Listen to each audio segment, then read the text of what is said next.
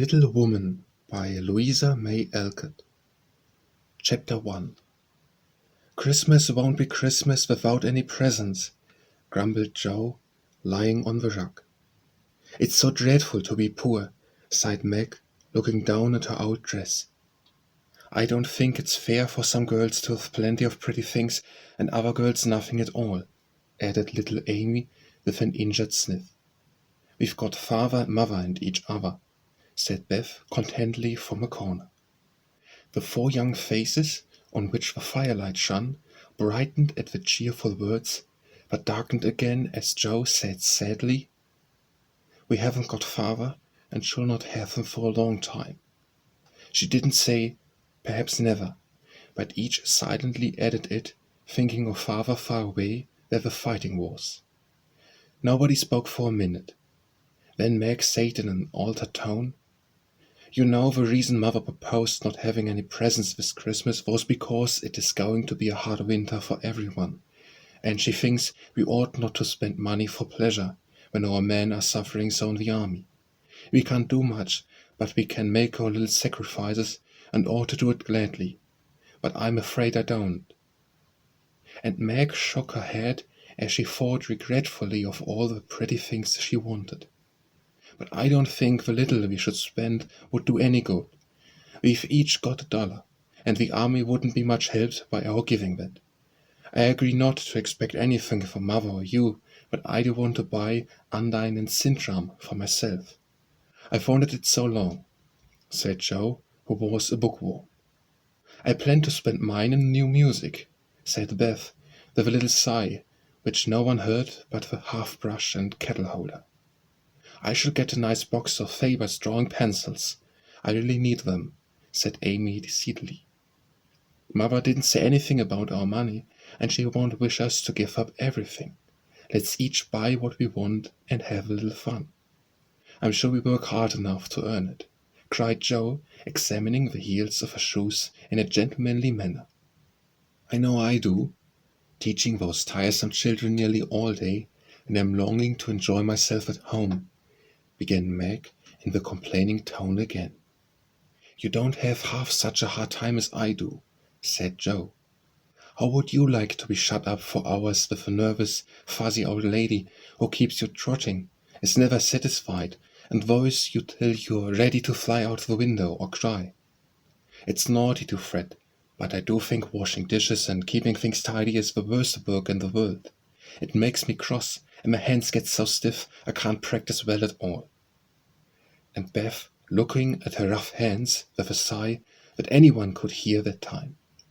"I don't believe any of you suffer as I do," cried Amy, "for you don't have to go to school with impertinent girls who plague you if you don't know your lessons, and laugh at your dresses, and label your father if he isn't rich, and insult you when your nose isn't nice. If you mean libel, I'd say so, and not talk about labels as if Papa was a pickle pottle," advised Joe, laughing. "I know what I mean, and you needn't be satirical about it. It's proper to use good words and improve your vocabulary," returned Amy with dignity. "Don't peck at one another, children. Don't you wish we had the money Papa lost when we were little, Joe? Dear me, how happy and good we'd be if we had no worries," said Meg, who could remember better times. "You said the other day you thought we were a deal happier than the king, children, for they were fighting and fretting all the time in spite of the money." "So I did, Beth. Well, I think we are. For though we do have to work, we make fun of ourselves, and are a pretty jolly set, as Joe would say." "Joe does use such slang words," observed Amy, with a reproving look at the long figure stretched on the rug. Joe immediately sat up, put her hands in the pockets, and began to whistle. "Don't, Joy, it's so boyish. That's what I do. I detest rude, unladylike girls. I hate affected, niminy-pinimy chits. Birds in their little nests agree," sang Beth, the peacemaker with such a funny face that both sharp voices softened to a laugh, and the pecking ended for that time. "Really, girls, you're both to be blamed," said Meg, beginning to lecture in her elder sisterly fashion. You're old enough to leave off boyish tricks and to behave better, Josephine. It didn't matter so much when you were a little girl, but now you are so tall and turn up your hair, you should remember that you are a young lady. I'm not, and if turning up my hair makes me one, I'll wear it in 2 tails till I'm 20, cried Jo, pulling off her net and shaking down her chestnut mane. I hate to think I've got to grow up and be Miss March and wear long gowns and look as prim as a china oyster. It's bad enough to be a girl anyway, when I like boys' games and work and manners. I can't get over my disappointment in not being a boy. And it's worse than ever now, for I'm dying to go and fight with Papa. I can only stay home and knit like a poky old woman. And Jo shook the blue army sock till the needles rattled like castanets, and her ball bounded across the room. Poor Jo, it's too bad, but it can't be helped. So you must try to be contented with making your name boyish and playing brother to us girls, said Beth, stroking the rough head with a hand that all the dishwashing and dusting in the world could not make ungentle in its touch. As for you, Amy, continued Meg, you are altogether too particular and prim. Your airs are funny now, but you'll grow up an affected little goose if you don't take care. I like your nice manners and refined ways of speaking when you don't try to be elegant, but your absurd words are as bad as Joe's slang. If Joe's a tomboy and Amy a goose, what am I, please? Asked Beth, ready to share the lecture. You're dear and nothing else, answered Meg warmly, and no one contradicted her, for the mouse was the pet of the family. As young readers like to know how people look, we will take this moment to give them a little sketch of the 4 sisters who sat knitting away in the twilight, while the December snow fell quietly without, and the fire crackled cheerfully within. It was a comfortable room, though the carpet was faded and the furniture very plain, for a good picture or 2 hung on the walls, books filled the recesses, geraniums and Christmas roses bloomed in the windows, and the pleasant atmosphere of home peace pervaded it. Margaret, the eldest of the 4, was 16 and very pretty, being plump and fair, with large eyes, plenty of soft brown hair, a sweet mouth, and white hands, of which she was rather vain. 15-year-old Jo was very tall, thin, and brown, and reminded one of a colt, for she never seemed to know what to do with her long limbs, which were very much in her way. She had a decided mouth, a comical nose, and sharp grey eyes, which appeared to see everything, and were by turns fierce, funny, or thoughtful. Her long, thick hair was her one beauty, but it was usually bundled into a net to be out of her way. Round shoulders had Jo, big hands and feet, a flyaway look to her clothes, and the uncomfortable appearance of a girl who was rapidly shooting up into a woman and didn't like it. Elizabeth, or Beth, as everyone called her, was a rosy, smooth-haired, bright-eyed girl of 13, with a shy manner, a timid voice, and a peaceful expression which was seldom disturbed. Her father called her Little Miss Tranquillity, and the name suited her excellently, for she seemed to live in a happy world of her own, only venturing out to meet the few whom she trusted and loved. Amy, though the youngest, was the most important person, in her own opinion at least.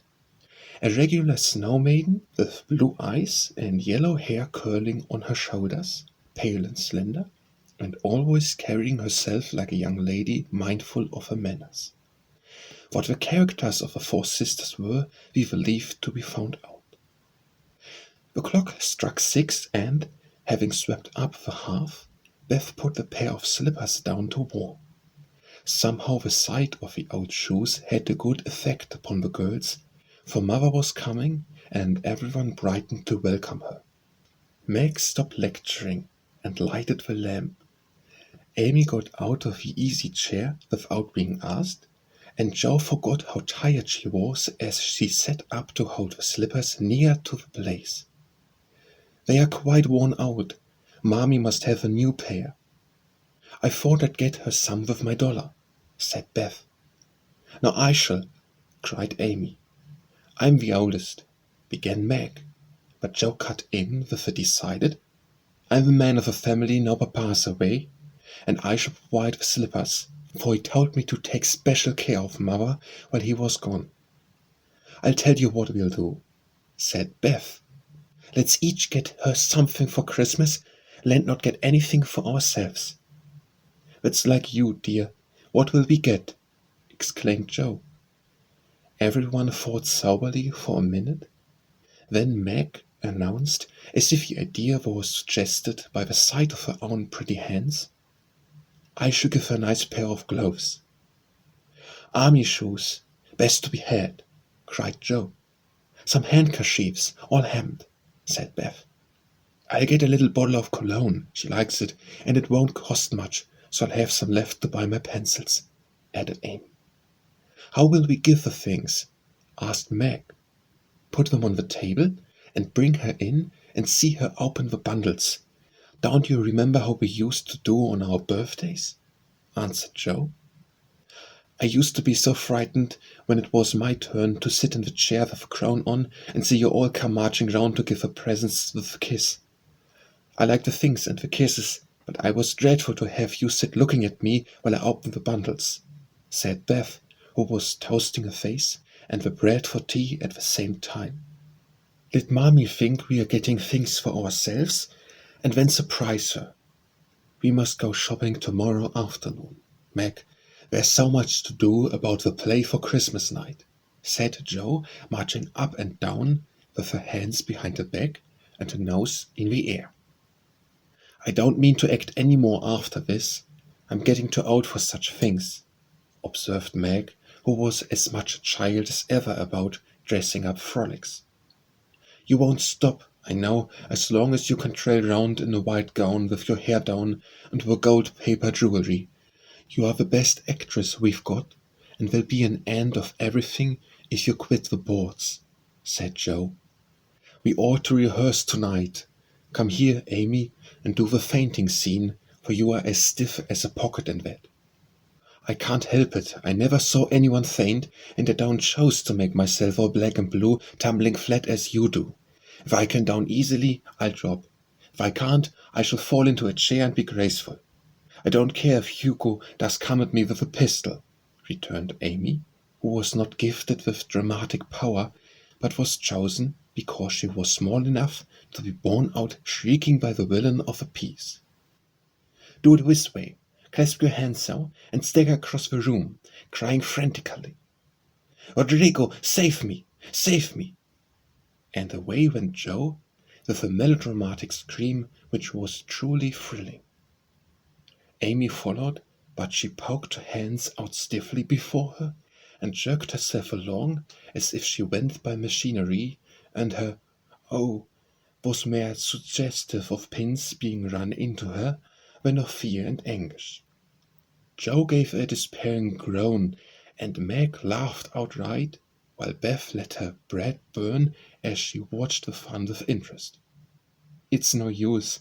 Do the best you can when the time comes, and if the audience laughs, don't blame me. Come on, Meg."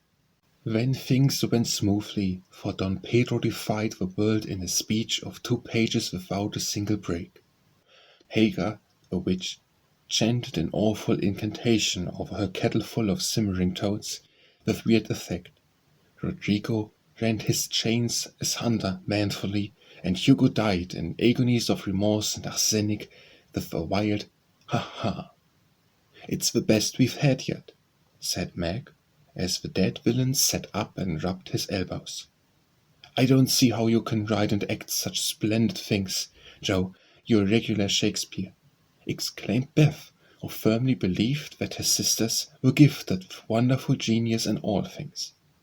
"Not quite," replied Jo modestly. "I do think The Witch's Curse, an operatic tragedy, is rather a nice thing, but I'd like to try Macbeth if we only had a trapdoor for banjo. I always wanted to do the killing part. Is that the dagger that I see before me? Muttered Jo, rolling her eyes and clutching at the air as she had seen a famous tragedian do. No, it's the toasting fork, with Mother's shoe on it instead of a bread. Beth's stage struck, cried Meg, and the rehearsal ended in a general burst of laughter. Glad to find you so merry, my girls, said a cheery voice at the door, and actors and audience turned to welcome a tall, motherly lady with a "Can I help you?" look about her, which was truly delightful. She was not elegantly dressed, but a noble-looking woman, and the girls thought the grey cloak and unfashionable bonnet covered the most splendid mother in the world. "Well, dearies, how have you got on today? There was so much to do getting the boxes ready to go tomorrow that I didn't come home to dinner. Has anyone called Beth? How's your cold, Meg? Jo, you look tired to death. Come and kiss me, baby."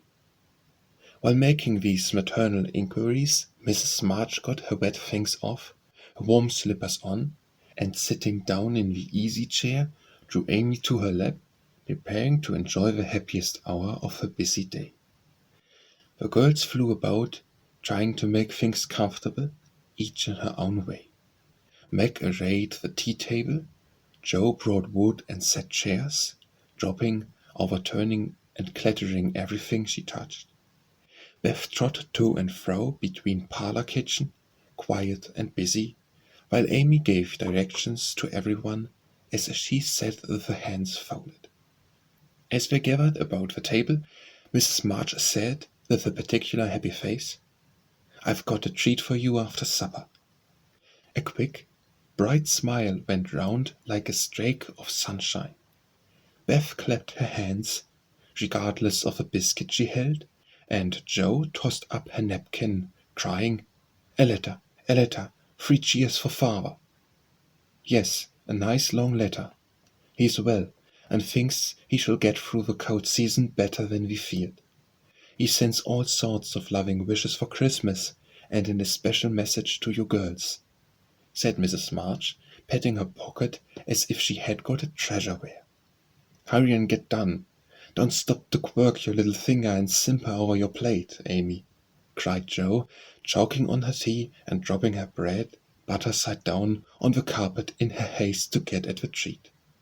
Beth ate no more, but crept away to sit in her shadowy corner and brood over the delight to come till the others were ready.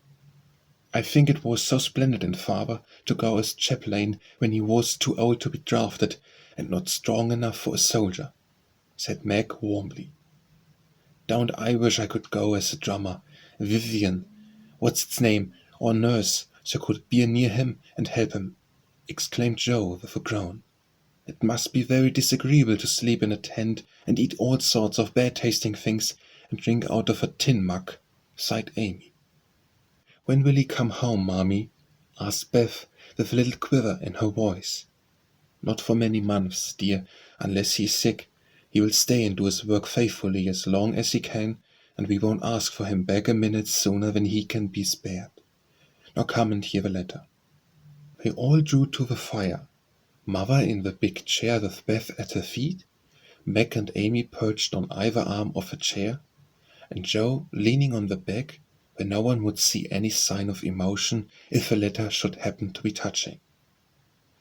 Very few letters were written in those hard times that were not touching, especially those which father sent home. In this one little was said of the hardships endured, the dangers faced, or the homesickness conquered. It was a cheerful, hopeful letter, full of lively descriptions of camp life, marches and military news, and only at the end did the writer's heart overflow with fatherly love and longing for the little girls at home. "Give them all of my dear love and a kiss. Tell them I think of them by day, pray for them by night, and find my best comfort in their affections at all times. A year seems very long to wait before I see them, but remind them that while we wait we may all work, so that these hard days need not be wasted.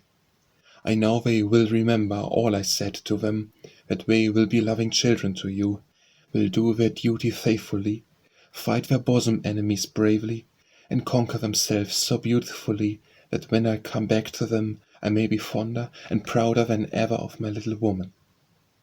Everyone sniffed when they came to that part.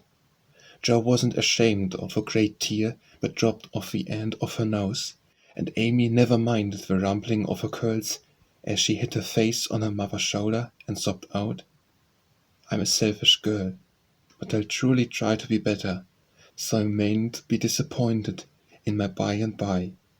"We all will," cried Meg. "I think too much of my looks and hate to work, but won't any more if I can help it.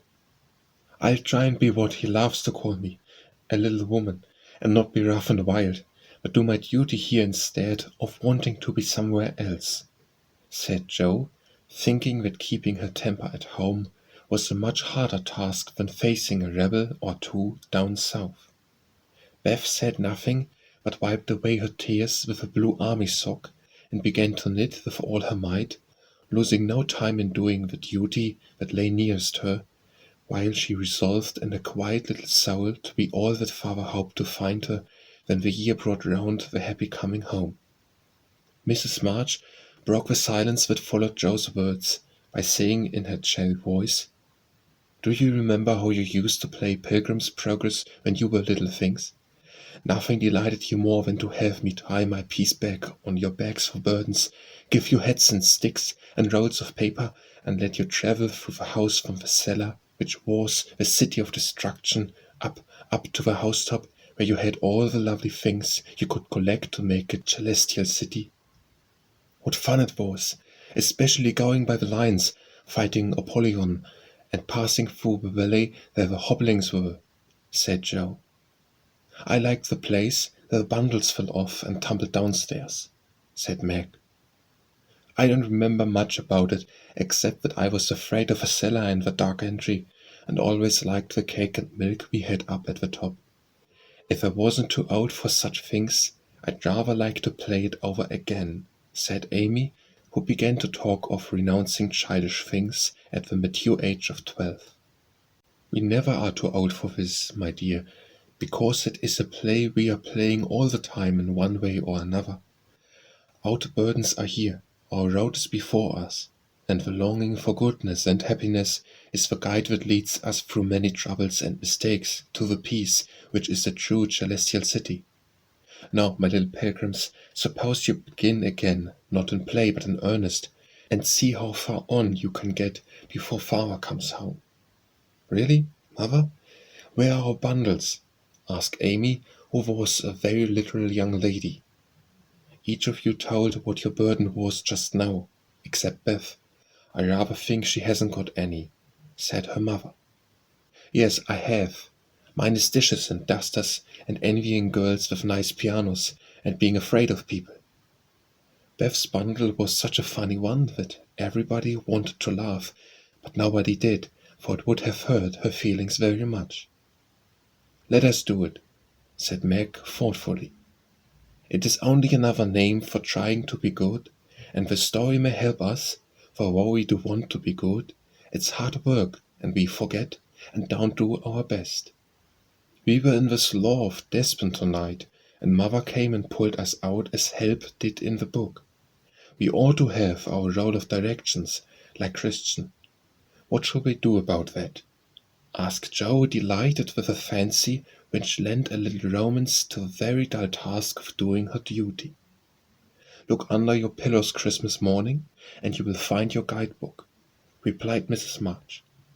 They talked over the new plan, while only Hannah cleared the table.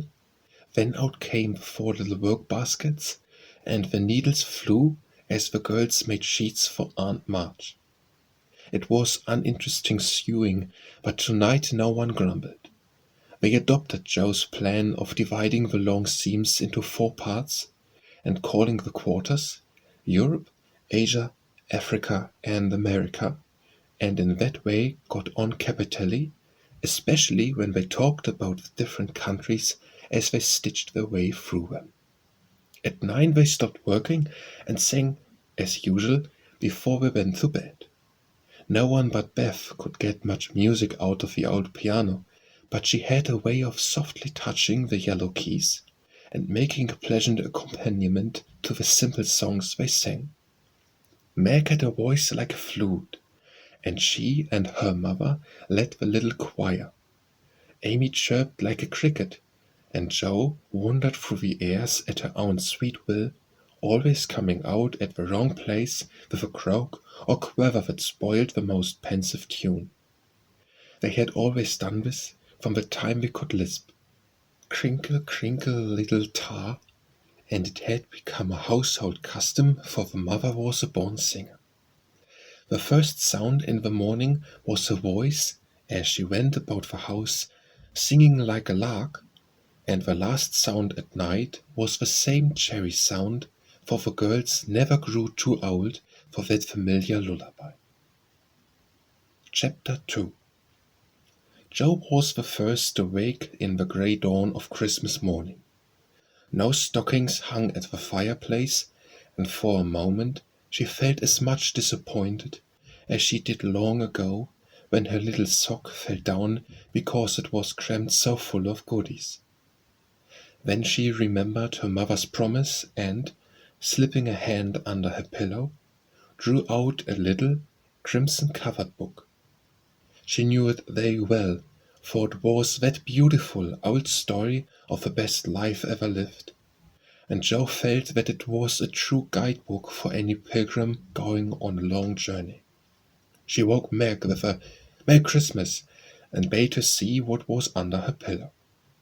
A green-covered book appeared, with the same picture inside, and a few words written by their mother, which made the one present very precious in their eyes. Presently Beth and Amy woke to rummage and find their little books also, one dove-colored, the other blue, and all sat looking at and talking about them, while the east grew rosy with the coming day. In spite of her small vanities, Margaret had a sweet and pious nature, which, unconsciously influenced by her sisters, especially Jo, who laughed very tenderly and obeyed her because her advice was so gently given. "Girls," said Meg seriously, looking from the tumbled head beside her to the two little night-capped ones in the room beyond, "Mother wants us to read and laugh and mind these books, and we must begin at once. We used to be faithful about it, but since Father went away, and always war troubled and unsettled us, we have neglected many things. You can do as you please. I shall keep my book on the table here, and read a little every morning as soon as I wake, for I know it will do me good and help me through the day." Then she opened her new book and began to read. Jo put her arm round her and, leaning cheek to cheek, read also, with the quiet expression so seldom seen on her restless face. "How good Meg is! Come, Amy, let's do as they do. I'll help you with the hard words, and they explain things if we don't understand," whispered Beth, very much impressed by the pretty books and her sister's example. "I'm glad mine is blue," said Amy. And then the rooms were very still while the pages were softly turned, and the winter sunshine crept in to touch the bright heads and serious faces with a Christmas greeting. "Where's Mother?" asked Meg, as she and Jo ran down to thank her for their gifts half an hour later. "Goodness only knows, some poor creetur came a-beggin', and your ma went straight off to see what was needed. There never was such a woman for givin' away victuals and drink, clothes and firin'," replied Hannah, who had lived with the family since Meg was born, and was considered by them all more as a friend than a servant. "She will be back soon, I think, so fry your cakes and have everything ready," said Meg, looking over the presents which were collected in a basket and kept under the sofa, ready to be produced at the proper time. "Why, where's Amy's bottle of cologne?" she added, as the little flask did not appear. She took it out a minute ago and went off at it to put a ribbon on it, or some such notion," replied Joe, dancing about the room to take the first stiffness of the new army slippers. "How nice my handkerchiefs look, don't they?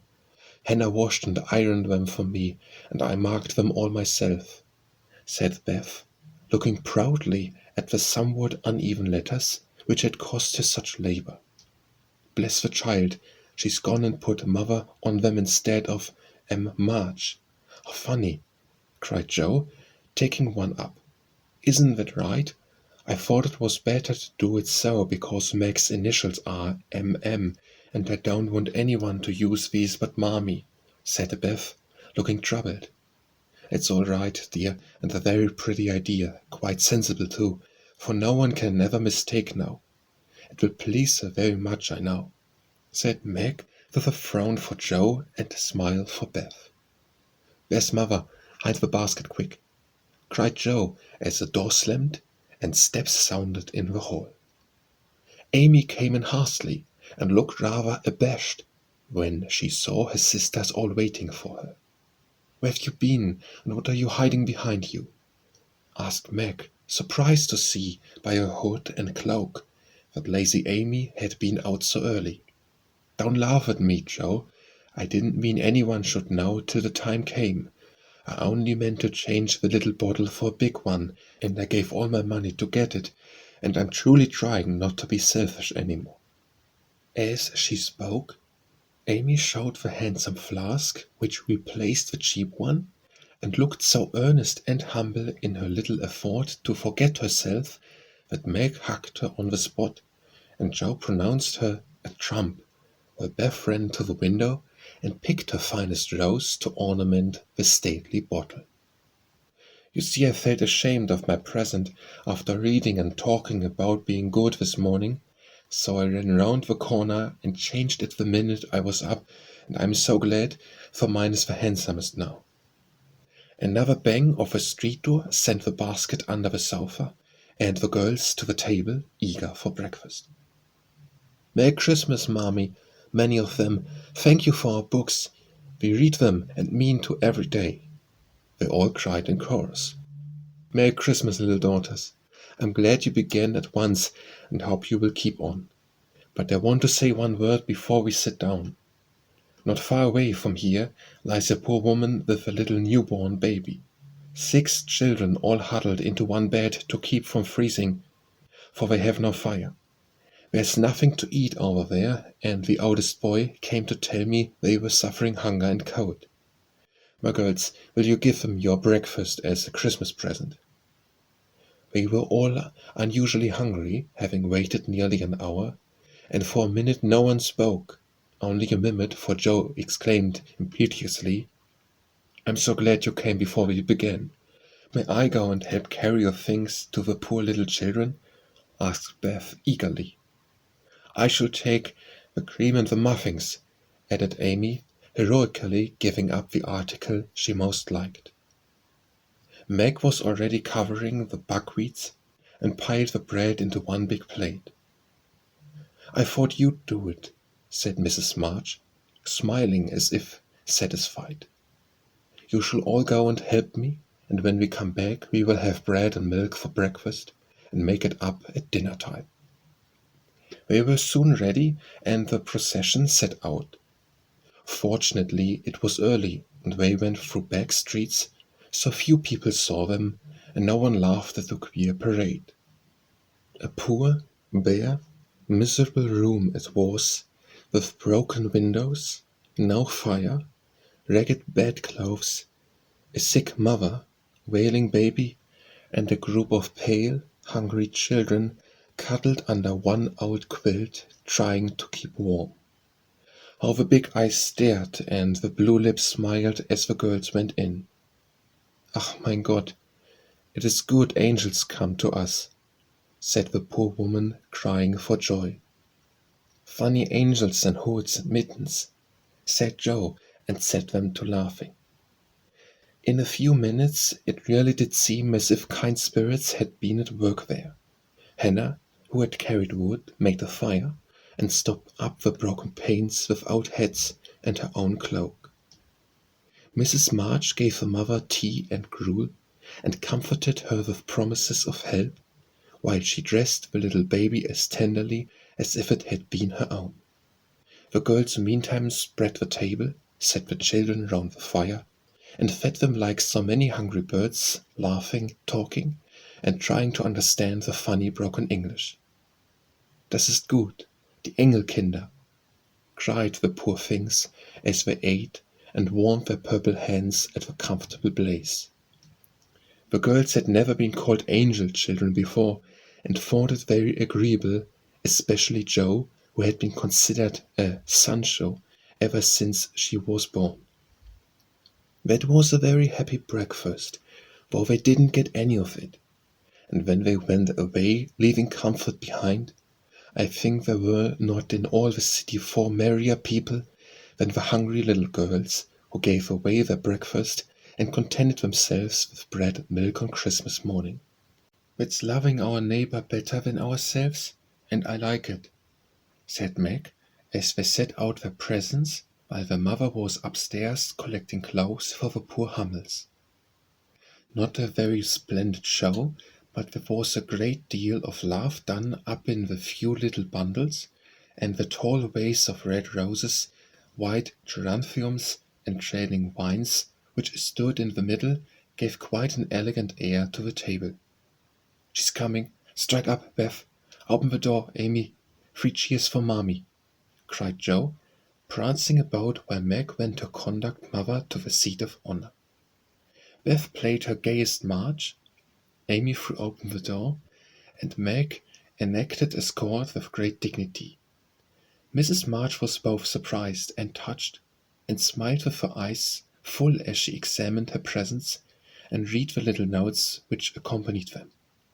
The slippers went on at once, a new handkerchief was slipped into a pocket, well scented with Amy's cologne, the rose was fastened in her bosom, and the nice gloves were pronounced a perfect fit. There was a good deal of laughing and kissing and explaining, in the simple, loving fashion which makes these home festivals so pleasant at the times, so sweet to remember long afterward, and when all fell to work. The morning charities and ceremonies took so much time that the rest of the day was devoted to preparations for the evening festivities. Being still too young to go often to the theatre, and not rich enough to afford any great outlay for private performances, the girls put their wits to work, and necessity being the mother of invention, made whatever they needed. Very clever were some of their productions: pasteboard guitars, antique lamps, made of old-fashioned butter boats covered with silver paper, gorgeous robes of old cotton, glittering with tin spangles from a pickle factory, and armor covered with the same useful diamond-shaped bits left in sheets, and the lids of preserve pots were cut out. The big chamber was the scene of many innocent reveals. No gentlemen were admitted, so Jo played male parts to her heart's content, and took immense satisfaction in a pair of rosette leather boots given her by a friend, who knew a lady who knew an actor. These boots, an old foil, and a slashed doublet, once used by an artist for some picture, were Jo's chief treasures, and appeared on all occasions. The smallness of the company made it necessary for the 2 principal actors to take several parts apiece, and they certainly deserved some credit for the hard work they did in learning 3 or 4 different parts, whisking in and out of various costumes, and managing the stage besides. It was excellent drill for their memories, a harmless amusement, and employed many hours which otherwise would have been idle, lonely, or spent in less profitable society. On Christmas night, a dozen girls piled onto the bed which was the dress circle, and sat before the blue and yellow chintz curtains in a most flattering state of expectancy. There was a good deal of rustling and whispering behind the curtain, a trifle of lamp smoke, and an occasional giggle from Amy, who was apt to get hysterical in the excitement of the moment. Presently a bell sounded, the curtains flew apart, and the operatic tragedy began. A gloomy world, according to the one playbill, was represented by a few shrubs and pots, green baize on the floor, and a cave in the distance. This cave was made with a clothes horse for a roof, burrows for walls, and in it was a small furnace in full blast, with a black pot on it and an old witch bending over it. The stage was dark, and the glow of the furnace had a fine effect, especially as real steam issued from the kettle when the witch took off the cover. A moment was allowed for the first thrill to subside, when Hugo, the villain, stalked in with a clanking sword at his side, a slouching hat, a black beard, mysterious cloak, and the boots. After pacing to and fro in much agitation, he struck his forehead and burst out in a wild strain, singing of his hatred to Rodrigo, his love for Zara, and his pleasing resolution to kill the one and win the other. The gruff tones of Hugo's voice, with an occasional shout, when his feelings overcame him, were very impressive, and the audience applauded the moment he paused for breath. Bowing with the air of one accustomed to public praise, he stole to the cavern and ordered Hagar to come forth with a commanding, "What ho, minion, I need thee!" Out came Meg, with grey horsehair hanging about her face, a red and black robe, a staff, and cabalistic signs upon her cloak. Hugo demanded a potion to make Zara adore him, and one destroy Rodrigo. Hagar, in a fine dramatic melody, promised both, and proceeded to call up the spirit who would bring the love pilfer. "Hiver, hiver, from thy home, airy spirit, I bid thee come, born of roses, fed on dew, charms and potions canst thou brew? Bring me here, with elfin speed, the fragrant pilfer which I need. Make it sweet and swift and strong, spirit, answer now my song." A soft strain of music sounded, and then at the back of the cave appeared a little figure in cloudy white, with glittering wings, golden hair, and a garland of roses on its head. Waving a wand, it sang, "Hiver I come, from my airy home, afar the silver moon. Take the magic spell, and use it well, or its power will vanish soon." And dropping a small, gilded bottle at the witch's feet, the spirit vanished. Another chant from Hagar produced another apparition, not a lovely one, for with a bang an ugly black imp appeared, and, having croaked a reply, tossed the dark bottle at Hugo and disappeared with a mocking laugh. Having warbled his fangs and put the potions in his boots, Hugo departed, and Hagar informed the audience that he had killed a few of her friends in times past. She had cursed him and intends to forth his plans and be revenged on him. Then the curtain fell, and the audience reposed and ate candy while discussing the merits of the play. A good deal of hammering went on before the curtain rose again, but when it became evident what a masterpiece of stage carpentry had been got up, no one murmured at the delay. It was truly superb. A tower rose to the ceiling, halfway up appeared the window with a lamp burning in it, and behind the white curtain appeared Zara, in a lovely blue and silver dress, waiting for Rodrigo. He came in gorgeous array, with plumed cap, red cloak, chestnuts, love-locks, a guitar, and the boots, of course. Kneeling at the foot of the tower, he sang a serenade in melting tones.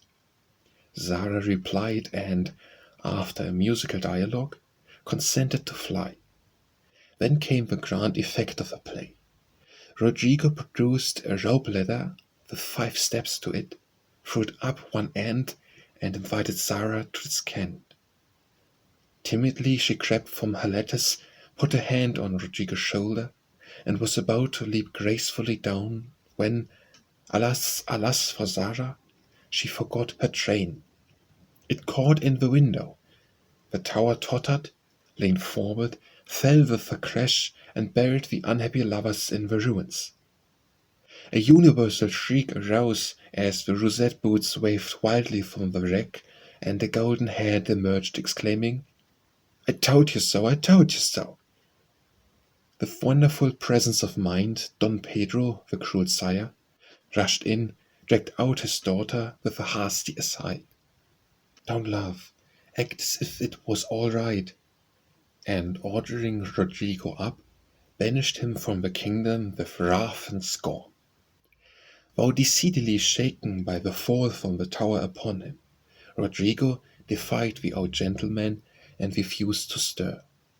This dauntless example fired Zara.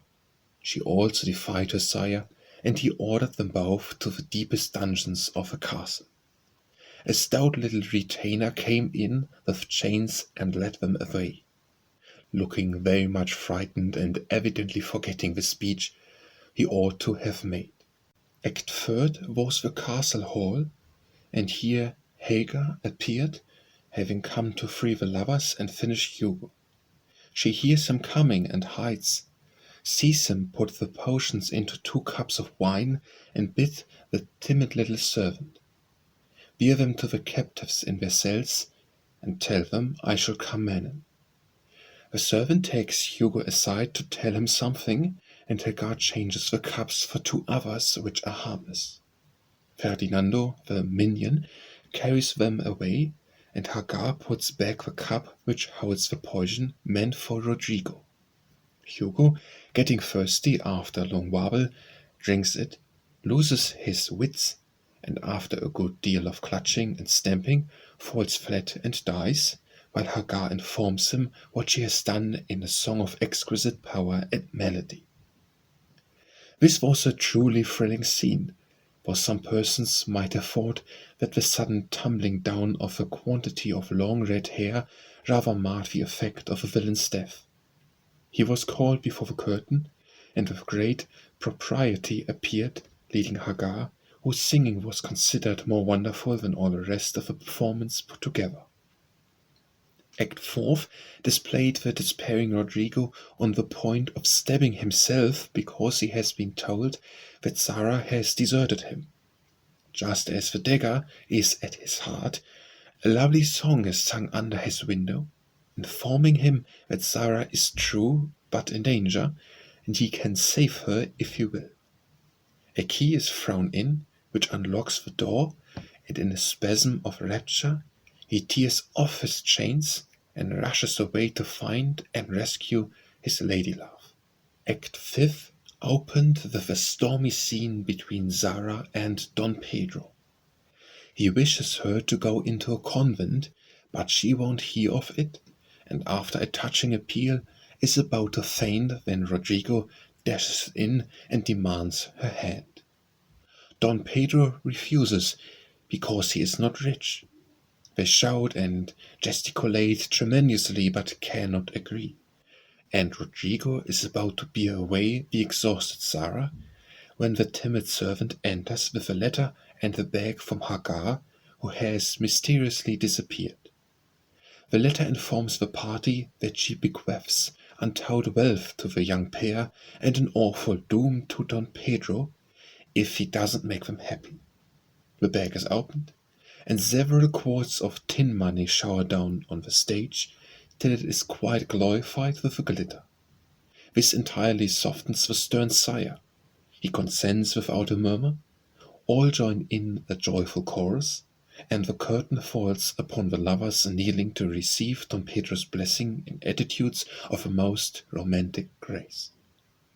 Tumultuous applause followed, but received an unexpected check, for the cot-bed on which the dress circle was built suddenly shut up and extinguished the enthusiastic audience. Rodrigo and Don Pedro flew to the rescue, and all were taken out unhurt, for many were speechless with laughter. The excitement had hardly subsided when Hannah appeared with "Mrs. March's compliments, and would the ladies walk down to supper?" This was a surprise, even to the actors, and when they saw the table, they looked at one another in rapturous amazement. It was like Mammy to get up a little treat for them, but anything so fine as this was unheard of since the departed days of plenty. There was ice cream, actually 2 dishes of it, pink and white, and cake and fruit, and distracting French bonbons, and in the middle of the table 4 great bouquets of hot house flavors. It quite took their breath away, and they stared first at the table and then at their mother, who looked as if she enjoyed it immensely. "Is it fairies?" asked Amy. "Santa Claus?" said Beth. Mother did it, and Meg smiled her sweetest, in spite of her grey beard and white eyebrows. "Aunt March had a good fit and sent the supper," cried Joe with a sudden inspiration. "All wrong. Old Mrs. Lawrence sent it," replied Mrs. March. "The Lawrence boy's grandfather. What in the world put such a thing into his head? We don't know him," exclaimed Meg. "Hannah told one of the servants about your breakfast party. He's an odd old gentleman, but that pleased him. He knew my father years ago, and he sent me a polite note this afternoon, saying he hoped I would allow him to express his friendly feeling toward my children by sending them a few trifles in honor of the day.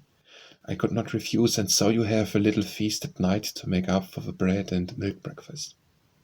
That boy put it into his head. I know he did. He's a capital fellow, and I wish we could get acquainted. He looks as if he'd like to know us, but he's bashful, and Meg's so prim she won't let me speak to him when we pass," said Joe, as the plates went round, and the ice began to melt out of sight with ohs and ahs of satisfaction. "You mean the people who live in the big house next door, don't you?" asked one of the girls. "My mother knows old Mrs. Lawrence, but says he's very proud and doesn't like to mix with his neighbors. He keeps his grandson shut up when he isn't riding or walking with his tutor, and makes him study very hard. They invited him to our party, but he didn't come. Mother says he's very nice, or he never speaks to us girls. Our cat ran away once, and he brought her back, and we talked over the fence, and were getting on capitally, all about cricket and so on, when he saw Meg coming and walked off. I mean to know him some day, for he needs fun. I'm sure he does," said Joe deceitfully.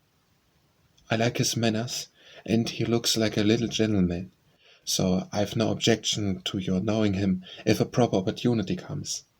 He brought the flowers himself, and I should have asked him in if I had been sure what was going on upstairs. He looked so wistful as he went away, hearing a frolic and evidently having none of his own." "It's a mercy you didn't, Mother," laughed Joe, looking at her boots. "But we'll have another place some time that he can see. Perhaps he'll help act. Wouldn't that be jolly? I've never had such a fine bouquet before. How pretty it is!" And Meg examined the flowers with great interest. "They are lovely, but Beth's roses are sweeter to me," said Mrs. March, smelling the half-dead posy in her belt.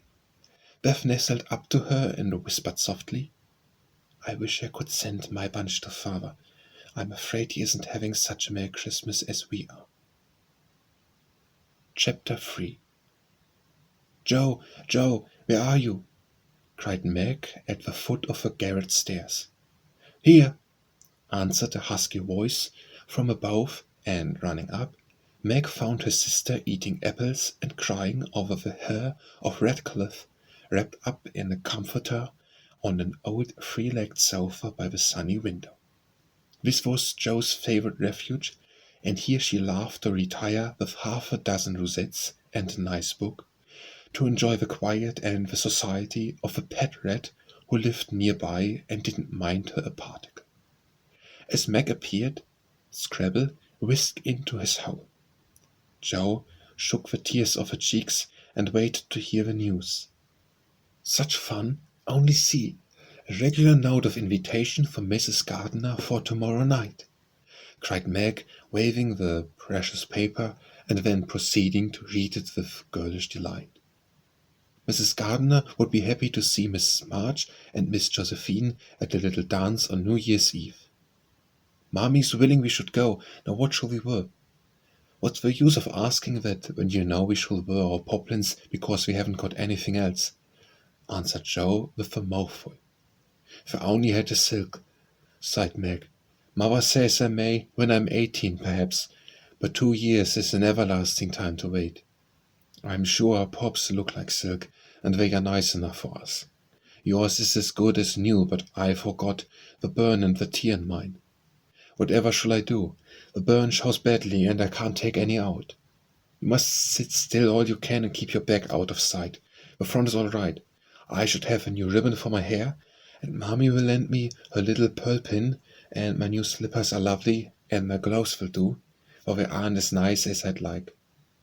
Mine are spoiled with lemonade, can't get any new ones, so I shall have to go without," said Jo, who never troubled herself much about dress.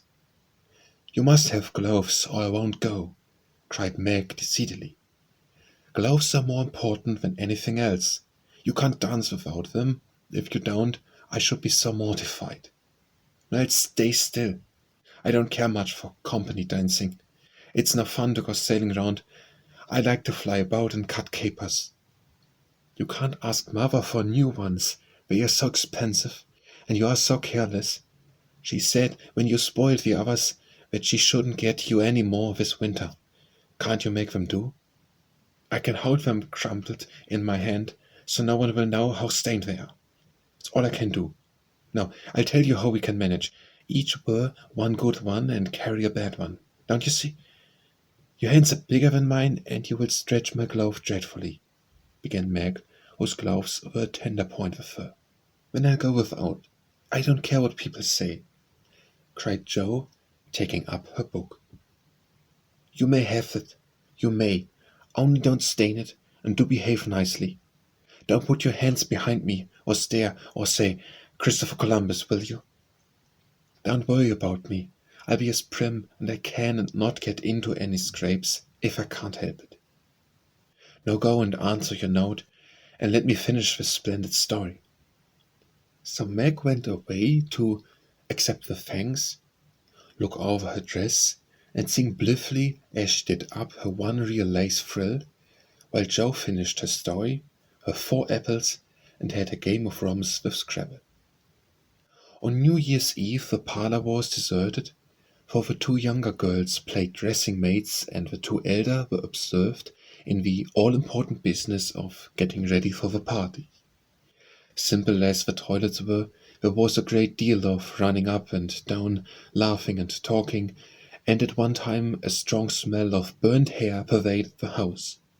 Meg wanted a few curls about her face, and Jo undertook to pinch the papered locks with a pair of hot tongs. "Ought they to smoke like that?" asked Beth from her perch on the bed. "It's the dampness drying," replied Jo. "What a queer smell! It's like burnt feathers," observed Amy, smoothing her own pretty curls with a superior air. "There, now I'll take off the papers and you'll see a cloud of little ringlets," said Jo, putting down the tongs. She did take off the papers, but no cloud of ringlets appeared, for the hair came with the papers, and the horrified hairdresser laid a row of little scorched bundles on the bureau before her victim. Oh, what have you done? I'm spoiled. I can't go. My hair, oh, my hair," wailed Meg, looking with despair at the uneven frizzle on her forehead. "Just my luck. You shouldn't have asked me to do it. I always spoil everything. I'm so sorry, but the tongs were too hot, so I've made a mess," groaned poor Jo, regarding the little black pancakes with tears of regret. "It isn't spoiled. Just frizzle it and tie a ribbon so the ends come on your forehead a bit, and it will look like the last fashion. I've seen many girls do it so," said Amy consolingly. "Serves me right for trying to be fine. I wish I'd let my hair alone," cried Meg petulantly. "So do I. It was so smooth and pretty, but it will soon grow out again," said Beth, coming to kiss and comfort the shorn sheep. After various lesser mishaps, Meg was finished at last, and by the united exertion of the entire family, Jo's hair was got up and her dress on. They looked very well in their simple suits, Meg's in silvery drab with a blue velvet snood, lace frills, and the pearl pin. Joe in maroon, with a stiff, gentlemanly linen collar and a white gentium of two for her only ornament. Each put on one nice light glove and carried one soiled one, and all pronounced the effect quite easy and fine. Meg's high-heeled slippers were very tight and hurt her, though she would not own it, and Joe's 19 hairpins all seemed stuck straight into her head, which was not exactly comfortable, but, dear me, let us be elegant or die. Have a good time, dearies, said Mrs. March as the sisters went daintily down the walk. Don't eat much supper and come away at 11 when I send Hannah for you. As the gate clashed behind them, a voice cried from a window, Girls, girls, have you both got nice pocket handkerchiefs? Yes, yes, Benny nice, and Meg has cologne on hers, cried Joe, adding with a laugh as they went on. I do believe Mammy would ask that if we were all running away from an earthquake. It is one of her aristocratic tastes, and quite proper, for a real lady is always known by neat boots, gloves, and handkerchiefs, replied Meg, who had a good many little aristocratic tastes of her own. Now don't forget to keep the bad breath out of sight, Joe. Is my sash right, and does my hair look very bad? Said Meg, as she turned from the glass in Mrs. Gardiner's dressing-room after a prolonged drink. I know I shall forget if you see me doing anything wrong. Just remind me by a wink, will you? Returned Joe, giving her collar a twitch and her head a hasty brush. No, winking isn't ladylike. I lift my eyebrows if anything's wrong, and not if you're all right. Now hold your shoulders straight and take short step, and don't shake hands if you are introduced to anyone. It isn't a thing. How do you learn all the proper ways? I never can. Isn't that music gay? Down they went, feeling a trifle timid, for they seldom went to parties, and informal as this little gathering was, it was an event to them. Mrs. Gardiner, a stately old lady, greeted them kindly and handed them over to the eldest of her 6 daughters. Meg knew Sally and was at her ease very soon, but Joe, who didn't care much for girls or girlish gossip, stood about with her back carefully against the wall and felt as much out of place as a cold in a flower garden. Half a dozen jovial lads were talking about skates in another part of the room, and she longed to go and join them, for skating was one of the joys of her life. She telegraphed her wish to Meg, but the eyebrows went up so alarmingly that she dared not stir. No one came to talk to her, and one by one the group dwindled away till she was left alone. She could not roam about and amuse herself, for the burnt breath would show, so she stared at people rather forlornly till the dancing began. Meg was asked at once, and the tight slippers chipped away so briskly that none would have guessed the pain their wearer suffered smilingly. Joe saw a big red-headed youth approaching her corner, and fearing he meant to engage her, she slipped into an uncertain recess, intending to peep and enjoy herself in peace. Unfortunately, another bashful person had chosen the same refuge, for, as the curtain fell behind her, she found herself face to face with the Lawrence boy. Dear me, I didn't know anyone was here, stammered Joe, preparing to back out as speedily as she had bounced in. But the boy laughed and said pleasantly, though he looked a little startled, Don't mind me, stay if you like. Shan't I disturb you? Not a bit. I only came here because I don't know many people and felt rather strange at first, you know. So did I. Don't go away, please, unless you'd rather. The boy sat down again and looked at his pumps, till Joe said, trying to be polite and easy, I think I've had the pleasure of seeing you before. You live near us, don't you? Next door. And he looked up and laughed outright, for Joe's prim manner was rather funny when he remembered how they had chatted about cricket when he brought the cat home. That put Joe at her ease, and she laughed too, as she said in her heartiest way, We did have such a good time over your nice Christmas present. Grandpa sent it. But you put it into his head, didn't you, no? How's your cat, Miss March? Asked the boy, trying to look sober while his black eyes shone with fun. Nicely, thank you, Mr. Lawrence, but I'm not Miss March, I'm only Joe, returned the young lady. I'm not Mr. Lawrence, I'm only Laurie. Laurie Lawrence, what an odd name. My first name is Theodore, but I don't like it, for the fellows called me Dora, so I made the say Laurie instead. I hate my name, too, so sentimental. I wish everyone would say Joe instead of Josephine. How did you make the boys stop calling you Dora? I trashed them. I can't trash Aunt Marge, so I suppose I shall have to bear it. And Joe resigned herself with a sigh. Don't you like to dance, Miss Joe? Asked Laurie, looking as if he thought the name suited her. I like it well enough if there's plenty of room and everyone is lively. In a place like this, I'm sure to upset something, tread on people's toes, or do something dreadful. So I keep out of mischief and let Meg sail about. Don't you dance? Sometimes. You see, I've been abroad a good many years and haven't been into company enough yet to know how you do things here. Abroad? Cried Joe. Tell me about it. I love dearly to hear people describe their travels. Laurie didn't seem to know where to begin, but Joe's eager questions soon set him going, and he told her how he had been at school in Vevey, where the boys never wore hats and had a fleet of boats on the lake, and for holiday fun went on walking trips about Switzerland with their teachers. Don't I wish I'd been there, cried Joe. Did you go to Paris? We spent last winter there. Can you talk French? We were not allowed to speak anything else at Velvey. Do say some. I can read it, but can't pronounce.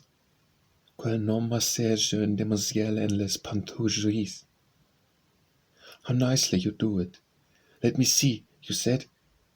Who is the young lady in the pretty slippers, didn't you? Oui, mademoiselle. It's my sister Margaret. And you knew it was? Do you think she's pretty? Yes, she makes me think of the German girls. She looks so fresh and quiet and dances like a lady. Joe quite glowed with pleasure at this boyish praise of his sister, and started up to repeat to Meg. Both peeped and criticized and chatted till they felt like old acquaintances. Laurie's bashfulness soon wore off, for Joe's gentlemanly demeanor amused and set them at his ease, and Joe was her merry self again, because her dress was forgotten and nobody lifted their eyebrows at her. She liked the Lawrence boy better than ever and took several good looks at him, so that she might describe him to the girls, for they had no brothers, very few male cousins, and boys were almost unknown creatures to them. Curly black hair, brown skin, big black eyes, handsome nose, fine teeth, small hands and feet, taller than I am, very polite for a boy, and altogether jolly. Wonder how old he is. It was on the tip of Joe's tongue to ask, but she checked herself in time and, with unusual tact, tried to find out in a roundabout way. I suppose you are going to college soon. I see you pegging away at your books. No, I mean studying hard. And Joe blushed at the dreadful pegging which had escaped her. Laurie smiled, but didn't seem shocked, and answered with a shrug. Not for a year or two. I won't go before 17 anyway. Aren't you but 15? Asked Joe, looking at the tall lad, whom she had imagined 17 already. 16 next month. I wish I was going to college. You don't look as if you liked it. I hate it. Nothing but grinding or skylarking. And I don't like the way fellows do either in this country. What do you like? To live in Italy, and to enjoy myself in my own way. Joe wanted very much to ask what his own way was, but his black brows looked rather threatening as he knit them, so she changed the subject by saying, as the foot kept time, "That's a splendid polka. Why don't you go and try it?" "If you will come too," he answered with a gallant little bow. "I can't, for I told Meg I wouldn't, because—" There Joe stopped and looked undecided whether to tell or to laugh. "Because what?" "You won't tell." "Never." "Well, I have a bad trick of standing before the fire, and so I burned my frocks, and I scorched this one, and though it's nicely mended, it shows, and Meg told me to keep still so no one would see it. You might laugh if you want to. It is funny, I know." But Laurie didn't laugh. He only looked down a minute, and the expression of his face puzzled Joe when he said very gently, "Never mind that. I'll tell you how we can manage. There's a long hall out there, and we can dance grandly, and no one will see us. Please come." Joe thanked him and gladly went, wishing she had 2 neat gloves when she saw the nice, pearl-colored ones her partner wore. The hall was empty, and they had a grand polka, for Laurie danced well, and taught her the German step, which delighted Joe, being full of swing and spring. When the music stopped, they sat down on the stairs to get their breath, and Laurie was in the midst of an account of a students' festival at Heidelberg when Meg appeared in search of her sister. She beckoned, and Joe reluctantly followed her into a side room, where she found her on a sofa, holding her foot and looking pale. "I've sprained my ankle. That stupid high heel turned and gave me a sad wrench. It aches so. Can hardly stand. Don't know how I'm ever going to get home," she said, rocking to and fro in pain. "I knew you'd hurt your feet with those silly shoes. I'm sorry, but I don't see what you can do, except get a carriage or stay here all night," answered Joe, softly rubbing the poor ankle as he spoke. "I can't have a carriage without its costing ever so much. I dare say I can't get one at all, for most people come on their own. It's a long way to the stable, and no one to send. I'll go." "No, indeed. It's past 9, and dark as Egypt. I can't stop here, for the house is full. Sally has some girls staying with her. I'll rest till Hannah comes, then do the best I can. I'll ask Laurie, he will go," said Joe, looking relieved as the idea occurred to her. "Mercy, no, don't ask or tell anyone. Get me my rubbers, and put these slippers with our things. I can't dance any more, but as soon as supper is over, watch for Hannah and tell me the minute she comes. We're all going out to supper now. I'd stay with you, I'd rather. No, dear, run along and bring me some coffee. I'm so tired I can't stir." So Meg reclined, with rubbers well hidden, and Joe went plunging away to the dining room, which she found after going into a china closet and opening the door of a room where old Mr. Gardner was taking a little private refreshment. Making a dart at the table, she secured the coffee, which she immediately spilled, thereby making the front of her dress as bad as the back. "Oh, dear, what a blunderbuss I am!" exclaimed Joe, finishing Meg's glove by scrubbing her gown with it. "Can I help you?" said a friendly voice, and there was Laurie, with a full cup in one hand and a plate of ice in the other. "I was trying to get something for Meg, who is very tired, and someone shocked me, and here I am in a nice state," answered Joe, glancing dismally from the stained skirt to the coffee-colored glove. "Too bad. I was looking for someone to give this to. May I take it to your sister?" "Thank you. I'll show you where she is. I don't offer to take it myself, for I should only get into another scrap if I did." Joe led the way, and as if used to waiting on ladies, Laurie drew up a little table, brought a second installment of coffee and ice for Joe, and was so obliging that even particular Meg pronounced him a nice boy. They had a merry time over bonbons and mottes, and were in the midst of a quiet game of bus with 2 or 3 other young people who had strayed in, when Hannah appeared. Meg forgot her foot and rose so quickly that she was forced to catch hold of Joe with an exclamation of pain. "Hush, don't say anything," she whispered, adding aloud, "It's nothing. I turned my foot a little, that's all," and limped upstairs to put her things on. Hannah scolded, Meg cried, and Jo was at her wits' end till she decided to take things into her own hands. Slipping out, she ran down and, finding a servant, asked if he could get her a carriage.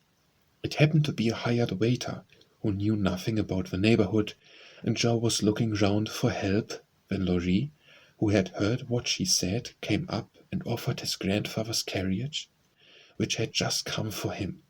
He said, "It's so early, you can't mean to go yet," began Jo, looking relieved but hesitating to accept the offer. "I always go early, I do truly. Please let me take you home. It's all on my way, you know, and it rains, they say."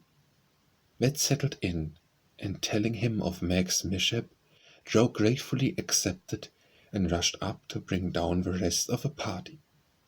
Hannah hated rain as much as a cat does, so she made no trouble, and they rolled away in the luxurious close carriage, feeling very festive and elegant.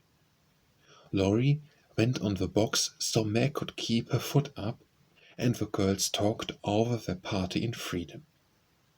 "I had a capital time, did you?" asked Jo, rumpling up her hair and making herself comfortable. "Yes, till I hurt myself. Sally's friend Annie Moffat took a fancy to me and asked me to come and spend a week with her when Sally does. She's going in the spring when the opera comes, and it will be perfectly splendid if Mother only lets me go," answered Meg, cheering up at the thought. "I saw you dancing with the red-headed man I ran away from. Was he nice?" "Oh, very. His hair is auburn, not red, and he was very polite, and I had a delicious rideau with him. He looked like a grasshopper in a fit than he did when you stepped. Laurie and I couldn't help laughing. Did you hear us?" "No, but it was very rude. What were you about all the time, hidden away there?" Jo told her adventures, and by the time she had finished they were at home. With many thanks they said good night and crept in, hoping to disturb no one, but the instant their door creaked, 2 little nightcaps bobbed up, and 2 sleepy but eager voices cried out, "Tell about the party! Tell about the party!" With what Meg called a great want of manners, Jo had saved some bonbons for the little girls, and they soon subsided after hearing the most thrilling events of the evening. "I declare, it really seems like being a fine young lady to come home from the party in a carriage and sit in my dressing gown with a maid to wait on me," said Meg as Jo bound up her foot with arnica and brushed her hair. "I don't believe fine young ladies enjoy themselves a bit more than we do, in spite of our burnt hair, old gowns and glover-piece, and tight slippers that sprain our ankles when we are silly enough to wear them, and I think Jo was quite right." Chapter 4. "Oh dear, how hard it does seem to take up our packs and go on," sighed Meg, the morning after the party, for now the holidays were over. The week of merrymaking did not fit her for going on easily with a task she never liked. "I wish it was Christmas or New Year's all the time. Wouldn't it be fun?" answered Jo, yawning dismally. "We shouldn't enjoy ourselves half so much as we do now. But it does seem so nice to have little suppers and bouquets, and go to parties, and drive home, and read and rest, and not work. It's like other people, you know, and I always envy girls who do such things. I'm so fond of luxury," said Meg, trying to decide which of 2 shabby gowns was the least shabby. "Well, we can't have it, so don't let us grumble, but shoulder our bundles and trudge along as cheerfully as Mammy does.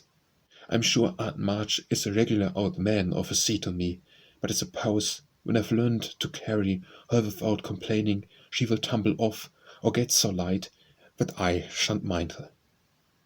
This idea trickled Joe's fancy and put her in good spirits. But Meg didn't brighten, for her burden, consisting of 4 spoiled children, seemed heavier than ever. She had not heard enough even to make herself pretty as usual by putting on a blue neck ribbon and dressing the hair in the most becoming way. Where's the use of looking nice when no one sees me but those cross midgets, and no one cares whether I'm pretty or not? She muttered, shutting her drawer with a jerk. I shall have to toil and moil all my days with only little bits of fun now and then, and get old and ugly and sore because I'm poor and can't enjoy my life as other girls do. It's a shame. So Meg went down, wearing an injured look, and wasn't at all agreeable at breakfast time. Everyone seemed rather out of sorts and inclined to croak. Beth had a headache and lay on the sofa, trying to comfort herself with the cat and 3 kittens. Amy was fretting because her lessons were not learned and she couldn't find her rubbers. Joe would whistle and make a great racket getting ready. Mrs. March was very busy trying to finish a letter, which must go at once, and Hannah had the grumps, for being up late didn't suit her. There never was such a cross family, cried Joe, losing her temper when she had upset an inkstand, broken both boot-lacings, and sat down upon her head. You're the grossest person in it, returned Amy, washing out the sum that was all wrong with the tears that had fallen on her slate. Beth, if we don't keep these horrid cats down cellar, I'll have them drowned, exclaimed Meg angrily as she tried to get rid of a kitten which had scrambled up her back and stuck like a burr just out of reach. Joe laughed, Meg scolded, Beth implored, and Amy wailed because she couldn't remember how much 9 times 12 was. Girls, do be quiet 1 minute. I must get this off by the early mail, and you drive me distracted with your worry, cried Mrs. March, crossing out the 3rd spoiled sentence in her letter. There was a momentary lull, broken by Hannah, who stalked in, laid 2 hot turnovers on the table, and stalked out again. These turnovers were an institution, and the girls called them muffs, for they had no others, and found the hot pies very comforting to their hands on cold mornings. Hannah never forgot to make them, no matter how busy or grumpy she might be, for the walk was long and bleak. The poor things got no other lunch and were seldom home before 2. Cuddle your cats and get over your headache, Bethy. Goodbye, Mommy. We are a set of rascals this morning, but we'll come home regular angels. Now then, Meg. And Joe tramped away, feeling that the pilgrims were not setting out as they ought to do. They always looked back before turning the corner, for their mother was always at the window to nod and smile, and wave her hand to them. Somehow it seemed as if they couldn't have got through the day without that, for whatever their mood might be, the last glimpse of that motherly face was sure to affect them like sunshine. If Mammy shook her fist instead of kissing her hand to us, it would serve us right, for more ungrateful wretches when we are were never seen, cried Joe, taking a remorseful satisfaction in the snowy walk and bitter wind. Don't use such dreadful expressions, replied Meg from the depths of a veil in which she had shrouded herself like a nun sick of a word. I like good strong words that mean something, replied Joe, catching her hat as it took a leap off her head, preparatory to flying away altogether. Call yourselves any names you like, but I'm neither a rascal nor a wretch, and I don't choose to be called so. You're a blighted being, and decidedly cross today, because you can't sit in the lap of luxury all the time. Poor dear, just wait till I make my fortune, and you shall revel in carriages, and ice cream, and high-heeled slippers, and posies, and red-headed boys to dance with. How ridiculous you are, Joe." But Meg laughed at the nonsense and felt better in spite of herself. "Lucky for you I am, for if I put on crushed airs and try to be dismal, as you do, we should be in a nice state. Thank goodness, I can always find something funny to keep me up. Don't croak any more, but come home jolly, there's a dear." Joe gave her sister an encouraging pat on the shoulder as they parted for the day, each going a different way, each hugging her little warm turnover, and each trying to be cheerful in spite of wintry weather, hard work, and the unsatisfied desire of pleasure-loving youth. When Mrs. March lost his property in trying to help an unfortunate friend, the two oldest girls begged to be allowed to do something toward their own support, at least. Believing that they could not begin too early to cultivate energy, industry, and independence, the parents consented, and both fell to work with a hearty goodwill which, in spite of all obstacles, is sure to succeed at last. Margaret found a place as nursery governess, and felt rich with a small salary. As she said, she was "fond of luxury," and her chief trouble was poverty. She found it harder to bear than the others because she could remember a time when home was beautiful, life full of ease and pleasure, and want of any kind unknown. She tried not to be envious or discontented, but it was very natural that the young girl should long for pretty things, gay friends, accomplishments, and a happy life. At the King's she daily saw all she wanted, for the children's older sisters were just out, and Meg caught frequent glimpses of dainty ball dresses and bouquets, hard, lively gossip about theatres, concerts, sleighing parties, and merry-makings of all kinds, and saw money lavished on trifles which would have been so precious to her. Poor Meg seldom complained, but the sense of injustice made her feel bitter toward everyone sometimes, for she had not yet learned to know how rich she was in the blessings which alone can make life happy. Joe happened to suit Aunt March, who was lame and needed an active person to wait upon her. The childless old lady had offered to adopt one of her girls when the troubles came, and was much offended because her offer was declined.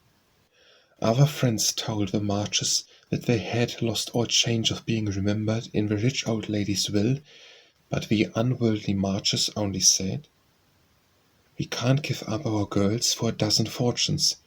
Rich or poor, we will keep together and be happy in one another."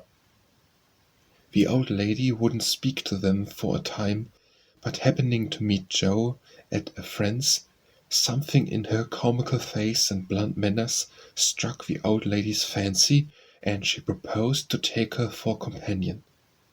This did not suit Joe at all, but she accepted the place since nothing better appeared, and, to everyone's surprise, got on remarkably well with her irascible relative.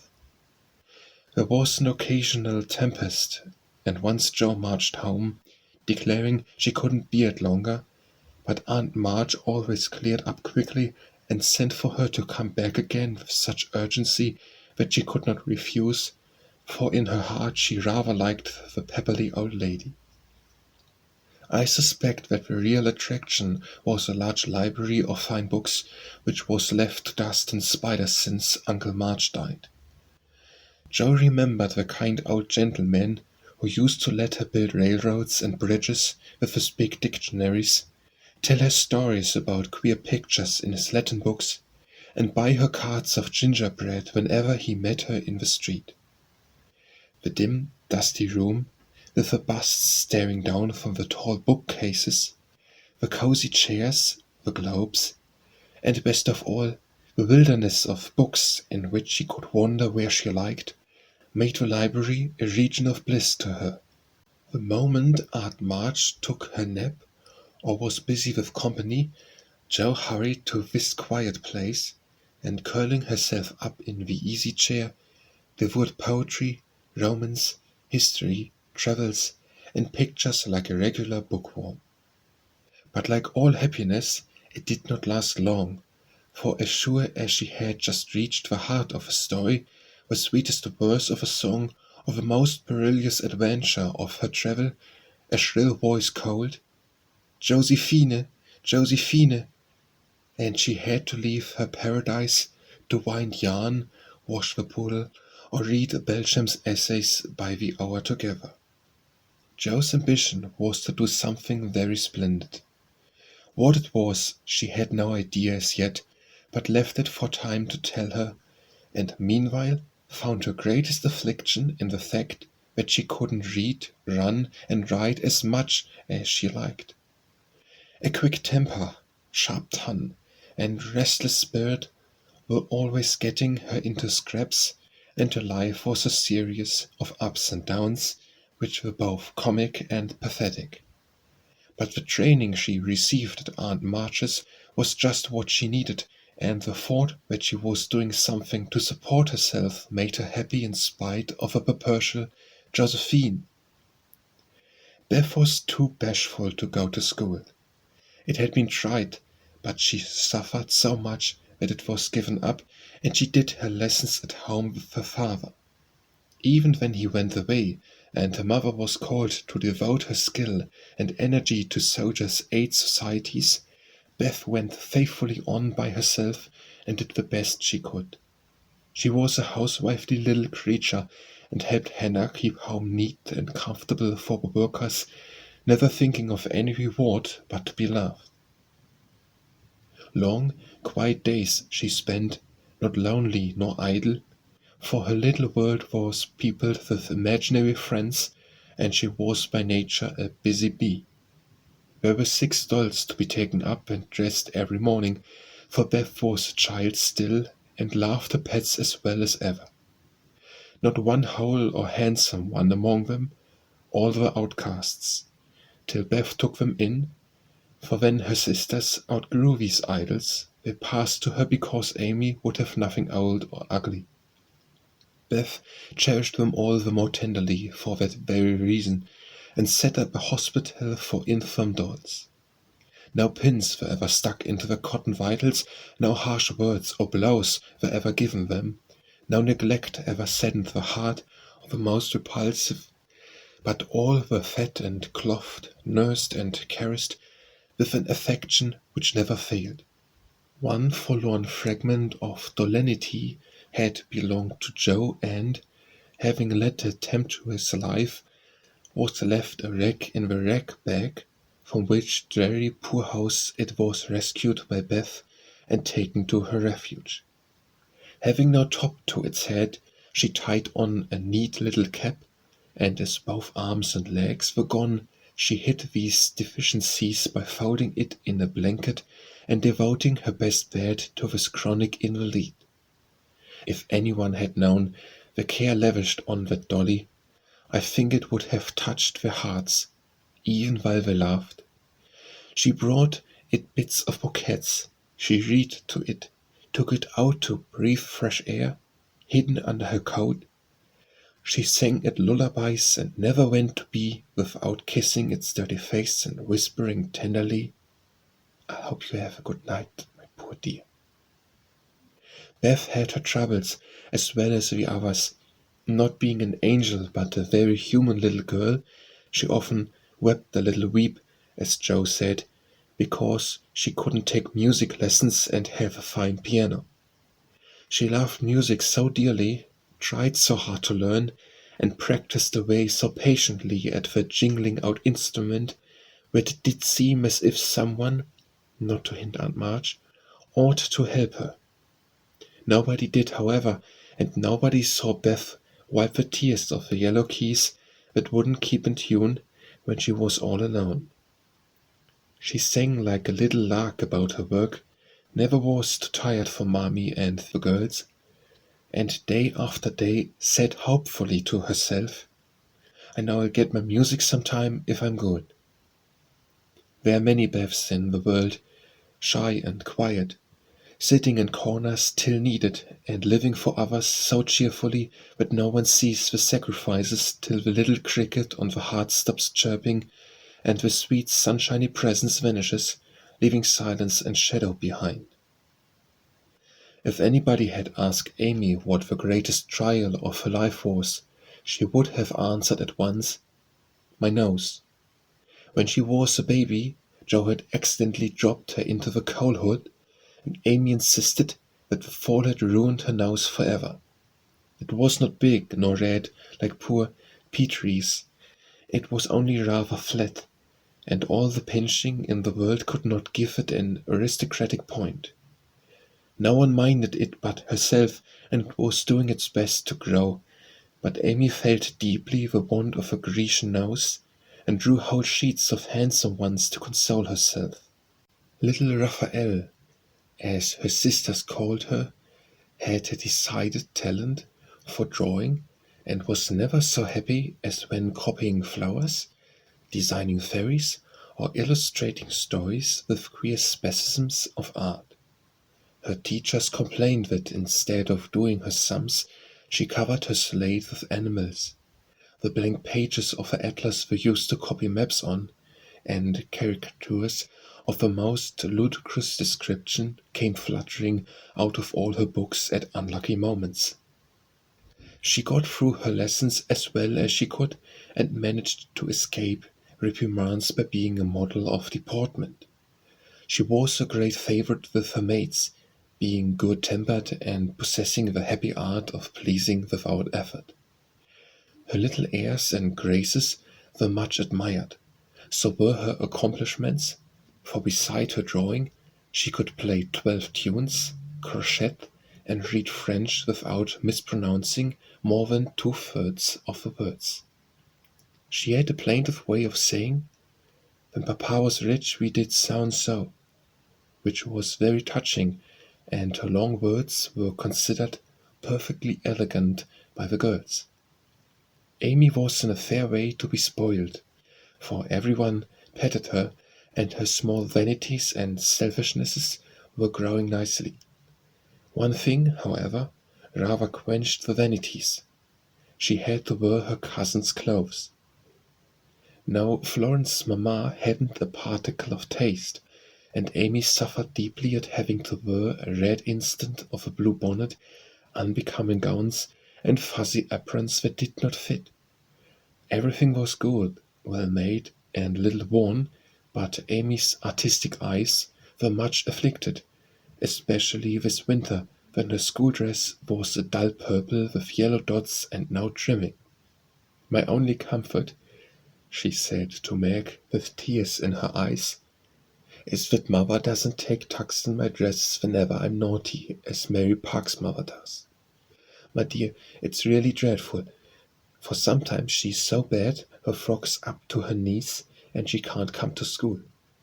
When I think of this degradation, I feel that I can bear even my flat nose and purple gown with yellow skyrockets on it." Meg was Amy's confidant and monitor, and by some strange attraction of opposites, Joe was gentle Beth's. To Joe alone did the shy child tell her thoughts, and over her big harum-scarum sister Beth unconsciously exercised more influence than anyone in the family. The two older girls were a great deal to one another, but each took one of the younger sisters into her keeping and watched over her in her own way, playing mother, they called it, and put their sisters in the places of discarded dolls with the maternal instinct of little women. "Has anybody got anything to tell? It's been such a dismal day, I'm really dying for some amusement," said Meg, as they sat sewing together that evening. "I had a queer time with Aunt today, and as I got the best of it, I'll tell you about it," began Joe, who dearly loved to tell stories. "I was reading that everlasting Belgium, and drowning away as I always do, for Aunt soon dropped off, and then I take out some nice book and read like fury till she wakes up. I actually made myself sleepy, and before she began to nod, I gave such a gape that she asked me what I meant by opening my mouth wide enough to take the whole book in at once. I wish I could, and be done with it, said I, trying not to be saucy. Then she gave me a long lecture on my sins and told me to sit and think them over while she just lost herself for a moment.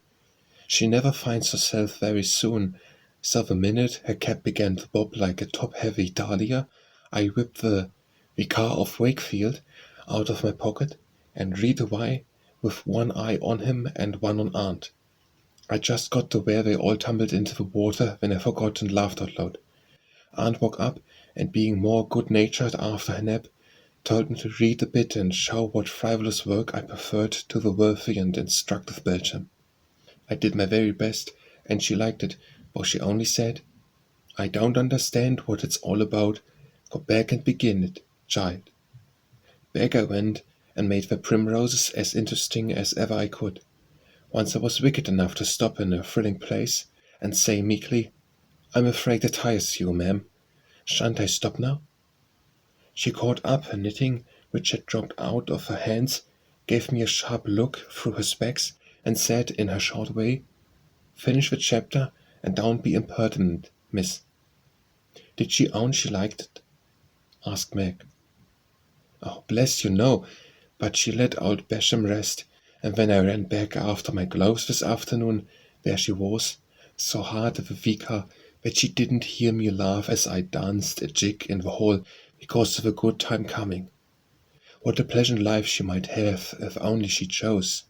I don't envy her much in spite of her money, for after all, rich people have about as many worries as poor ones, I think," added Joe.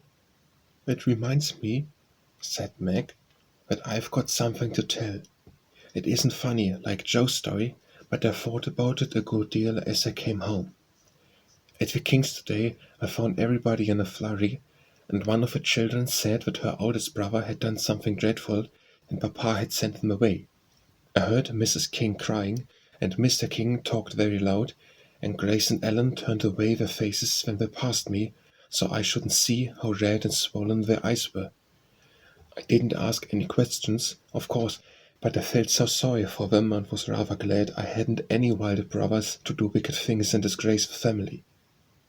I think being disgraced in school is a great deal tryinger than anything bad boys can do," said Amy, shaking her head as if her experience of life had been a deep one. "Susie Perkins came to school today with a lovely red carnelian ring. I wanted it dreadfully, and wished I was her with all my might.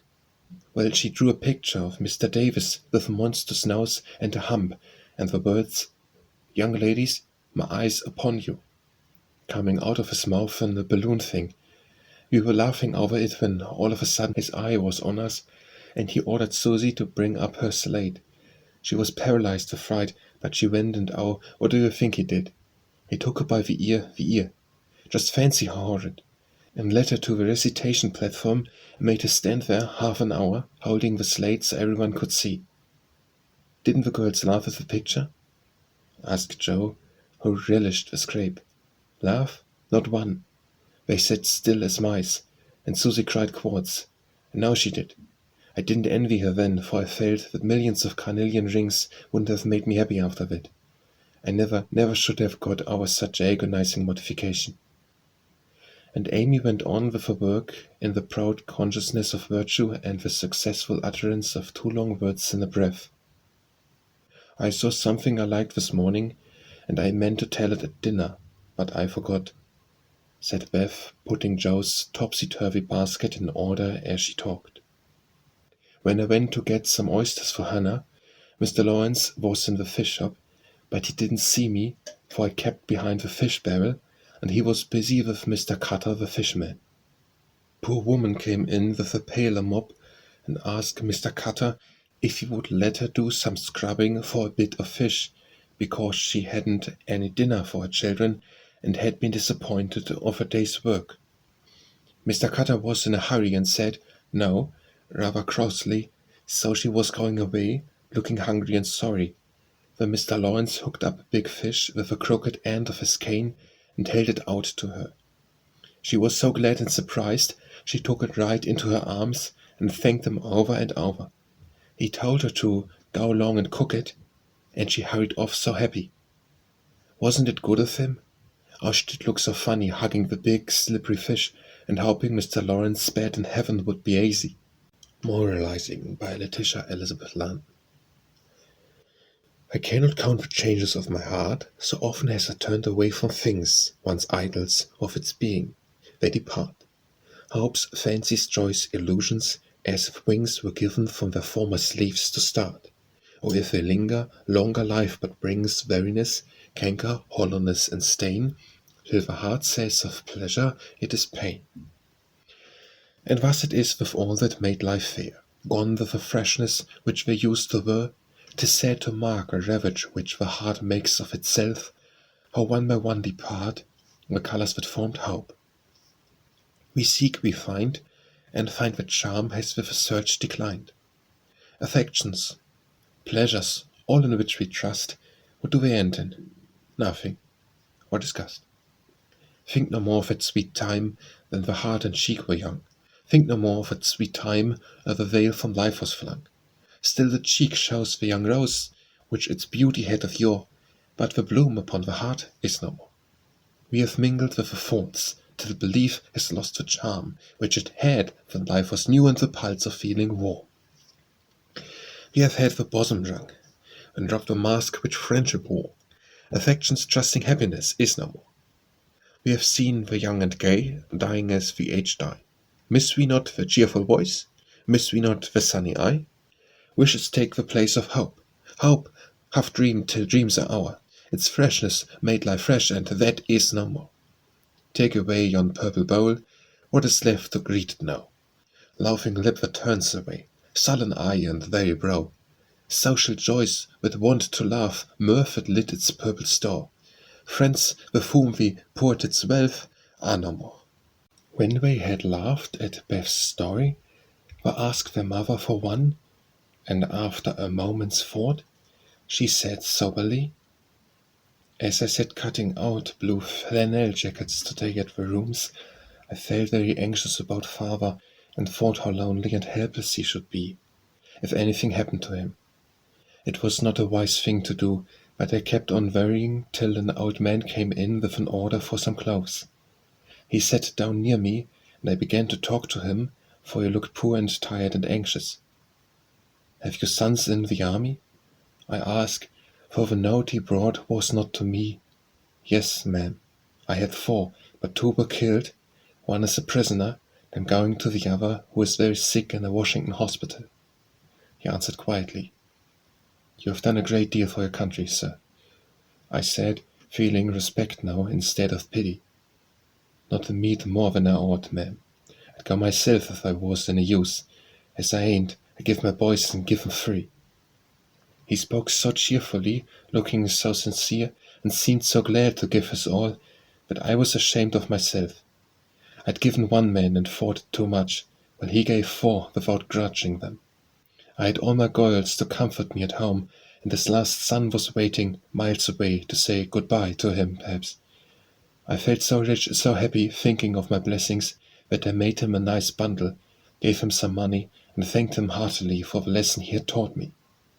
Tell another story, mother, one with a moral to it, like this. I like to think about them afterward, if they are real and not too preachy, said Joe after a minute's silence.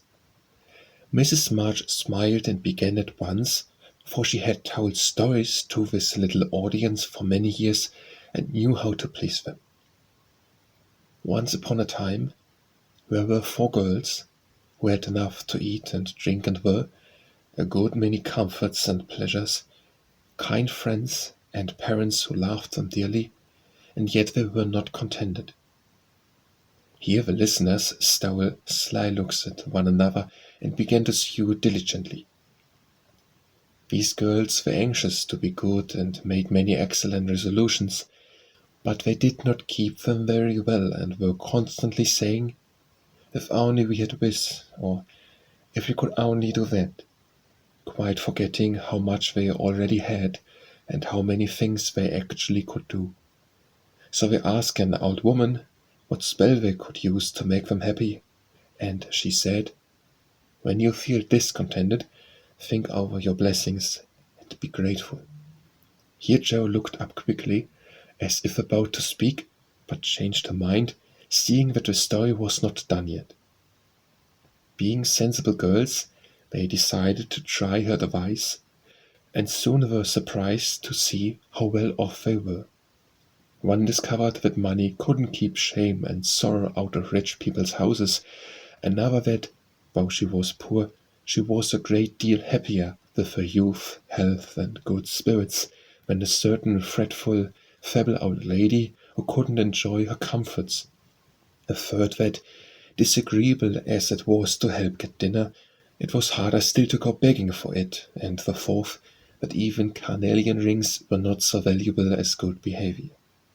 So they agreed to stop complaining, to enjoy the blessings already possessed, and try to deserve them, lest they should be taken away entirely instead of increased, and I believe they were never disappointed or sorry that they took the old woman's advice. "Now, Mommy, that is very cunning of you to turn our own stories against us and give us a sermon instead of a romance," cried Meg. "I like that kind of sermon. It's the sort Father used to tell us," said Beth thoughtfully, putting the needles straight on Joe's cushion. "I don't complain near as much as the others do, and I should be more careful than ever now, for I've had warning from Susie's downfall," said Amy morally. "We needed that lesson, and we won't forget it. If we do so, you just say to us as old Chloe did in Uncle Tom, 'Think up your marcies, children, think up your marcies,'" added Joe, who could not, for the life of her, help getting a morsel of fun out of a little sermon, though she took it to heart as much as any of them. Chapter 5. "What in the world are you going to do now, Joe?" asked Meg one snowy afternoon as her sister came tramping through the hall in rubber boots, old sack, and hood, with a broom in one hand and a shovel in the other.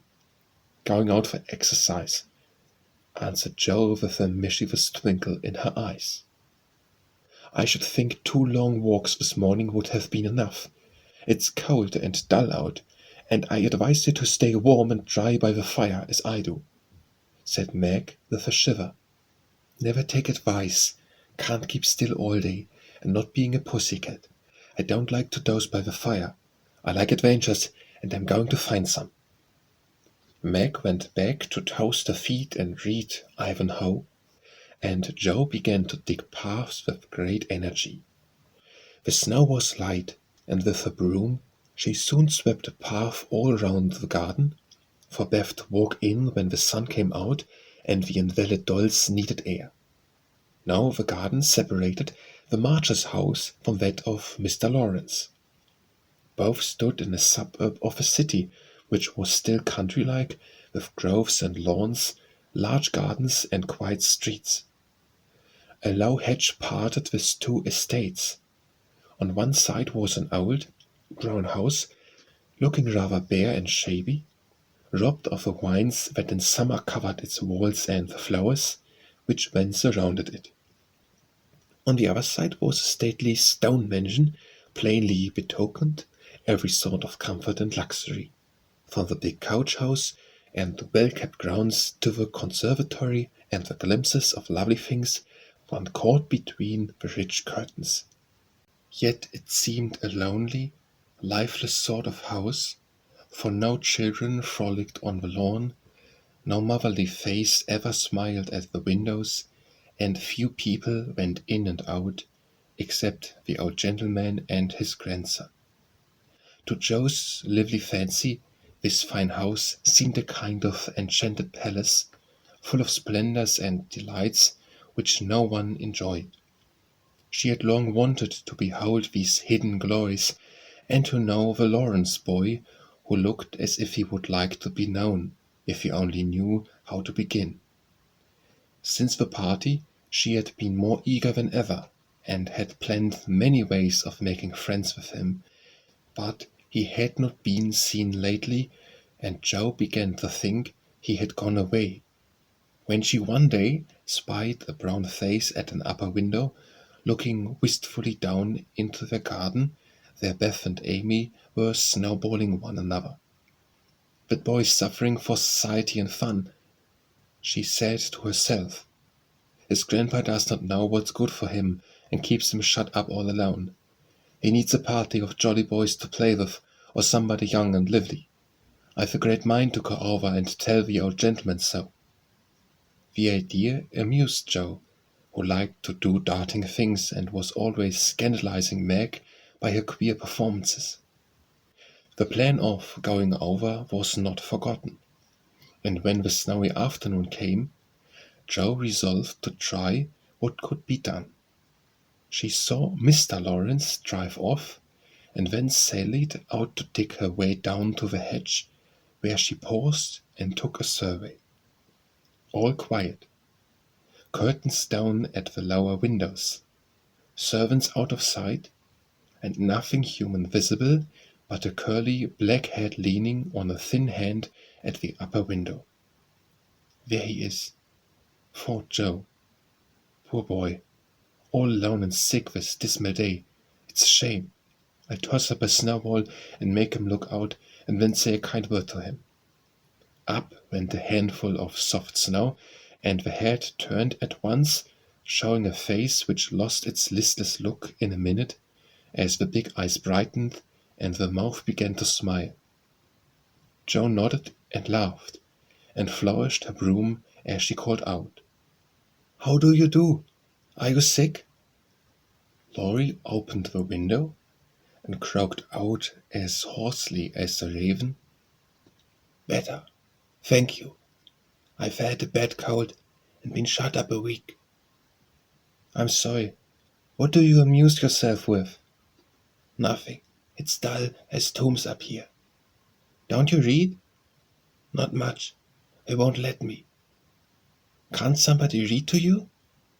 "Grandpa does sometimes, but my books don't interest him. They hate to ask Brooke all the time." "Have someone come and see you then?" "There isn't anyone. I'd like to see.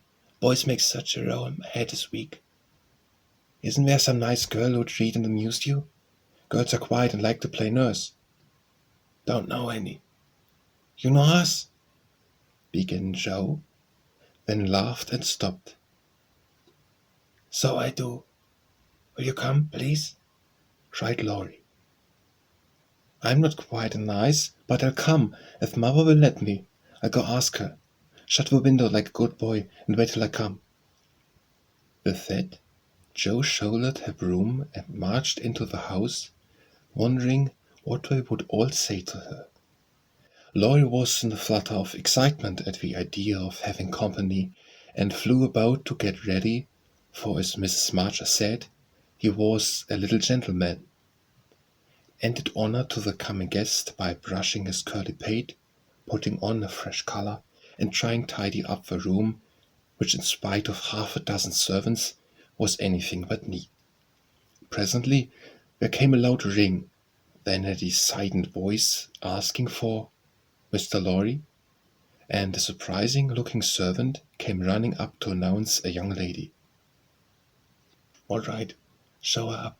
It's Miss Joe," said Laurie, going to the door of his little parlor to meet Joe, who appeared, looking rosy and quite at her ease, with a covered dish in one hand and Beth's 3 kittens in the other. "Here I am, bag and baggage," she said briskly. "Mother sent her love and was glad if I could do anything for you. Meg wanted me to bring some of her blomard. She makes it very nicely, and Beth thought her cats would be comforting. I knew you'd laugh at them, but I couldn't refuse. She was so anxious to do something." It so happened that Beth's funny loan was just the thing, for in laughing over the kids, Laurie forgot his bashfulness and grew sociable at once.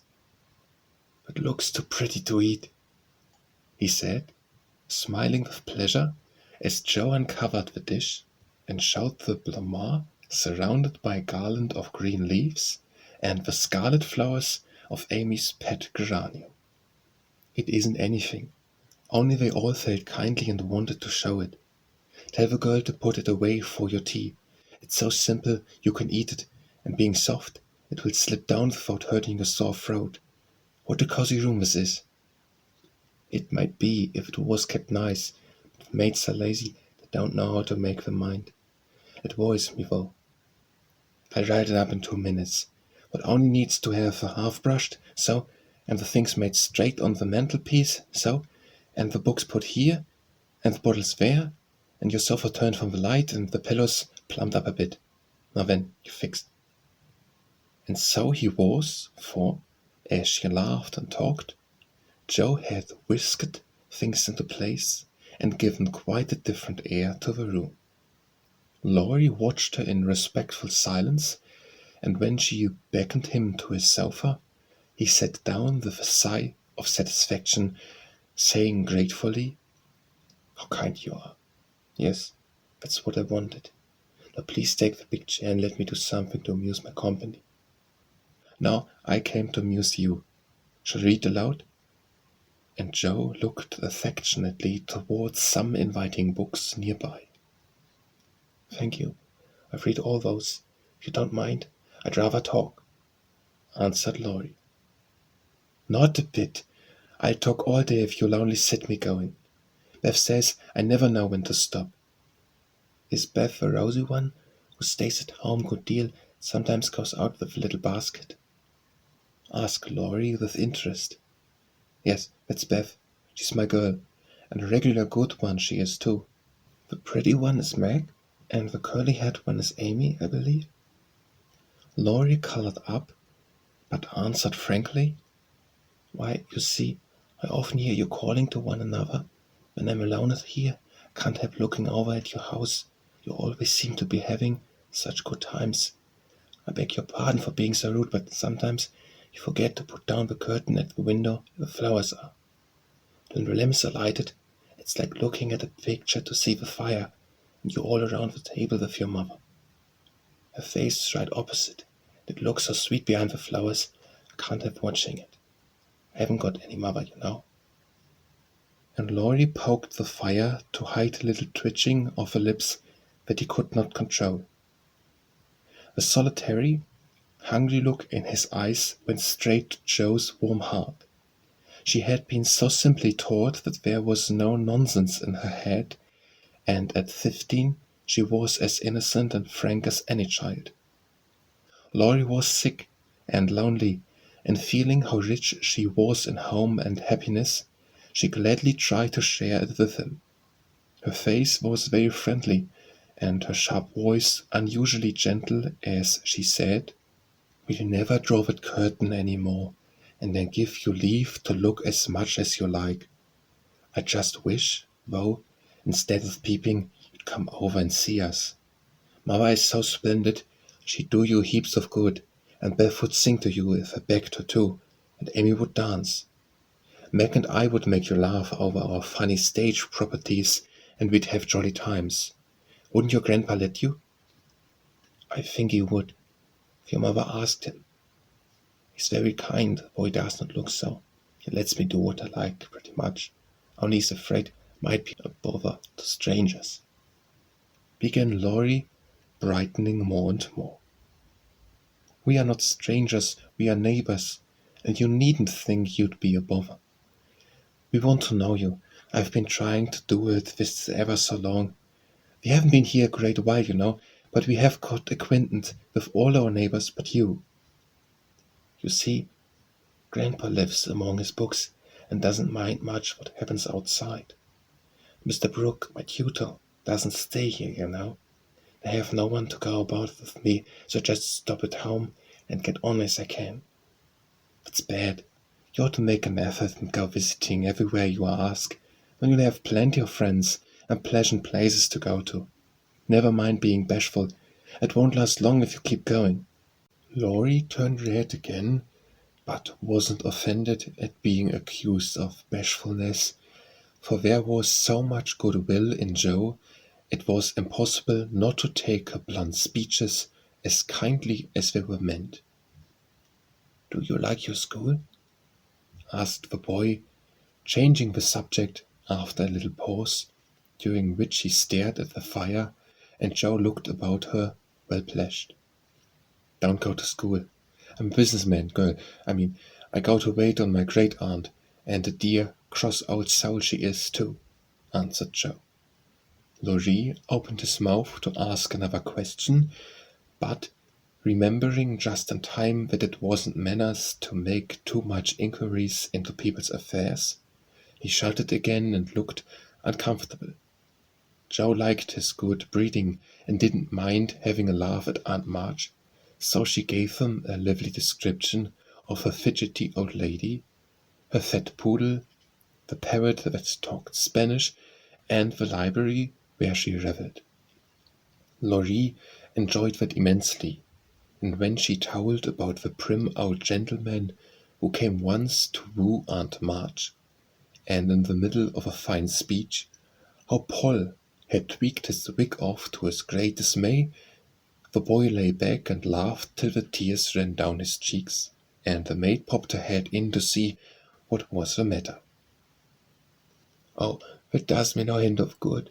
Tell on, please," he said, taking his face out of a sofa cushion, red and shining with merriment. Much elated with her success, Jo did tell on all about their plays and plans, their hopes and fears for father, and the most interesting events of the little world in which the sisters lived. When they got to talking about books, and to Jo's delight, she found that Laurie loved them as well as she did, and had read even more than herself. "If you like them so much, come down and see ours. Grandfather's out, so you needn't be afraid," said Laurie, getting up. "I'm not afraid of anything," returned Jo, with a toss of her head. "I don't believe you are," exclaimed the boy, looking at her with much admiration, though he privately thought she would have good reason to be a trifle afraid of the old gentleman if she met him in some of his moods. The atmosphere of the whole house being summer-like, Laurie led the way from room to room, letting Jo stop to examine whatever struck her fancy. And so, at last they came to the library, where she clapped her hands and pranced as she always did when especially delighted. It was lined with books, and there were pictures and statues, and distracting little cabinets full of coins and curiosities, and sleepy hollow chairs, and queer tables and bronzes, and best of all, a great open fireplace with quaint tiles all round it. "What richness!" sighed Jo, sinking into the depth of a Vela chair, and gazing about her with an air of intense satisfaction. "Theodore Lawrence, you ought to be the happiest boy in the world," she added impressively. "A fellow can't live on books," said Laurie, shaking his head as he perched on a table opposite. Before he could more, a bell rang, and Jo flew up, exclaiming with alarm, "Mercy me, it's your grandpa." "Well, what if it is?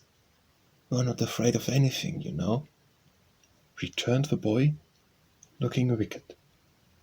"I think I am a little bit afraid of him, but I don't know why I should be. Mommy said I might come, and I don't think you're any the worse for it," said Jo, composing herself while she kept her eyes on the door. "I'm a great deal better for it, and ever so much obliged. I'm only afraid you're very tired of talking to me. It was so pleasant, couldn't bear to stop," said Laurie gratefully. "The doctor to see you, sir," and the maid beckoned as she spoke. "Would you mind if I let you for a minute?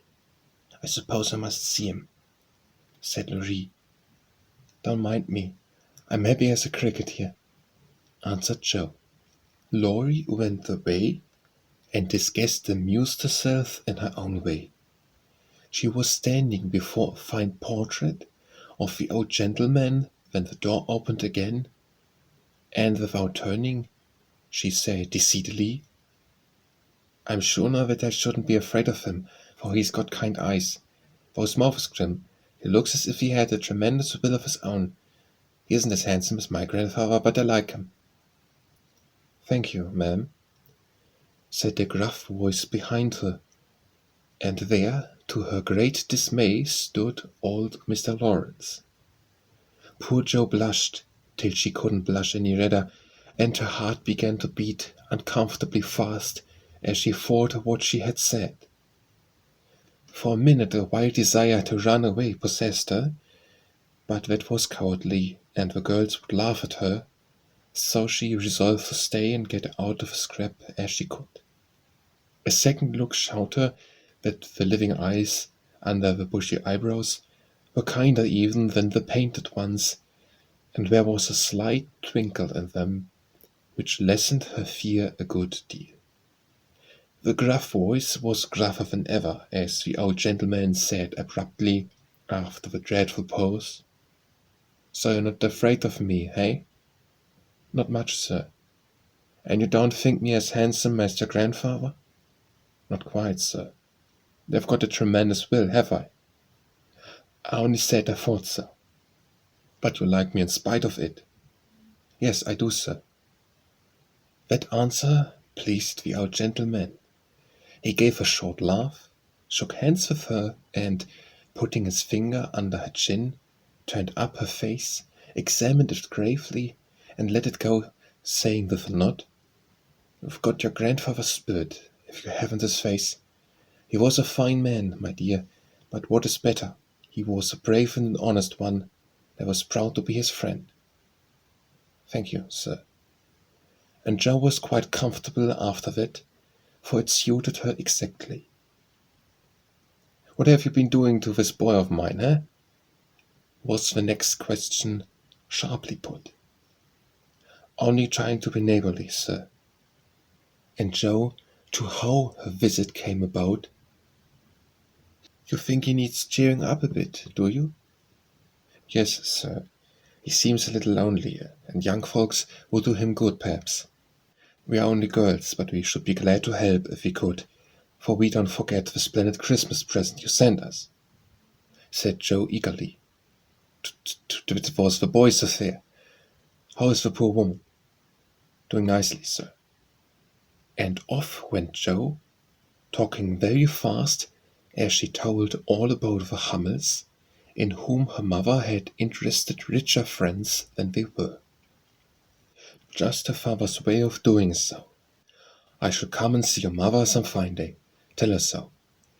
There's the tea bell. We have it early on the boy's account. Come down and go on being neighborly. If you'd like to have me, sir. Shouldn't ask you if I didn't." And Mr. Lawrence offered her his arm with old-fashioned courtesy. What would Meg say to this? Thought Jo, as she was marched away, while her eyes danced with fun as she imagined herself telling the story at home.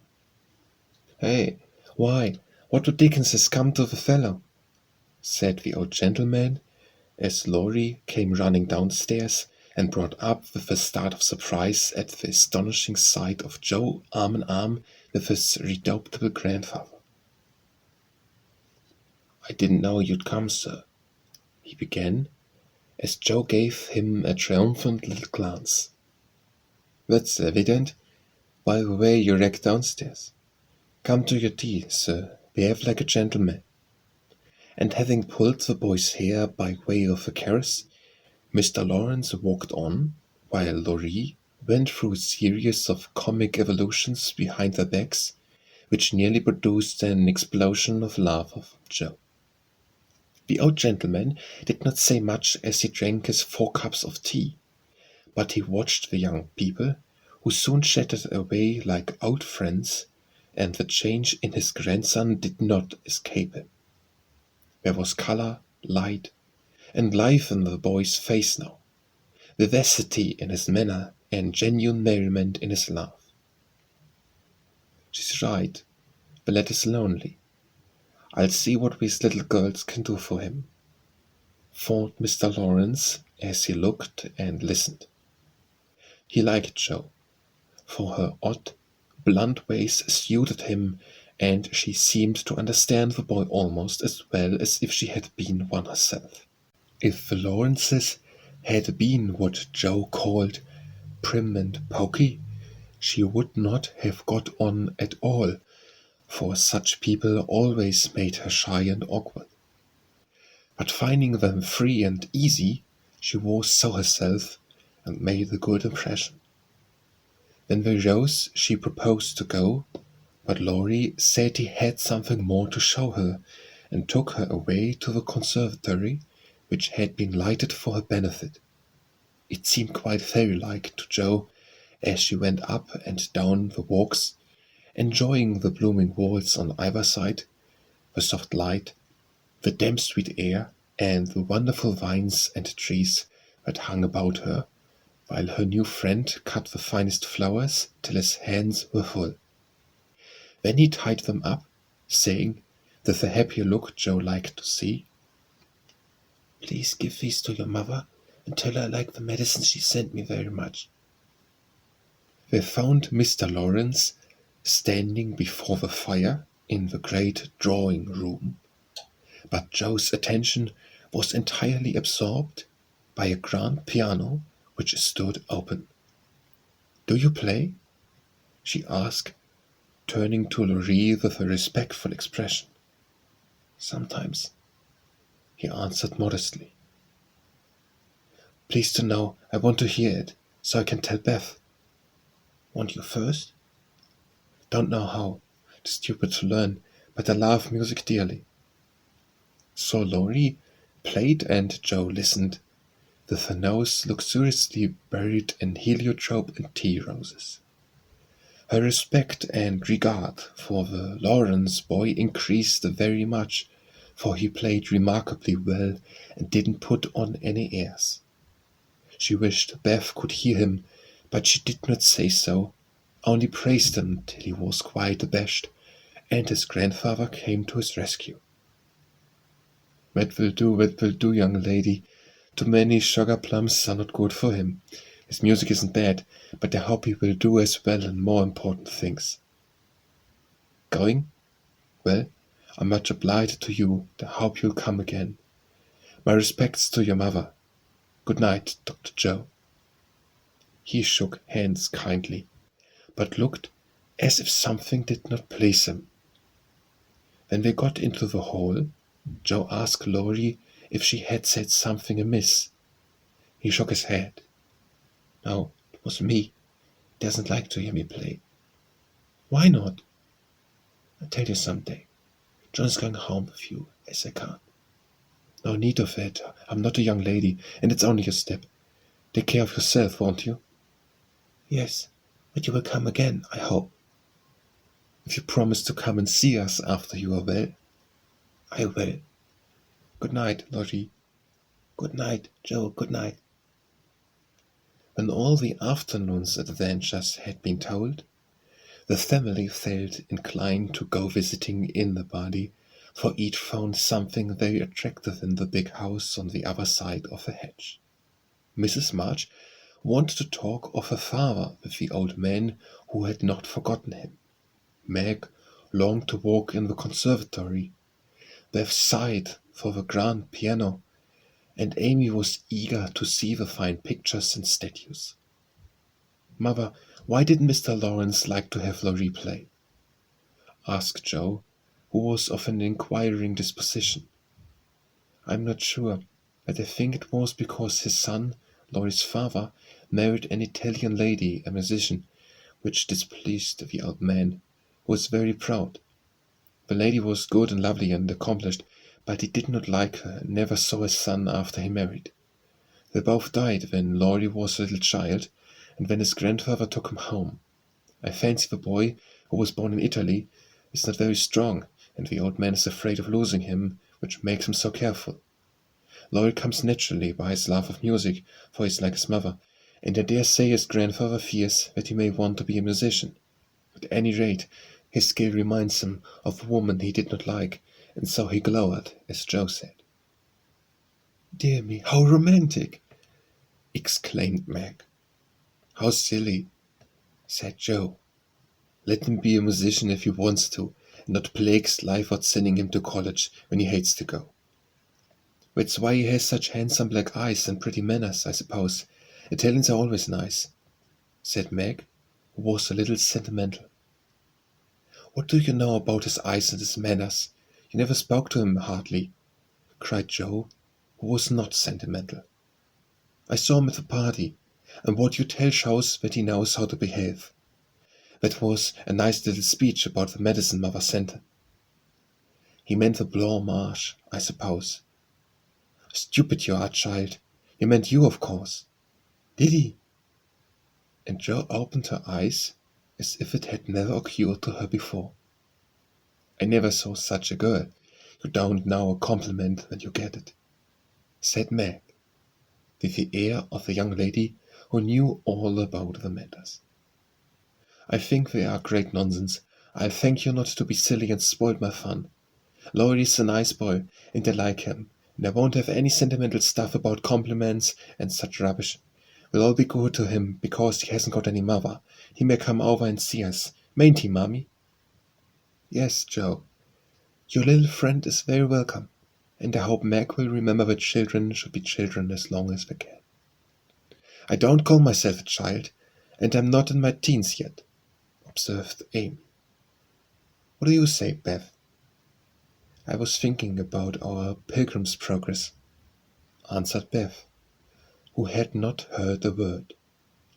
"How we got out of his law and through the wicket gate by resolving to be good, and up the steep hill by trying, and that maybe the house over there, full of splendid things, is going to be our Palace Beautiful. We have got to get by the lions first," said Jo, as if she rather liked the prospect. Chapter 6. The big house did prove a palace beautiful, though it took some time for all to get in, and Beth found it very hard to pass the lions. Old Mr. Lawrence was the biggest one, but after he had called, said something funny or kind to each one of the girls, and talked over old times with their mother, nobody felt much afraid of him, except timid Beth. The other lion was the fact that they were poor and Laurie rich, for this made them shy of accepting favors which they could not return. But after a while they found that he considered them the benefactors and could not do enough to show how grateful he was for Mrs. March's motherly welcome, their cheerful society, and the comfort he took in that humble home of theirs. So they soon forget their pride and interchanged kindness without stopping to think which was the greater. All sorts of pleasant things happened about that time, for the new friendship flourished like grass in spring. Everyone liked Laurie, and he privately informed his tutor that the Marches were regularly splendid girls. With the delightful enthusiasm of youth, they took the solitary boy into their midst and made much of him, and he found something very charming in the innocent companionship of these simple-hearted girls. Never having known mother or sister, he was quick to feel the influences they brought about him, and their busy, lively ways made him ashamed of the indolent life he led. He was tired of books, and found people so interesting now that Mr. Brooke was obliged to make very unsatisfactory reports, for Laurie was always playing truant and running over to the Marches.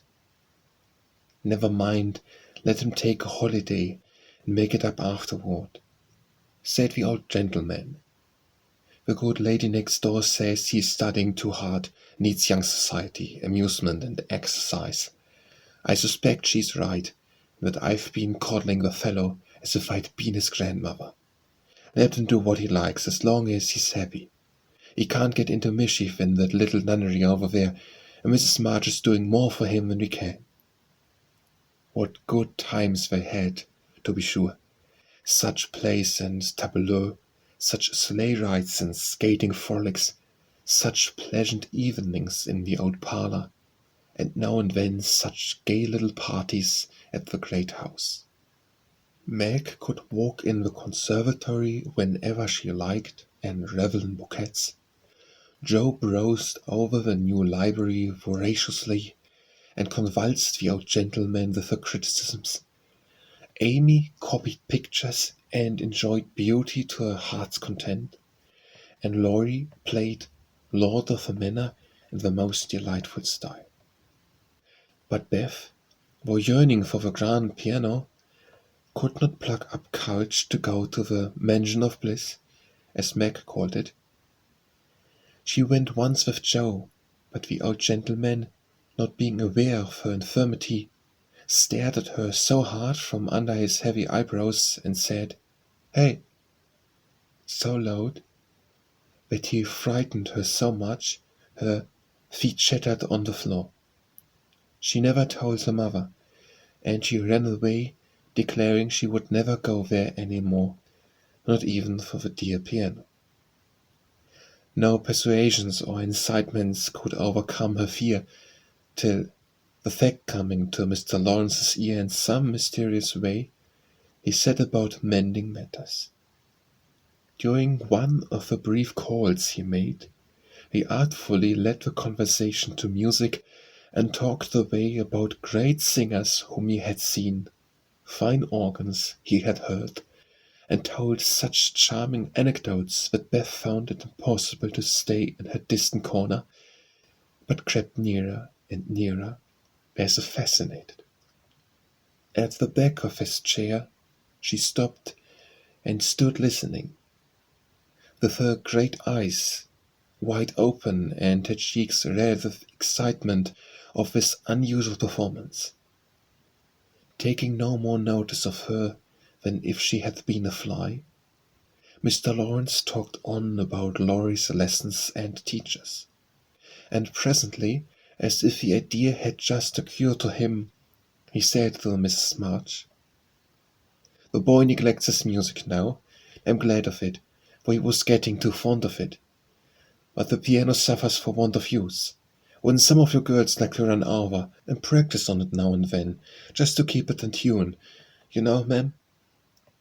Beth took a step forward and pressed her hands tightly together to keep from clapping them, for this was an irresistible temptation, and the thought of practicing on that splendid instrument quite took her breath away. Before Mrs. March could reply, Mr. Lawrence went on with an odd little nod and smile. "We needn't see or speak to anyone, but run in at any time. I'm shut up in my study at the other end of the house. Laurie is out a great deal, and the servants are never near the drawing-room after 9 o'clock." Here he rose, as if going, and Beth made up her mind to speak, for that last arrangement left nothing to be desired. "Please tell the young ladies what I say, and if they don't care to come, why, never mind." Here a little hand slipped into his, and Beth looked up at him with a face full of gratitude, as she said in an earnest yet timid way, "Oh, sir, they do care, very, very much." "Are you the musical girl?" he asked, without any startling, "Hey," as he looked down at her very kindly. "I'm Beth. I love it dearly. They'll come if you are quite sure nobody will hear me be disturbed," she added, fearing to be rude and trembling at her own boldness as she spoke. "Not a soul, my dear. The house is empty half a day, so come and drum away as much as you like. I shall be obliged to you." "How kind you are, sir." Beth blushed like a rose under the friendly look he wore, but she was not frightened now, and gave the hand a grateful squeeze, because she had no words to thank him for the precious gift he had given her. The old gentleman softly stroked the hair off her forehead, and, stopping down, he kissed her, saying in a tone few people ever heard, "I had a little girl once, with eyes like these. God bless you, my dear. Good day, madam." And away he went in a great hurry. Beth had a rapture for her mother, and then rushed up to impart the glorious news to her family of invalids, as the girls were not home. How blithely she sang that evening, and how they all laughed at her because she woke Amy in the night by playing the piano on her face in her sleep. Next day, having seen both the old and young gentlemen out of the house, Beth, after 2 or 3 retreats, fairly got in at the side door, and made her way as noiselessly as any mouse to the drawing-room where her idol stood. Quite by accident, of course, some pretty easy music lay on the piano, and with trembling fingers and frequent stops to listen and look about, Beth at last touched the great instrument, and straightway forgot her fear, herself, and everything else but the unspeakable delight which the music gave her, for it was like the voice of a beloved friend. She stayed till Hannah came to take her home to dinner, but she had no appetite, and could only sit and smile upon everyone in a general state of beatitude. After that, the little brown hood slipped through the hedge nearly every day, and the great drawing-room was haunted by a tuneful spirit that came and went unseen. She never knew that Mr. Lawrence opened his study door to hear the old-fashioned airs he liked. She never saw Laurie mount guard in the hall to warn the servants away. She never suspected that the exercise books and new songs which she found in the rack were put there for her especial benefit, and when he talked to her about music at home, she only thought how kind he was to tell things that helped her so much. So she enjoyed herself heartily, and found, what isn't always the case, that her granted wish was all she had hoped. Perhaps it was because she was so grateful for this blessing that a greater was given her. At any rate, she deserved both. "Mother, I'm going to work Mr. Lawrence a pair of slippers. He's so kind to me, I must thank him. I don't know any other way. Can I do it?" asked Beth a few weeks after that eventful call of his. "Yes, dear, it will please him very much. Be a nice way of thanking him. The girls will help you about them. I will pay for the making up," replied Mrs. March, who took peculiar pleasure in granting Beth's requests because she so seldom asked anything for herself. After many serious discussions with Meg and Joe, the pattern was chosen, the materials bought, and the slippers begun. A cluster of grave yet cheerful pansies on a deeper purple ground was pronounced very appropriate and pretty, and Beth worked away early and late, with occasional lifts over hard parts. She was a nimble little needlewoman, and they were finished before anyone got tired of them. Then she wrote a short, simple note, and with Laurie's help got them smuggled onto the study table one morning before the old gentleman was up. When this excitement was over, Beth waited to see what would happen. All day passed as a part of the next before any acknowledgment arrived, and she was beginning to fear she had offended her crotchety friend. On the afternoon of her second day, she went out to do an errand and give poor Joanna, the invalid doll, her daily exercise. As she came up the street on her return, she saw 3, yes, 4 heads popping in and out of her parlor windows, and the moment they saw her, several hands were waved, and several joyful voices screamed, "Here's a letter from the old gentleman. Go quick and read it. Oh, Beth, he sent you—" began Amy, gesticulating with unseemly energy, but she got no further, for Joe quenched her by slamming down the window. Beth hurried on in a flutter of suspense. At the door, her sister seized and bore her to the parlor in a triumphal procession, all pointing, and all saying at once, "Look there, look there!" Beth did look, and turned pale with delight and surprise, for there stood a little cabinet piano, with the letter lying on the glossy lid, directed like a signboard to Miss Elizabeth March. "For me?" gasped Beth, holding on to Joe and feeling as if she should tumble down. It was such an overwhelming thing altogether. "Yes, all for you, my precious. Isn't it splendid of him? Don't you think he's the dearest old man in the world? Here's the key in the letter. We didn't open it, but we are dying to know what he says," cried Joe, hugging her sister and offering the note. "You read it. I can't. I feel so queer. Oh, it is too lovely." And Beth hid her face in Joe's apron, quite upset by her present. Joe opened the paper and began to laugh, for the first words she saw were, "Miss March, dear Madam." "How nice it sounds! I wish someone would write to me so," said Amy, who thought the old-fashioned address very elegant. "I have had many pairs of slippers in my life, but I never had any that suited me so well as yours," continues Joe. "Heartsease is my favorite flower, and these will always remind me of a gentle giver. I like to pay my debts, so I know you will allow the old gentleman to send you something which once belonged to the little granddaughter he lost. With hearty thanks and best wishes, I remain your grateful friend and humble servant, James Lawrence." There, Beth, that's an honor to be proud of, I'm sure. Laurie told me how fond Mr. Lawrence used to be of a child who died, and how he kept all her little things carefully. Just think, he's given you her piano.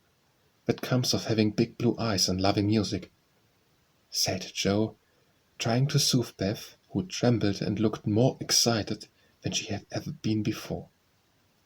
"See the cunning brackets to hold candles, and the nice green silt, puckered up with a gold rose in the middle, and the pretty rack and stool all complete," added Meg, opening the instrument and displaying its beauties. "Your humble servant, James Lawrence. Only think of his writing that to you. I'll tell the girls. They'll think it's splendid," said Amy, much impressed by the note. "Try it, honey. Let's hear the sound of the baby Penny," said Hannah, who always took a share in the family joys and sorrows. So Beth tried it, and everyone pronounced it the most remarkable piano ever heard. It had evidently been newly tuned and put in apple pie order, but perfect as it was, I think the real charm lay in the happiest of all happy faces which leaned over it, as Beth lovingly touched the beautiful black and white keys and pressed the bright pedals. "You'll have to go and thank him," said Joe, by way of a joke, for the idea of a child's really going never entered her head. "Yes, I mean to. I guess go now, before I get frightened thinking about it." And to the utter amazement of the assembled family, Beth walked deliberately down the garden through the hedge and in at the Lawrence's door. "Well, I wish I may die if it ain't the queerest thing I ever see. But Peony has turned her head. She'd never have gone in her right mind," cried Hannah, staring after her while the girls were rendered quite speechless by the miracle. They would have been still more amazed if they had seen what Beth did afterward. If you will believe me, she went and knocked at the study door before she gave herself time to think, and when a gruff voice called out, "Come in," she did go in, right up to Mr. Lawrence, who looked quite taken aback, and held out her hand, saying, with only a small quiver in her voice, "I came to thank you, sir, for—" But she didn't finish, for he looked so friendly that she forgot her speech, and, only remembering that he had lost the little girl he loved, she put both arms around his neck and kissed him. If the roof of the house had suddenly flown off, the old gentleman wouldn't have been more astonished. But he liked it. Oh dear, yes, he liked it amazingly, and was so touched and pleased by that confiding little kiss that all his crustiness vanished, and he just set her on his knee and laid his wrinkled cheek against her rosy one, feeling as if he had got his own little granddaughter back again. Beth ceased to fear him from that moment, and sat there talking to him as cosily as if she had known him all her life, for love casts out fear, and gratitude can conquer pride. When she went home, he walked with her to her own gate, shook hands cordially, and touched his hat as he marched back again, looking very stately and erect, like a handsome, soldierly old gentleman as he was. When the girls saw that performance, Jo began to dance a jig, by way of expressing her satisfaction. Amy nearly fell out of the window in her surprise, and Meg exclaimed, with uplifted hands, "Well, I do believe the world is coming to an end." Chapter 7. "That boy is a perfect Cyclops, isn't he?" said Amy one day, as Laurie clattered by on horseback with a flourish of his whip as he passed. "How dare you say so, when he's got both his eyes? And very handsome ones they are, too," cried Jo, who resented any slighting remarks about her friend. "I didn't say anything about his eyes. I don't see why you need fire up when I admire his riding." "Oh, my goodness, the little goose means centaur, and she called him a Cyclops," exclaimed Jo with a burst of laughter. "You needn't be so rude. It's only a lapse of linguae, as Mr. Davis says," retorted Amy, finishing Jo with her Latin. "I just wish I had a little of the money Laurie spent on that horse," she added, as if to herself, yet hoping her sisters would hear. "Why?" asked Meg kindly, for Jo had gone off in another laugh at Amy's second blunder. "I need it so much. I'm dreadfully in debt, and it won't be my turn to have rag money for a month." "In debt, Amy? What do you mean?" And Meg looked sober. "Why, I owe at least a dozen pickle limes. I can't pay them, till I have money, for Mommy forbade me having anything charged at the shop. Tell me about it. Are limes a fashion now? It used to be pricking bits of rubber to make bullets." And Meg tried to keep a countenance. Amy looked so grave and important.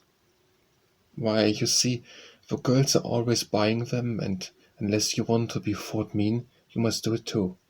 It's nothing but limes now, but everyone is sucking them in their desks in school time, and trading them off for pencils, bead rings, paper dolls, or something else at recess. If one girl likes another, she gives her a lime. If she's mad with her, she eats one before her face, and doesn't offer her even a suck. They treat by turns. I've had ever so many, but haven't returned them, and I ought, for they are debts of honor. How much will pay them off and restore your credit?" asked Meg, taking out her purse. "A quarter would more than do it, and leave a few cents over for a treat for you. Don't you like limes?" "Not much. You may have my share. Here's the money. Make it last as long as you can, for it isn't very plenty. "Thank you. It must be so nice to have a pocket money.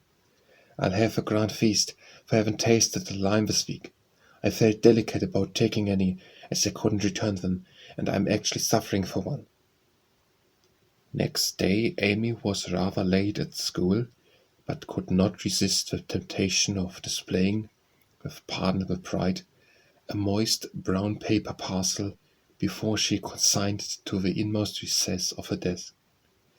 During the next few minutes, the rumor that Amy Marsh had got 4 delicious limes, she ate one on the way, and was going to treat circulated through her set, and the attentions of her friends became quite overwhelming. Katie Brown invited her to her next party on the spot.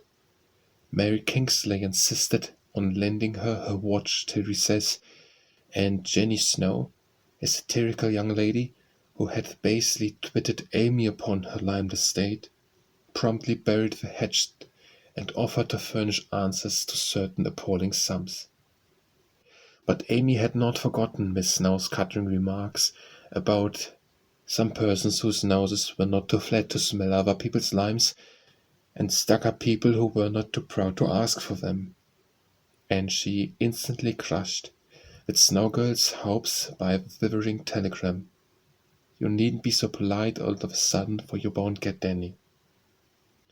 A distinguished personage happened to visit the school that morning, and Amy's beautifully drawn maps received praise, which honor to her foe rankled in the soul of Miss Snow, and caused Miss March to assume the airs of a studious young peacock. But, alas, pride goes before a fall, and the revengeful Snow turned the tables with disastrous success. No sooner had the guest paid the usual stale compliments and bowed himself out, than Jenny, under pretence of asking an important question, informed Mr. Davis, the teacher, that Amy March had pickled limes in her deck. Now, Mr. Davis had declared limes a contraband article and solemnly vowed to publicly verrule the first person who was found breaking the law.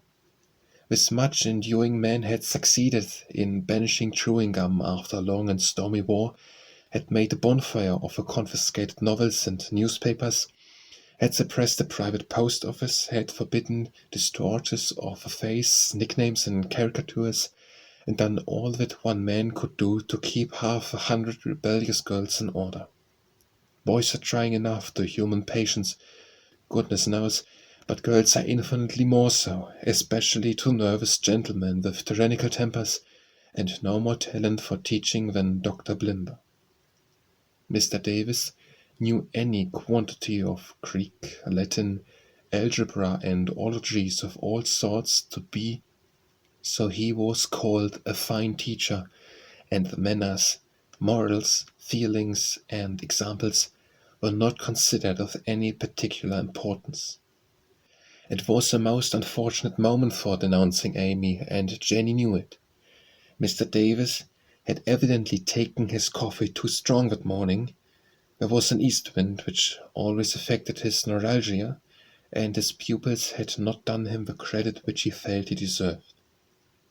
Therefore, to use the expressive, if not elegant language of a schoolgirl, he was as nervous as the witch and as cross as the beer. The word limes was like fire to powder.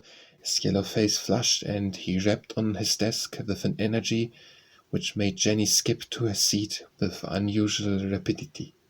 Young ladies, attention, if you please.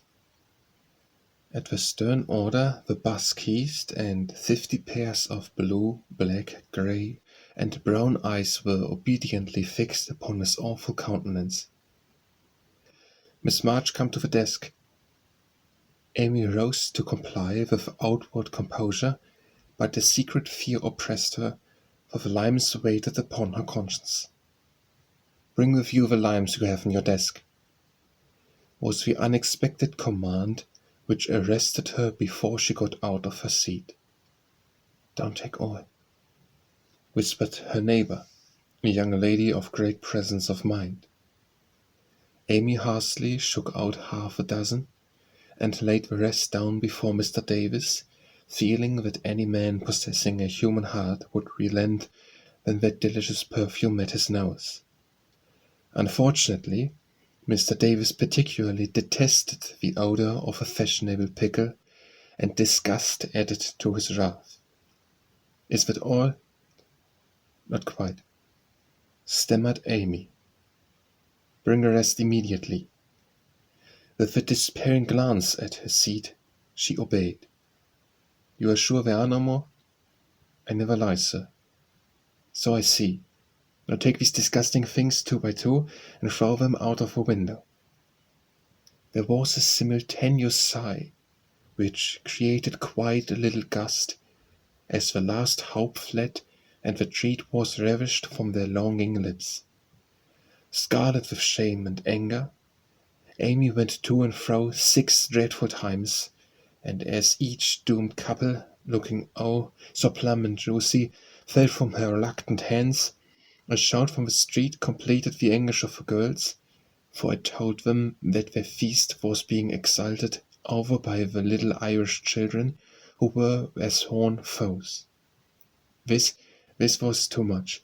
All flashed indignant or appalling glances at the inexorable Davis, and one passionate lime lover burst into tears.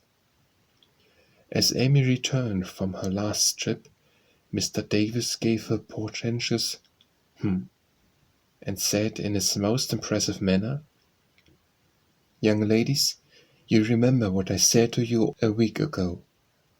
I am sorry this has happened, but I never allow my rules to be infringed, and I never break my word. Miss March, hold out your hand." Amy started and put both hands behind her, turning on him an imploring look which pleaded for her better than the words she could not utter. She was rather a favourite with old Davis, as, of course, he was called, and it's my private belief that he would have broken his word in the indignation of one irrepressible young lady had not fond vent in a hiss. That hiss, feigned as it was, irritated the irascible gentleman and sealed the culprit's fate. "Your hand, Miss March," was the only answer her mute appeal received, and too proud to cry or beseech, Amy set her teeth, threw back her head defiantly, and bore without flinching several tingling blows on her little palm. They were neither many nor heavy, but that made no difference to her. For the first time in her life she had been struck, and the disgrace, in her eyes, was as deep as if he had knocked her down. "You will now stand on the platform till recess," said Mr. Davis, resolved to do the thing thoroughly, since he had begun. That was dreadful. It would have been bad enough to go to her seat and see the pitying faces of her friends or the satisfied ones of her few enemies, but to face the whole school with that shame fresh upon her seemed impossible, and for a second she felt as if she could only drop down where she stood and break her heart with crying.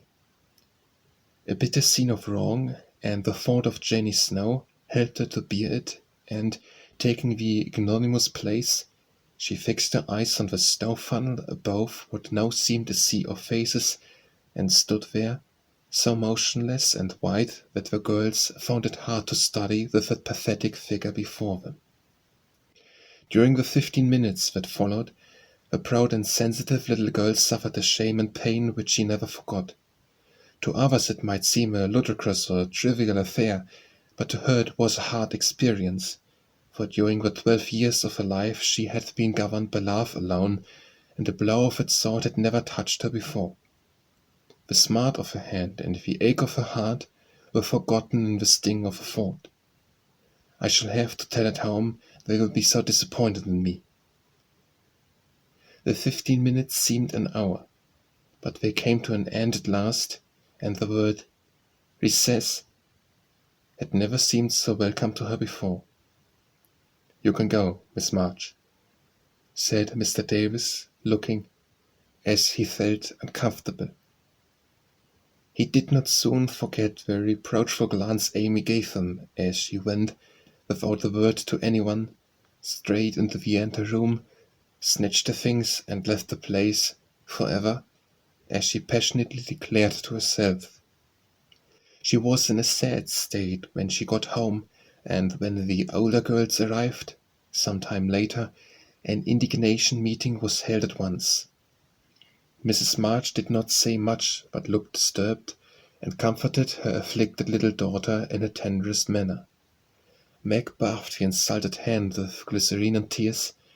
Beth felt that even her beloved kittens would fail as a balm for griefs like this. Joe wrathfully proposed that Mr. Davis be arrested without delay, and Hannah shook her fist at the villain and pounded potatoes for dinner as if she had him under her pestle. No notice was taken of Amy's flight, except by her maids, but the sharp-eyed demoiselles discovered that Mr. Davis was quite benignant in the afternoon, also unusually nervous. Just before school closed, Jo appeared, wearing a grim expression, as she stalked up to the desk and delivered a letter from her mother, then collected Amy's property and departed, carefully scraping the mud from her boots on the doormat as if she shook the dust off the place of her feet. "Yes, you can have a vacation from school, but I want you to study a little every day with Beth," said Mrs. March that evening. "I don't approve of corporal punishment, especially for girls. I dislike Mr. Davis' manner of teaching and don't think the girls you associate with are doing you any good, so I shall ask your father's advice before I send you anywhere else." "That's good. I wish all the girls would leave and spoil his old school. It's perfectly maddening to think of those lovely lives," sighed Amy with the air of a Martha. "I'm not sorry you lost them, for you broke the rules and deserved some punishment for disobedience," was the severe reply, which rather disappointed the young lady, who expected nothing but sympathy. "Do you mean you are glad I was disgraced before the whole school?" cried Amy. "I should not have chosen that way of mending a fault," replied her mother. "But I'm not sure that it won't do you more good than the Mulder method. You're getting to be rather conceited, my dear. There's quite time you set about correcting it. We have a good many little gifts and virtues, but there's no need of parading them, for conceit spoils the finest genius. There's not much danger that real talent or goodness will be overlooked long, even if it is. The conscience of possessing and using it well should satisfy one, and the great charm of all power is modesty." "So it is," cried Laurie, who was playing chess in a corner with Jo. "I knew a girl once who had a really remarkable talent for music, and she didn't know it, never guessed what sweet little things she composed when she was alone, and wouldn't have believed it if anyone had told her. I wish I'd known that nice girl. Maybe she would have helped me. I'm so stupid," said Beth, who stood beside him listening eagerly. "You do know her, and she helps you better than anyone else could," answered Laurie, looking at her with such mischievous meaning in his merry black eyes that Beth suddenly turned very red and hid her face in the sofa cushion, quite overcome by such an unexpected discovery. Jo let Laurie win the game to pay for that praise of her Beth, who could not be prevailed upon to play for them after her compliment. So Laurie did his best and sang delightfully, being in a particular lively humour, for to the Marches he seldom showed the moody side of his character. When he was gone, Amy, who had been pensive all evening, said suddenly, as if busy over some new idea, "Is Laurie an accomplished boy?" "Yes, he has had an excellent education and has much talent. He will make a fine man, if not spoiled by petting," replied her mother. "And he isn't conceited, is he?" asked Amy. "Not in the least. That is why he is so charming and we all like him so much." "I see. It's nice to have accomplishments and be elegant, but not to show off or get perked up," said Amy thoughtfully. "These things are always seen and felt in a person's manner and conversations, if modestly used, but it is not necessary to display them," said Mrs. March, "any more than it's proper to wear all your bonnets and gowns and ribbons at once, that folks may know you've got them," added Jo, and the lecture ended in a laugh. Chapter 8. "Girls, where are you going?" asked Amy, coming into their room one Saturday afternoon and finding them getting ready to go out with an air of secrecy which excited her curiosity. "Never mind, the little girls shouldn't ask questions," replied Joe sharply. "Now, if there is anything mortifying to our feelings when we are young, it is to be told that, and to be bidden to run away, dear, is still more trying to us." Amy bridled up at this insult, and determined to find out the secret if she teased for an hour. Turning to Meg, who never refused her anything very long, she said coaxingly, "Do tell me. I should think you might let me go, too, for Beth is fussing over her piano, and I haven't got anything to do, I'm so lonely." "I can't, dear, because you aren't invited," began Meg, but Joe broke in impatiently. "Now, Meg, be quiet or you will spoil it all. You can't go, Amy, so don't be a baby and whine about it. You are going somewhere with Laurie, I know you are. You were whispering and laughing together on the sofa last night, and you stopped when I came in. Aren't you going with him?" "Yes, we are. Now do be still and stop bothering." Amy held her tongue, but used her eyes, and saw Meg slip a fan into her pocket. I know, you're going to the theatre to see the Seven Castles," she cried, adding resolutely, "I shall go, for mother said I might see it. I've got my rag money, and it was mean not to tell me in time." "Just listen to me a minute, be a good child," said Meg soothingly. "Mother doesn't wish you to go this week, because your eyes are not well enough yet to be the light of this fairy piece. Next week you can go with Beth and Hannah. Have a nice time." "I don't like that half as well as going with you and Laurie. Please let me. I've been sick with this cold so long, and shut up. I'm dying for some fun. Do, Meg. I'll be ever so good," pleaded Amy, looking as pathetic as she could. "Suppose we take her. I don't believe mother would mind if you bundled her up well," began Meg. "If she goes I shan't. If I don't, Laurie won't like it, and it will be very rude, after he invited only us, to go on Jack and Amy. I should think she'd hate to poke herself where she isn't wanted," said Jo crossly, for she disliked the trouble of overseeing a fidgety child when she wanted to enjoy herself.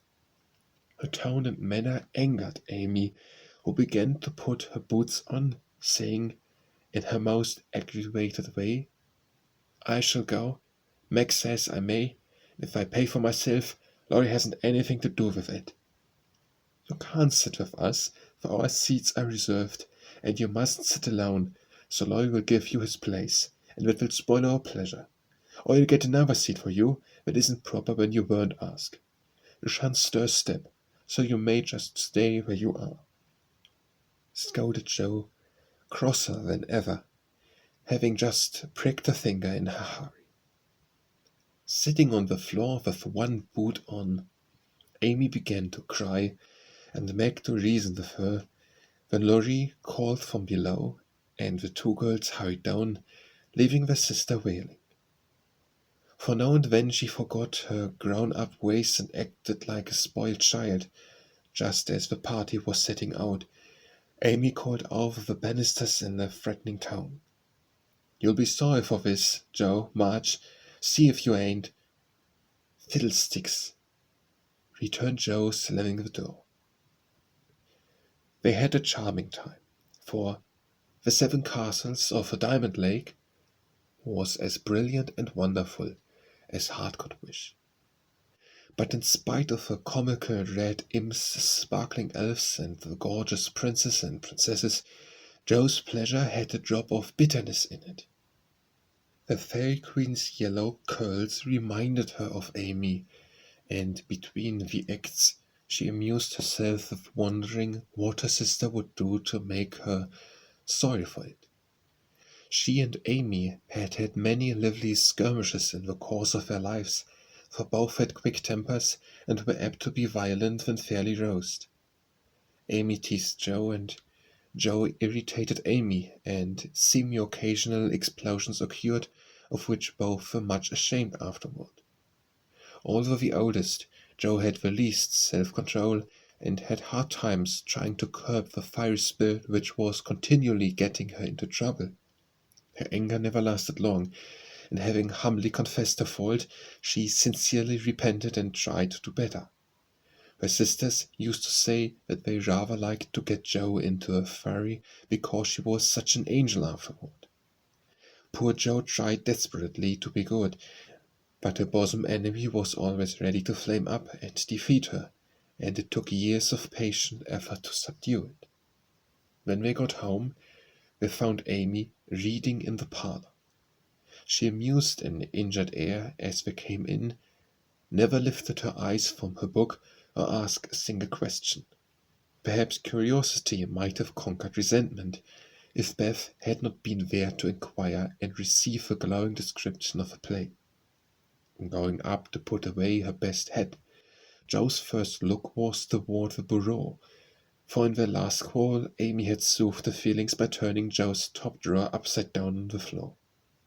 Everything was in its place, however, and after a hasty glance into her various closets, bags, and boxes, Joe decided that Amy had forgiven and forgotten her wrongs. There Joe was mistaken, for next day she made a discovery which produced a tempest. Meg, Beth, and Amy were sitting together late in the afternoon when Joe burst into the room, looking excited and demanding breathlessly, "Has anyone taken my book?"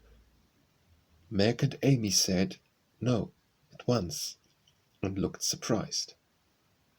Amy poked the fire and said nothing.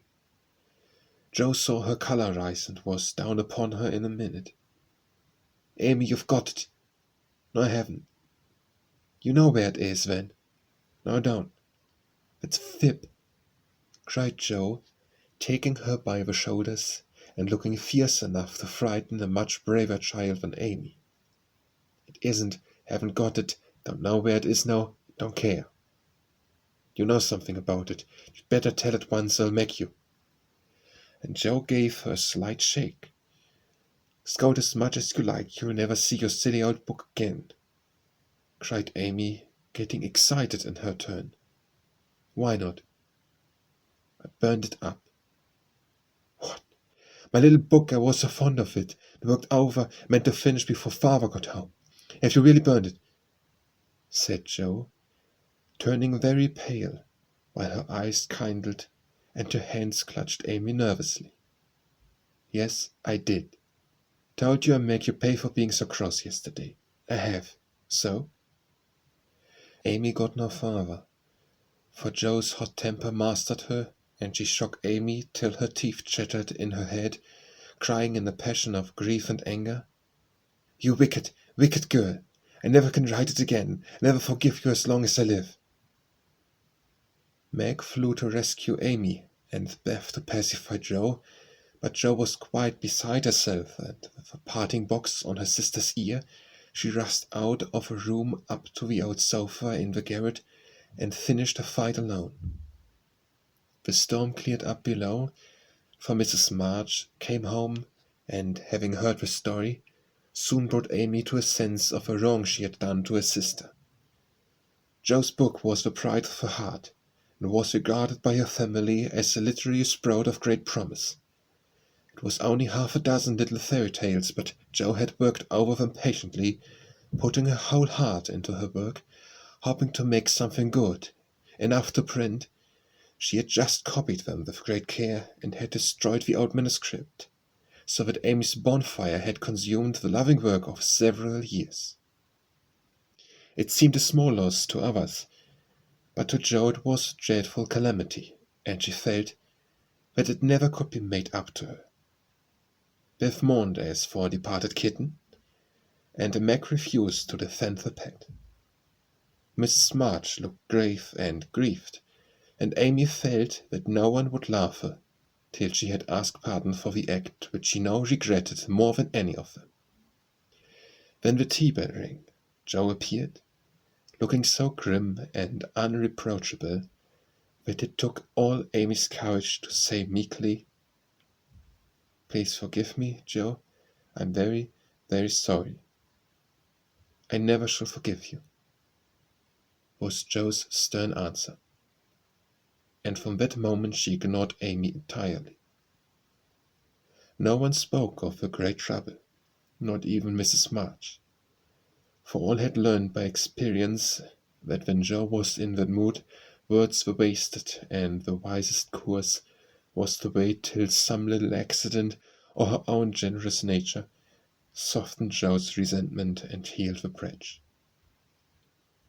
It was not a happy evening, for though they sewed as usual while their mother read aloud from Bremer, Scott, or Edgeworth, something was wanting, and the sweet home peace was disturbed.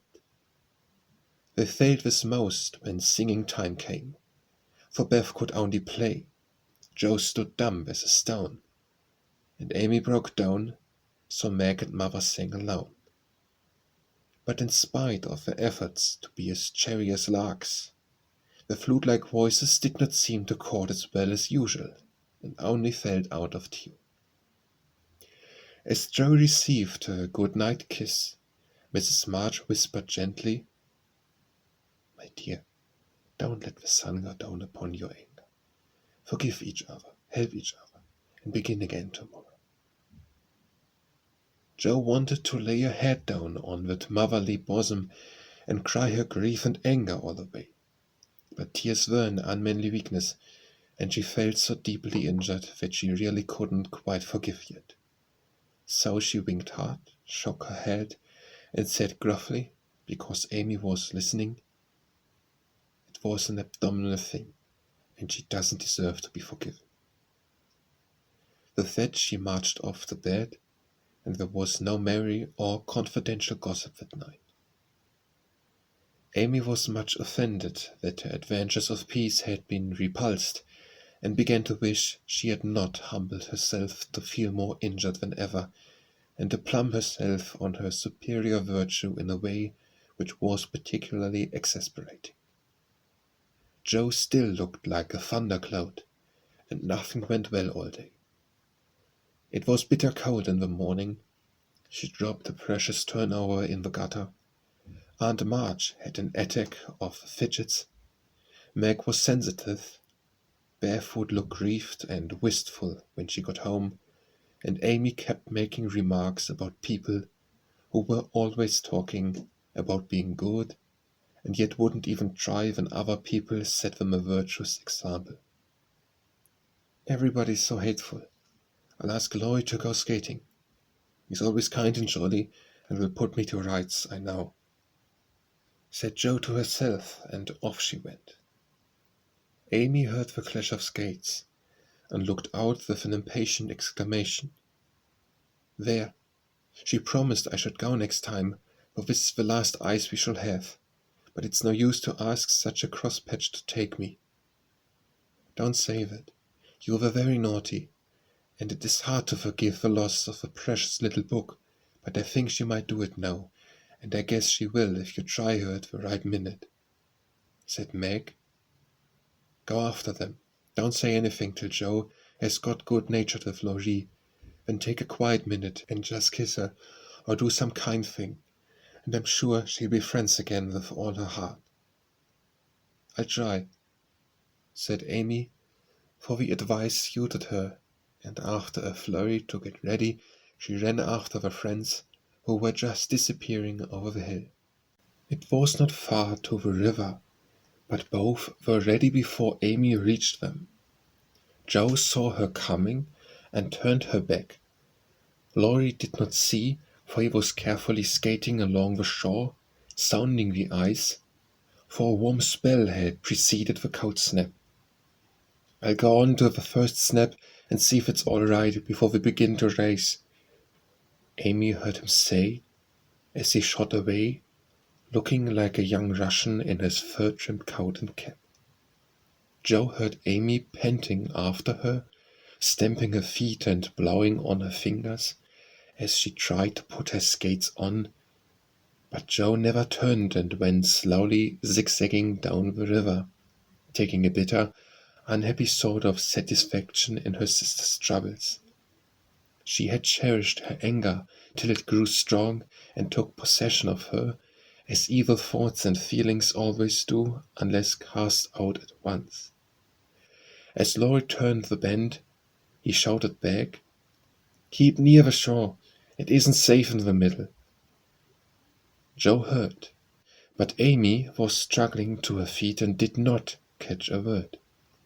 Joe glanced over her shoulder, and the little demon she was harboring said in her ear, "No matter whether she heard or not, let her take care of herself." Laurie had vanished around the bend. Joe was just at the turn, and Amy far behind, striking out toward the smoother ice in the middle of a river.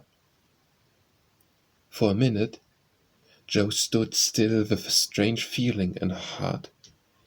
Then she resolved to go on, but something held and turned her round, just in time to see Amy throw up her hands and go down with a sudden crash of rotten ice, the splash of water, and a cry that made Joe's heart stand still with fear. She tried to call Laurie, but her voice was gone. She tried to rush forward, but her feet seemed to have no strength in them, and for a second she could only stand motionless, staring with a terror-stricken face at the little blue hood above the black water. Something rushed swiftly by her, and Laurie's voice cried out, "Bring a rail, quick, quick!" How she did it, she never knew, but for the next few minutes she worked as if possessed, blindly obeying Laurie, who was quite self-possessed, and lying flat, had Amy up by his arm and hockey stick, till Joe dragged the rail from the fence, and together they got the child out, more frightened than hurt. "Now then, we must walk her home as fast as we can. Pile our things on her, while I get off these confounded skates," cried Laurie, wrapping his coat round Amy, and tugging away at the straps, which never seemed so intricate before. Shivering, dripping, and crying, they got Amy home, and after an exciting time of it, she fell asleep, rolled in blankets before a hot fire. During the bustle, Joe had scarcely spoken, but flown about, looking pale and wild, with the things half off, her dress torn, and her hands cut and bruised by ice and rails and refractory buckles. When Amy was comfortably asleep, the house quiet, and Mrs. March sitting by the bed, she called Joe to her and began to bind up the hurt hands. "Are you sure she is safe?" whispered Joe, looking remorsefully at the golden head, which might have been swept away from her sight forever under the treacherous ice. "Quite safe, dear. She's not hurt, and won't even take cold, I think. You were so sensible in covering and getting her home quickly," replied her mother cheerfully. "Laurie did it all. I only let her go. Mother, if she should die, it would be my fault." And Joe dropped down beside the bed in a passion of penitent tears, telling all that had happened, bitterly condemning her hardness of heart, and sobbing out her gratitude for being spared the heavy punishment which might have come upon her. "It's my dreadful temper. Try to cure it. I think I have, and then it breaks out worse than ever. Oh, mother, what shall I do? What shall I do?" cried poor Joe in despair. "Watch and pray, dear. Never get tired of trying, and never think it is impossible to conquer your fault," said Mrs. March, drawing the blowsy head to her shoulder and kissing the wet cheek so tenderly that Joe cried even harder. "You don't know, you can't guess how bad it is. It seems as if I could do anything when I'm in a passion. Get so savage. I could hurt anyone and enjoy it. I'm afraid she'll do something dreadful some day and spoil my life and make everybody hate me. Mother, help me, to help me." "I will, my child, I will. Don't cry so bitterly, but remember this day, and resolve with all your soul that you will never know another like it. Joe, dear, we all have our temptations. some far greater than yours, and it often takes us all our lives to conquer them. You think your temper is the worst in the world, but mine used to be just like it. Yours, mother. Why, you are never angry. And for the moment, Joe forgot remorse in surprise. I've been trying to cure it for 40 years, and have only succeeded in controlling it. I'm angry nearly every day of my life, Joe, but I have learned not to show it. I still hope to learn not to feel it, though it may take me another 40 years to do so. The patience and the humility of the face she laughed so well was a better lesson to Joe than the wisest lecture, the sharpest reproof.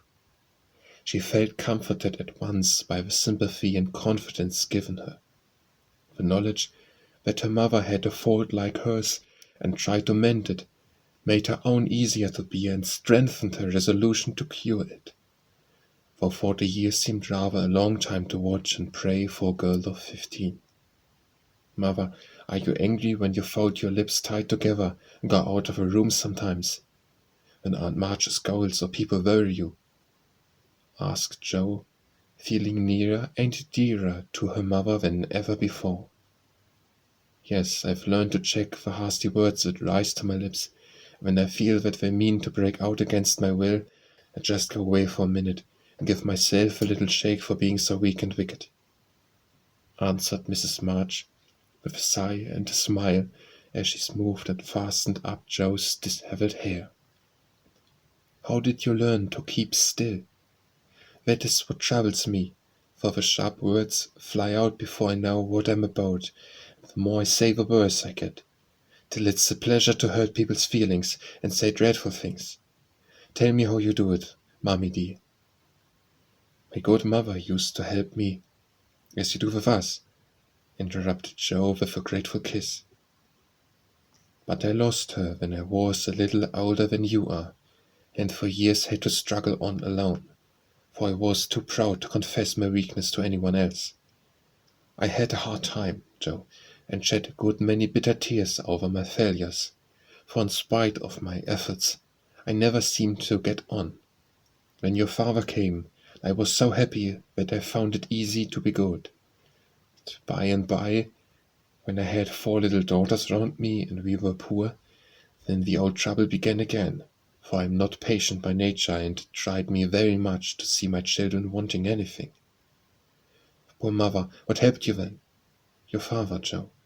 He never loses patience, never doubts or complains, but always hopes and works and waits so cheerfully that one is ashamed to do otherwise before him. He helped and comforted me, and showed me that I must try to practice all the virtues I would have my little girls possess, for I was their example. It was easier to try for your sakes than for my own. A startled or surprised look from one of you when I spoke sharply rebuked me more than any words could have done, and your love, respect, and confidence of my children was the sweetest reward I could receive for my efforts to be the woman I would have them copy. Oh, mother, if I'm ever half as good as you, I shall be satisfied, cried Joe, much touched. I hope you will be a great deal better, dear, but you must keep watch over your bosom enemy, as father calls it, or it may sadden, if not spoil your life. You have had a warning, remember it, and try with heart and soul to master this quick temper, before it brings you greater sorrow and regret than you have known today. I will try, mother, I truly will. You must help me, remind me, and keep me from flying out. I used to see father sometimes put his finger on his lips and look at you with a very kind but sober face, and you always folded your lips tight and went away. Was he reminding you then? Asked Joe softly. Yes, I asked him to help me so, and he never forgot it, but saved me from many a sharp word by that little gesture and kind look. Joe saw that her mother's eyes filled and her lips trembled as she spoke, and fearing that she had said too much, she whispered anxiously, "Was it wrong to watch you and to speak of it? I didn't mean to be rude, but it's so comfortable to say all I think to you. I feel so safe and happy here." Joe, you may say anything to your mother, for it is my greatest happiness and pride to feel that my girls confide in me, and know how much I love them. I thought I grieved you. No, dear, but speaking of father reminded me how much I miss him, how much I owe him, and how faithfully I should watch and work to keep his little daughter safe and good for him. Yet you told him to go, mother, and didn't cry when he went, and never complained now, or seem as if you needed any help, said Joe, wondering. I gave my best to the country I love, and kept my tears till he was gone. Why should I complain when we both have merely done our duty, and will surely be the happier for it in the end? If I don't seem to need help, it is because I have a better friend, even than father, to comfort and sustain me. My child, the troubles and temptations of your life are beginning, may be many, but you can overcome and outlive them all if you learn to feel the strength and tenderness of your heavenly Father, as you do that of your earthly one. The more you love and trust him, and the less you will depend on human power and wisdom. His love and care never tire or change, can never be taken from you, but might become the source of lifelong peace, happiness, and strength. Believe this heartily, and go to God with all your little cares and hopes and sins and sorrows, as freely and confidingly as you come to your mother. Joe's only answer was to hold her mother close, and in the silence which followed, the sincerest prayer she had ever prayed left her heart without words. For in that sad yet happy hour she had learned not only the bitterness of remorse and despair, but the sweetness of self-denial and self-control, and led by her mother's hand, she had drawn nearer to the friend who always welcomes every child with a love stronger than that of any father, tenderer than that of any mother. Amy stirred and sighed in her sleep, and as if eager to begin at once to mend her fault, Joe looked up with an expression on her face which it had never worn before. I let the sun go down on my anger. I wouldn't forgive her, and today, if it hadn't been for Laurie, it might have been too late. Could I be so wicked? Said Joe, half aloud, as she leaned over her sister, softly stroking the wet hair scattered on the pillow. As if she heard, Amy opened her eyes and held out her arms with a smile that went straight to Joe's heart. Neither said a word, but they hugged one another close, in spite of the blankets, and everything was forgiven and forgotten in one hearty kiss. Chapter 9. I do think it was the most fortunate thing in the world that those children should have the measles just now, said Meg one April day as she stood packing the go abroady trunk in her room, surrounded by her sisters. And so nice of Annie Moffat not to forget her promise. A whole fortnight of fun will be regularly splendid, replied Joe, looking like a windmill as she folded skirts with her long arms. And such lovely weather. I'm so glad of it, added Beth, tidily sorting neck and hair ribbons in her best box, lent for the great occasion.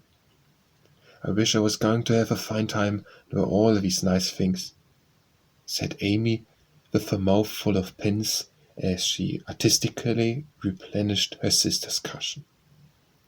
I wish you were all going, but as you can't, I shall keep my adventures to tell you when I come back. I'm sure it's the least I can do when you have been so kind, lending me things and helping me get ready, said Meg, glancing round the room at the very simple outfit which seemed nearly perfect in their eyes. What did Mother give you out of a treasure box? Asked Amy, who had not been present at the opening of a certain cedar chest in which Mrs. March kept a few relics of past splendor, as gifts for her girls when the proper time came. A pair of silk stockings, that pretty carved fan, and a lovely blue sash. I wanted the violet skill, but there isn't time to make it over, so I must be contented with my old tarleton. It will look nice over my new muslin skirt, and the sash will set it off beautifully. I wish I hadn't smashed my coral bracelet, for you might have had it, said Joe, who loved to give and lend, but whose possessions were usually too dilapidated to be of much use. There is a lovely old-fashioned pearl set in the treasure chest. Mother said real flowers were the prettiest ornament for a young girl, and Laurie promised to send me all I want, replied Meg. Now, let me see. There's my new grey walking suit. Just curl up a feather in my hat. Beth, then my poplin for Sunday and the small party. It looks heavy for spring, doesn't it? The violet skill would be so nice.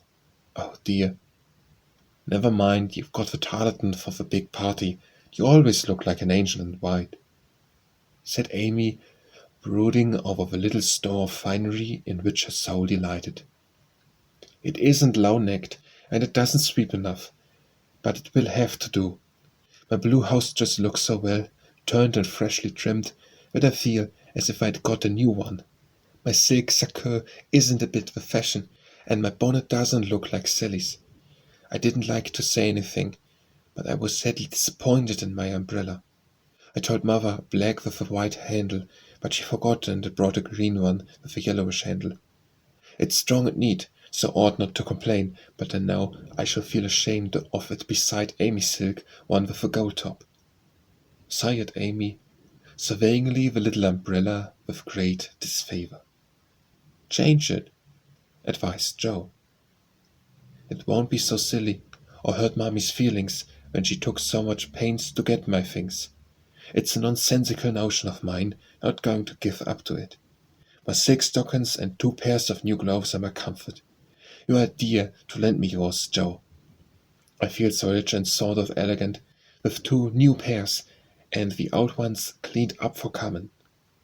And Meg took a refreshing peep at her glove box. Annie Moffat has blue and pink bows on her nightcaps. Would you put some on mine? She asked, as Beth brought up a pile of snowy muslins, fresh from Hannah's hands. No, I wouldn't, for the smart caps won't match the plain gowns without any trimming on them. Poor folks shouldn't jig, said Joe deceitfully. I wonder if I shall ever be happy enough to have real lace on my gloves and bows on my caps, said Meg impatiently. You said the other day that you'd be perfectly happy if you could only go to Annie Moffat's, observed Beth in her quiet way. So I did. Well, I am happy, and I won't fret, but it does seem as if the more one gets, the more one wants, doesn't it? There's now the trays are ready, and everything in but my ball dress, which I shall leave for Mother to pack, said Meg, cheering up as she glanced from the half-filled trunk to the many times pressed and mended white tarlatan, which she called her ball dress with an important air. The next day was fine, and Meg departed in style for a fortnight of novelty and pleasure. Mrs. March had consented to visit rather reluctantly, fearing that Margaret would come back more discontented than she went. But she begged so hard, and Sally had promised to take good care of her, and the little pleasure seemed so delightful after a winter of irksome work, that the mother yielded, and the daughter went to take her first taste of fashionable life. The Moffats were very fashionable, and simple Meg was rather daunted, at first, by the splendour of the house and the elegance of its occupants. But they were kindly people, in spite of the frivolous life they led, and soon put their guest at her ease. Perhaps Meg felt, without understanding why, that they were not particularly cultivated or intelligent people, and that all their gilding could not quite conceal the ordinary material of which they were made. It certainly was agreeable to fare sumptuously, drive in a fine carriage, wear her best frock every day, and do nothing but enjoy herself. It suited her exactly, and soon she began to imitate the manners and conversation of those about her, to put on little airs and graces, use French phrases, crimp her hair, take in her dresses, and talk about the fashions as well as she could. The more she saw of Annie Moffat's pretty things, the more she envied her and sighed to be rich. Home now looked bare and dismal as she thought of it. Work grew harder than ever, and she felt that she was a very destitute and much injured girl in spite of the new gloves and silk stockings. She had not much time for repining, however, for the three young girls were busily employing in having a good time. They shopped, walked, rode, and called all day, went to theatres and operas, or frolicked at home in the evening, for Annie had many friends and knew how to entertain them. Her older sisters were very fine young ladies, and one was engaged, which was extremely interesting and romantic, Meg thought. Mr. Moffat was a fat, jolly old gentleman who knew her father, and Mrs. Moffat, a fat, jolly old lady who took as great a fancy to Meg as her daughter had done. Everyone petted her, and Daisy, as they called her, was in a fair way to have her head turned. When the evening for the small party came, she found that the poplin wouldn't do at all, for the other girls were putting on thin dresses and making themselves very fine indeed. So out came the tarlatan, looking older, limper, and shabbier than ever beside Sally's crisp new one. Meg saw the girls glance at it, and then at one another, and her cheeks began to burn, for with all her gentleness she was very proud. No one said a word about it, but Sally offered to dress her hair and Annie to tie her sash, and Belle, the engaged sister, praised her white arms. But in their kindness Meg saw only pity for her poverty, and her heart felt very heavy as she stood by herself, while the others laughed, chattered, and flew about like gauzy butterflies. The hard, bitter feeling was getting pretty bad when the maid brought in a box of flowers. Before she could speak, Annie had the cover off, and all were exclaiming at the lovely roses, heath, and fern within. "It's for Belle, of course. George always sends her some, but these are altogether ravishing," cried Annie, with a great sniff. "They are for Miss March," the man said, "and here's a note," put in the maid, holding it to Meg. "What fun! Who are they from? Didn't know you had a lover," cried the girls, fluttering about Meg in a high state of curiosity and surprise. "The note is from mother, and the flowers from Laurie," said Meg simply, yet much gratified that he had not forgotten her. "Oh, indeed," said Annie with a funny look, as Meg slipped the note into her pocket as a sort of talisman against envy, vanity, and false pride, for the few loving words had done her good, and the flowers cheered her up by their beauty. Feeling almost happy again, she laid by a few ferns and roses for herself, and quickly made up the rest in dainty bouquets for the breasts, hair, or skirts of her friends, offering them so prettily that Clara, the elder sister, told her she was the sweetest little thing she ever saw, and they looked quite charmed with her small attention.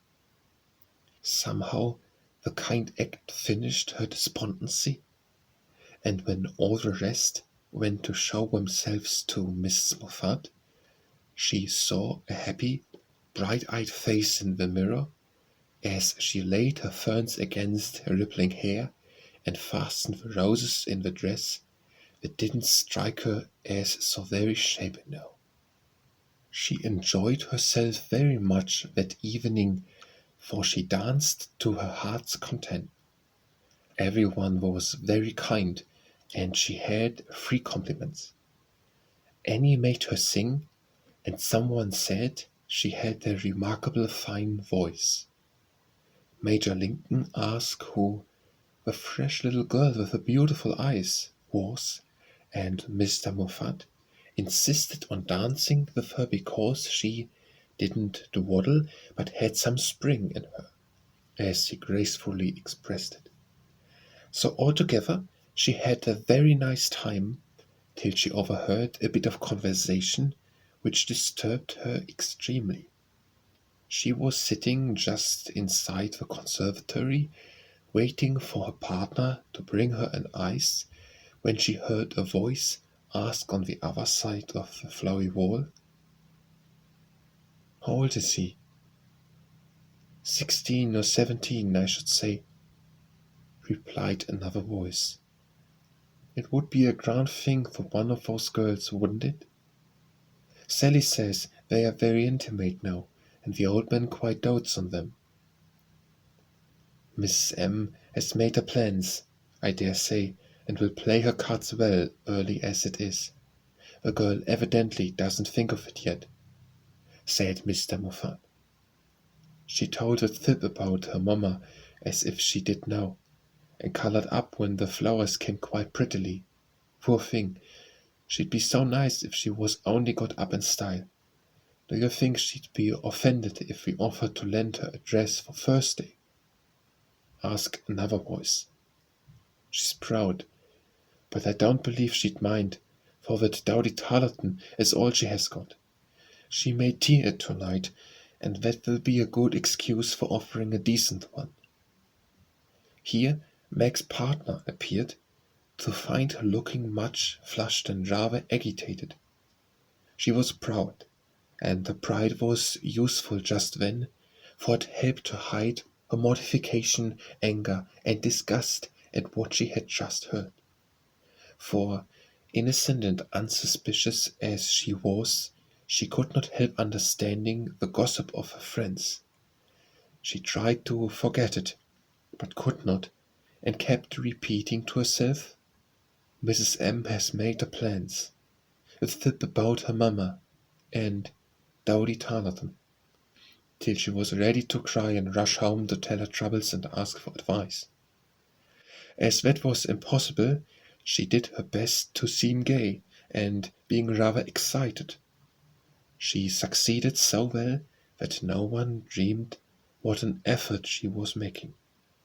She was very glad when it was all over, and she was quite in her bed, where she could think and wonder and fume till her head ached, and her hot cheeks were cooled by a few natural tears. Those foolish yet well-meant words had opened a new world to Meg, and much disturbed the peace of the old one in which till now she had lived as happily as a child. Her innocent friendship with Laurie was spoiled by the silly speeches she had overheard. Her faith in her mother was a little shaken by the worldly plans attributed to her by Mrs. Moffat, who judged others by herself, and the sensible resolution to be contented with a simple wardrobe which suited a poor man's daughter was weakened by the unnecessary pity of girls who thought a shabby dress one of the greatest calamities under heaven. Poor Meg had a restless night, and got up heavy-eyed, unhappy, half resentful toward her friends, and half ashamed of herself for not speaking out frankly and setting everything right. Everybody dawdled that morning, and it was noon before the girls found energy enough even to take up their worsted work. Something in the manner of her friends struck Amy at once. They treated her with more respect, she thought, took quite a tender interest in what she said, and looked at her with eyes that plainly betrayed curiosity. All this surprised and flattered her, though she did not understand it till Miss Bell looked up from her writing and said, with a sentimental air, "Daisy, dear, I've sent an invitation to your friend, Mr. Lawrence, for Thursday. We should like to know him, and it's only a proper compliment to you." Meg coloured, but a mischievous fancy to tease the girls made her reply demurely, "You are very kind, but I'm afraid he won't come." "Why not, Cherry?" asked Miss Bell. "He's too old." "My child, what do you mean? What is his age, I beg to know?" cried Miss Clara. "Nearly 17, I believe," answered Meg, counting stitches to hide the merriment in her eyes. "You sly creature, of course we meant the young man," exclaimed Miss Bell, laughing. "There isn't any. Loy's only a little boy." And Meg laughed also at the queer look which the sisters exchanged as she was described as a supposed lover. "About your age," Nan said. "Near my sister's Joe's. I'm 17 in August," returned Meg, tossing her head. "It's very nice of him to send you flowers, isn't it?" said Annie, looking wise about nothing. "Yes, he often does, to all of us, for the house is full, and we are so fond of him. My mother and old Mr. Lawrence are friends, so it is quite natural that we children should play together." And Meg hoped they would say no more. "It's evident Daisy isn't out yet," said Miss Clara to Belle with a nod. "Quite a pastoral state of innocence all round," returned Miss Bell with a shrug. "I'm going out to get some little matters for my girls. Can I do anything for you, young ladies?" asked Mrs. Moffat, lumbering in like an elephant in silk and lace. "No, thank you, ma'am," replied Sally. "I've got my new pink silk for Thursday, and don't want a thing." "Nor I," began Meg, but stopped because it occurred to her that she did want several things and could not have them. "What should you wear?" asked Sally. "My old white one again, if I can mend it fit to be seen. It got sadly torn last night," said Meg, trying to speak quite easily, but feeling very uncomfortable. "Why don't you send home for another?" said Sally, who was not an observing young lady. "I haven't got any other." It cost Meg an effort to say that, but Sally did not see it, and exclaimed in amiable surprise, "Only that? How funny!" She did not finish her speech, for Belle shook her head at her and broke in, saying kindly, "Not at all. Where's the use of having a lot of dresses when she isn't out yet? There's no need of sending home Daisy, even if you have a dozen, for I've got a sweet blue silk laid away, which I've outgrown, and you shall wear to please me, won't you, dear?" "You are very kind, but I don't mind my old dress if you don't. It does well enough for a little girl like me," said Meg. "Now do let me please myself by dressing you up in style. I admire to do it, and you'd be a regular little beauty with a touch here and there.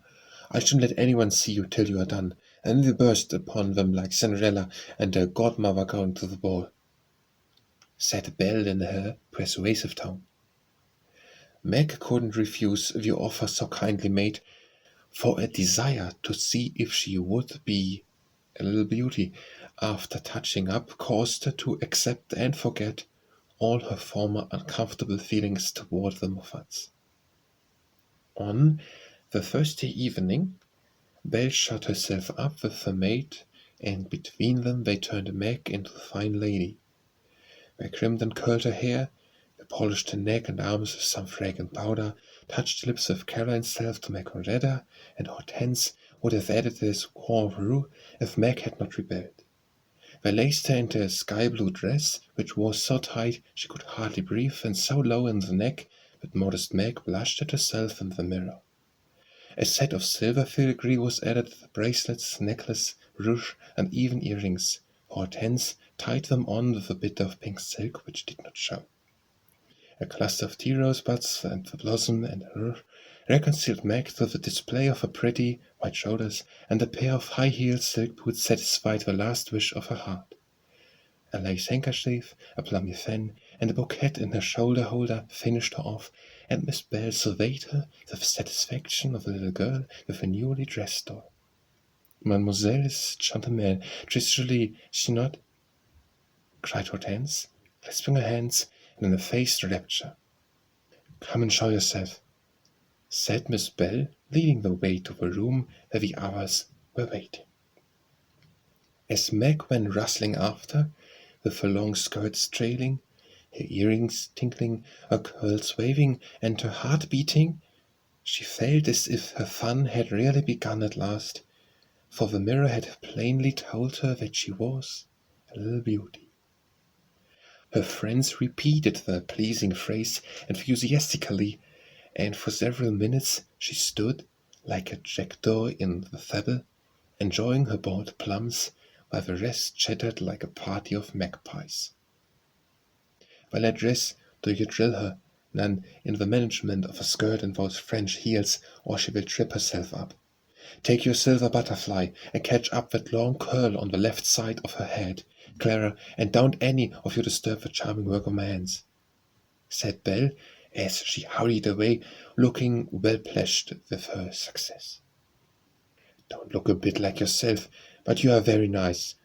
I'm nowhere beside you, for Belle has heaps of tastes, and you're quite French, I assure you.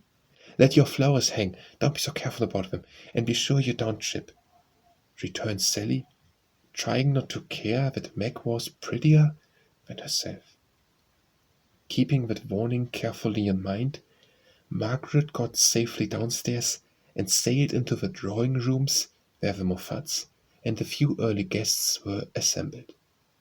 She very soon discovered that there is a charm about fine clothes which attracts a certain class of people and secures their respect. Several young ladies, who had taken no notice of her before, were very affectionate all of a sudden. Several young gentlemen, who had only stared at her at the other party, now not only stared, but asked to be introduced, and said all manner of foolish but agreeable things to her, and several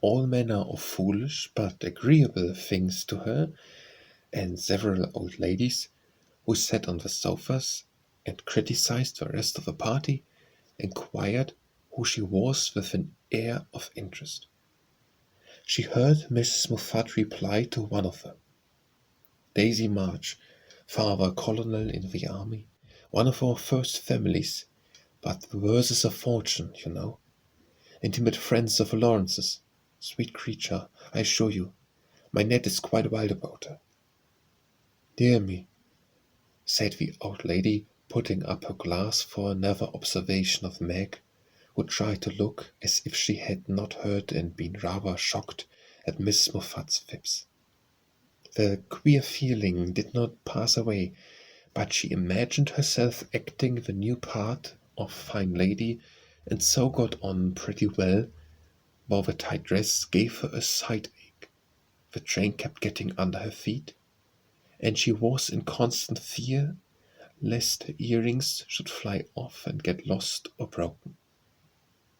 She was flirting her fan and laughing at the savage jokes of a young gentleman who tried to be witty, when she suddenly stopped laughing and looked confused, for just opposite she saw Laurie. He was staring at her with undisguised surprise, and disapproval also, she thought, for though he bowed and smiled, yet something in his honest eyes made her blush and wish she had her old dress on. To complete her confusion, she saw Belle nudge Annie, and both glance from her to Laurie, who, she was happy to see, looked unusually boyish and shy. Silly creatures, to put such thoughts into my head. I won't care for it, or let it change me a bit, thought Meg, and rustled across the room to shake hands with her friend. I'm glad you came. I was afraid you wouldn't, she said with her most grown-up air. Joe wanted me to come and tell her how you looked, so I did, answered Laurie, without turning his eyes upon her, though he half smiled at her maternal tone. "What shall you tell her?" asked Meg, full of curiosity to know his opinion of her, yet feeling ill at ease with him for the first time. "I should say I didn't know you, for you look so grown up and unlike yourself. I'm quite afraid of you," he said, fumbling at his glove button. "How absurd of you! The girls dressed me up for fun, and I rather like it. Wouldn't Jo stare if she saw me?" said Meg, bent on making him say whether he thought her approved or not. "Yes, I think she would," returned Laurie gravely. "Don't you like me so?" asked Meg. "No, I don't," was the blunt reply. "Why not?" in an anxious tone. He glanced at her frizzled hair, the bare shoulders, and fantastically trimmed dress with an expression that abashed her more than his answer, which had not a particle of his usual politeness in it. "I don't like fuss and feathers." That was altogether too much from a lad younger than herself, and Meg walked away, saying petulantly, "You're the rudest boy I ever saw." Feeling very much ruffled, she went and stood at the quiet window to cool her cheeks, for the tight dress gave her an uncomfortable brilliant color. As she stood there, Major Lincoln passed by, and a minute after she heard him saying to his mother, "They are making a fool of that little girl. I wanted you to see her, but they have spoiled her entirely. She's nothing but a doll tonight." "Oh dear," sighed Meg. "I wish I'd been sensible and worn my own things. I shouldn't have disgusted other people, or felt so uncomfortable and ashamed of myself." She landed her forehead on the cool pane, and stood half hidden by the curtains, never minding that her favorite waltz had begun, till someone touched her, and turning, she saw Laurie, looking penitent, as he said, with his very best bow and his hand out, "Please forgive my rudeness. Come and dance with me." "I'm afraid it will be too disagreeable to you," said Meg, trying to look offended and failing entirely. "Not a bit of it. I'm dying to do it. Come, I'll be good. I don't like your gown, but I do think you are just splendid." And he waved his hands as if words failed to express his admiration. Meg smiled and relented, and whispered as they stood waiting to catch the time, "Take care my skirt doesn't trip you up. It's the plague of my life, and I was a goose to it.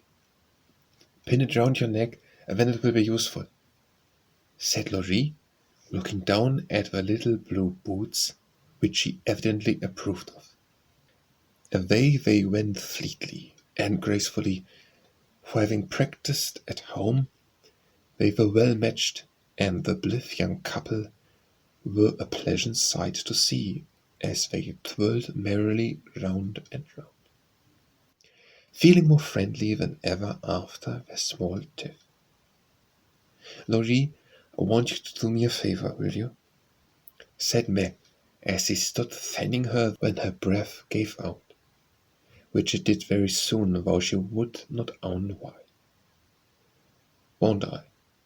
said Laurie with alacrity. "Please don't tell them at home about my dress tonight. They won't understand the joke, and it will worry mother." "Why did you do it?" said Laurie's eyes so plainly that Meg hastily added, "I shall tell them myself all about it, and fess to mother how silly I've been, but I'd rather do it myself, so you'll not tell, will you?" "I give you my word I won't. Only what shall I say when they ask me?" "Just say I looked pretty well and was having a good time." "I'll tell the first with all my heart, but how about the other? You don't look as if you were having a good time, are you?" And Laurie looked at her with an expression which made her answer in a whisper, "No, not just now. Don't think I'm horrid. I only wanted a little fun, but this sort doesn't play. I find it getting tired of it. Here comes Ned Moffat. What does he want? Said Laurie, knitting his black brows as if he did not regard his young host in the light of a pleasant addition to the party. He put his name down for 3 dances, and I suppose he's coming for them. What a bore, said Meg, assuming a languid air which amused Laurie immensely. He did not speak to her again till supper time, when he saw her drinking champagne with Ned and his friend Fisher, who were behaving like a pair of fools, as Laurie said to himself, for he felt a brotherly sort of right to watch over the marches and fight their battles whenever a defender was needed. You'll have a splitting headache tomorrow if you drink much of it. I wouldn't, Meg. Your mother doesn't like it, you know, he whispered, leaning over her chair as Ned turned to refill her glass and Fisher stopped to pick up her fan. I'm not Meg tonight. I'm a doll who does all sorts of crazy things. Tomorrow I should put away my fuss and feathers and be desperately good again. She answered with an affected little laugh. Wish tomorrow was here, then, muttered Laurie, walking off, ill-pleased at the change he saw in her.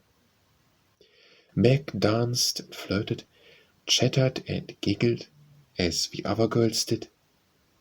After supper she undertook the German and blundered through it, nearly upsetting her partner with her long skirt, and romping in a way that scandalized Laurie, who looked on and meditated a lecture. But he got no chance to deliver it, for Meg kept away from him till he came to say good night. Remember, she said, trying to smile, for the splitting headache had already begun. Silence à la mort, replied Laurie with a melodramatic flourish as he went away. This little bit of byplay excited Annie's curiosity, but Meg was too tired for gossip and went to bed, feeling as if she had been to a masquerade and hadn't enjoyed herself as much as she expected. She was sick all the next day, and on Saturday went home, quite used up with her fortnight's fun, and feeling that she had sat in the lap of luxury long enough. It does not seem pleasant to be quiet and not have company manners on all the time.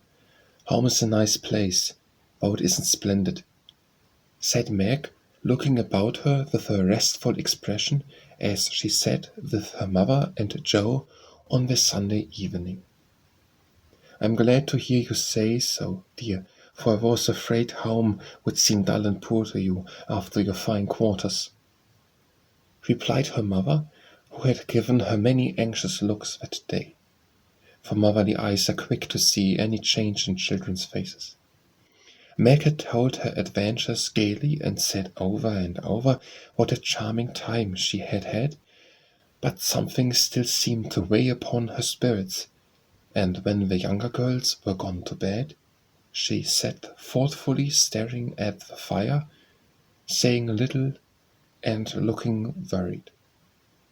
As the clock struck 9 and Joe proposed bed, Meg suddenly left the chair and, taking Beth's stool, leaned her elbows on her mother's knee, saying bravely, "Mommy, I want to fess." "I thought so. What is it, dear?" "Shall I go away?" asked Joe discreetly. "Of course not. Don't I always tell you everything? I was ashamed to speak of it before the younger children, but I want you to know all the dreadful things I did with the Moffats." "We are prepared," said Mrs. March, smiling but looking a little anxious. "I told you they dressed me up, but I didn't tell you that they powdered and squeezed and frizzled and made me look like a fashion plate. Laurie thought I wasn't proper. I know he did, for he didn't say so, and one man called me a doll. I knew it was silly, but they flattered me and said I was a beauty and quantities of nonsense, so I let them make a fool of me." "Is that all?" asked Joe, as Mrs. March looked silently at the downcast face of her pretty daughters and could not find it in her heart to blame her little follies. Now, I drank champagne and romped and tried to flirt and was altogether abominable, said Meg self-reproachfully. There's something more, I think. And Mrs. March smoothed the soft cheek, which suddenly grew rosy as Meg answered slowly, Yes, it's very silly.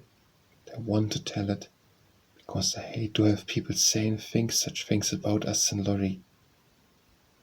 Then she told the various bits of gossip she had heard at the Moffats, and as she spoke, Joe saw her mother fold her lips tightly, as if ill-pleased that such ideas should be put into Meg's innocent mind.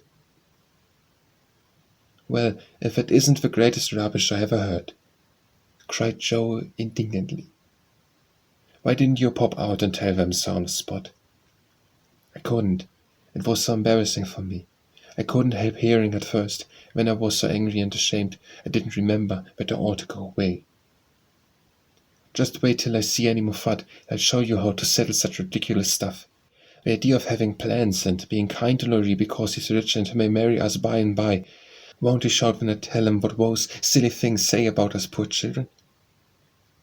And Joe laughed, as if on second thoughts the thing struck her as a good joke. If you tell Laurie, I'll never forgive you. She mustn't, must she, mother? Said Meg, looking distressed.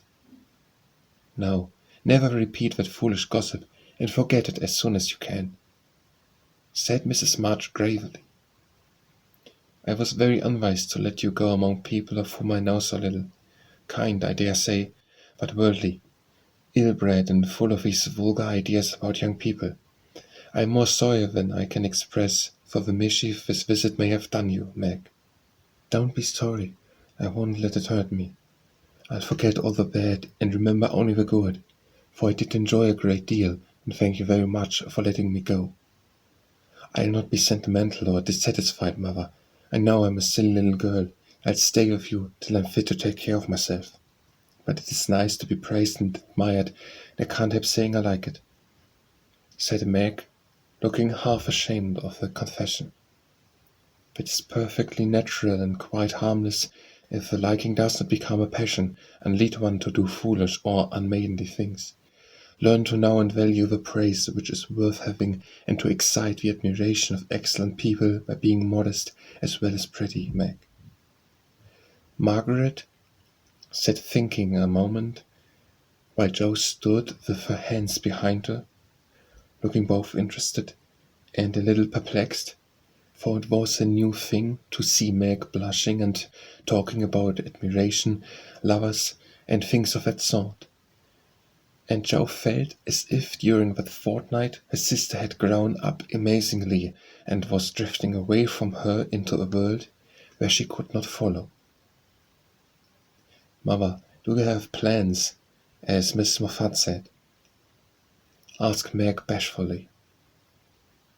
Yes, my dear, I have a great many, all mothers do, but mine differ somewhat from Mrs. Moffat's, I suspect. I will tell you some of them, for the time has come when a word may set this romantic little head and heart of yours right on a very serious subject. You are young, Meg, but not too young to understand me, and mother's lips are the fittest to speak of such things to girls like you. Joe, your turn will come in time, perhaps, so listen to my plans and help me carry them out if they are good. Joe went and sat on one arm of the chair, looking as if she thought they were about to join in some very solemn affair.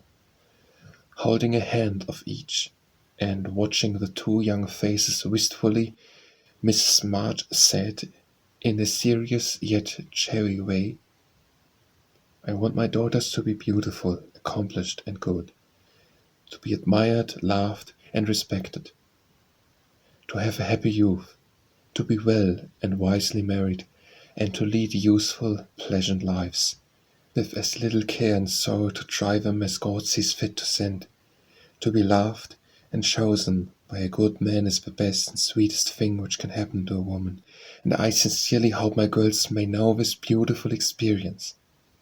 It is natural to think of it, Meg, right to hope and wait for it, and wise to prepare for it, so that when the happy time comes, you may feel ready for the duties and worthy of the joy.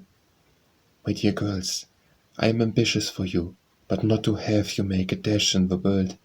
Marry rich men merely because they are rich, or have splendid houses, which are not homes because love is wanting. Money is a needful and precious thing, and when well used, a noble thing, but I never want you to think it is the first or only prize to strive for.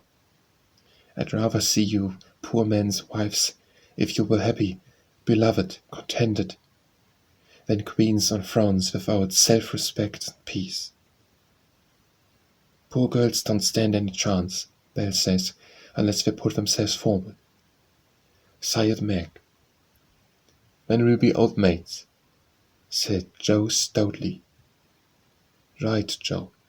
Better be happy old maids than unhappy wives, or unmaidenly girls running about to find husbands, said Mrs. March decisively. Don't be troubled, Meg. Poverty seldom daunts a sincere lover. Some of the best and most honored women I know were poor girls, but so love-worthy that they were not allowed to be old maids. Leave these things to time. Make this home happy, so that you may be fit for homes of your own, if they are offered you, and contented here if they are not. One thing remember, my girls. Mother is always ready to be your confidant, father to be your friend, and both of hope and trust that our daughters, whether married or single, will be the pride and comfort of our lives. We will, Mommy, we will, cried both with all their hearts as she bade them good night. Chapter 10. As spring came on, a new set of amusements became the fashion, and the lengthening days gave long afternoons for work and play of all sorts. The garden had to be put in order, and each sister had a quarter of a little plot to do what she liked with. Hannah used to say, I'd know which each of them gardens belonged to, the Siam and Chinny. And so she might, for the girls' tastes differed as much as their characters. Meg's had roses and heliotrope, myrtle, and a little orange tree in it. Jo's bed was never alike 2 seasons, for she was always trying experiments. This year it was to be a plantation of sunflowers, the seeds of which cheerful land-aspiring plant were to feed Aunt Cockletop and a family of chicks. Beth had old-fashioned fragrant flowers in her garden, sweet peas and mignonette, larkspur, pinks, pansies, and southernwood, with chickweed for the birds and catnip for the pussies. Amy had a bower in hers, rather small and earwiggy, but very pretty to look at, with honeysuckle and morning glories hanging their colored horns and bells in graceful wreaths all over it, tall white lilies, delicate ferns, and as many brilliant picturesque plants as would consent to blossom there. Gardening, walks, rows on the river, and flower hunts employed the fine days, and for rainy ones they had house diversions, some old, some new, all more or less original. One of these was the P.C., for as secret societies were the fashion, it was thought proper to have one, and as all of the girls admired Dickens, they called themselves the Pickwick Club. With a few interruptions, they had kept this up for a year, and met every Saturday evening in the big garret, on which occasions the ceremonies were as follows. 3 chairs were arranged in a row before a table, on which was a lamp, also 4 white badges with a big P.C. in different colors on each, and a weekly newspaper called the Pickwick Portfolio, to which all contributed something, while Joe, who revelled in pens and ink, was the editor. At 7 o'clock, the four members ascended to the club room, tied their badges around their heads, and took their seats with great solemnity. Meg, as the eldest, was Samuel Pickwick. Joe, being of a literary turn, August Snodgrass. Beth, because she was round and rosy, Tracy Tubman, and Amy, who was always trying to do what she couldn't, was Nathaniel Winkle. Pickwick, the president, read the paper, which was filled with original tales, poetry, local news, funny advertisements, and hints in which they good-naturedly reminded each other of their faults and shortcomings. On one occasion, Mr. Pickwick put on a pair of spectacles without any glass, rapped upon the table, hemmed, and having stared hard at Mr. Snodgrass, who was tilting back in his chair till he arranged himself properly, began to read The Pickwick Portfolio, May 20th, 18, Poets' Corner, Anniversary Old.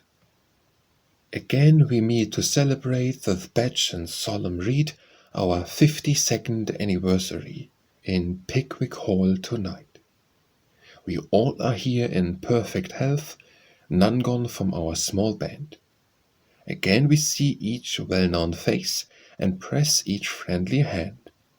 Our Pickwick always at his post, with reverence we greet, as, spectacles on nose, he reads our well-filled weekly sheet. Although he suffers from a cold, we joy to hear him speak, for words of wisdom from him fall in spite of croak or squeak. Old 6-foot Snodgrass looms on high with elephantine grace, and beams upon the company with brown and jovial face. Poetic fire lights up his eye, he struggles gainst his lot. Behold ambition on his brow, and on his nose a blot. Next our peaceful Tubman comes, so rosy, plump, and sweet, who chokes with laughter at the puns and tumbles off his seat. Prim little Winkle too is here, with every hair in place, a model of propriety, though he hates to wash his face. The years gone, we still unite to joke and laugh and read, and treat the path of literature that doth to glory lead. Long may our paper prosper well, our club unbroken be, and coming years the blessings pour on the useful, gay P.C. A. Snodgrass. The Masked Marriage, A Tale of Venice. Gondola after gondola swept up to the marble steps, and left its lovely load to swell the brilliant throng that filled the stately halls of Count Adelion. Knights and ladies, elves and pages, monks and flower girls, all mingled gaily in the dance. Sweet voices and rich melody filled the air, and so with mirth and music the masquerade went on. Has your highness seen the Lady Viola tonight? Ask a gallant troubadour of a fair queen who floated down the hall upon his arm. Yes, is she not lovely, though so sad? Her dress is well chosen too, for in a week she weds Count Antonio, whom she passionately hates. By my faith, I envy him. Yonder he comes, arrayed like a bridegroom, expect the black mask. When that is off, we shall see how he regards the fair maid whose heart he cannot win, though her stern father bestows her hand. Returned the troubadour. 'Tis whispered that she loves the young English artist, who haunts his steps, and is spurned by the old count. said the lady, as they joined the dance. The revel was at its height when the priest appeared, and withdrawing the young pair to an alcove hung with purple velvet, he motioned them to kneel. Instant silence fell on the gay throng, and not a sound but the dash of fountains or the rustle of orange groves sleeping in the moonlight broke the hush, as Count d'Adelon spoke thus: "My lords and ladies, pardon the ruse by which I have gathered you here to witness the marriage of my daughter. Father, we wait your services." All eyes turned toward the bridal party, and a murmur of amazement went through the throng, for neither bride nor groom removed their masks. Curiosity and wonder possessed all hearts, but respect restrained all tongues till the holy rite was over. Then the eager spectators gathered round the Count, demanding an explanation. Gladly would I give it if I could, but I only know that it was the whim of my timid Viola, and I yield to it. Now, my children, let the play end. Unmask and receive my blessing.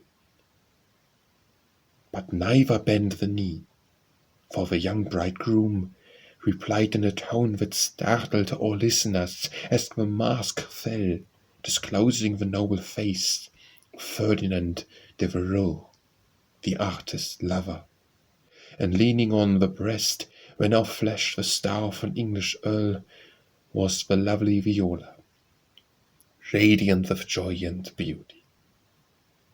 "My lord, you scornfully bade me claim your daughter when I could boast as high a name and vast a fortune as the Count Antonio. I can do more, for even your ambitious soul cannot refuse the Earl of Devereux and Deveux when he gives his ancient name and boundless wealth in return for the beloved hand of this fair lady, now my wife." The Count stood like one changed to stone, and turning to the bewildered crowd, Ferdinand added, with a gay smile of triumph, "To you, my gallant friends, I can only wish that your wooing may prosper as mine has done, and that you may all win as fair a bride as I have by this masked marriage. S. Pickwick." Why is the P.C. like the Tower of Babel? It is full of unruly members. The history of a squash. Once upon a time a farmer planted a little seed in his garden, and after a while it sprouted and became a vine and bore many squashes. One day in October, when they were ripe, he picked one and took it to market. A grocerman bought and put it in his shop. That same morning a little girl in a brown hat and blue dress, with a round face and snub nose, went and bought it for her mother. She lugged it home, cut it up, and boiled it in the big pot, mashed some of its salt and butter for dinner, and to the rest she added a pint of milk, 2 eggs, 4 spoons of sugar, nutmeg, and some crackers, put it in a deep dish, and baked it till it was brown and nice, and next day it was eaten by a family named March. T. Tubman. Mr. Pickwick, sir, I address you upon the subject of sin. The sinner I mean is a man named Wickle, who makes trouble in his club by laughing, and sometimes won't write his piece in this fine paper. I hope you will pardon his badness and let him send a French fable, because he can't write out of his head, as he has so many lessons to do and no brains in future.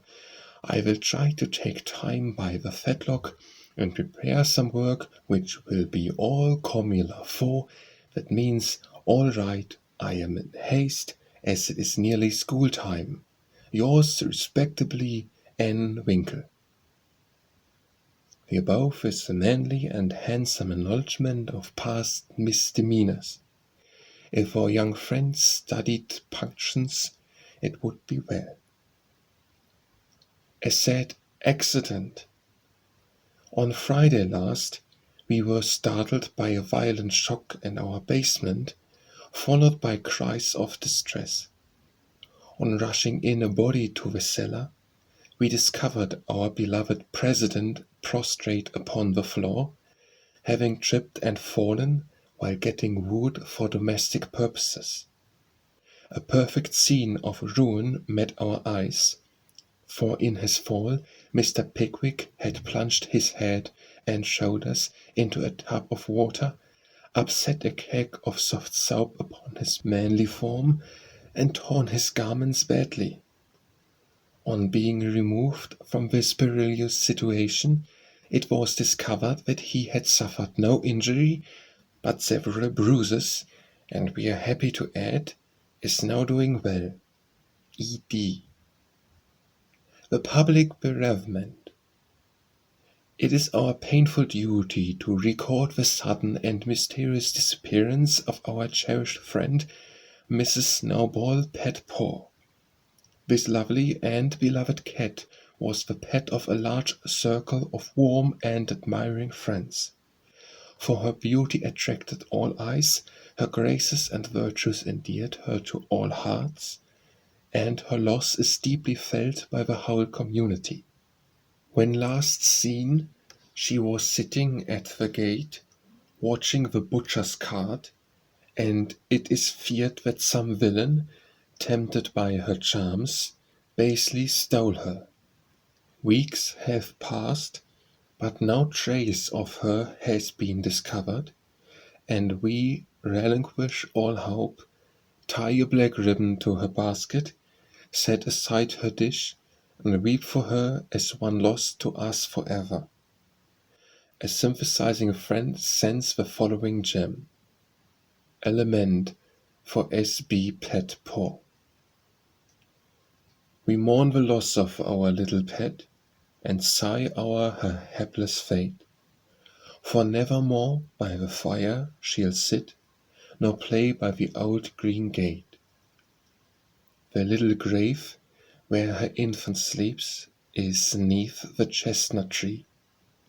But o'er her grave we may not weep, we know not where it may be. Her empty bed, her idle ball, will never see her more. No gentle tap, no loving purr is heard at the parlor door. Another cat comes after her mice, a cat with a dirty face, but she does not hunt as our darling did, nor play with her airy grace. Her stealthy paws tread the very hall where Snowball used to play, but she only spits at the dogs our pet so gallantly drove away. She is useful and mild, and does her best, but she is not fair to see, and we cannot give her your place, dear, nor worship her as we worship thee. A.S. Advertisements. Miss Oranthe Bulgash, the accomplished strong-minded lecturer, will deliver her famous letter on Woman and Her Position at Pickwell Hall next Saturday evening after the usual performances. A weekly meeting will be held at Kitchen Place to teach young ladies how to cook. Hannah Brown will preside, and all are invited to attend. The Dusty Pen Society will meet on Wednesday next and parade in the upper store of the clubhouse. All members to appear in uniform and shoulder their brooms at 9 precisely. Mrs. Beth Bouncer will open her new assortment of dolls' millinery next week. The latest Paris fashions have arrived, and orders are respectfully solicited. A new play will appear at the Barnville Theatre in the course of a few weeks, which will surpass anything ever seen on the American stage. The Greek Slave, or Constantine the Avenger, is the name of the thrilling drama. Hence, if S.P. didn't use so much soap on his hands, he wouldn't always be late at breakfast. A.S. is requested not to whistle in the street. T.T. please don't forget Amy's napkin. And W. must not fret because his dress has not 9 tucks. Weekly report. Meg good. Joe bad. Beth very good. Amy middling. As the president finished reading the paper, which I beg leave to assure my readers is a bona fide copy of one written by bona fide girls once upon a time, a round of applause followed, and then Mr. Snodgrass rose to make a proposition.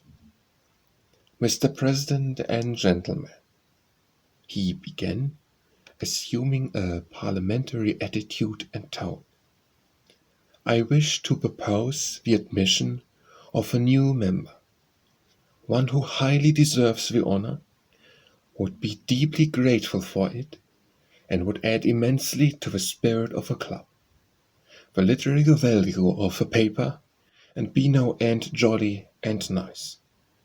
I propose Mr. Theodore Lawrence as an honorary member of the P.C. Come now, do have him." Joe's sudden change of tone made the girls laugh, but all looked rather anxious, and no one said a word as Snodgrass took his seat. "We'll put it to a vote," said the president. "All in favor of this motion please to manifest it by saying aye. Contrary-minded say no." Meg and Amy were contrary-minded, and Mr. Winkle rose to say with great elegance, "We don't wish any boys. We only joke and bounce about. This is a ladies' club, and we wish to be private and proper. I'm afraid he laughed at our paper, make fun of us afterward," observed Pickwick, pulling the little curl on her forehead, as she always did when doubtful. Up rose Snodgrass, very much in earnest. "Sir, I give you my word as a gentleman. Laurie won't do anything of the sort. He likes to write, give a tone to our contributions, and keep us from being sentimental, don't you see? We can do so little for him, and he does so much for us. I think the least we can do is to offer him a place here, and make him welcome if he comes." This artful allusion to benefits conferred brought Tupman to his feet, looking as if he had quite made up his mind. "Yes, we ought to do it, even if we are afraid. I say he may come, and his grandpa too, if he likes." This spirited burst from Beth electrified the club, and Joe left his seat to shake hands approvingly. "Now then, vote again. Everybody remember, it's our Laurie, and say aye," cried Snodgrass excitedly. "Aye, aye, aye," replied 3 voices at once. "Good, bless you. Now, as there's nothing like taking time by the fetlock, as Winkle characteristically observes, allow me to present the new member." And to the dismay of the rest of the club, Joe threw open the door of the closet and displayed Laurie sitting on a rag bag, flushed and twinkling with suppressed laughter. "You rue, you traitor! Joe, how could you?" cried the 3 girls, as Snodgrass led her friend triumphantly forth, and producing both a chair and a badge, and styled him in a jiffy. "The coolness of you two rascals is amazing," began Mr. Pickwick, trying to get up an awful frown and only succeeding in producing an amiable smile. But the new member was equal to the occasion, and rising with a grateful salutation to the chair, said in the most engaging manner, "Mr. President and ladies, I beg your pardon, gentlemen, allow me to introduce myself as Sam Weller, the very humble servant of the club." "Good, good," cried Joe, pounding with the handle of the old warming pan on which she leaned. "My faithful friend and noble patron," continued Laurie with a wave of the hand, "who has so flatteringly presented me, is not to be blamed for the base stratagem of tonight. I planned it, and she only gave in after lots of teasing. Come now, don't lay it all on yourself. You know I proposed the cupboard," broke in Snodgrass, who was enjoying the joke amazingly. "Never mind what she says. I'm the wretch that did it, sir," said the new member with a Welleresque nod to Mr. Pickwick. "But on my honour, I never will do so again, and henceforth devote myself to the interest of this immortal club." "Hear, hear!" cried Joe, clashing the lid of the warming pan like a cymbal. Go on," added Winkle and Tupman, while the president bowed benignly. "I merely wish to say that as a slight token of my gratitude for the honour done me, and as a means of promoting friendly relations between adjoining nations, I have to set up a post office in the hedge in the lower corner of the garden, a fine, spacious building with padlocks on the doors, and every convenience for the males, also the females, if I may be allowed the expression. It's the old Martin house, but I've stopped up the door and made the roof open, so it will hold all sorts of things, and save our valuable time. Letters, manuscripts, books, and bundles can be passed in there, and as each nation has a key, it will be uncommonly nice, I fancy. Allow me to present the club key, and with many thanks for your favour, take my seat." Great applause as Mr. Weller deposited a little key on the table and subsided. The warming pan clashed and waved wildly, and it was some time before order could be restored. A long discussion followed, and everyone came out surprising, for everyone did her best. So it was an unusually lively meeting, and did not adjourn till a late hour, when it broke up with 3 shrill cheers for the new member. No one ever regretted the admittance of Sam Weller, for a more devoted, well-behaved, and jovial member no club could have.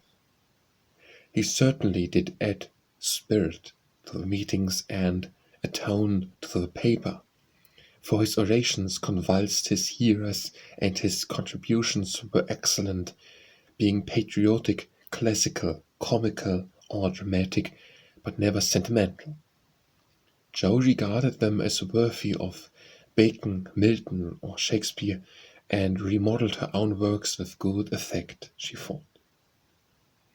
The P.O. was a capital little institution, and flourished wonderfully, for nearly as many queer things passed through it as through the real post office.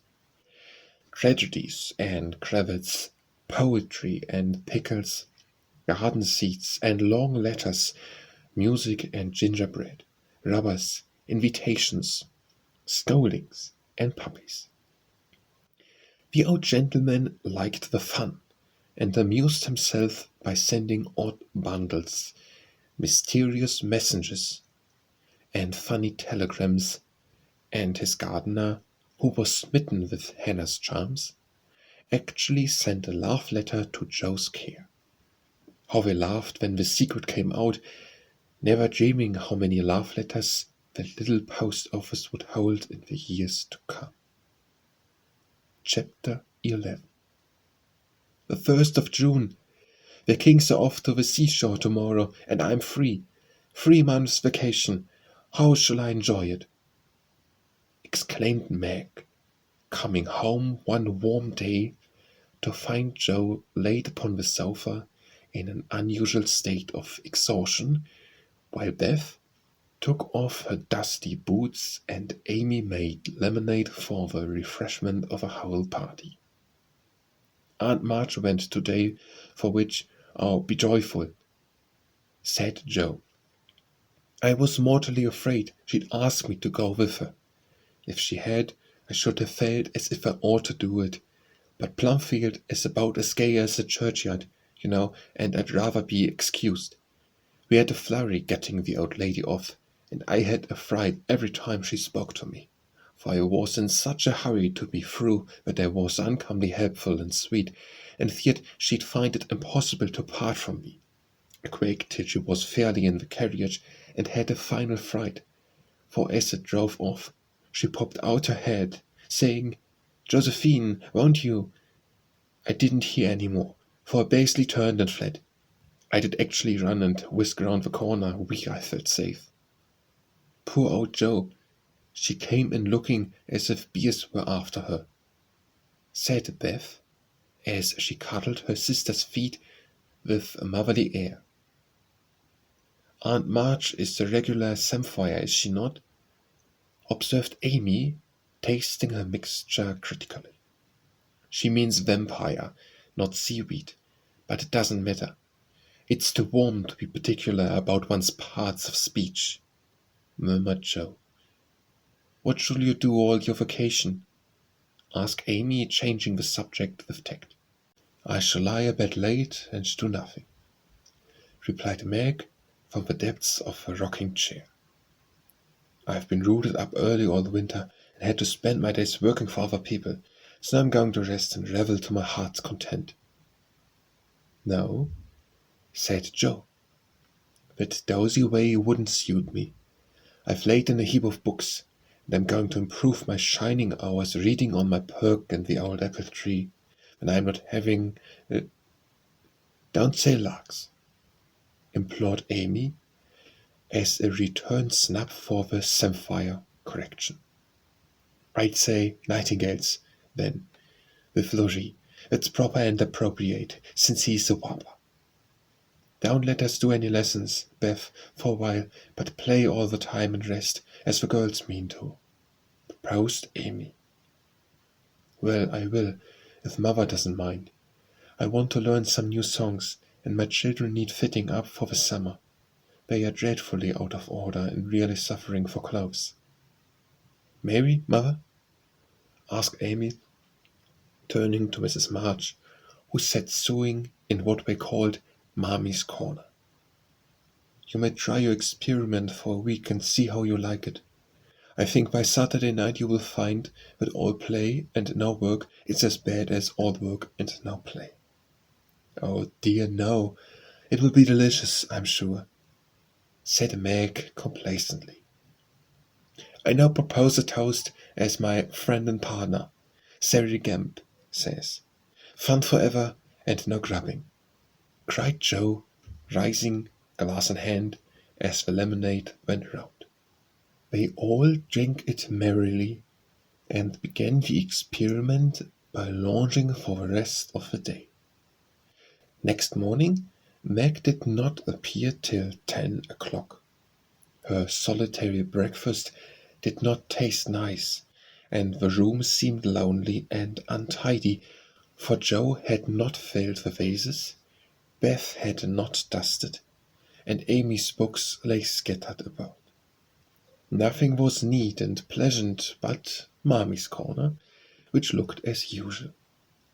And there Meg sat to rest and read, which meant to yawn and imagine what pretty summer dresses she would get with her salary.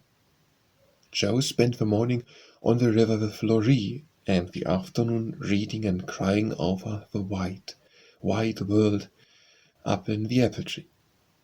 Beth began by rummaging everything out of a big closet where her family resided, but getting tired before half done, she left her establishment topsy-turvy and went to her music, rejoicing that she had no dishes to wash. Amy arranged her bower, put on her best white frock, smoothed her curls, and sat down to draw under the honeysuckle, hoping someone would see and inquire who the young artist was.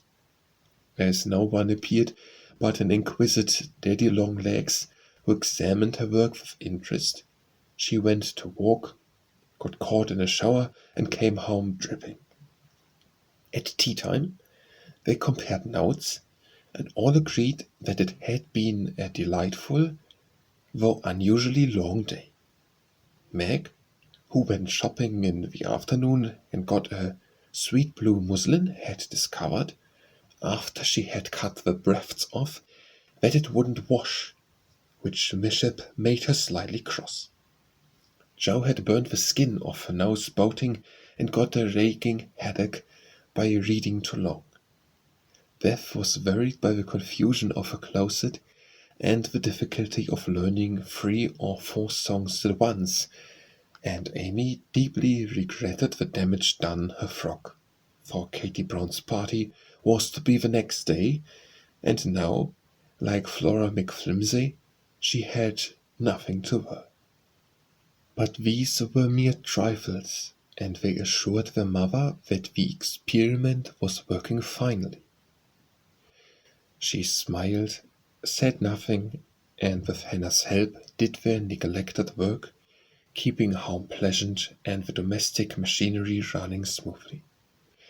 It was astonishing what a peculiar and uncomfortable state of things was produced by the resting and reveling process.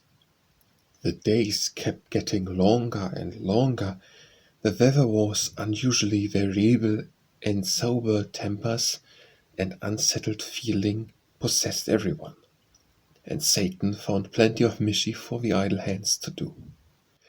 At the height of luxury, Meg put out some of her sewing, and then found time hang so heavily that she fell to snipping and spoiling her clothes in her attempts to furnish them up à la Moffat. Jo read till her eyes gave out, and she was sick of books, got so fidgety that even good-natured Laurie had a quarrel with her, and so reduced in spirits that she desperately wished she had gone with Aunt March. Beth got on pretty well, for she was constantly forgetting that it was to be all play and no work, and fell back into her old ways now and then. But something in the air affected her, and more than once her tranquillity was much disturbed. So much so that on one occasion she actually shook poor dear Joanna and told her she was afraid. Amy fared worst of all, for her resources were small, and when her sisters left her to amuse herself, she soon found that accomplishment and important little self a great burden. She didn't like dolls. Fairy tales were childish, and one couldn't draw all the time. Tea parties didn't amount to much, neither did picnics unless very well conducted. If one could have a fine house full of nice girls, or go travelling, the summer would be delightful. But to stay at home with 3 selfish sisters and a grown-up boy was enough to try the patience of both, complained Miss Malaprop, after several days devoted to pleasure, fretting, and anew. No one would own that they were tired of the experiment, but by Friday night each acknowledged to herself that she was glad the week was nearly done. Hoping to impress the lesson more deeply, Mrs. March, who had a good deal of humour, resolved to finish off the trial in an appropriate manner, so she gave Hannah a holiday and let the girls enjoy the full effect of her play system. When they got up on Saturday morning, there was no fire in the kitchen, no breakfast in the dining room, and no mother anywhere to be seen. "Mercy on us! What has happened?" cried Joe, staring about her in dismay. Meg ran upstairs and soon came back again, looking relieved but rather bewildered and a little ashamed. "Mother isn't sick, only very tired, and she says she's going to stay quietly in her room all day and let us do the best we can. It's a very queer thing for her to do. She doesn't act a bit like herself. But she says it has been a hard week for her, so we mustn't grumble but take care of ourselves." "It's easy enough, and I like the idea. I'm making for something to do. That is, some new amusement, added Joe quickly. In fact, it was an immense relief to them all to have a little work, and they took hold with a will, but soon realized the truth of Hannah's saying. Housekeeping ain't no joke. There was plenty of food in the larder, and while Beth and Amy set the table, Meg and Joe got breakfast, wondering as they did why servants ever talked about hard work. "I shall take some up to mother, though she said we were not to think of her, for she'd take care of herself," said Meg, who presided and felt quite matrimonially behind the teapot. So a tray was fitted out before anyone began, and taken up with the cook's compliments. The boiled tea was very bitter, the omelette scorched, and the biscuits speckled with saleratus, but Mrs. March received her repast with thanks and laughed heartily over it after Joe was gone. "Poor little souls, they will have a hard time, I'm afraid, but they won't suffer. It will do them good," she said, producing the more palpable viands with which she had provided herself, and disposing of a bad breakfast so that their feelings might not be hurt, a motherly little deception for which they were grateful. Many were the compliments below, and great the chagrin of the head cook at her failures. "Never mind, I'll get the dinner and the servant. You be mistress, keep your hands nice, see company, and give orders," said Joe, who knew still less than Meg about culinary affairs. This obligation offer was gladly accepted, and Margaret retired to the parlour, which she hastily put in order by whisking the litter under the sofa and shutting the blinds to save the trouble of dusting. Joe, with perfect faith in her own powers and a friendly desire to make up the quarrel, immediately put a note in the office inviting Laurie to dinner. "You'd better see what you have got before you think of having company," said Meg, when informed of a hospitable but rash act. "Oh, there's corned beef and plenty of potatoes, and I shall get some asparagus and a lobster for relish, as Hannah says. We'll have lettuce and make a salad. I don't know how, but the book tells. I'll have blancmange and strawberries for dessert, and coffee too, if you want to be elegant. Don't try too many messes, Joe, or you can't make anything but gingerbread and morsels candy fit to eat.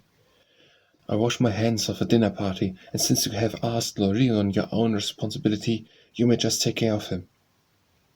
I don't want you to do anything but be civil to him and help to the pudding. You'll give me your advice if I get in a muddle, won't you?" asked Joe, rather hurt. "Yes, but I don't know much, except about bread and a few trifles. You had better ask mother's leave before you order anything," returned Meg prudently. "Of course I shall. I'm not a fool." And Joe went off in a huff at the doubts expressed of her powers. "Get what you like, and don't disturb me. I'm going out to dinner and can't worry about things at home," said Mrs. March when Joe spoke to her. "I never enjoyed housekeeping. I'm going to take a vacation today and read, write, go visiting, and amuse myself."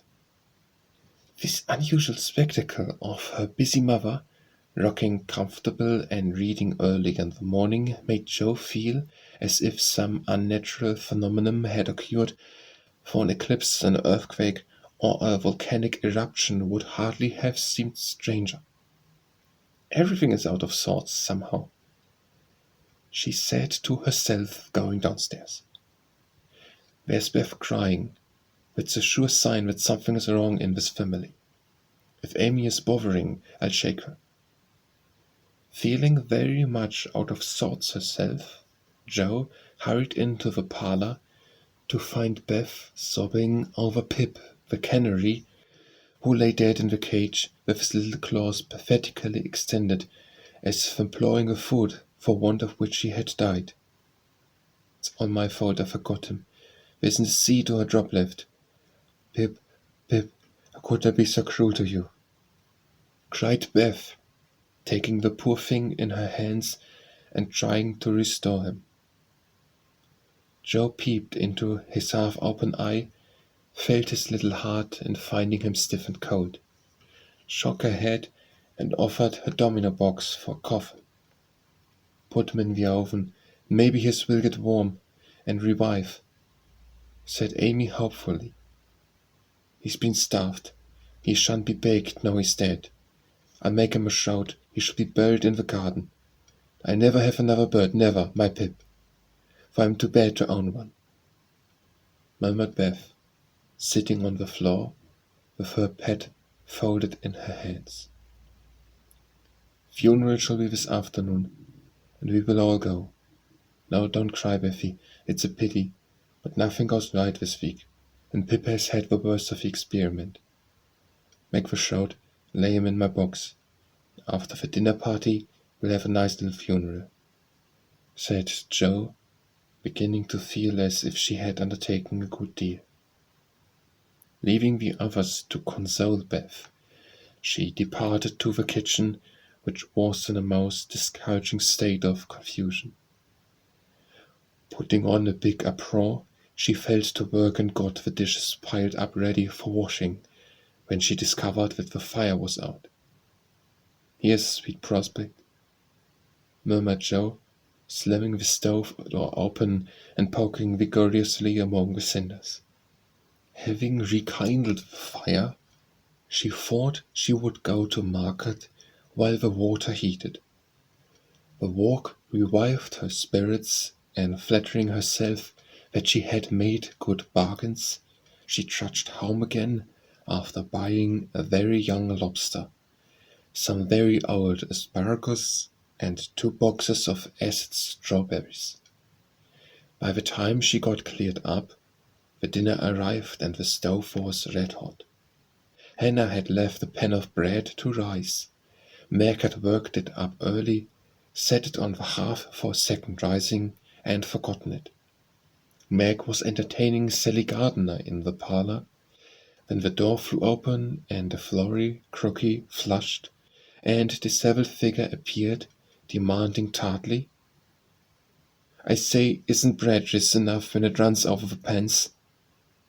Sally began to laugh, but Meg nodded and lifted her eyebrows as high as they would go, which caused the apparition to vanish, and put the sour bread into the oven without further delay.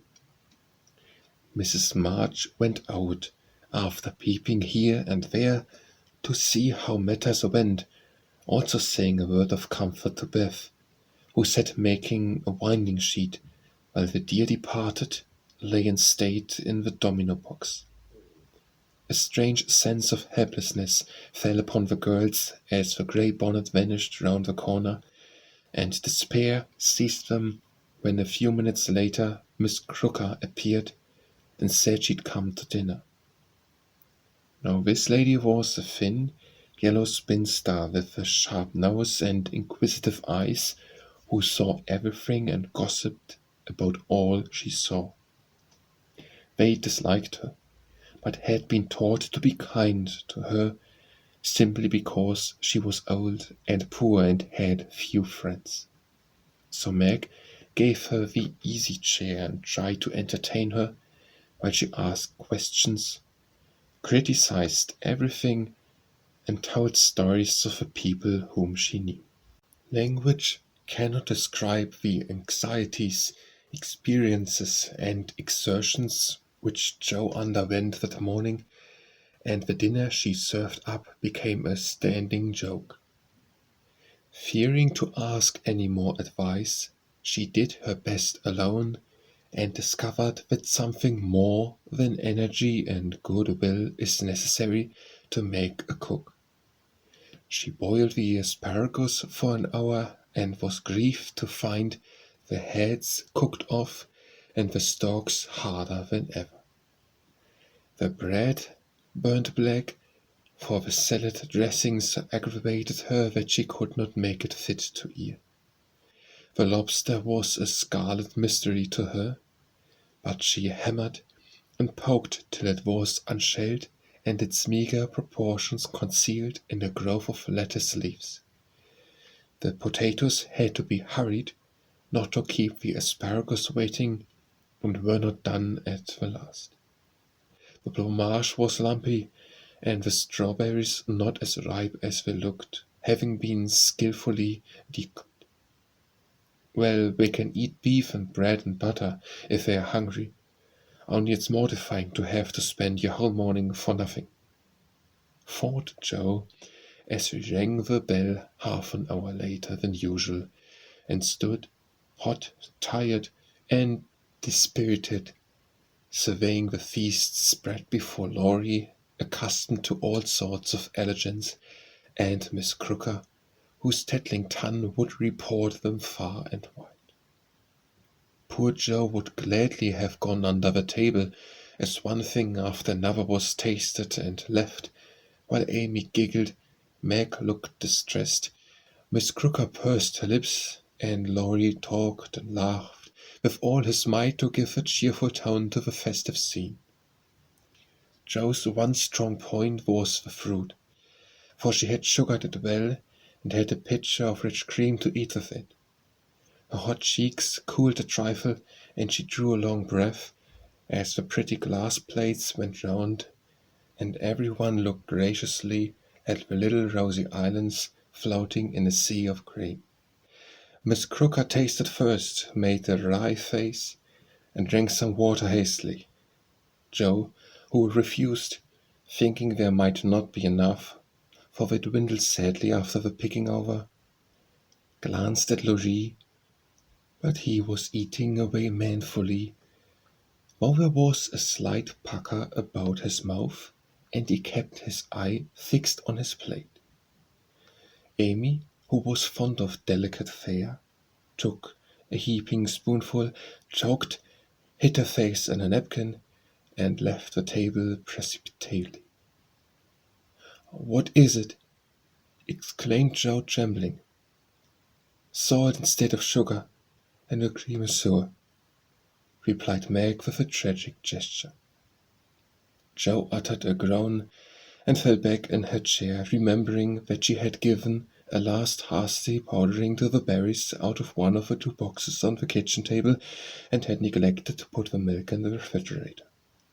She turned scarlet and was on the verge of crying when she met Laurie's eyes, which would look merry in spite of his heroic efforts. The comical side of the affair suddenly struck her, and she laughed till the tears ran down her cheeks. So did everyone else, even Croker, as the girls called the old lady, and the unfortunate dinner ended gaily, with bread and butter, olives, and fun. "I haven't strength of mind enough to clear up now, so we will sober ourselves with the funeral," said Jo, as they rose, and Miss Crooker made ready to go, being eager to tell the new story at another friend's dinner table. They did sober themselves for Beth's sake. Laurie dug a grave under the ferns in the grove. Little Pip was laid in, with many tears by his tender-hearted mistress, and covered with moss, while a wreath of violets and chickweed was flung on the stone which bore his epitaph, composed by Jo while she struggled with the dinner. "Here lies Pip March, who died the 7th of June, laughed and lamented sore, not forgotten soon. At the conclusion of her ceremonies, Beth retired to her room, overcome with emotion and lobster, but there was no place of repose, for the beds were not made, and she found her grief much assuaged by beating up the pillows and putting things in order. Meg helped Joe clear away the remains of the feast, which took half the afternoon, and left them so tired that they agreed to be contented with tea and toast for supper. Laurie took Amy to drive, which was a deed of charity, for the sour cream seemed to have had a bad effect upon her temper. Mrs. March came home to find the 3 older girls hard at work in the middle of the afternoon, and a glance at the closet gave her an idea of the success of one part of the experiment. Before the housewives could rest, several people called, and there was a scramble to get ready to see them. Then tea must be got, errands done, and 1 or 2 necessary bits of sewing neglected until the last minute. As twilight fell, dewy and still, one by one they gathered on the porch, where the June roses were budding beautifully, and each groaned or sighed as she sat down, as if tired or troubled. "What a dreadful day this has been," began Joe, usually the first to speak. "It had seemed shorter than usual, but so uncomfortable," said Meg. "Not a bit like home," added Amy. "I can't seem so without Mammy and little Pip," sighed Beth, glancing with full eyes at the empty cage above her head. "Here's Mother, dear. You shall have another bird tomorrow if you want it." As she spoke, Mrs. March came and took her place among them, looking as if her holiday had not been much pleasanter than theirs. "Are you satisfied with your experiment, girls, or do you want another week of it?" she asked, as Beth nestled up to her and the rest turned toward her with brightening faces, as flowers turn toward the sun. "I don't," cried Joe decidedly. "Nor I," echoed the others. "You think, then, that it is better to have a few duties and live a little for others, do you? Lounging and larking doesn't pay," observed Joe, shaking her head. "I'm tired of it, and mean to go to work at something right off. Suppose you learn plain cooking. That's a useful accomplishment which no woman should be without," said Mrs. March, laughing inaudibly at the recollection of Joe's dinner party, for she had met Miss Crocker and heard her account of it. "Mother, did you go away and let everything be, just to see how we'd get on?" cried Meg, who had had suspicions all day. "Yes, I wanted you to see how the comfort of all depends on each doing her share faithfully. While Hannah and I did your work, you got on pretty well. I don't think you were very happy or amiable. So I thought, as a little lesson, I would show you what happens when everyone thinks only of herself. Don't you feel that it is pleasanter to help one another, to have daily duties which make leisure sweet when it comes, and to bear and forbear, that home may be comfortable and lovely to us all?" "We do, Mother, we do," cried the girls.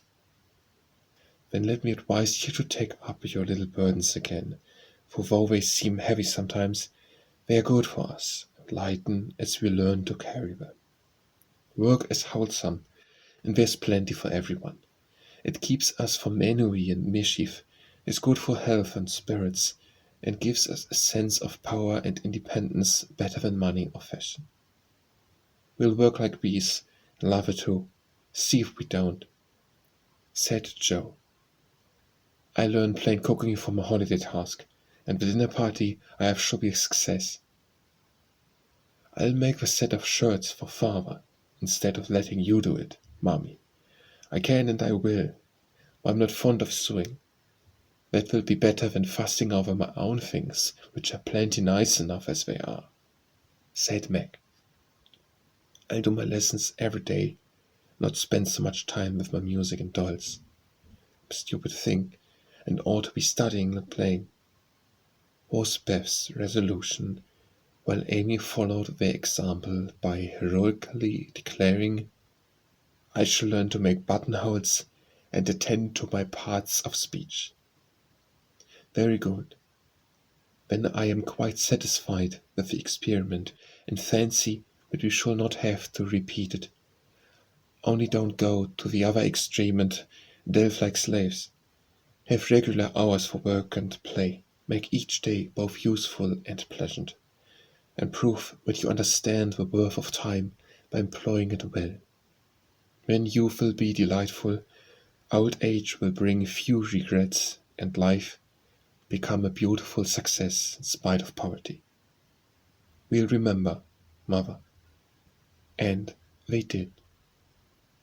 Chapter 12. Beth was postmistress, for, being most at home, she could attend to it regularly, and dearly liked the daily task of unlocking the little door and disturbing the mail. One July day she came in with her hands full, and went about the house, leaving letters and parcels like the penny post. Here's your posy, Mother. Laurie never forgets that, she said, putting the fresh nosegay in the vase that stood in Mammy's corner and was kept supplied by the affectionate boy. Miss Meg March, one letter and a glove, continued Beth, delivering the articles to her sister, who sat near her mother, stitching wristbands. Why, I left a pair over there, and here's only one, said Meg, looking at the grey cotton glove. Didn't you drop the other in the garden? No, I'm sure I didn't, for there was only one in the office. Hate to have odd gloves. Never mind, the other may be found. My letter is only a translation of a German song I wanted. I think Mr. Brooke did it, for this isn't Laurie's writing. Mrs. March glanced at Meg, who was looking very pretty in her gingham morning gown, with the little curls blowing about her forehead, and very womanly as she sat sewing at her little work-table full of tidy white rolls, so unconsciously of a thought in her mother's mind as she sewed and sang while her fingers flew and her thoughts were busied with girlish fancies as innocent and fresh as the pansies in her belt, that Mrs. March smiled and was satisfied. 2 letters for Dr. Joe, a book, and a funny old hat which covered the whole post office and stuck outside, said Beth, laughing as she went into the study where Joe sat writing. What a sly fellow Laurie is. I said I wished the bigger hats were the fashion, because I burn my face every hot day. He said, why mind the fashion? Wear a big hat and be comfortable. I said I would if I had one, and he has sent me this to try me. I'll wear it for fun and show him I don't care for the fashion. And hanging the antique broad brim on a bust of Plato, Jo read her letters. One from her mother made her cheeks glow and her eyes fill, for it said to her, My dear, I write a little word to tell you with how much satisfaction I watch your efforts to control your temper. You say nothing about your trials, failures, or success, and think, perhaps, that no one sees them but the friend whose help you daily ask, if I may trust the well-worn cover of your guidebook. I, too, have seen them all, and heartily believe in the sincerity of your resolution, since it begins to bear fruit. Go on, dear, patiently and bravely, and always believe that no one sympathizes more tenderly with you than your loving Mother. It does me good. It's worth millions of money and pecks of praise. Mommy, I do try. I will keep on trying and not get tired, since I have you to help me. Laying her head on her arms, Jo wept her little romance with a few happy tears, for she had thought that no one saw and appreciated her efforts to be good, and this assurance was doubly precious, doubly encouraging, because unexpected, and from the person whose commendation she most valued. Feeling stronger than ever to meet and subdue her Apollyon, she pinned the note inside her frock, as a shield and a reminder, lest she be taken unaware, and proceeded to open her other letter, quite ready for either good or bad news. In a big, dashing hand, Laurie wrote, "Dear Jo, what ho! Some English girls and boys are coming to see me tomorrow, and I want to have a jolly time. If it's fine, I'm going to pitch my tent in Longmeadow and row up the whole crew to lunch and croquet, have a fire, make messes, gypsy fashion, and all sorts of larks. They are nice people and like such things. Brooke will go to keep us boys steady, and Kay Vaughan will play propriety for the girls. I want you all to come, can't let Beth off at any price, and nobody shall worry her. Don't bother about rations, I'll see to that and everything else. Only do come, there's a good fellow. In a tearing hurry, yours ever, Laurie." "Here's richness," cried Jo, flying in to tell the news to Meg. "Of course we can go, Mother. It will be such a help to Laurie, for I can row and Meg see the lunch, and the children be useful in some way." "I hope the Vaughans are not fine grown-up people. Do you know anything about them, Jo?" asked Meg. "Only that there are 4 of them. Kate is older than you, Fred and Frank, twins about my age, and a little girl Grace, who is 9 or 10. Laurie knew them abroad, and liked the boys. I fancied, from the way he primed up his mouth in speaking of her, that he didn't admire Kate much. I'm so glad my French print is clean. It's just the thing and so becoming," observed Meg complacently. "Have you anything decent, Jo?" "Scarlet and grey boating suit, good enough for me. I shall row and tramp about, so don't want any stark to think of. You'll come, Betty? If you won't tell any boys talk to me." "Not a boy. I like to please Laurie. I'm not afraid of Mr. Brooke, he's so kind. But I don't want to play or sing or say anything. I'll work hard and not trouble anyone. You'll take care of me, Jo, so I'll go." "That's my good girl. You do try to fight off your shyness, and I love you for it. Fighting faults isn't easy, as I know, and a cherry word kind of gives a lift. Thank you, Mother." And Jo gave a thin cheek a grateful kiss, more precious to Mrs. March than if it had given back the rosy roundness of her mouth.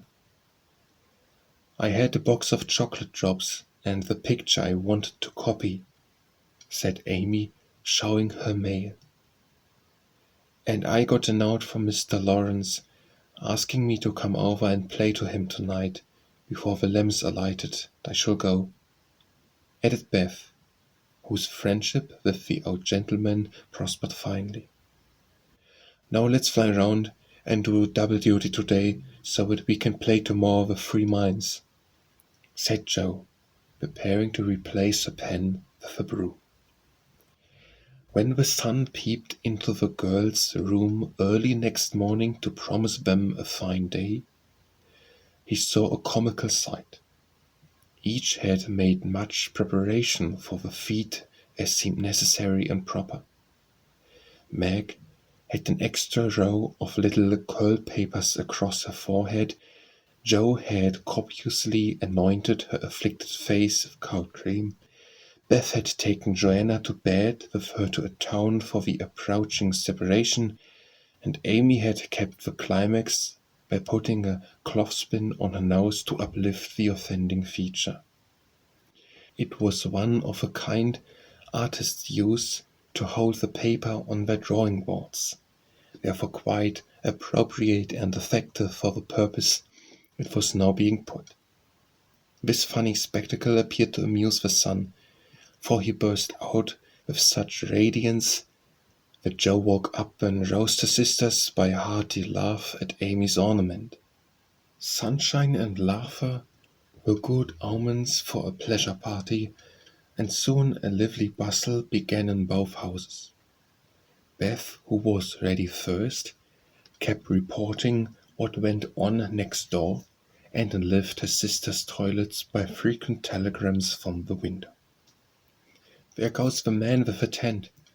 I see Mrs. Barker doing up the lunch in a hamper and a great basket. Now Mr. Lawrence is looking up at the sky and the weathercock.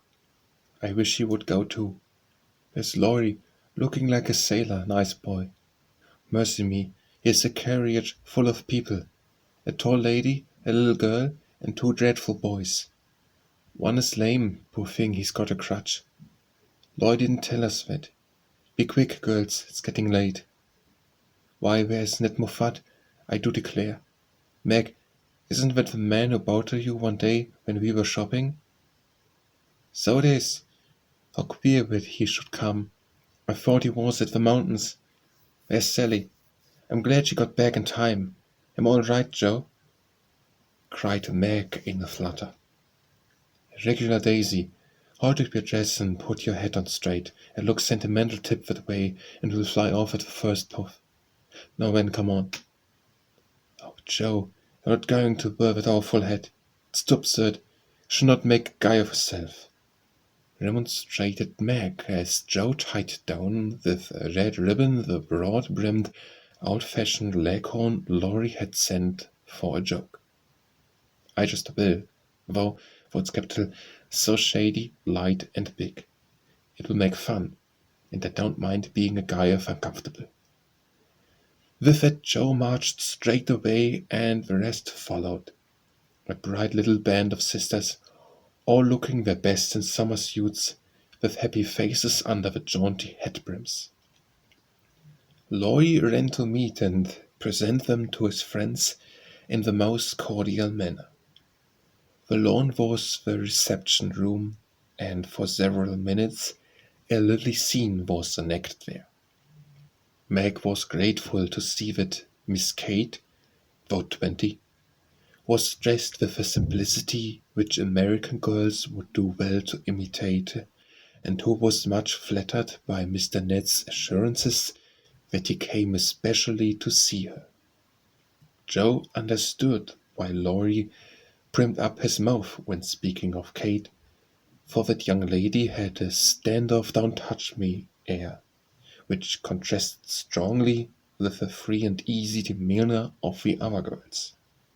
Beth took an observation of the new boys and decided that the lame one was not dreadful, but gentle and affable, and she would be kind to him on that account. Amy found Grace a well-mannered, merry little person, and after staring dumbly at one another for a few minutes, they suddenly became very good friends. Tents, lunch, and croquet utensils having been sent on beforehand, the party was soon embarked, and the two boats pushed off together, leaving Mr. Lawrence waving his hat on the shore. Laurie and Joe rowed one boat, Mr. Brooke and Ned the other, while Fred Vaughan, the riotous twin, did his best to upset both by paddling a boat in a very like a disturbed water park. Joe's funny hat deserved a vote of thanks, for it was of general utility. It broke the ice in the beginning by producing a laugh. It created quite a refreshing breeze, flapping to and fro as she rowed, and would make an excellent umbrella for the whole party if a shower came up, she said. Miss Kate decided that she was odd, but rather clever, and smiled upon her from afar. Meg, in the other boat, was delightfully situated, face to face with the rowers, who both admired the prospect and feathered their oars with uncommonly skill and dexterity. Mr. Brooke was a grave, silent young man, with handsome brown eyes and a pleasant voice. Meg liked his quiet manners and considered him a walking encyclopedia of useful knowledge. He never talked to her much, but he looked at her a good deal, and she felt sure that he did not regard her with aversion. Ned, being in college, of course put on all the airs which freshmen think it their bounden duty to assume. He was not very wise, but very good-natured, and altogether an excellent person to carry on a picnic.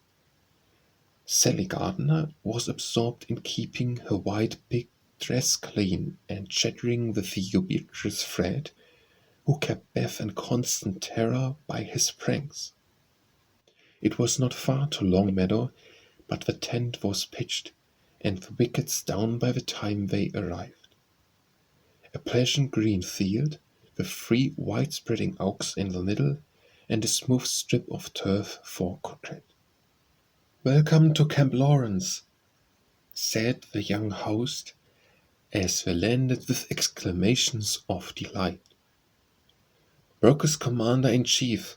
I am Commissionary General. The other fellows are staff officers, and you, ladies, are company. The tent is for your especial benefit, and that oak is your drawing room. This is the mess room, and the third is the camp kitchen. Now let's have a game before it gets hot, and then we'll see about dinner." Frank, Beth, Amy, and Grace sat down to watch the game played by the other 8. Mr. Brooke chose Meg, Kate, and Fred. Laurie took Sally, Joe, and Ned. The English played well, but the Americans played better and contested every inch of the ground as strongly as the spirit of '76 inspired them. Joe and Fred had several skirmishes, and once narrowly escaped high words. Joe was through the last wicket and had missed the stroke, which failure ruffled her a good deal. Fred was close behind her, and his turn came before hers. He gave a stroke. His ball hit the wicket and stopped an inch on the wrong side. No one was very near, and running up to examine, he gave it a sly nudge with his toe, which put it just an inch on the right side. "I'm through now, Miss Joe. I'll settle you and get in first," cried the young gentleman, swinging his mallet for another blow. "You pushed it, I saw you. It's my turn now," said Joe sharply. "Upon my word, I didn't move it. I drove a bit, perhaps, but that is allowed. So stand off, please, and let me have a go at the stake. We don't cheat in America, but you can if you chose," said Joe angrily. "Yankees deal the most tricky, everybody knows. There you go," returned Fred, croquetting her ball far away.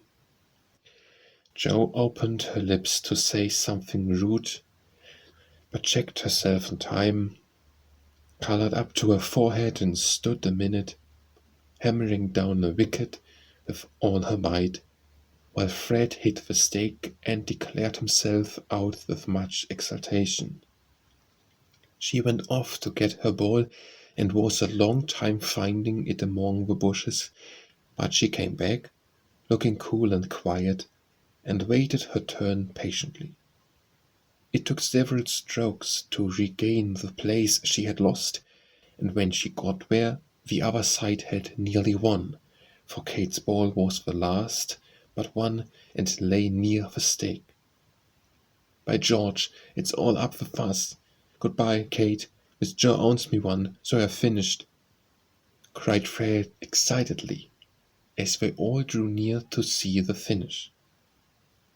Yankees have a trick of being generous to their enemies, said Joe, with a look that made the lad redden, especially when they beat them, she added, as leaving Kate's ball untouched.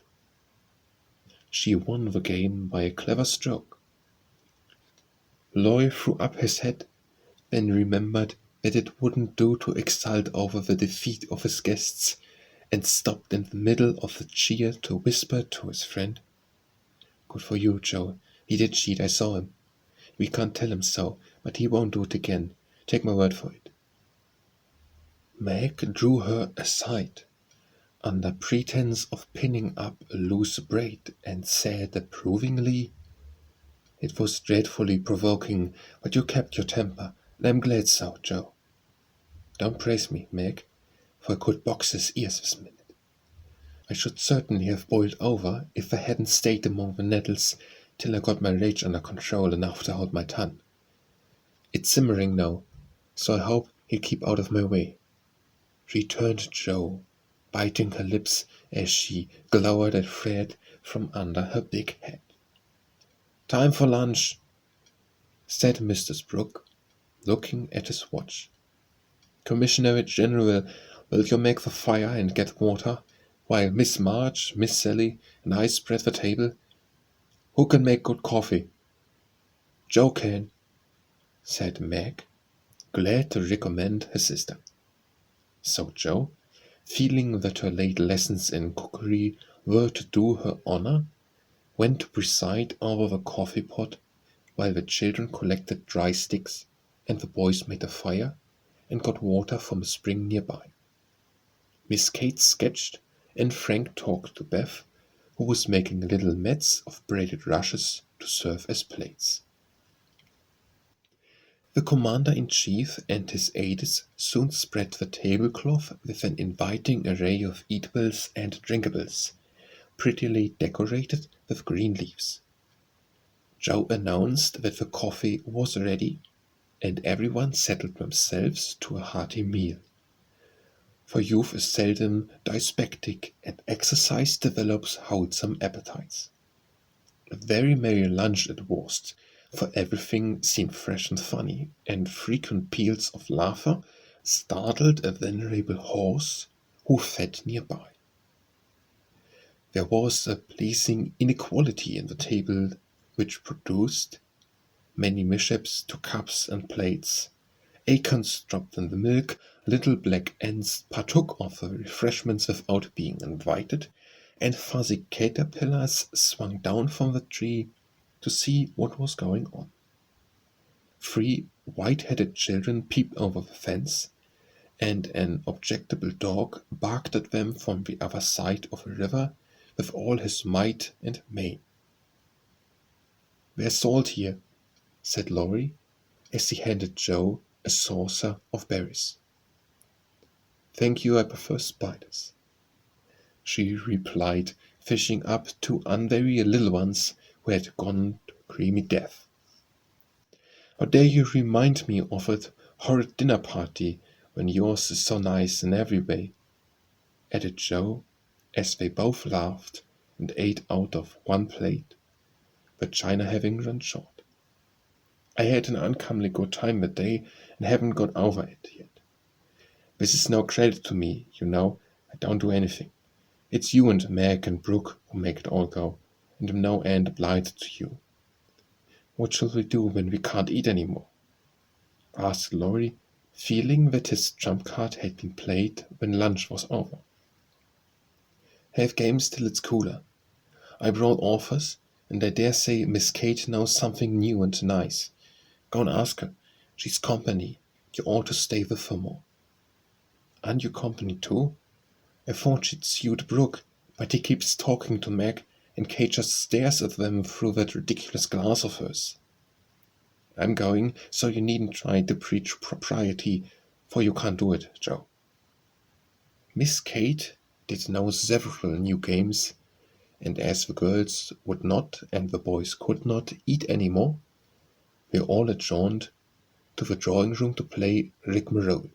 One person begins a story, any nonsense you like, and tells as long as he pleases, only taking care to stop short at some exciting point. Then the next takes it up and does the same. It's very funny when all do, and makes a perfect jumble of tragical, comical stuff to laugh over. Please start it, Mr. Brooke, said Kate, with a commanding air which surprised Meg, who treated the tutor with as much respect as any other gentleman. Lying on the grass at the feet of the two young ladies, Mr. Brooke obediently began the story, with the handsome brown eyes steadily fixed upon the sunshiny river. Once on a time, a knight went out into the world to seek his fortune, for he had nothing but his sword and his shield. He travelled a long while, nearly 28 years, and had a hard time of it, till he came to the palace of a good old king, who had offered a reward to anyone who could tame and train a fine but unbroken colt, of which he was very fond. The knight agreed to it, and got on slowly but surely, for the colt was a gallant fellow, and soon learned to love his new master, for he was freakish and wild. Every day, when he gave his lessons to this pet of a king's, the knight rode him through the city, and as he rode, he looked everywhere for a certain beautiful face which he had seen many times in his dreams, but never found. One day, as he went prancing down a quiet street, he saw at the window of a ruinous castle a lovely face. He was delighted, inquired who lived in this old castle, and was told that several captive princesses were kept there by a spell, and spun all day to lay up money to buy their liberty. The knight wished intensely that he could free them, but he was poor, and could only go by each day, watching for the sweet face and longing to see it out in the sunshine. At last he resolved to get into the castle and ask how he could help them. He went and knocked. The great door flew open, and he beheld a ravishingly lovely lady, who exclaimed with a cry of rapture, "At last, at last!" continued Kate, who had read French novels and admired the style. "'Tis she!" cried Count Gustav, and fell at the feet in an ecstasy of joy. "Oh, rise," she said, extending a hand of marble fairness. "Never, till you tell me how I may rescue you," swore the knight, still kneeling. "Alas, my cruel fate condemns me to remain here till my tyrant is destroyed. Where is the villain? In the move saloon. Go, brave heart, and save me from despair. I obey, and return victorious or dead." With these thrilling words he rushed away, and flinging open the door of Morph's saloon, was about to enter when he received a stunning blow from his big Greek lexicon, which an old fellow in a black gown fired at him. Said Ned. Instantly, Sir What's-his-name recovered himself, pitched the tyrant out of the window, and turned to join the lady, victorious, but with a bump on his brow, found the door locked, tore up the curtains, made the rope ladder, got halfway down when the ladder broke, and he went head first into the moat, 60 feet below, could swim like a duck, paddled round the castle till he came to a little door, guarded by 2 stout fellows, knocked their heads together till they cracked like a couple of nuts. Then, by a trifling exertion of his prodigious strength, he smashed in the door, went up a pair of stone steps, covered with dust a foot thick, toads as big as your fist, and spiders that would frighten you into hysterics, Miss March. At the top of these steps he came plump upon a sight that took his breath away and chilled his blood. A tall figure, all in white, with a veil over its face and a lamp in its wasted hand, went on Meg. It beckoned, gliding noiselessly before him down a corridor as dark and cold as any tomb. Shadowy effigies in armor stood on either side. A dead silence reigned, the lamp burned blue, and the ghostly figure ever and anon turned its face toward him, showing the glitter of awful eyes through its white veil. They reached the curtained door, behind which sounded lovely music. He sprang forward to enter, but the spectre plucked him back, and waving threateningly before him a "Snuff-box," said Joe in a sepulchral tone, which convulsed the audience. "Thank'ee," said the knight politely, as he took a pinch and sneezed 7 times so violently that his head fell off. "Ha ha!" laughed the ghost, and having peeped through the keyhole at the princess spinning away for dear life, the evil spirit picked up her victim and put him in a large tin box. There were 11 other knights packed together without their heads like sardines, who all rose and began to dance a hornpipe, cut in Fred, as Joe paused for breath. And as they danced, the rubbishy old castle turned to a man-of-war in full sail. Up with the jeep, reef the tops, darts, hammer the lee, and man the guns, roared the captain, as a Portuguese pirate hove in sight, with a flag black as ink flying from her foremast. "Go in and win, my hearties," says the captain, and a tremendous fight began. "Of course the British beat, we always do." "No, we don't," cried Joe aside. Having taken the pirate captain prisoner, sailed slap over the schooner, whose decks were piled high with dead and whose lee scuppers ran blood, for the order had been cutlasses and die hard. "Bosun's mate, take a bit of the flying sheet and start this villain if he doesn't confess his sins double quick," said the British captain. The Portuguese held his tongue like a brick and walked the plank, while the jolly tars cheered like mad. And the sly dog dived, came up under the man-of-war, scuttled and down she went, with all sail set, to the bottom of the sea, where— "Oh, gracious, what shall I say?" cried Sally, as Fred ended his rigmarole, in which he had jumbled together pell-mell nautical phrases and facts out of one of his favourite books. "Well, we went to the bottom, and a nice mermaid welcomed them, but was much grieved on finding the box of headless knights, kindly pickled them in brine, hoping to discover the mystery about them. For being a woman, she was curious. By and by a diver came down, and the mermaid said, 'I'll give you a box of pearls if you can take it up,' for she wanted to restore the poor things to life, and couldn't raise the heavy load herself.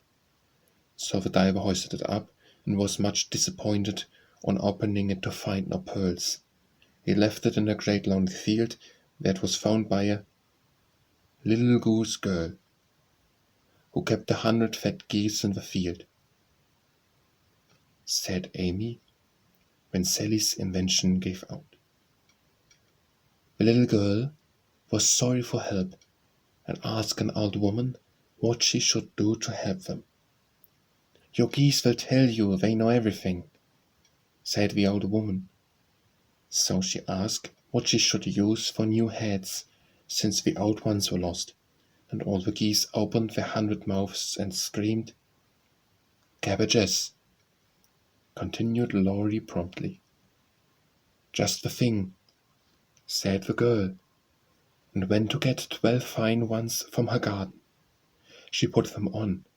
The knights revived at once, thanked her, and went on their way rejoicing, never knowing the difference, for there were so many other heads like them in the world that no one thought anything of it. The knight in whom I am interested went back to find the pretty face, and learned that the princesses had spun themselves free and all gone and married but one.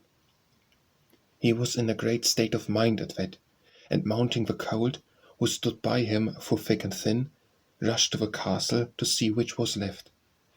Peeping over the hedge, he saw the queen of his affections picking flowers in her garden. "Will you give me a rose?" said he. "You must come and get it. I can't come to you, it isn't proper," said she, as sweet as honey.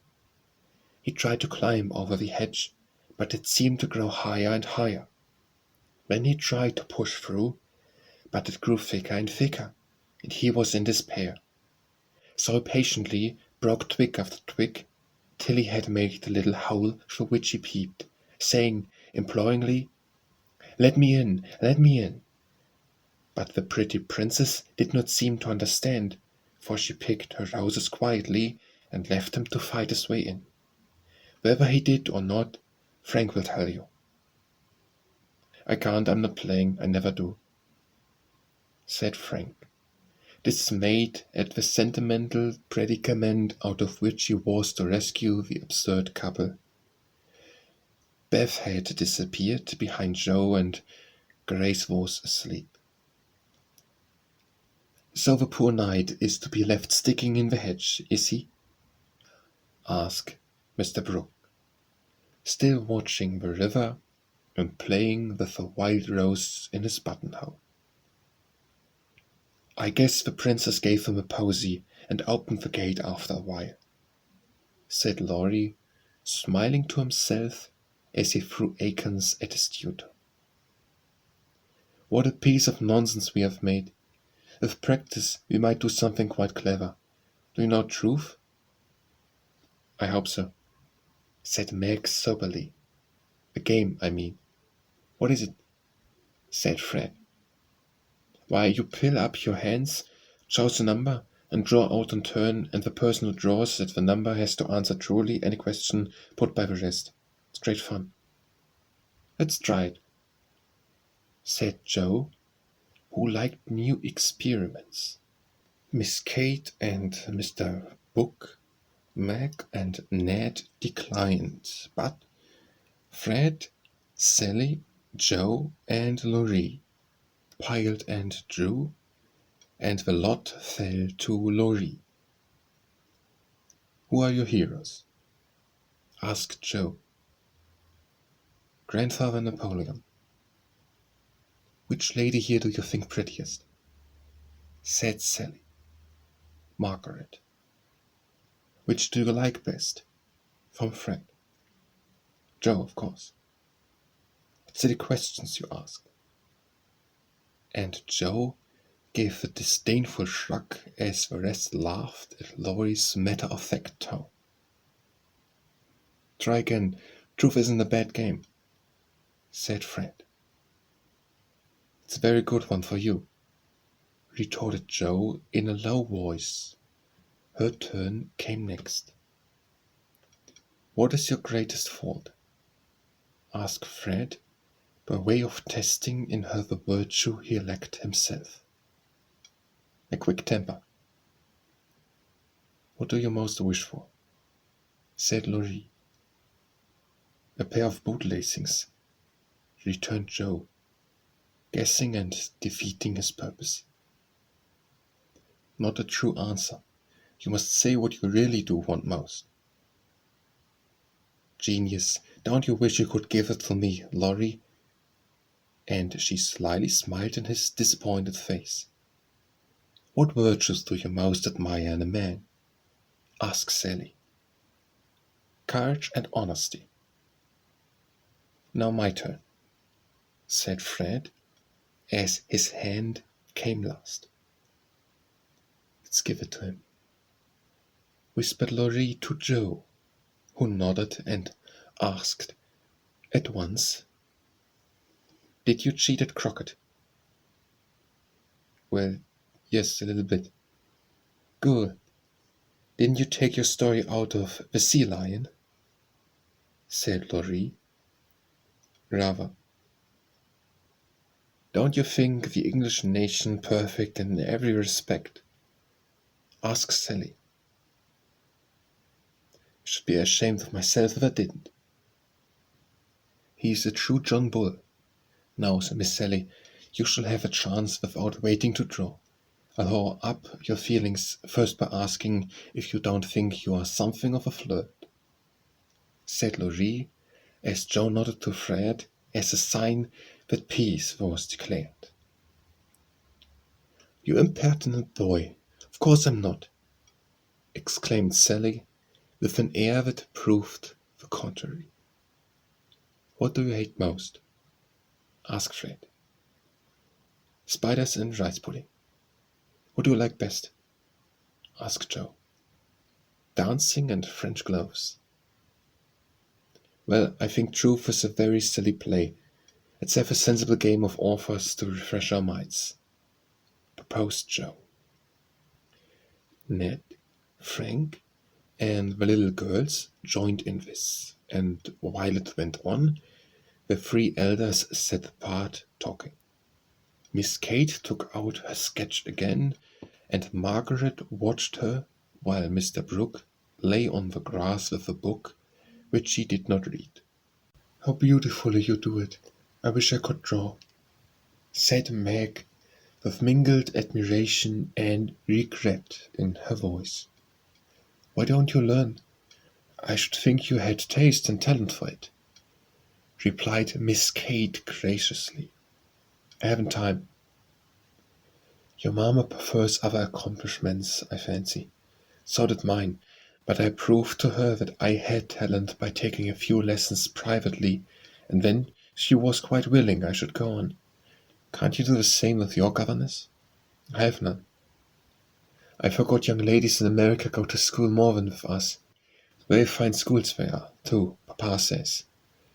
You go to a private one, I suppose. I don't go at all. I'm a governess myself.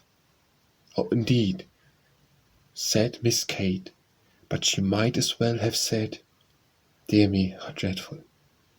For her tone implied it, and something in her face made Meg color and wish she had not been so frank. Mr. Brooke looked up and said quickly, young ladies in America love independence as much as the ancestors did, and are admired and respected for supporting themselves. Oh yes, of course, it's very nice and proper in them to do so.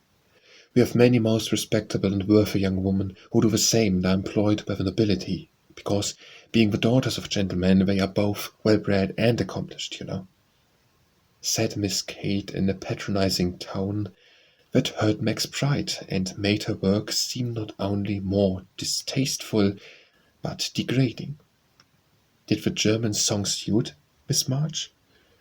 Inquired Mr. Brooke, breaking an awkward pause. Oh yes, it was very sweet. I'm much obliged to whoever translated it for me. And Meg's downcast face brightened as she spoke. Don't you read German? Asked Miss Kate with a look of surprise. Not very well. My father, who taught me, is away, and I don't get on very fast alone, for I've no one to correct my pronunciation. Try Lionel now. He is Schiller's Maria Stuart, and a tutor who loves to teach. And Mr. Brooke laid his book on her lap with an inviting smile. So I'm afraid to try, said Meg, grateful but bashful in the presence of the accomplished young lady beside her. I'll read a bit to encourage you. And Miss Kate read one of the most beautiful passages in a perfectly correct but perfectly expressionless manner. Mr. Brooke made no comment as she returned the book to Meg, who said innocently, I thought it was poetry. Some of it is. Try this passage. There was a queer smile about Mr. Brooke's mouth as he opened at poor Mary's lament. Meg, obediently following the long grass blade which her new tutor used to point with, read slowly and timidly, unconsciously making poetry of the hard words by the soft intonation of her musical voice. Down the page went the green guide, and presently, forgetting her listener in the beauty of a sad scene, Meg read as if alone, giving a little touch of tragedy to the words of the unhappy queen. If she had seen the brown eyes then, she would have stopped short, but she never looked up, and the lesson was not spoiled for her. "Very well indeed," said Mr. Brooke, as she paused, quite ignoring her many mistakes and looking as if he did indeed love to teach. Miss Kate put up her glass and, having taken a survey of a little tableau before her, shut her sketch-book, saying with condescension, "You've a nice accent, and in time will be a clever reader. Advise you to learn, for German is a valuable accomplishment to teachers. I must look after Grace as she's romping." And Miss Kate strolled away, adding to herself with a shrug, "I didn't come to chapter 1 the governess, for she's young and pretty. What odd people these Yankees are. I'm afraid Laurie will be quite spoiled among them. I forgot that English people rather turn up their noses at governesses and don't treat them as we do," said Meg, looking after the retreating figure with an annoyed expression. "Tutors also have rather a hard time of it there, as I know to my sorrow. There's no place like America for us workers, Miss Margaret." And Mr. Brooke looked so contented and cheerful that Meg was ashamed to lament her hard lot. "I'm glad I live in it then. I don't like my work, but I get a good deal of satisfaction out of it after all, so I won't complain. I only wish I liked teaching as you do." "I think you would if you had Laurie for a pupil. I shall be very sorry to lose him next year," said Mr. Brooke, busily punching holes in the turf. "Going to college, I suppose." Meg's lips asked the question, but her eyes added, "And what becomes of you?" "Yes, it's high time he went, for he's ready, and as soon as he's off, I should turn soldier. I'm needed." "I'm glad of that," exclaimed Meg. "I should think every young man would want to go, though it is hard for the mothers and sisters who stay at home." She added soulfully, "I have neither, and very few friends to care whether I live or die," said Mr. Brooke rather bitterly, as he absently put the dead rose in the hole he had made and covered it up like a little grave. "Laurie and his grandfather would care a great deal, and we should all be very sorry to have any harm happen to you," said Meg heartily. "Thank you, it sounds pleasant," began Mr. Brooke, looking cheerful again. But before he could finish his speech, Ned, mounted on the old horse, came lumbering up to display his equestrian skill before the young ladies, and there was no more quiet that day. "Don't you love to ride?"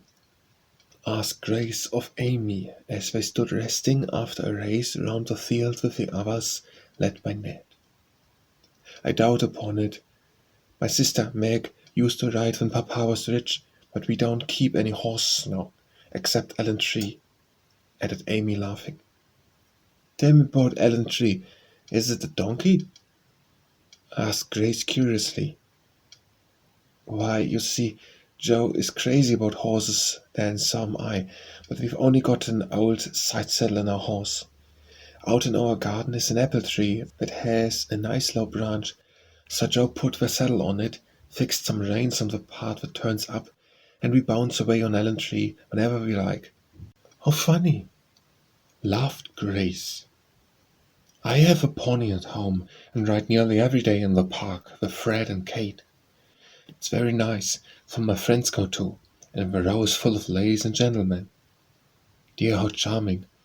I hope I shall go abroad some day, but I'd rather go to Rome than the row," said Amy, who had not the remotest idea what the row was and wouldn't have asked for a word. Frank, sitting just behind the little girls, heard what they were saying and pushed his crutch away from him with an impatient gesture as he watched the active lads going through all sorts of comical gymnastics. Beth, who was collecting the scattered offer cards, looked up and said, in her shy yet friendly way, "I'm afraid you are tired. Can I do anything for you?" "Talk to me, please. It's dull, sitting by myself," answered Frank, who had evidently been used to being made much of at home. If he asked her to deliver a Latin oratio, it would not have seemed a more impossible task to bashful Beth, but there was no place to run to, no Joe to hide behind now, and the poor boy looked so wistfully at her that she bravely resolved to try. "What do you like to talk about?" she asked, fumbling over the cards and dropping half as she tried to tie them up.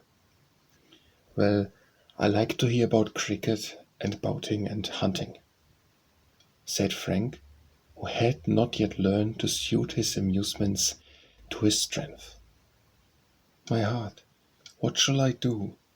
I don't know anything about them," thought Beth, and forgetting the boy's misfortune in her flurry, she said, hoping to make him talk, "I never saw any hunting, but I suppose you know all about it." "I did once, but I can never hunt again, for I got hurt leaping a confounded 5-barrel gate, so there are no more horses and hounds for me," said Frank with a sigh that made Beth hate herself for her innocent blunder. "Your deer are much prettier than our ugly buffaloes," she said, turning to the prairies for help and feeling glad that she had read one of the boys' books in which Joe delighted. Buffaloes proved soothing and satisfactory, and in her eagerness to amuse Anna, Beth forgot herself and was quite unconscious of her sister's surprise and delight at the unusual spectacle of Beth talking away to one of the dreadful boys against whom she had begged protection. Bless her heart, she pities him, so she is good to him, aid Joe, beaming at her from the croquet ground. "I always said she was a little saint," added Meg, as if there could be no further doubt about it. "I haven't heard Frank laugh so much for ever so long," said Grace to Amy, as they sat discussing dolls and making tea sets out of the acorn cups. "My sister Beth is a very fastidious girl when she likes to be," said Amy, well pleased at Beth's success. She meant fascinating, but as Grace didn't know the exact meaning of either word, fastidious sounded well and made a good impression. An impromptu circus, fox and geese, and an amicable game of croquet finished the afternoon. At sunset the tent was struck, hampers packed, wickets pulled up, boats loaded, and the whole party floated down the river, singing at the tops of their voices. Ned, getting sentimental, warbled a serenade with a pensive refrain. "Alone, alone, woe alone," and at the lines, "We each are young, we each have a heart, oh, why should we stand thus coldly apart?" He looked at Meg with such a lackadaisical expression that she laughed outright and spoiled his song. "How can you be so cruel to him?" he whispered under cover of the lily chorus. "You've kept close to that stuck-up Englishwoman all day, and now you snub me." "Didn't mean to, but you looked so funny, I really couldn't help it," replied Meg, passing over the first part of his reproach, for it was quite true that she had shunned him, remembering the Moffat party and the talk after it. Ned was offended and turned to Sally for conclusion, saying to her rather pettishly, "There isn't a bit of flirt in that girl, is there?" "Not a particle, but she's a dear," returned Sally, defending her friend even while confessing her shortcomings. "She's not a stricken dear anyway," said Ned, trying to be witty and succeeding as well as very young gentlemen usually do. On the lawn, where it had gathered, the little party separated with cordial good nights and goodbyes, for the Vaughans were going to Canada.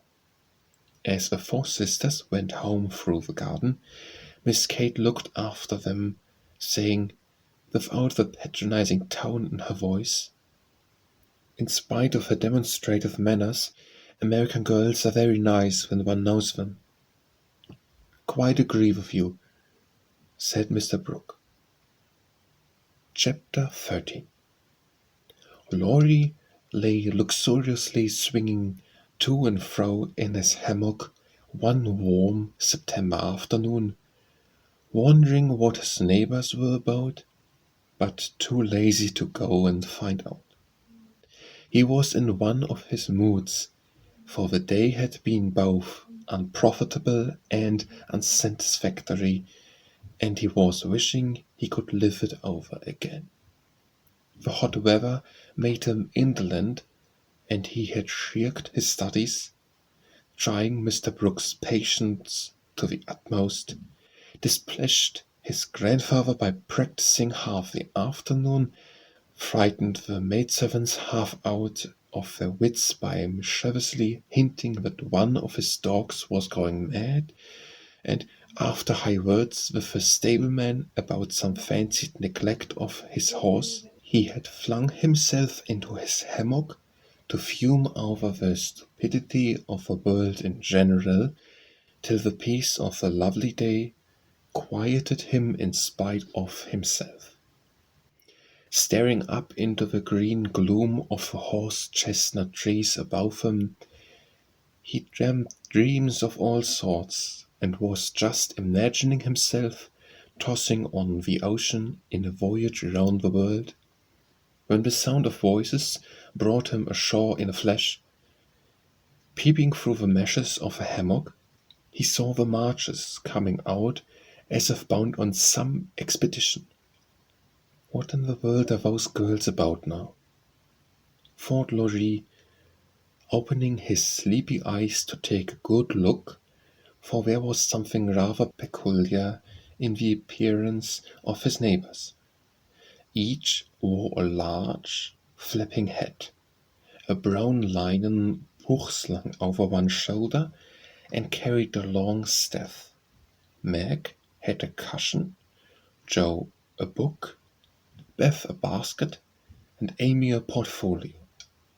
All walked quietly through the garden, out at the little back gate, and began to climb the hill that lay between the house and the river.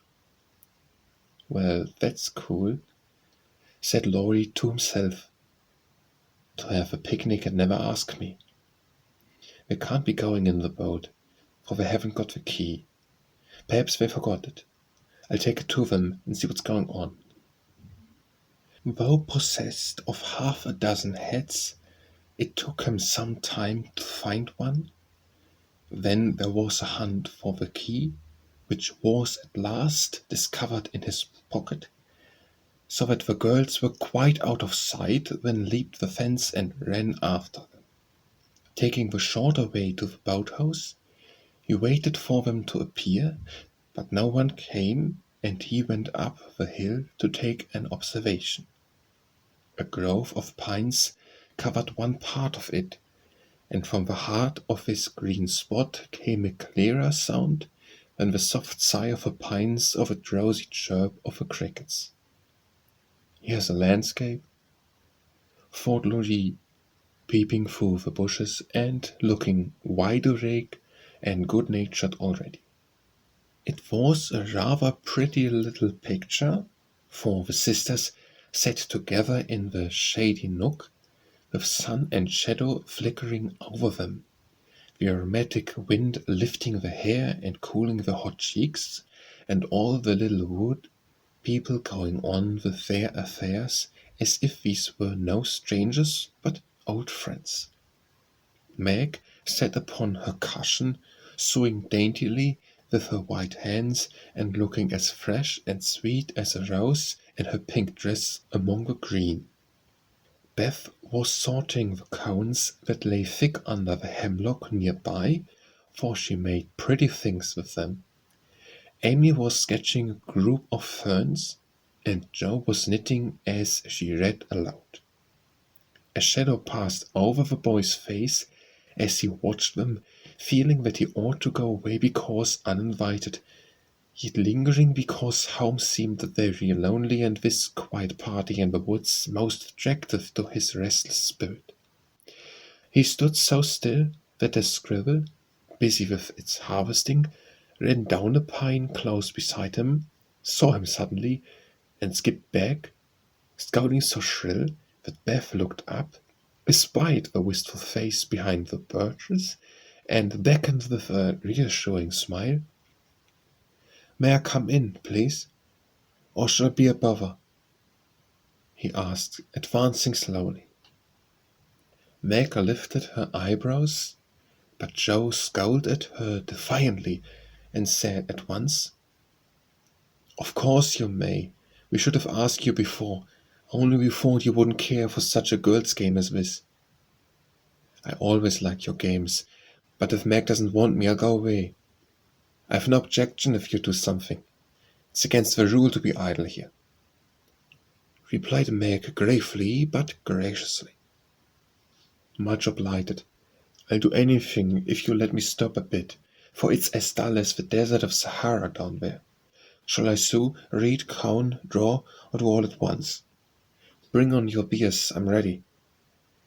And Laurie sat down with a submissive expression delightful to behold. "Finish this story while I set my heel," said Jo, handing him the book. "Yes'm," was the meek answer, as he began doing his best to prove his gratitude for the favor of admission into the Busy Bee Society. The story was not a long one, and when it was finished, he ventured to ask a few questions as the reward of merit. "Please, ma'am, could I inquire if this highly instructive and charming institution is a new one?" "Would you tell him?" asked Meg of her sisters. "He'll laugh," said Amy warningly. "Who cares?" said Jo. "I guess you'll like it," added Beth. "Of course I shall. I give you my word I won't laugh. Tell away, Jo, and don't be afraid." "The idea of being afraid of you. Well, you see, we used to play Pilgrim's Progress, and we have been going on with it in earnest, all winter and summer." "Yes, I know," said Laurie, nodding wisely. "Who told you?" demanded Jo. "Spirits." "No, I did. I wanted to amuse him one night when you were all away, and he was rather dismal. He did like it, so don't scold, Jo," said Beth meekly. "You can't keep a secret. Never mind, it saves trouble now." "Go on, please," said Laurie as Jo became absorbed in her work, looking a trifle displeased. "Didn't she tell you about this new plan of ours? Well, we have tried not to waste our holiday, but each has had a task and worked at it with a will. The vacation is nearly over, the stints are all done, and we are ever so glad that we didn't dawdle." "Yes, I should think so." And Laurie thought regretfully of his own idle days. "Mother likes to have us out of doors as much as possible, so we bring our work here and have nice times. For the fun of it, we bring our things in these bags, wear the old hats, use poles to climb the hill, and play pilgrims, as we used to do years ago. We call this hill the Delectable Mountain, for we can look far away and see the country where we hope to live sometime. Joe pointed, and Laurie sat up to examine, for through an opening in the wood one could look across the wide blue river, the meadows on the other side, far over the outskirts of a great city, to the green hills that rose to meet the sky. The sun was low, and the heavens glowed with the splendor of an autumn sunset. Gold and purple clouds lay on the hilltops, and rising high into the ruddy light were silvery white peaks that shone like the airy spires of some celestial city. "How beautiful that is," said Laurie softly, for he was quick to see and feel beauty of any kind. "It's often so, and we like to watch it, for it is never the same, but always splendid," replied Amy, wishing she could paint it. "Joe talks about the country where we hope to live sometime. The real country, she means, the pigs and chickens and haymaking. It would be nice, but I wish the beautiful country up there was real and we could ever go to it," said Beth musingly. "There's a lovelier country even than that, where we shall go by and by when we are good enough," answered Meg with her sweetest voice. "It seems so long to wait and so hard to do. I want to fly away at once, as the swallows fly, and go in at that splendid gate." "You'll get there, Beth, sooner or later, no fear of that," said Joe. "I'm the one that will have to fight and work, and climb and wait, and maybe never get in after all. You'll have me for company, if it's any comfort. I shall have to do a deal of traveling before I come inside of your celestial city. If I arrive late, you'll say a good word for me, won't you, Beth?" Something in the boy's face troubled his little friend, but she said cheerfully, with her quiet eyes on the changing clouds, "If people really want to go and really try all their lives, I think they will get in, for I don't believe there are any locks on that door or any guards at the gate. I always imagine it is as it is in the picture, where the shining ones stretch out their hands to welcome poor Christian as he comes up from the river.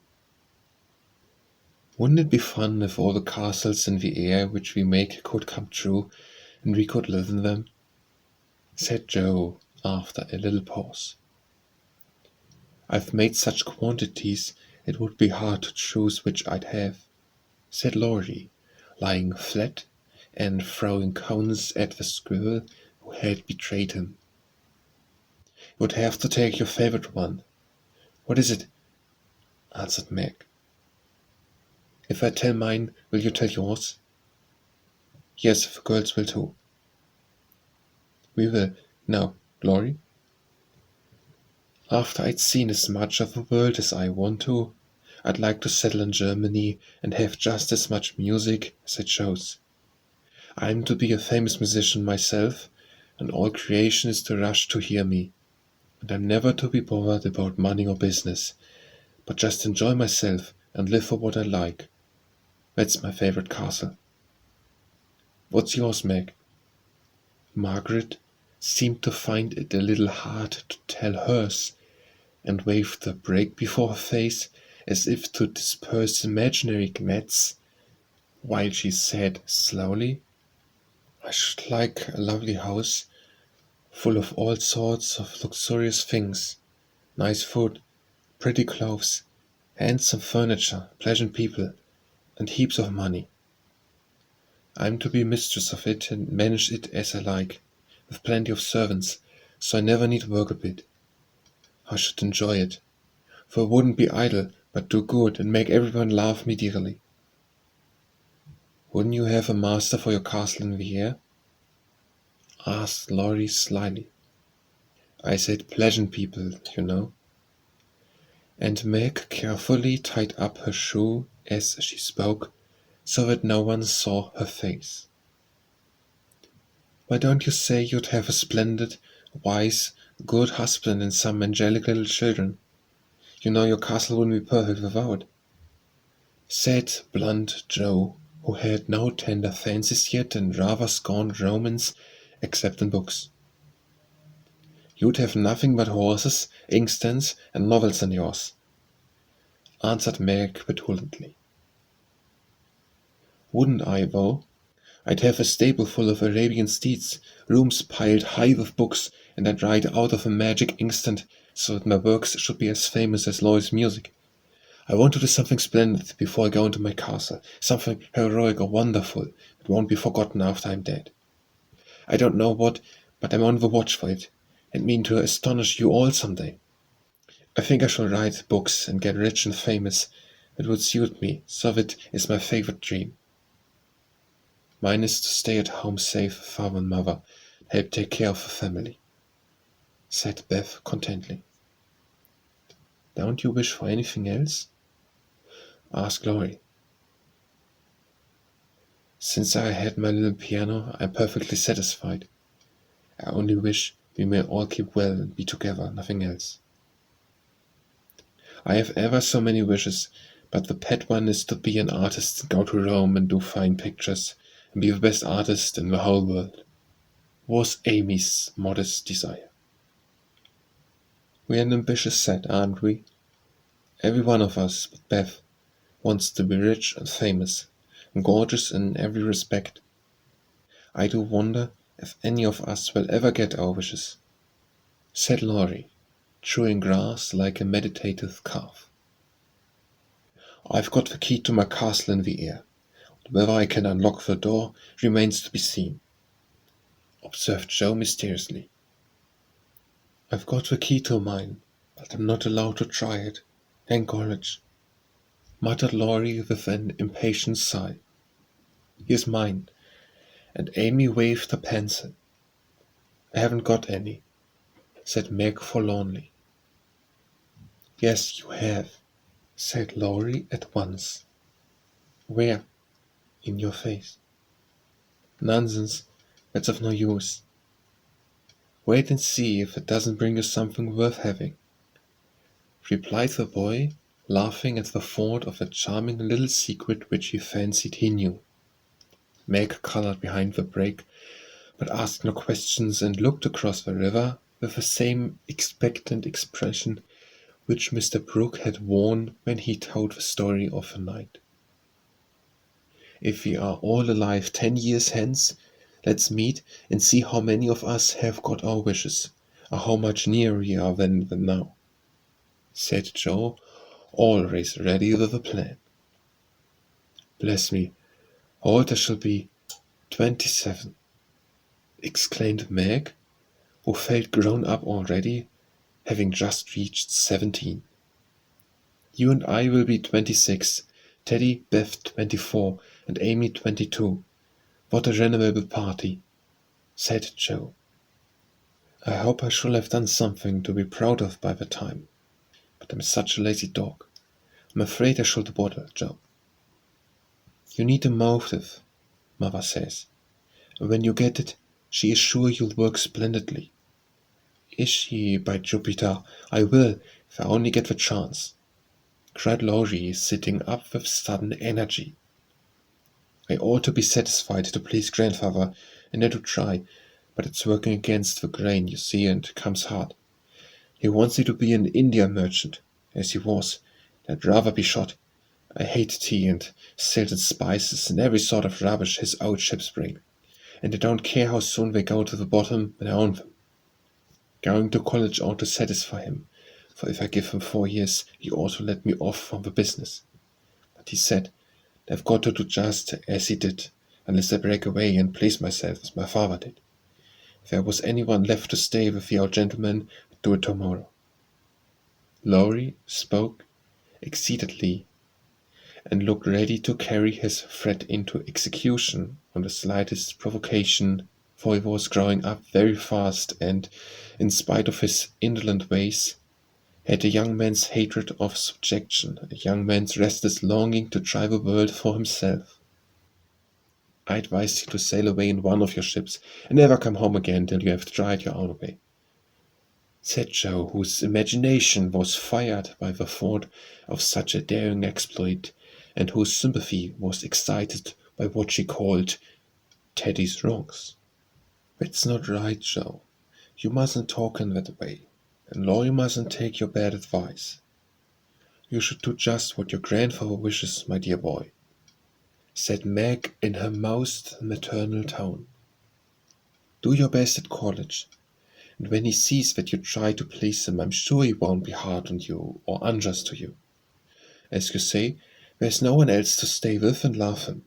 You'd never forgive yourself if you left him without his permission.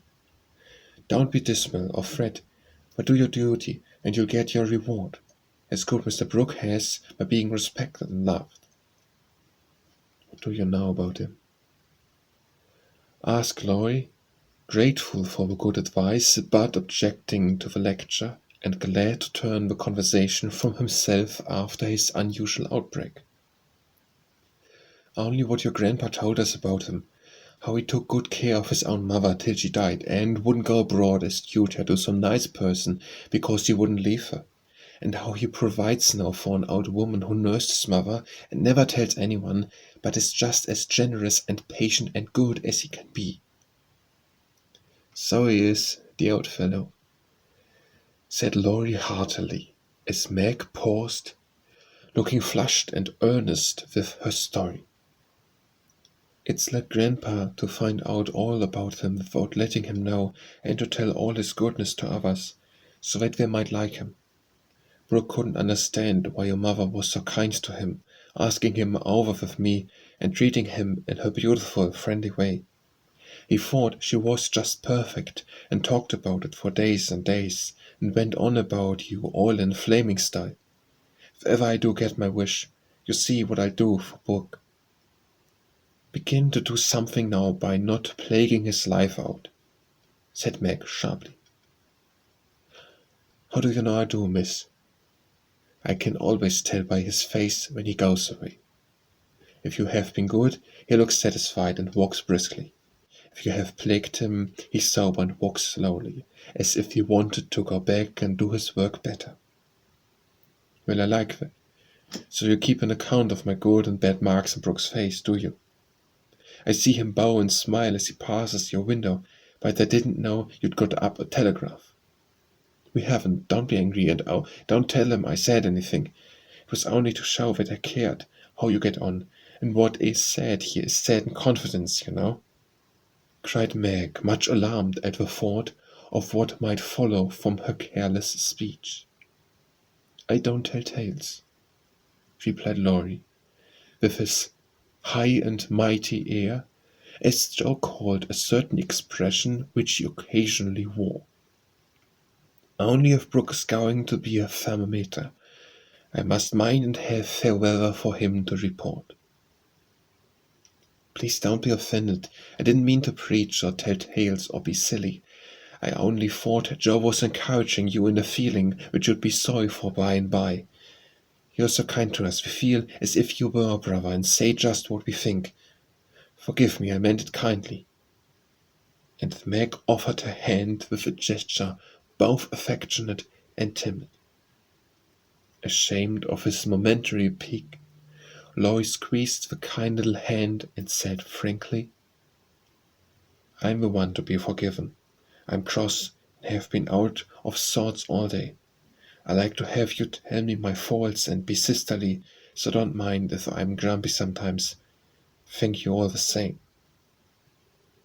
Bent on showing that he was not offended, he made himself as agreeable as possible, wound cotton for Meg, recited poetry to please Joe, shook down cones for Beth, and helped Amy with the fans, proving himself a fit person to belong to the busy bee society. In the midst of an animated discussion on the domestic habits of turtles, one of those amiable creatures having strode up from the river, the faint sound of a bell warned them that Hannah had put the tea to draw, and they would just have time to get home to supper. May I come again? asked Laurie. "Yes, if you are good and love your books as the boys in the primer are told to do," said Meg, smiling. "I'll try. When you may come, they'll teach you to knit as the Scotchmen do. There's demand for socks just now," added Joe, waving hers like a big blue worsted banner as we parted at the gate. That night, when Beth played to Mr. Lawrence in the twilight, Laurie, standing in the shadow of a curtain, listened to the little David, whose simple music always quieted his moody spirit, and watched the old man, who sat with his grey head on his hand, thinking tender thoughts of a dead child he had loved so much. Remembering the conversation of the afternoon, the boy said to himself with a resolve to make the sacrifice cheerfully, "I let my castle go, and stay with the dear old gentleman while he needs me, for I am all he has." Chapter 40. Joe was very busy in the garret, for the October days began to grow chilly and the afternoons were short. For 2 or 3 hours the sun lay warmly in the high window, showing Joe seated on the old sofa, writing busily, with her papers spread out upon a trunk before her, while Scrabble, the pet rat, promenaded the beams overhead, accompanied by his oldest son, a fine young fellow who was evidently very proud of his whiskers. Quite absorbed in her work, Jo scribbled away till the last page was filled, when she signed her name with a flourish and threw down her pen, exclaiming, "There, I've done my best. If this won't suit, I shall have to wait till I can do better." Lying back on the sofa, she read the manuscript carefully through, making dashes here and there and putting in many exclamation points which looked like little balloons. Thence she tied it up with a smart red ribbon and sat a minute looking at it with a sober, wistful expression which plainly showed how earnest her work had been. Joe's desk up here was an old tin kitchen which hung against the wall. In it she kept her papers and a few books, safely shut away from Scrabble, who, being likewise at a literary turn, was fond of making a circulating library of such books as were left in his way by eating the leaves. From this tin receptacle Jo produced another manuscript, and putting both in her pocket, crept quietly downstairs, leaving her friends to nibble on her pens and taste her ink. She put on her hat and jacket as noiselessly as possible, and going to the back entry window, got out upon the roof of a low porch, swung herself down to the grassy bank, and took a roundabout way to a road. Once there, she composed herself, hailed a passing omnibus, and rode away to town, looking very merry and mysterious. If anyone had been watching her, he would have thought her movements decidedly peculiar, for on alighting she went off at a great pace till she reached a certain number in a certain busy street.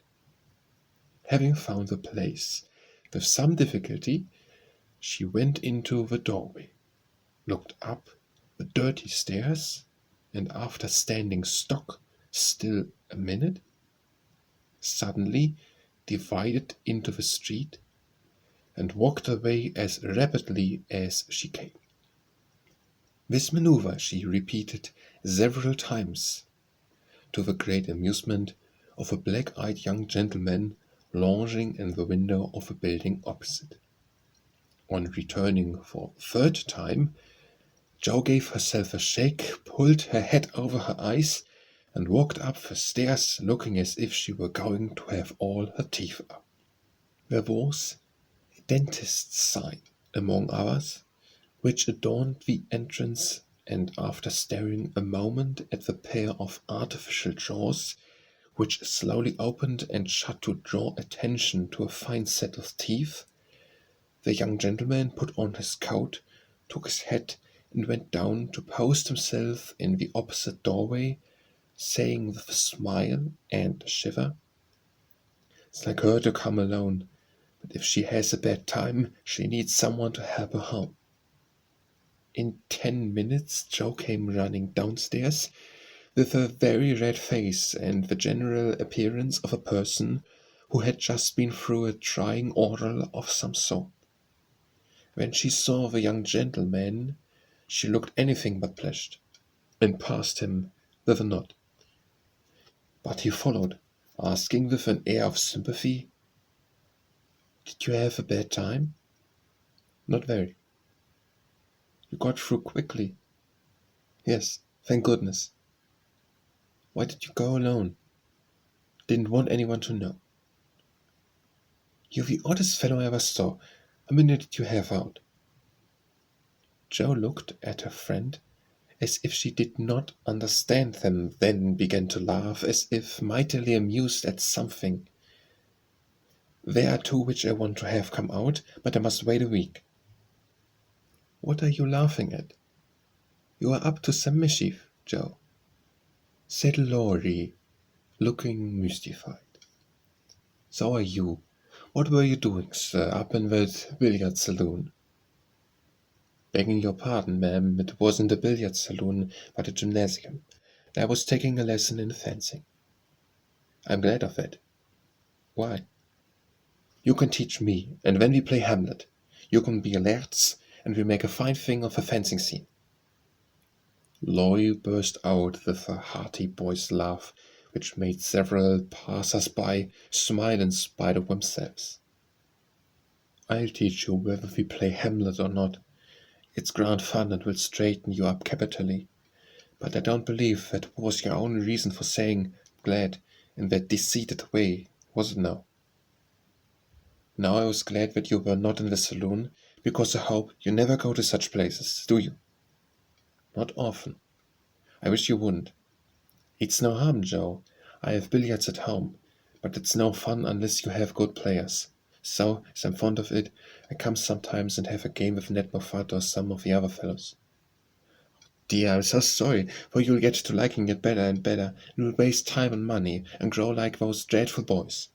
I did hope you'd stay respectable and be a satisfaction to your friends," said Joe, shaking her head. "Can't a fellow take a little innocent amusement now and then without losing his respectability?" asked Laurie, looking nettled. "That depends upon how and where he takes it. I don't like Ned and his set and wish you'd keep out of it. Mother won't let us have him at our house, though he wants to come. And if you grow like him, she won't be willing to have us frolic together as we do now. Won't she?" asked Laurie anxiously.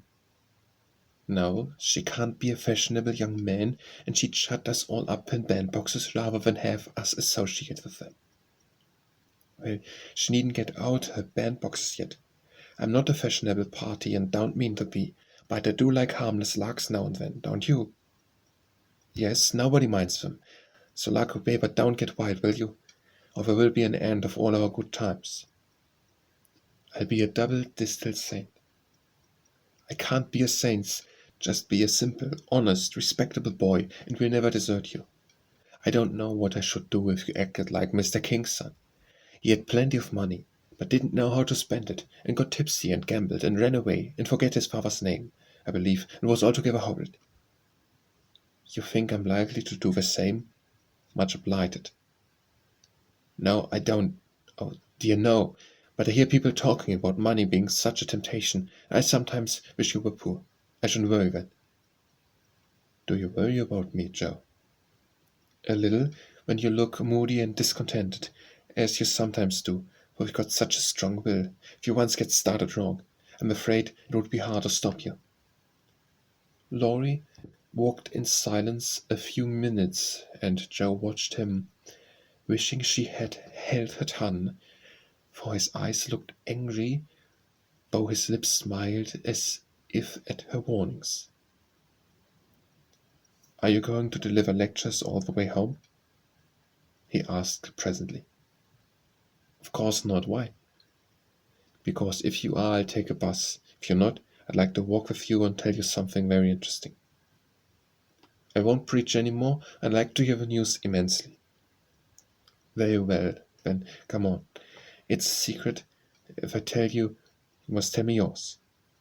"I haven't got any," began Joe, but stopped suddenly, remembering that she had. "You know you have. You can't hide anything. So up and fess. I won't tell," cried Laurie. "Is your secret a nice one?" "Oh, isn't it? All about people, you know, and such fun. You ought to hear it. I've been aching to tell it this long time.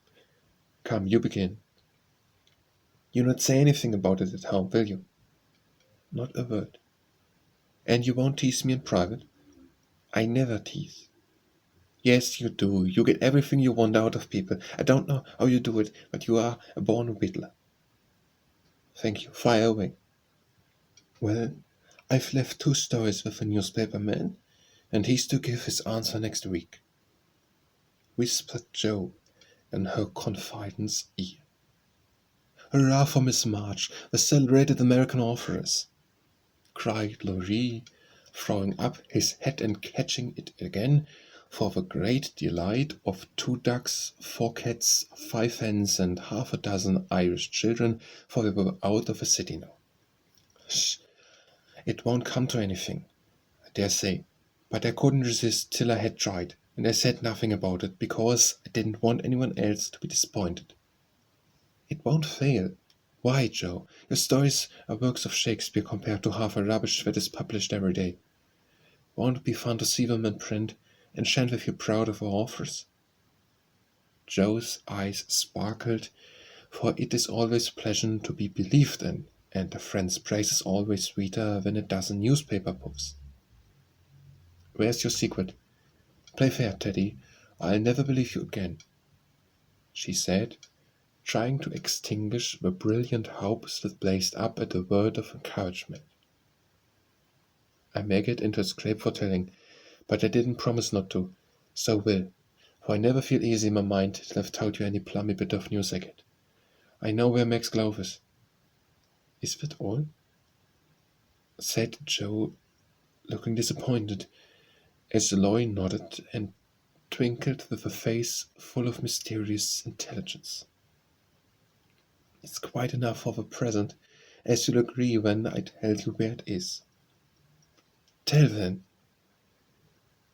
Laurie bent and whispered 3 words in Joe's ear, which produced a comical change. She stood and stared at him for a minute, looking both surprised and displeased, when walked on, saying sharply, "How do you know?"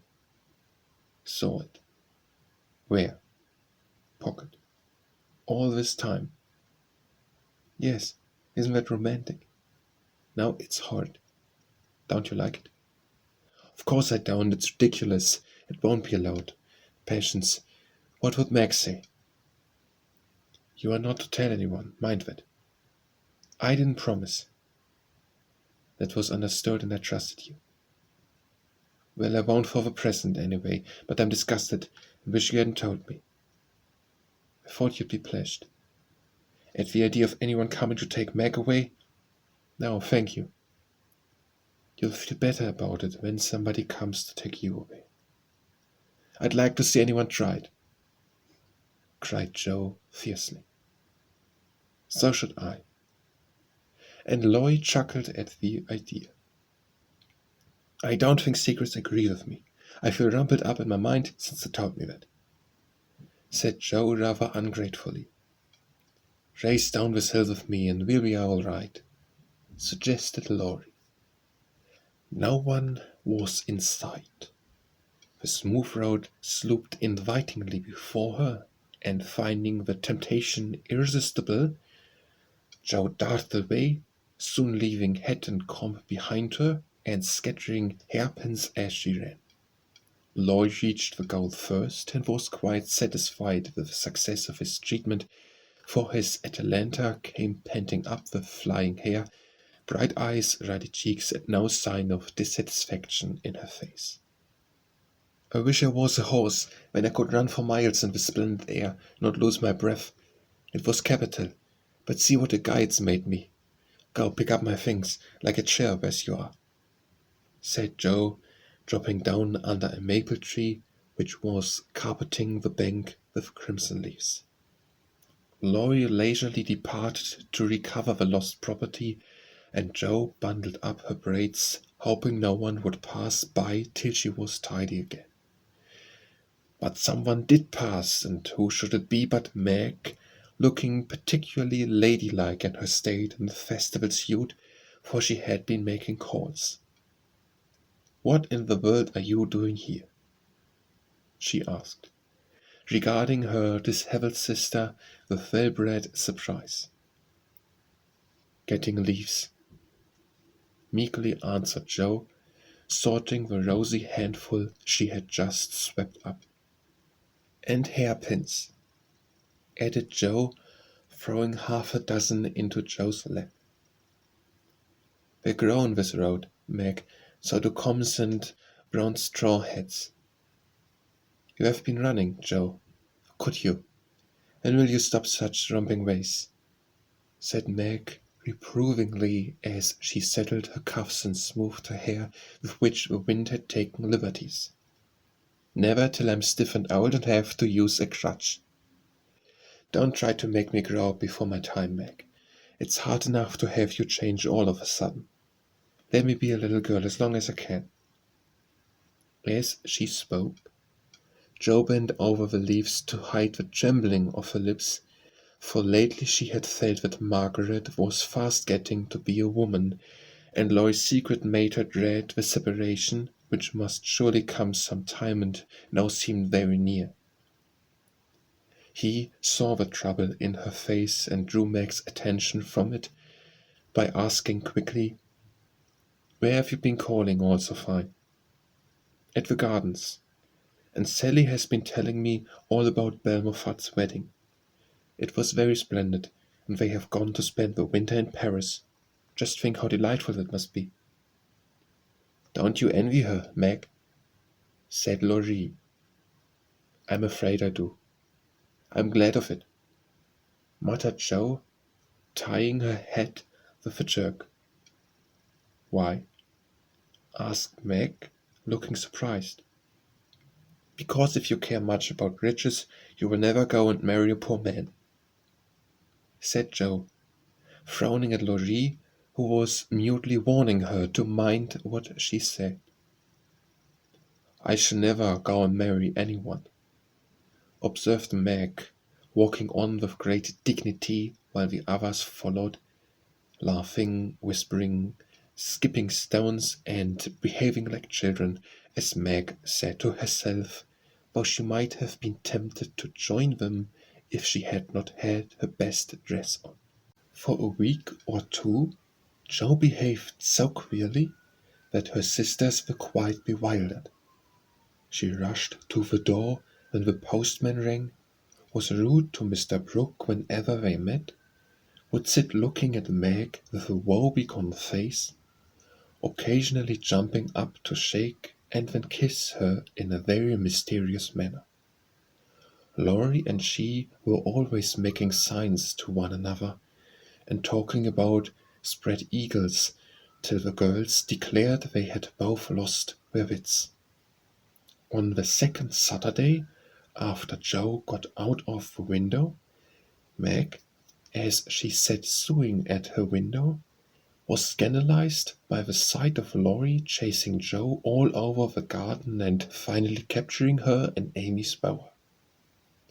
What went on there, Meg could not see, but shrieks of laughter were heard, followed by the murmur of voices and a great flapping of newspapers. "What shall we do with that girl? She never will behave like a young lady," sighed Meg as she watched the race with a disapproving face. "I hope she won't. "She is so funny and dear as she is," said Beth, who had never betrayed that she was a little hurt at Joe's having secrets with anyone but her. "It's very tiring, but we never can make her comme il faut," added Amy, who sat making some new frills for herself with her curls tied up in a very becoming way. Two agreeable things that made her feel unusually elegant and ladylike. In a few minutes Jo bounced in, laid herself on the sofa, and affected to read. "Have you anything interesting there?" asked Meg with condescension. "Nothing but a story. Won't amount to much, I guess," returned Jo, carefully keeping the name of the paper out of sight. "You'd better read it aloud. That will amuse us and keep you out of mischief," said Amy in her most grown-up tone. "What's the name?" asked Beth, wondering why Jo kept her face behind the sheet. "The Rival Painters." "That sounds well. Read it," said Meg. With a loud "hmm" and a long breath, Jo began to read very fast. The girls listened with interest, for the tale was romantic and somewhat pathetic, as most of the characters died in the end. "I like that about the splendid picture," was Amy's approving remark as Jo paused. "I prefer the Lovering part. Viola and Angelo are two of our favorite names. Isn't it queer?" said Meg, wiping her eyes, for the Lovering part was tragical. "Who wrote it?" asked Beth, who had caught a glimpse of Jo's face.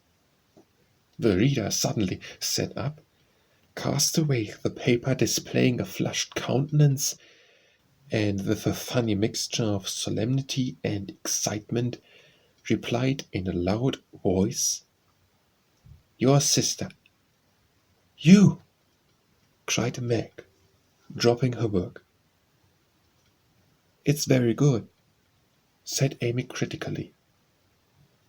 I knew it. Oh, my Jo, I'm so proud." And Beth ran to hug her sister and exult over the splendid success. Dear me, how delighted they all were, to be sure. How Meg wouldn't believe it till she saw the words "Miss Josephine March" actually printed in the paper.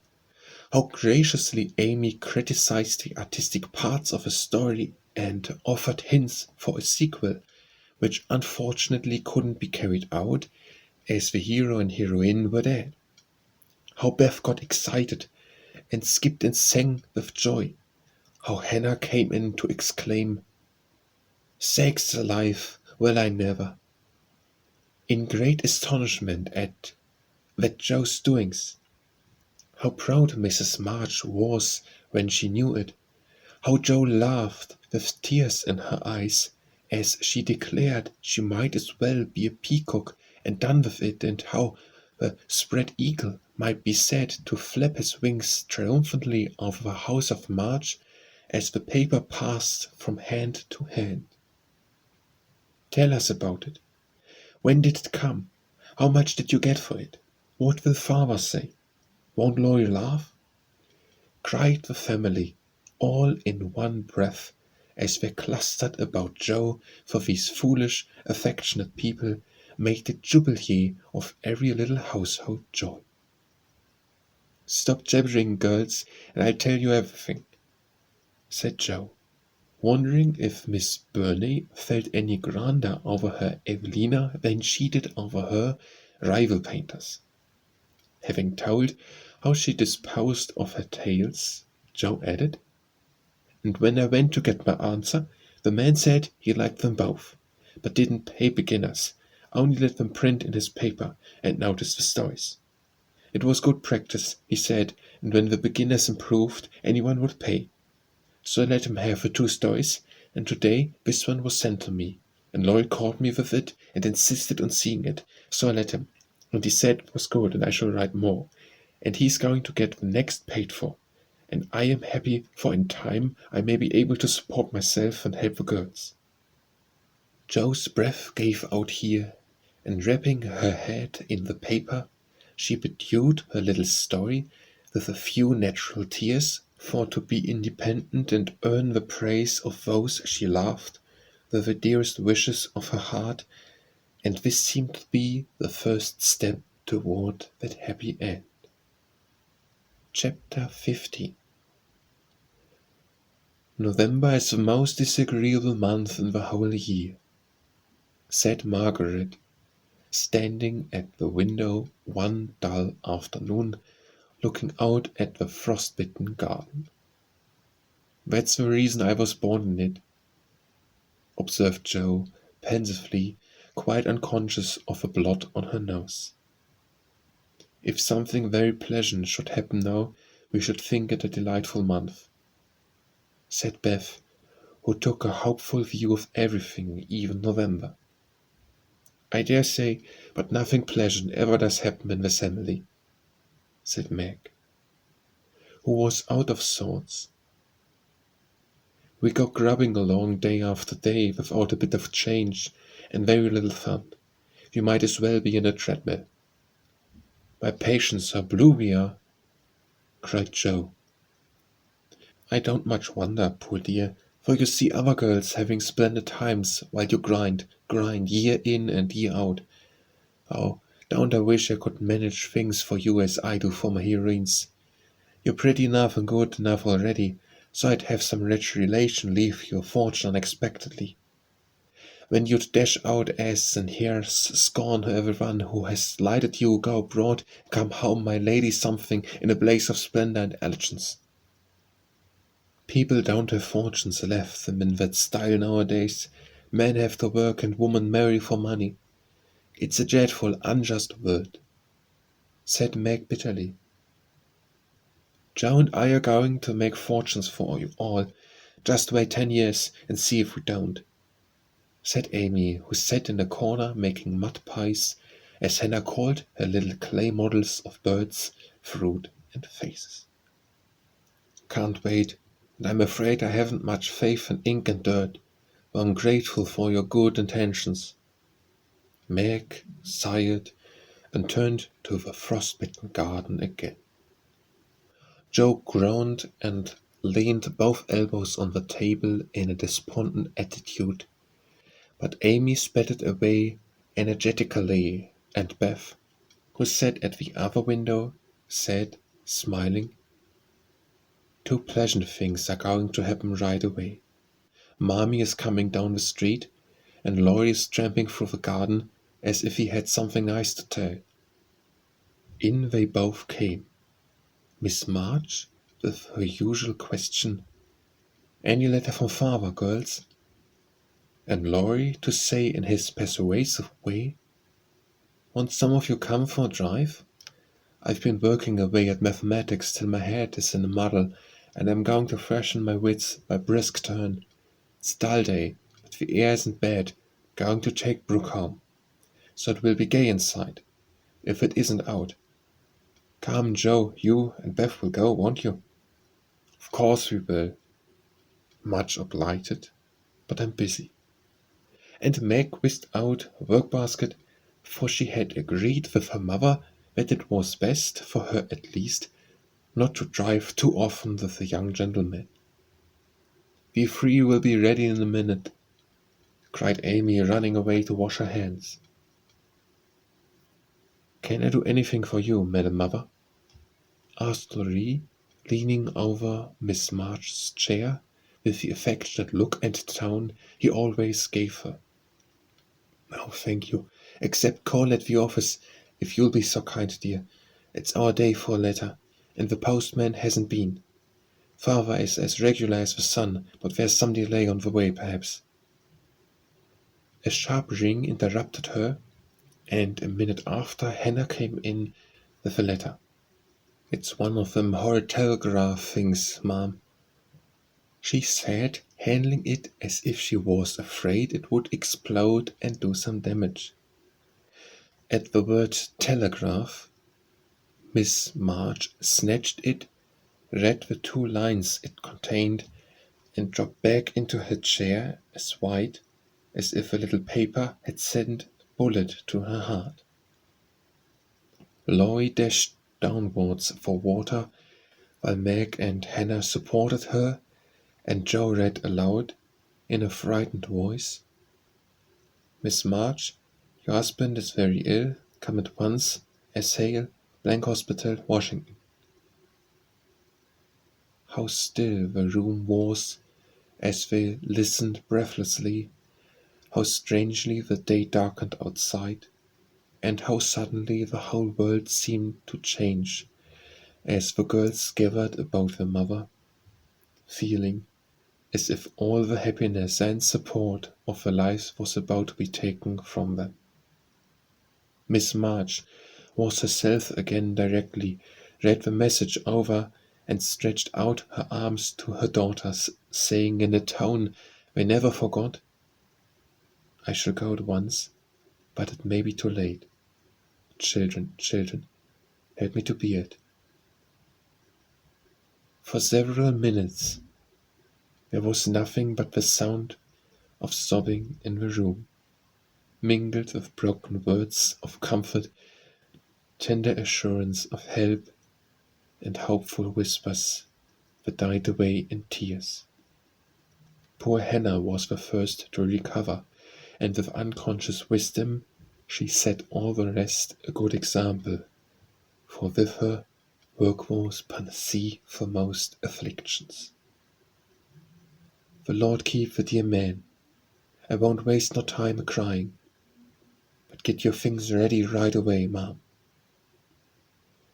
she said heartily as she wiped her face on her apron, gave her mistress a warm shake of the hand with her own hard one, and went away to work like 3 women in one. "She's right. There's no time for tears now. Be calm, girls, and let me think." They tried to be calm, poor things, as their mother sat up, looking pale but steady, and put away her grief to think and plan for them. "Where's Laurie?" she asked presently, when she had collected her thoughts and decided on the first duties to be done. "Here, ma'am. Now let me do something," cried the boy, hurrying from the next room, whither he had withdrawn, feeling that their first sorrow was too sacred for even his friendly eyes to see. "Send a telegram saying I will come at once. The next train goes early in the morning. I'll take that. What else? The horses are ready. I can go anywhere, do anything," he said, looking ready to fly to the ends of the earth. "Leave a note at Aunt March's. Joe, give me that pen and paper." Tearing off the blank side of one of her newly copied pages, Joe drew the table before her mother, well knowing that money for the long, sad journey must be borrowed, and feeling as if she could do anything to add a little to the sum for her father. "Now go, dear, but don't kill yourself driving at a desperate pace. There's no need of it." Miss March's warning was evidently thrown away, for 5 minutes later Laurie tore by the window on his own fleet horse, riding as if for his life. "Joe, run to the rooms and tell Mrs. King that I can't come. On the way get these things. I'll put them down. They'll be needed and I must go prepared for nursing. Hospital stores are not always good. Beth, go and ask Mr. Lawrence for a couple of bottles of old wine. I'm not too proud to beg for father. He shall have the best of everything. Amy, tell Hannah to get down the black trunk, and Meg, come and help me find my things, for I'm half bewildered."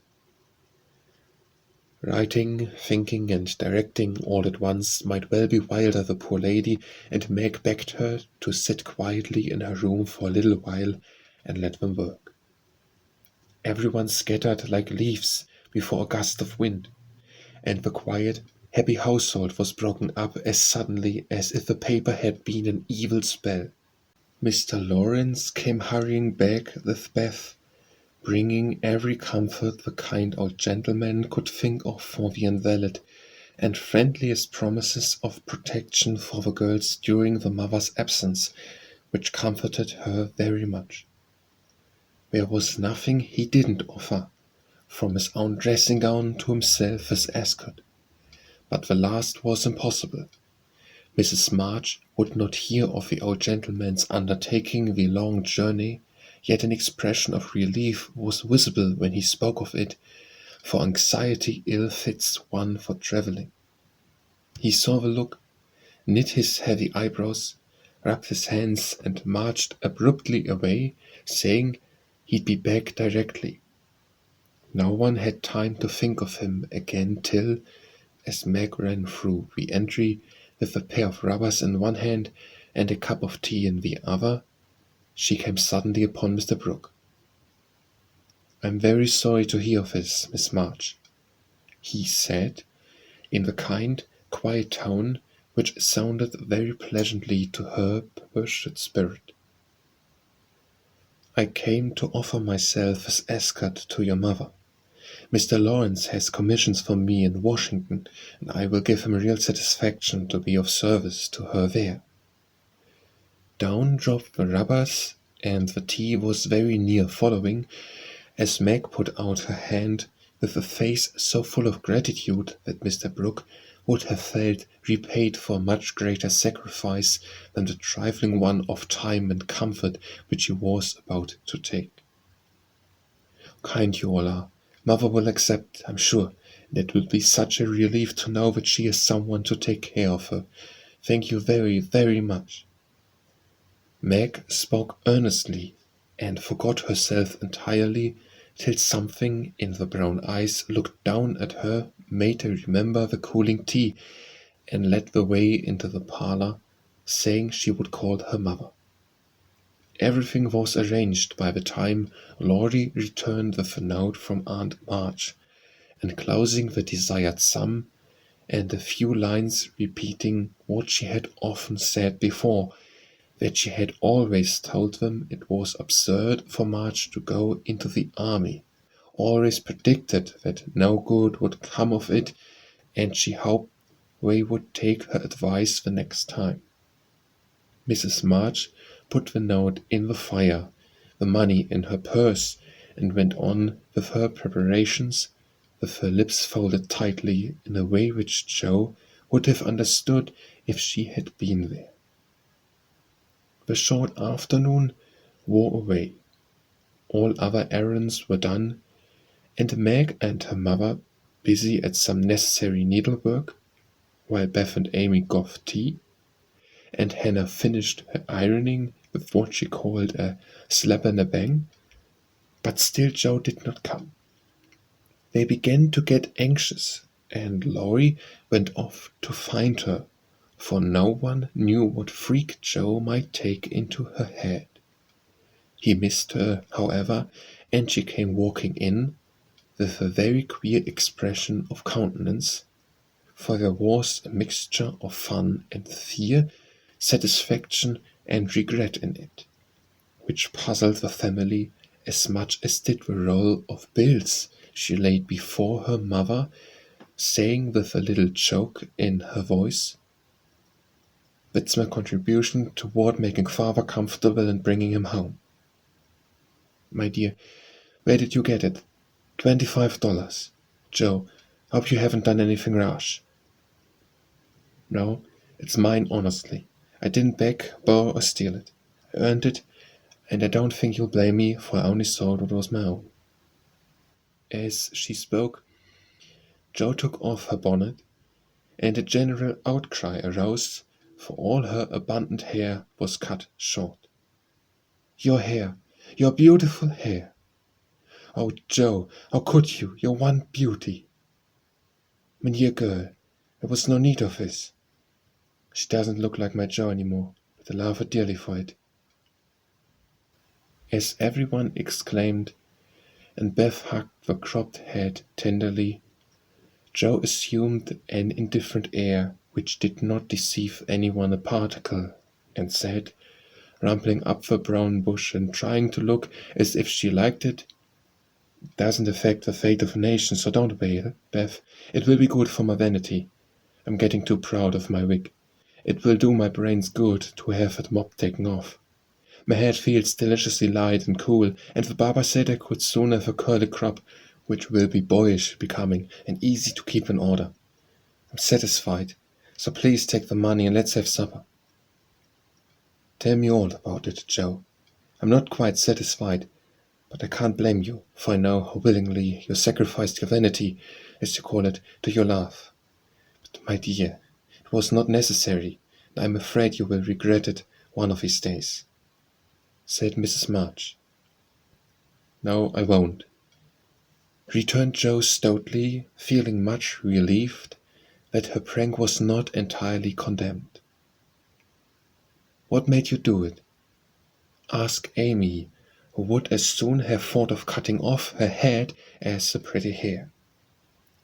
"Well, I was wild to do something for father," replied Joe, as they gathered about the table, for healthy young people can eat even in the midst of trouble.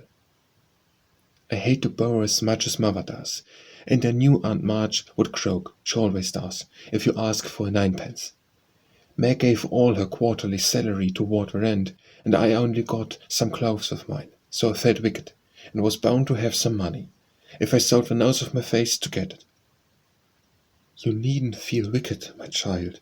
You had no winter things and got the simplest with your own hard earnings," said Mrs. March, with a look that warmed Joe's heart. "I hadn't the least idea of selling my hair at first, but as I went along I kept thinking what I could do, and feeling as if I'd like to dive into some of the rich stores and help myself. In the barber's window I saw tails of hair with the prices marked, and one black tail, not so thick as mine, was $40. It came to me all of a sudden that I had one thing to make money out of. Without stopping to think, I walked in, asked if they bought hair, and what they would give for mine." "I don't see how you dared to do it," said Beth in a tone of awe. "Oh, he was a little man who looked as if he merely lived to oil his hair. He rather stared at first, as if he wasn't used to having girls bounce into his shop and ask him to buy their hair. He said he didn't care about mine, it wasn't the fashionable color, and he never paid much for it in the first place. The work he put it into it made it dear, and so on. It was getting late, and I was afraid if it wasn't done right away that I shouldn't have it done at all, and you know, when I start to do a thing I hate to give it up. So I begged him to take it and told him why I was in such a hurry. It was silly, I dare say, but it changed his mind, for I got rather excited and told the story in my topsy-turvy way, and his wife heard and said so kindly, 'Take it, Thomas, and oblige the young lady. I'd do as much for our Jimmy any day if I had a swire of hair worth selling.'" "Who was Jimmy?" asked Amy, who liked to have things explained as they went along. "Her son, she said, who was in the army. How friendly such things make strangers feel, don't they? She talked away all the time the man clipped, and diverted my mind nicely. Didn't you feel dreadfully when the first cut came?" asked Meg with a shiver. "I took a last look at my hair, where the man got his things, and that was the end of it. I never snivel over trifles like that, I will confess, though I felt queer when I saw the dear old hair laid out on the table, and felt only the short rough ends of my head. It almost seemed as if I had an arm or leg off. A woman saw me look at it, and picked out a long lock for me to keep. I give it to you, Mommy, just to remember past glories by, for a crop is so comfortable I don't think I shall ever have a mane again." Mrs. March folded the wavy chestnut lock and laid it away with a short grey one in her desk. She only said, "Thank you, dearie." But something in her face made the girls change the subject, and talk as cheerfully as they could about Mr. Brooks' kindness, the prospect of a fine day tomorrow, and the happy times they would have when father came home to be nursed. No one wanted to go to bed when at 10 o'clock Mrs. March put by the last finished job and said, "Come, girls." Beth went to the piano and played the father's favorite hymn. All began bravely, but broke down one by one till Beth was left alone, singing with all her heart, for to her music was always a sweet counsel. "Go to bed and don't talk, for we must be up early and shall need all the sleep we can get. Good night, my darlings," said Mrs. March, as the hymn ended, for no one cared to try another. They kissed her quietly and went to bed as silently as if the dear invalid lay in the next room. Beth and Amy soon fell asleep in spite of a great trouble, but Meg lay awake, thinking the most serious thoughts she had ever known in her short life. Joe lay motionless, and his sister fancied that she was asleep, till a stifled sob made her exclaim, as she touched a wet cheek, "Joe, dear, what is it? Are you crying about father?" "No, not now." "What then?" My hair," burst out poor Joe, trying vainly to smother her emotion in the pillow. It did not seem at all comical to Meg, who kissed and caressed the afflicted heroine in the tenderest manner. "I'm not sorry," protested Joe with a choke. "I'd do it again tomorrow if I could. It's only the vain part of me that goes and cries in this silly way. Don't tell anyone it's all over now. I thought you were asleep, so I just made a little private moan for my own beauty. How came you to be awake?" "I can't sleep, I'm so anxious," said Meg. "Think about something pleasant and you'll soon drop off." I tried it, but felt wider awake than ever. "What did you think of?" "Handsome faces, eyes particularly," answered Meg, smiling to herself in the dark. "What color do you like best?" "Brown, that is, sometimes. Blue are lovely." Joe laughed, and Meg sharply ordered her not to talk. Then Amiable promised to make her hair curl, and fell asleep to dream of living in her castle in the air. The clocks were striking midnight, and the rooms were very still as a figure glided quietly from bed to bed, smoothing a coverlet here, settling a pillow there, and pausing to look long and tenderly at each unconscious face, to kiss each with lips that mutely blessed, and to pray the fervent prayers which only mothers utter. As she lifted the curtain to look out into the dreary night, the moon broke suddenly from behind the clouds and shone upon her like a bright, benignant face, which seemed to whisper in the silence, "Be comforted, dear soul, there's always light behind the clouds." Chapter 16. In the cold grey dawn the sisters lit their lamps, and read their chapter with an earnestness never felt before. For now the shadow of a real trouble had come. The little books were full of help and comfort, and as they dressed, they agreed to say good-bye cheerfully and hopefully, and sent their mother on her anxious journey unsaddened by tears or complaints from them. Everything seemed very strange when they went down, so dim and still outside, so full of light and bustle within. Breakfast at that early hour seemed odd, and even Hannah's familiar face looked unnatural as she flew about her kitchen with her nightcap on. The big trunk stood ready in the hall. Mother's cloak and bonnet lay on the sofa, and mother herself sat trying to eat, but looking so pale and worn with sleeplessness and an anxiety that the girls found it very hard to keep their resolution. Meg's eyes kept filling in spite of herself. Jo was obliged to hide her face in the kitchen rather more than once, and the little girls wore a grave, troubled expression, as if sorrow was a new experience to them. Nobody talked much, but as the time drew very near and they sat waiting for the carriage, Mrs. March said to the girls, who were all busied about her, one folding her shawl, another smoothing out the strings of her bonnet, a third putting on her overshoes, and a fourth fastening up her travelling bag, "Children, I leave you to Hannah's care and Mr. Lawrence's protection.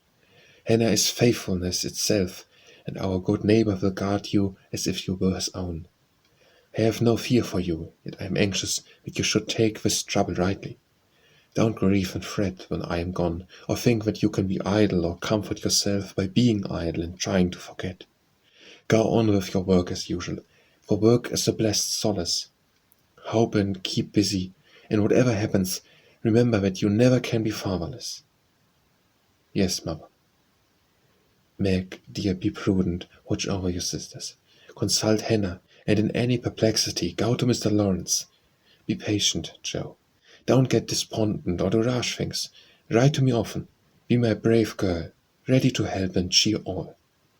Bev, comfort yourself with your music, and be faithful to the little home duties. And you, Amy, help all you can, be obedient, and keep Happy safe at home.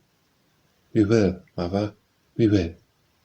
The rattle of an approaching carriage made them all start and listen. That was the hard minute, but the girls stood it well. No one cried, no one ran away or uttered a lamentation, for their hearts were very heavy as they sent loving messages to father, remembering, as they spoke, that it might be too late to deliver them. They kissed their mother quietly, hung about her tenderly, and tried to wave their hands cheerfully when she drove away. Laurie and his grandfather came over to send her off, and Mr. Brooke looked so strong and sensible and kind that the girls christened him Mr. Greffard on the spot. "Goodbye, my darlings.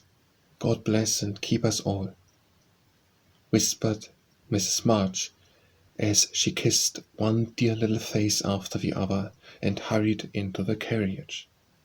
As she rode away, the sun came out, and looking back, she saw it shining on the group at the gate like a good omen.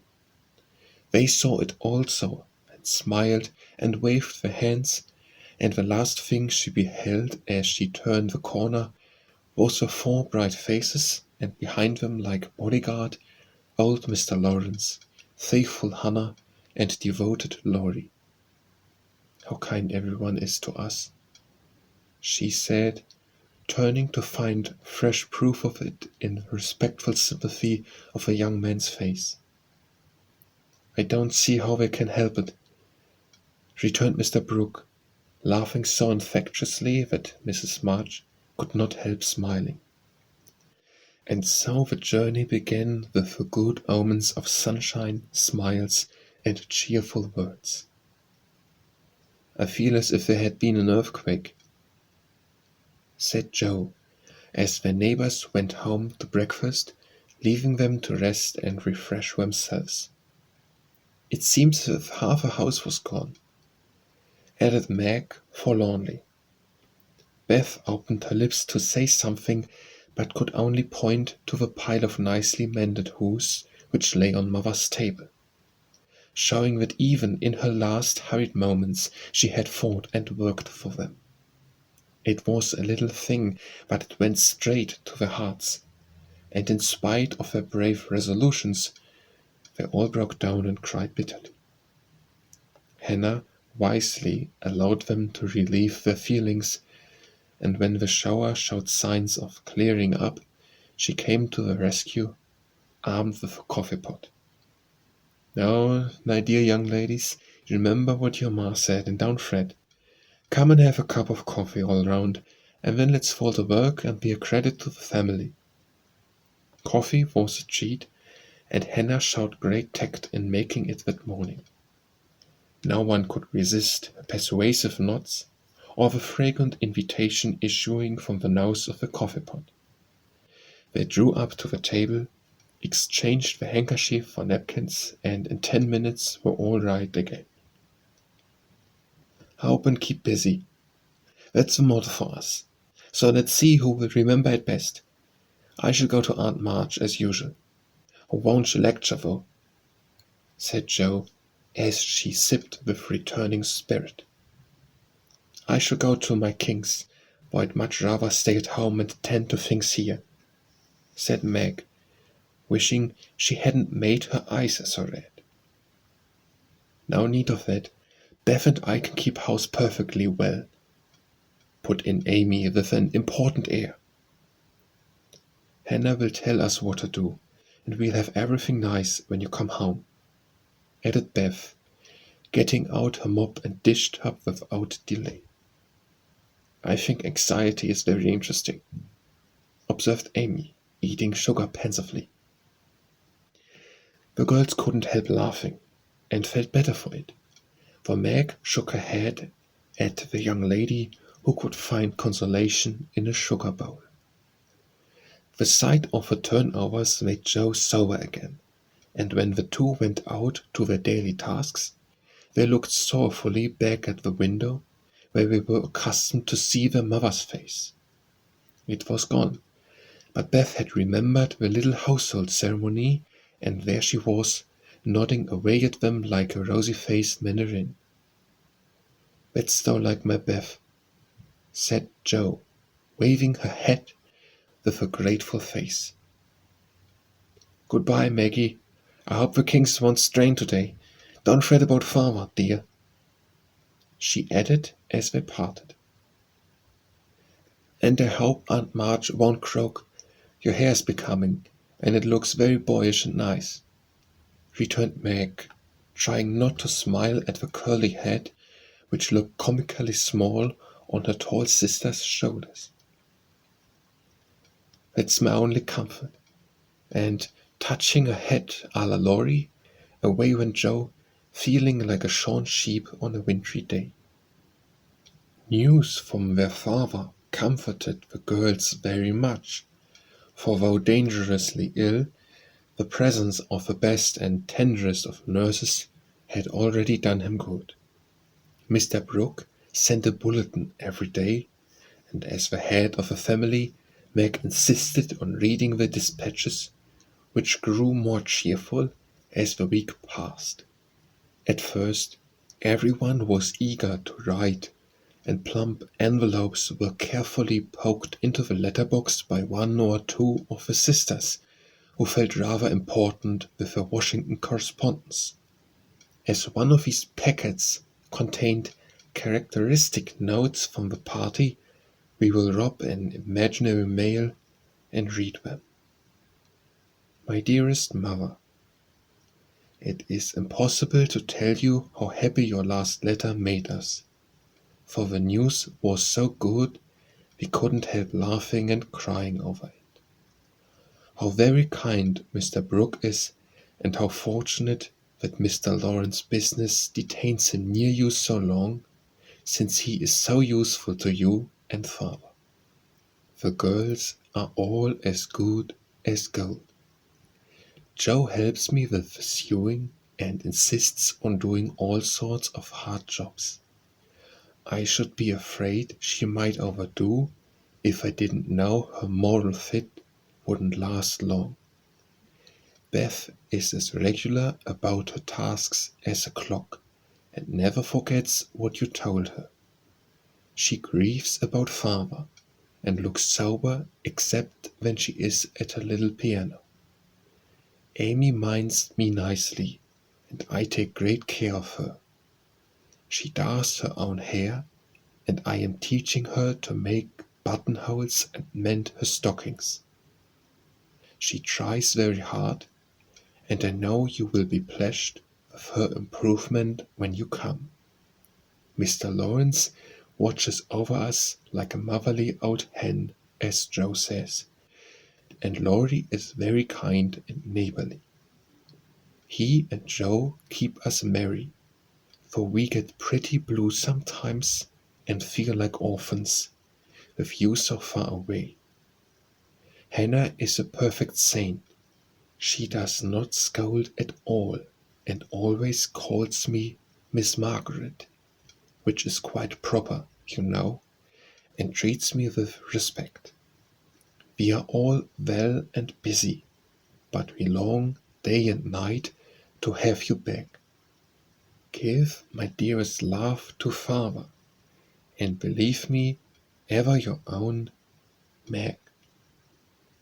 This note, prettily written on scanted paper, was a great contrast to the next, which was scribbled on a big sheet of thin foreign paper, ornamented with blots and all manner of flourishes and curly-tailed letters. My precious Mammy, 3 cheers for dear father. Brooke was a trump to telegraph right off, and let us know the minute he was better. I rushed up garret when the letter came, and tried to thank God for being so good to us, but I could only try and say, I'm glad, I'm glad. Didn't that do as well as a regular prayer? For I felt a great many in my heart. We have such funny times, and now I can enjoy them. For everyone is so desperately good, it's like living in a nest of turtle doves. You'd love to see Meg head the table and try to be motherish. She gets prettier every day, and I'm in love with her sometimes. The children are regular archangels, and I'm Joe, never shall be anything else. I must tell you that I came near having a quarrel with Laurie. I freed my mind about a silly little thing. He was offended. I was right, but didn't speak as I ought, and he marched home, saying he wouldn't come again till I begged pardon. I declared I wouldn't and got mad. It lasted all day. I felt bad and wanted you very much. Law and I are both so proud it's hard to beg pardon. But I thought he'd come to it, for I was in the right. He didn't come, and just at night I remembered what you said when Amy fell into the river. I read my little book, felt better, resolved not to let the sun set on my anger, and ran over to tell Laurie I was sorry. I met him at the gate, coming for the same time. We both laughed, begged each other's pardon, and felt all good and comfortable again. I made a poem yesterday when I was helping Hannah wash, and as father likes my silly little things, I put it in to amuse him. Give him my loveliest hug that ever was, and kissed yourself 1,000 times for your topsy-turvy Joe. A song from the Suds. Queen of my tub, I merrily sing while the white foam rises high and sturdily wash and rinse and wring, and fastens the clothes to dry. Then out in the free fresh air they swing under the sunny sky. I wish we could wash from our hearts and souls the stains of a week away, and let water and air by their magic make ourselves as pure as they. Then on the earth there would be indeed a glorious washing day. Along the path of a useful life will heart ease ever bloom. The busy mind has no time to think of sorrow or care or gloom, and anxious thoughts may be swept away as we bravely wield the broom. I am glad a task to me is given to labor day by day, for it brings me health and strength and hope, and I cheerfully learn to say, head you may think, heart you may feel, but hand you shall work always. Dear mother, there's only room for me to send my love, and some pressed pansies from the root I have been keeping safe in the house for father to see. I read every morning, try to be good all day, and sing myself to sleep the father's tune. I can't sing Land of a Leal now, it makes me cry. Everyone is very kind, and we are as happy as we can be without you. Amy wants the rest of a page, so I must stop. I didn't forget to cover the holders, and I wind the cloak and air the rooms every day. Kiss dear father on the cheek he calls mine. Oh, do come soon to your loving little Bev. Ma chère maman, we are all well. I do my lessons always, never corroborate the girls. Meg says I mean contradict, so I put in both words, and you can take the proper rest. Meg is a great comfort to me and lets me have jelly every night. At tea it's so good for me, Joe says, because it keeps me sweet-tempered. Laurie is not as respectful as he ought to be now. I'm always in my teens. He calls me chick and hurts my feelings by talking French to me very fast when I say merci or bonjour as Hetty King does. The sleeves of my blue dress were all worn out, and Meg put in new ones, but the full front came wrong and they are all more blue than the dress. I felt bad but did not fret. I bear my troubles well, but I do wish Hannah would put more starch in my aprons and have buckwheats every day. Can't she? Didn't I make that interrogation point nice? Meg says my punctuation and spelling are disgraceful and I am mortified. But dear me, I have so many things to do, I can't stop. Adieu, I send heaps of love to Papa. Your affectionate daughter, Amy Curtis March. Dear Miss March, I just drop a line to say we don't frustrate. The girls is clever and fly around right smart. Miss Meg is going to make a proper good housekeeper. She has the liking for it and gets the hang of things surprising quick. Joe do speed for going head, but she don't stop to calculate fuss, and you never know where she's like to bring up. She done out a tub of cloves on Monday, but she starched them afore they were venched, and blew the pink calcio dress till I thought I should have died a-laughin'. Beth's the best of little creatures, and a sight of help to me, being so forehanded and dependable. She tries to learn everything, and really goes to market beyond her years. Likewise keeps accounts, with my help, quite wonderful. We have got on very economical so far. I don't let the girls have coffee only once a week, according to your wish, and keep 'em on plain, wholesome victuals. Amy does well without frettin', wearing her best clothes and eatin' sweet stuff. Mr. Lorry is as full of dials as usual and turns the house upside down frequent, but he hurtens the girls, so let him have full swing. The old gentleman sent heaps of things, and is rather wearin', but means well, and it ain't my place to say nothin'. My bread is riz, so no more at this time. I send my duty to Mr. March, and hope he's seen the last of this pneumonie. Yours respectful, Hannah Mollett. Head nurse of Ward Number 2. All serene on the Rappahannock, troops in fine condition. Commissionary department well conducted. The Home Guard under Colonel Teddy always on duty. Commander-in-Chief General Lawrence reviews the army daily. Quartermaster Mollett keeps order in camp, and Major Lyon does picket duty at night. A salute of 24 guns was fired on receipt of good news from Washington, and a dress parade took place at headquarters. Commander-in-Chief sends best wishes, in which he is heartily joined by Colonel Teddy. Dear Madam, the little girls are all well. Beth and my boy report daily. Hannah is a model servant, and guards pretty Meg like a dragon. Glad the fine weather holds. Pray make Brooke useful, and draw on me for funds if expenses exceed your estimate. Don't let your husband want anything. Thank God he is mending. Your sincere friend and servant, James Lawrence. Chapter 17. For a week the amount of virtue in the old house would have supplied the neighborhood. It was really amazing, for everyone seemed in a heavenly frame of mind, and self-denial was all the fashion. Relieved of their first anxiety about their father, girls insensibly relaxed their praiseworthy efforts a little and began to fall back into old ways. They did not forget their motto, but helping and keeping busy seemed to grow easier, and after such tremendous exertion, they felt that endeavor deserved a holiday and gave it a good many. Joe caught a bad cold through neglect to cover the shorn head enough, and was ordered to stay at home till she was better, for Aunt March didn't like to hear people read with colds in their heads. Joe liked this, and after an energetic ramage from garret to cellar, subsided on the sofa to nurse her cold with Rosencium and books.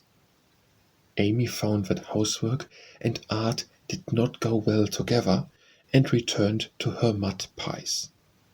Meg went daily to her pupils and sewed, or thought she did, at home, but much time was spent in writing long letters to her mother, or reading the Washington dispatches over and over. Beth kept on with only slight relapses into idleness or grieving.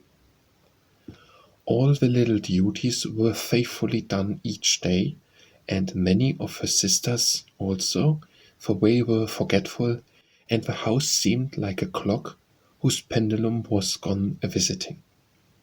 When her heart got heavy with longings for mother or fears for father, she went away into a certain closet, hid her face in the folds of her dear old gown, and made a little moan, and prayed her little prayer quietly by herself. Nobody knew what cheered her up after a sober fit, but everyone felt how sweet and helpful Beth was, and fell into a way of going to her for comfort or advice in their small affairs. All were unconscious that this experience was a test of character, and when the first excitement was over, felt that they had done well and deserved praise. So they did, but their mistake was in ceasing to do well, and they learned this lesson through much anxiety and regret. Meg, I wish you'd go and see the Hummels. You know Mother told us not to forget them, said Beth, 10 days after Mrs. March's departure. I'm too tired to go this afternoon, replied Meg, rocking comfortably as she sewed. Can't you, Joe? Asked Beth. Too stormy for me with my cold. I thought it was almost well. It's well enough for me to go out with Laurie, but not well enough to go to the Hummels, said Joe, laughing, but looking a little ashamed of her inconsistency. Why don't you go yourself? Asked Meg. I've been every day, but the baby is sick, and I don't know what to do for it. Mrs. Hummels goes away to work, and Lottchen takes care of it. But it gets sicker and sicker, and I think you or Hannah ought to go. Beth spoke earnestly, and Meg promised she would go tomorrow. Ask Hannah for some nice little mess, and take it round, Beth. The air will do you good, said Joe, adding apologetically, I'd go, but I wanted to finish my writing. My head aches and I'm tired, so I thought maybe some of you would go, said Beth. Amy will be in presently, and she will run down for us, suggested Meg. So Beth lay down on the sofa, the others returned to their work, and the Hummels were forgotten. An hour passed. Amy did not come. Meg went to her room to try on a new dress. Jo was absorbed in her story, and Hannah was sound asleep before the kitchen fire, when Beth quietly put on her hood, filled her basket with odds and ends for the poor children, and went out into the chilly air with a heavy head and a grieved look in her patient eyes. It was late when she came back, and no one saw her creep upstairs and shut herself into her mother's room. Half an hour after, Jo went to mother's closet for something, and there found little Beth sitting on the medicine chest, looking very grave, with red eyes and a camphor bottle in her hand. Christopher Columbus, what's the matter? Cried Jo, as Beth put out her hand as if to warn her off, and asked quickly, You've had the scarlet fever, haven't you? Years ago when Meg did. Why? Then I'll tell you. Oh, Joe, baby is dead. What baby? Mrs. Hummels. It died in my lap before she got home, cried Beth with a sob. My poor dear, how dreadful for you.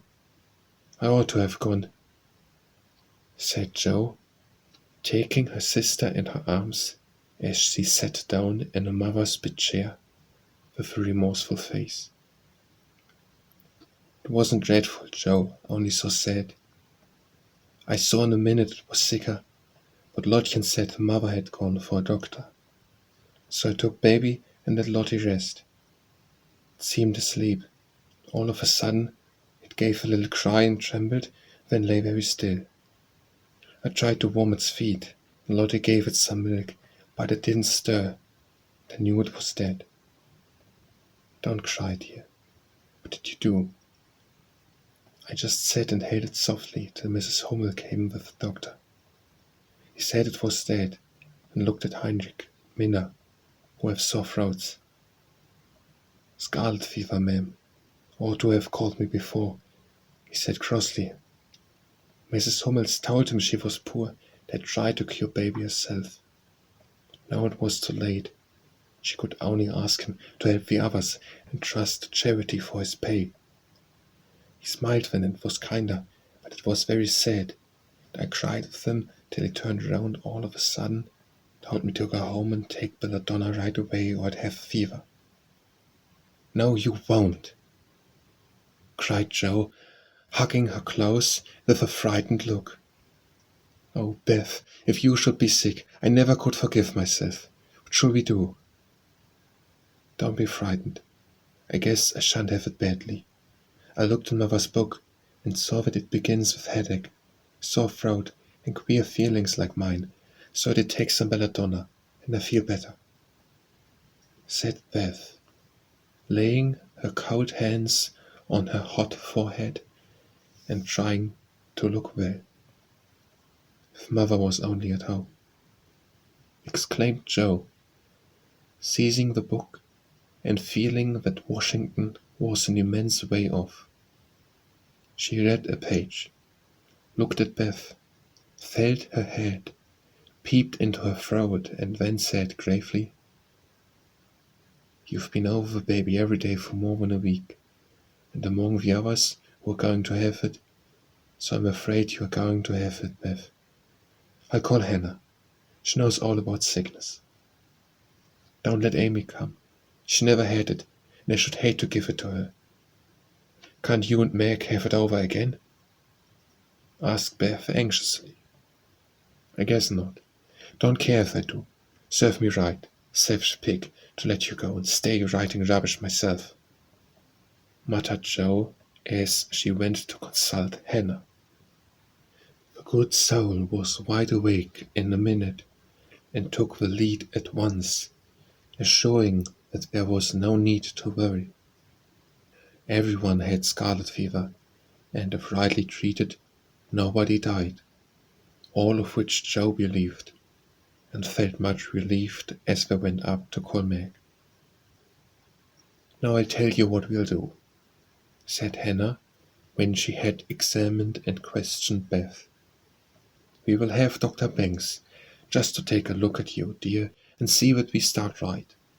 Then we'll send Amy off to Aunt March's for a spell, to keep her out of harm's way, and one of you girls can stay at home and amuse Beth for a day or two. I should stay, of course, I'm oldest, began Meg, looking anxious and self-reproachful. I shall, because it's my fault she's sick. I told Mother I'd do the errands, and I haven't, said Joe decidedly. Which will you have, Beth? There ain't no need of but one. Ate Hannah. Joe, please. And Beth leaned her head against her sister with a contented look, which effectually settled that point. I'll go and tell Amy, said Meg, feeling a little hurt, yet rather relieved on the whole for she did not like nursing and Joe did. Amy rebelled outright, and passionately declared that she had rather have the fever than go to Aunt March. Meg reasoned, pleaded, and condemned, all in vain. Amy protested that she would not go, and Meg left her in despair to ask Hannah what should be done. Before she came back, Laurie walked into the parlor to find Amy sobbing with her head in the sofa cushions. She told her story, expecting to be consoled, but Laurie only put his hands in his pockets and walked about the room, whistling softly as he knit his brows in deep thought. Presently he sat down beside her and said, in his most wheedlesome tone, "Now be a sensible little woman and do as I say. Now don't cry, but hear what a jolly plan I've got. You go to Aunt March's, and I'll come and take you out every day, driving or walking, and we'll have capital times. Won't that be better than mopping here? I don't wish to be sent off as if I was in the way," began Amy in an injured voice. "Bless your heart, child, it's to keep you well. You don't want to be sick, do you?" "No, I'm sure I don't, but I dare say I shall be, for I've been with Beth all the time." "That's the very reason you ought to go away at once, so that you may escape it. Change of air and care will keep you well, I dare say, or if it does not entirely, you will have a fever more lightly. I advise you to be off as soon as you can, for scarlet fever is no joke, miss." "But it's dull at Aunt March's, and she's so cross," said Amy, looking rather frightened. "It won't be dull with me popping in every day to tell you how Beth is, and take you out gallivanting. The old lady likes me, and I'll be as sweet as possible to her, so she won't peck at us, whatever we do. Will you take me out in the trotting wagon with Puck? On my honor as a gentleman. Come every single day, see if I don't, and bring me back the minute Beth is well, the identical minute. And go to the theatre, truly? A dozen theatres, if we may." "Well, I guess I will," said Amy slowly. "Good girl, call Meg and tell her you'll give in," said Laurie with an approving pat which annoyed Amy more than the giving in. Meg and Joe came running down to behold the miracle which had been wrought, and Amy, feeling very precious and self-sacrificing, promised to go if a doctor said Beth was going to be ill. "How's the little dear?" asked Laurie, for Beth was his especial pet, and he felt more anxious about her than he liked to show. "She's lying down on Mother's bed, and feels better. The baby's death troubled her, but I dare say she has only got cold. Hannah says she thinks so, but she looks worried, and that makes me fidgety," answered Meg. "What a trying world it is," said Joe, rumpling up her hair in a fretful way. "No sooner do we get out of one trouble than down comes another. There doesn't seem to be anything to hold on to when Mother's gone. Some more let's see." "Well, don't make a porcupine of yourself. It isn't becoming. Settle your wig, Joe, and tell me if I should telegraph to your mother or do anything," asked Laurie, who never had been reconciled to the loss of his friend's one beauty. "That is what troubles me," said Meg. "I think we ought to tell her if Beb is really ill, but Hannah says we mustn't, for Mother can't leave Father, and it will only make them anxious. Beth won't be sick long, and Hannah knows just what to do, and Mother said we were to mind her, so I suppose we must, but it doesn't seem quite right to me." Well, can't say. Suppose you ask Grandfather after the doctor has been." "We will, Joe. Go and get Dr. Banks at once," commanded Meg. "We can't decide anything till he has been." "Stay where you are, Joe. I'm errand boy to this establishment," said Laurie, taking up his cap. "I'm afraid you are busy," began Meg. "Now I've done my lessons for the day." "Do you study in vacation time?" asked Joe. "I follow a good example my neighbors set me," was Laurie's answer as he swung himself out of her room. "I've great hopes for my boy," observed Joe, watching him fly over the fence with an approving smile. "He does very well for a boy," was Meg's somewhat ungracious answer, for the subject did not interest her. Dr. Banks came, said Beth had symptoms of the fever, but he thought she would have it lightly, for he looked sober over the Hummel story. Amy was ordered off at once, and provided with something to ward off danger, she departed in great state, with Joe and Laurie as escort. Aunt March received them with her usual hospitality. "What do you want now?" she asked, looking sharply over her spectacles, while the parrot, sitting on the back of her chair, called out, "Go away, no boys allowed here." Laurie retired to the window, and Joe told her story. "No more than I expected, if you are allowed to go poking about among poor folks. Amy can stay and make herself useful if she isn't sick, which I've no doubt she will be. Looks like it now. Don't cry, child, it worries me to hear people sniff." Amy was on the point of crying, but Laurie slyly pulled the parrot's tail, which caused Polly to utter an astonished croak and call out, "Bless my boots!" in such a funny way that she laughed instead. "What do you hear from your mother?" asked the old lady gruffly. "Father is much better," replied Joe, trying to keep sober.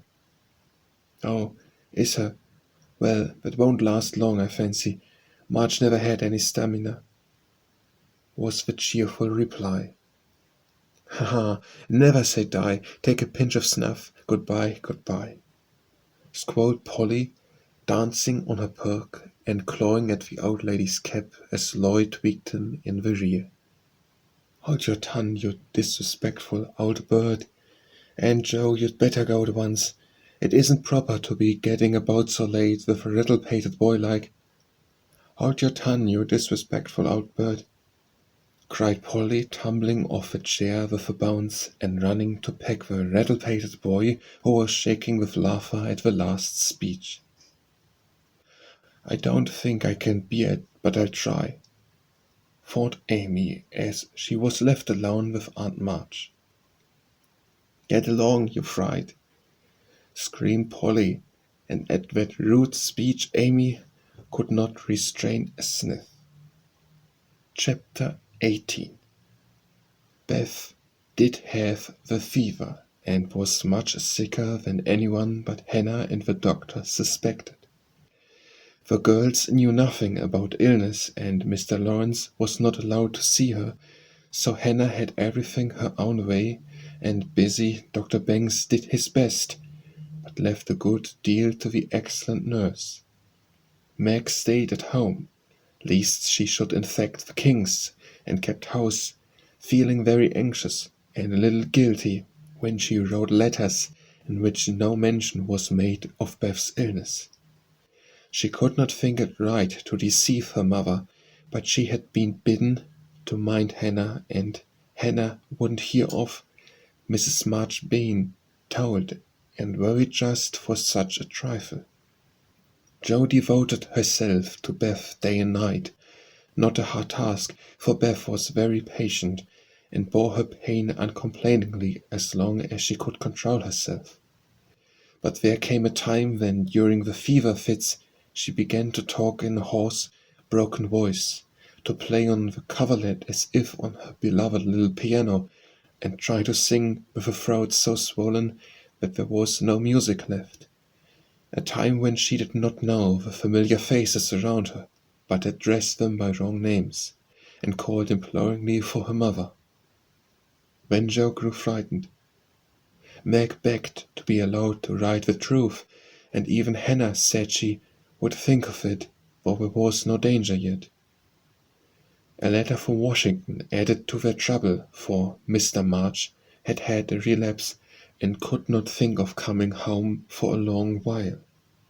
How dark the days seemed now, how sad and lonely the house, and how heavy were the hearts of the sisters as they worked and waited, while the shadow of death hovered over the once happy home.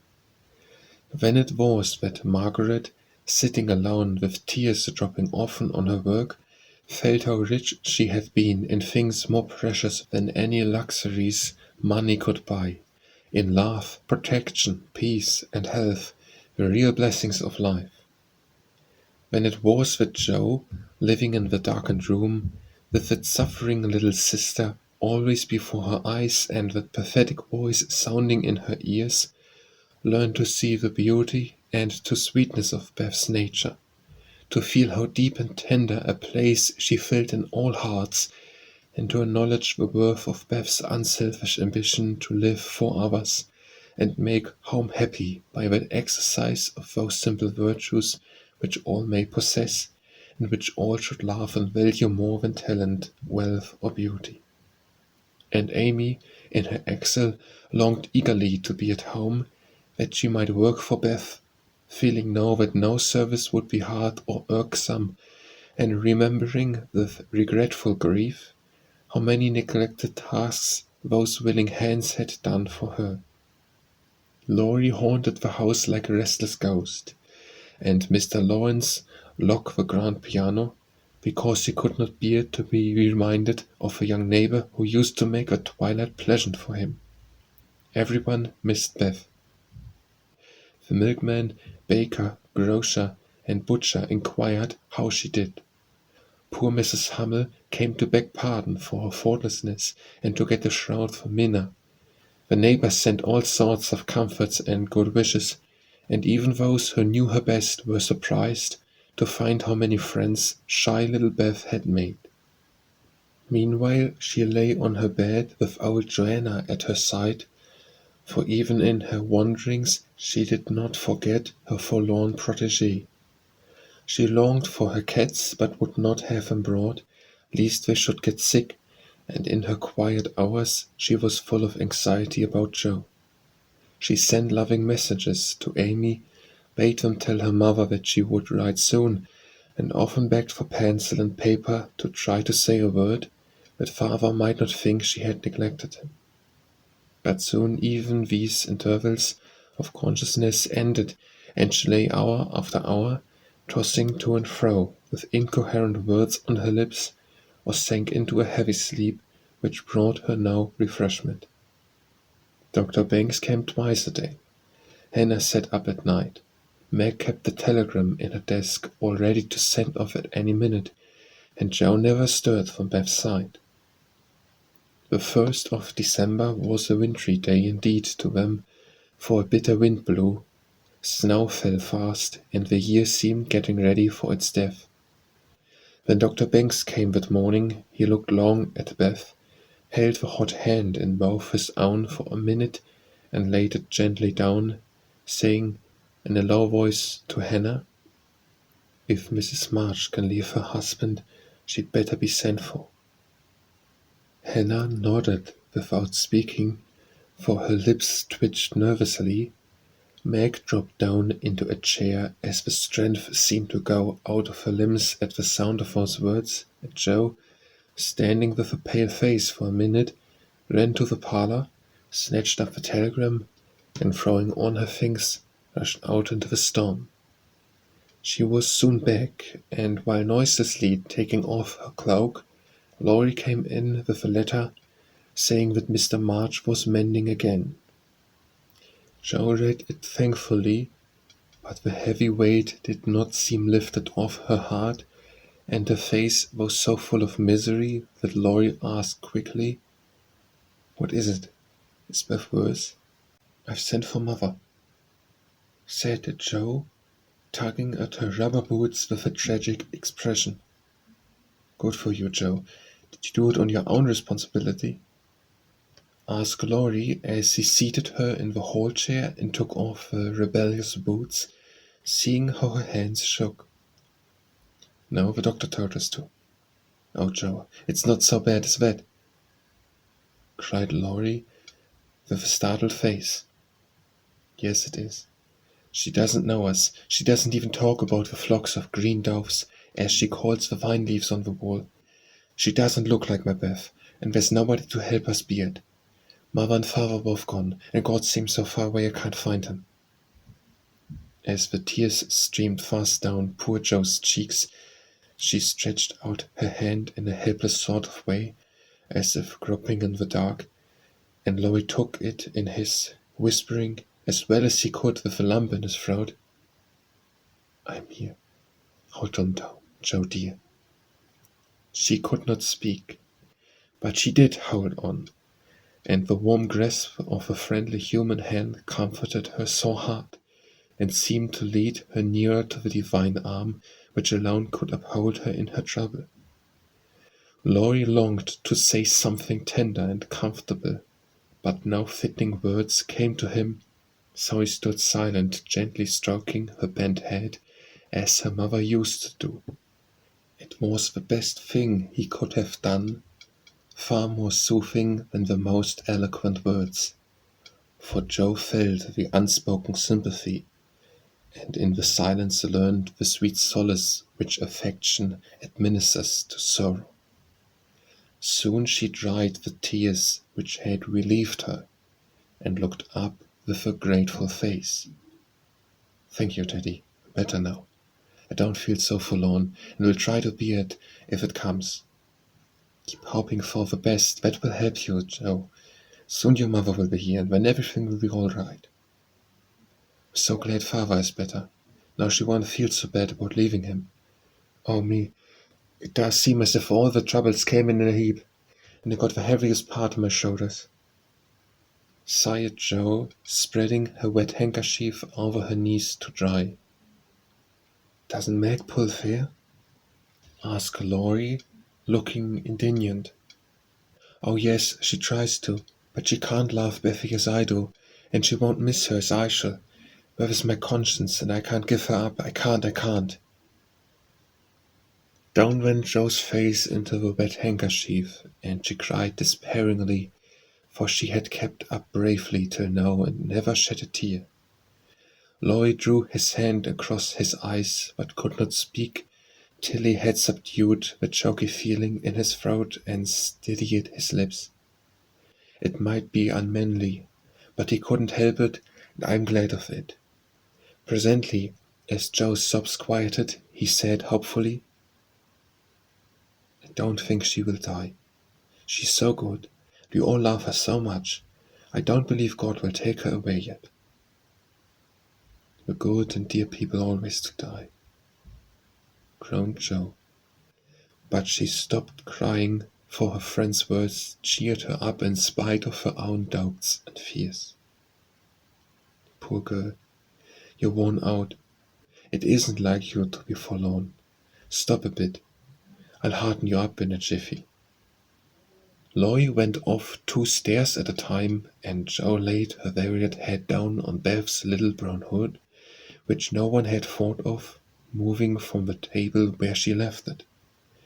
It must have possessed some magic, for the submissive spirit of its gentle owner seemed to enter into Joe, and when Laurie came running down with a glass of wine, she took it with a smile and said bravely, I drink. Health to my Beth. You are a good doctor, Teddy, and such a comfortable friend. Can I ever pay you? She added, as the wine refreshed her body, as the kind words had done her troubled mind. I'll send my bill by and by. Tonight I give you something that will warm the cockles of your heart better than quarts of wine, said Laurie, beaming at her with a face of suppressed satisfaction at something. What is it? Cried Joe, forgetting her woes for a minute in her wonder. I telegraphed to your mother yesterday, and Brooke answered she'd come at once, and she will hear tonight, and everything will be all right. Are you glad I did it? Laurie spoke very fast, and turned red and excited all in a minute, for he had kept his plot a secret, for fear of disappointing the girls or harming Beth. Jo grew quite white, flew out of her chair, and the moment he stopped speaking, she electrified him by throwing her arms around his neck, crying out with a joyful cry, "Oh, Laurie, oh, mother, I'm so glad." She did not weep again, but laughed hysterically and trembled and clung to her friend as if she was a little bewildered by the sudden news. Laurie, though decidedly amazed, behaved with great presence of mind. He patted her back soothingly, and finding that she was recovering, followed it up by a bashful kiss or two, which brought Jo round at once. Holding on to the banisters, she put him gently away, saying breathlessly, "Oh, don't, I didn't mean to. It was dreadful of me, but you were such a dear to go and do it in spite of Hannah that I couldn't help flying at you. Tell me all about it, and don't give me wine again, it makes me act so." "Don't mind," laughed Laurie as he settled his tie. "Why, you see, I got fidgety, and so did Grandpa. He thought Hannah was overdoing the authority business, and your mother ought to know. She'd never forgive us if anything happened, you know. So I got Grandpa to say it was high time we did something, and off I pelted to the office yesterday, for the doctor looked sober, and Hannah most took my head off when I proposed a telegram. I never can bear to be lorded over, so that settled my mind, and I did it. Your mother will come, I know, and the late train is in at 2 a.m. I shall go for her, and you've only got to bottle up your rapture and keep Beth quiet till the blessed lady gets here." "Laurie, you're an angel. How should I ever thank you?" "Flight me again, I rather liked it," said Laurie, looking mischievous, a thing he had not done for a fortnight. "Oh, thank you. I'll do it by proxy when your grandpa comes. Don't tease, but go home and rest. We will be up half the night. Bless you, Teddy, bless you." Jo had backed into a corner, and as she finished her speech, she vanished precipitately into the kitchen, where she sat down upon a dresser and told the assembled cats that she was happy, oh so happy, while Laurie departed feeling that he had made a rather neat thing of it. "It's the interferingest chap I ever see, but I forgive them and do hope Mrs. March is coming right away," said Hannah with an air of relief when Jo told the good news. Meg had a quiet rapture, and then brooded over the letter, while Jo set the sick room in order and Hannah knocked up a couple of pies in case of company unexpected. A breath of fresh air seemed to blow through the house, and something better than sunshine brightened the quiet rooms. Everything appeared to feel the hopeful change. Beth's bird began to chirp again, and the half-blown rose was discovered on Amy's bush in the window. The fires seemed to burn with unusual cheeriness, and every time the girls met, their pale faces broke into smiles as they hugged one another, whispering congenially, "Mother's coming, dear, Mother's coming." Everyone rejoiced but Beth. She lay in that heavy stupor, alike unconscious of hope and joy, doubt and danger. It was a piteous sight. The once rosy face so changed and vacant, the once busy hands so weak and wasted, the once smiling lips quite dumb, and the once pretty, well-kept hair scattered rough and tangled on the pillow. All day she say so, only rousing now and then to mutter, "Water," with lips so parched they could hardly shape the word. All day Jo and Meg hovered over her, watching, waiting, hoping and trusting in God and Mother, and all day the snow fell, the bitter wind raged, and the hours dragged slowly by. But night came at last, and every time the clock struck, the sisters, still sitting on either side of the bed, looked at each other with brightening eyes, for each hour brought help near. The doctor had been in to stay that some change, for better or worse, would probably take place about midnight, at which time he would return. Hannah, quite worn out, lay down on the sofa at the bed's foot and fell fast asleep. Mr. Lawrence marched to and fro in the parlour, feeling that he would rather face a rebel battery than Mrs. March's countenance as she entered. Laurie lay on the rug, pretending to rest, but staring into the fire with a thoughtful look which made his black eyes beautifully soft and clear. The girls never forgot that night, for no sleep came to them as they kept their watch, with that dreadful sense of powerlessness which comes to us in hours like those. If God spares Beth, I never will complain again, whispered Meg earnestly. If God spares Beth, I'll try to laugh and serve him all my life, answered Joe with equal fervor. I wish I had no heart at ache so, sighed Meg after a pause. If life is often as hard as this, I don't see how we ever shall get through it, added her sister despondently. Here the clock struck 12, and both forgot themselves in watching Beth, for they fancied a change passed over her wan face. The house was still as death, and nothing but the wailing of the wind broke the deep hush. Weary Hannah slept on, and no one but the sisters saw the pale shadow which seemed to fall upon the little bed. An hour went by, and nothing happened except Laurie's quiet departure for the station. Another hour, still no one came, and anxious fears of delay in the storm, or accidents by the way, or, worse of all, a great grief at Washington, haunted the girls. It was past 2 when Joe, who stood at the window thinking how dreary the world looked in its winding sheet of snow, heard the movement by the bed, and turning quickly, saw Meg kneeling before their mother's easy-chair with her face hidden. A dreadful fear passed coldly over Joe as she thought, Beth is dead and Meg's afraid to tell me. She was back at her post in an instant, and to her excited eyes a great change seemed to have taken place. The fever flush and the look of pain were gone, and the beloved little face looked so pale and peaceful in its utter repose that Joe felt no desire to weep or to lament.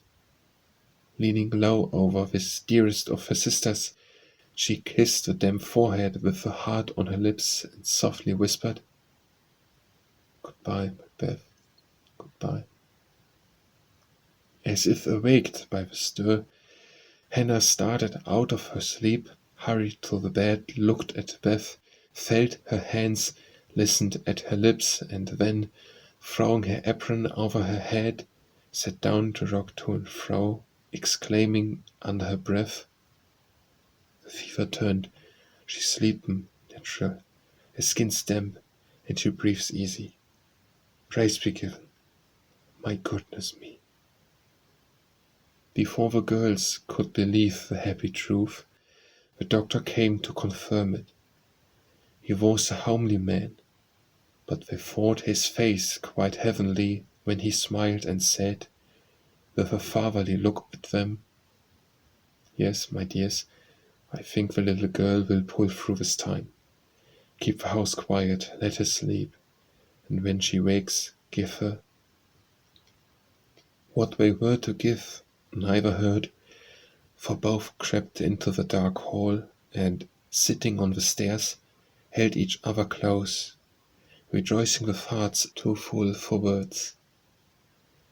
When they went back to be kissed and cuddled by faithful Hannah, they found Beth lying, as she used to do, with her cheek pillowed on her hand, the dreadful pallor gone, and breathing quietly, as if just fallen asleep.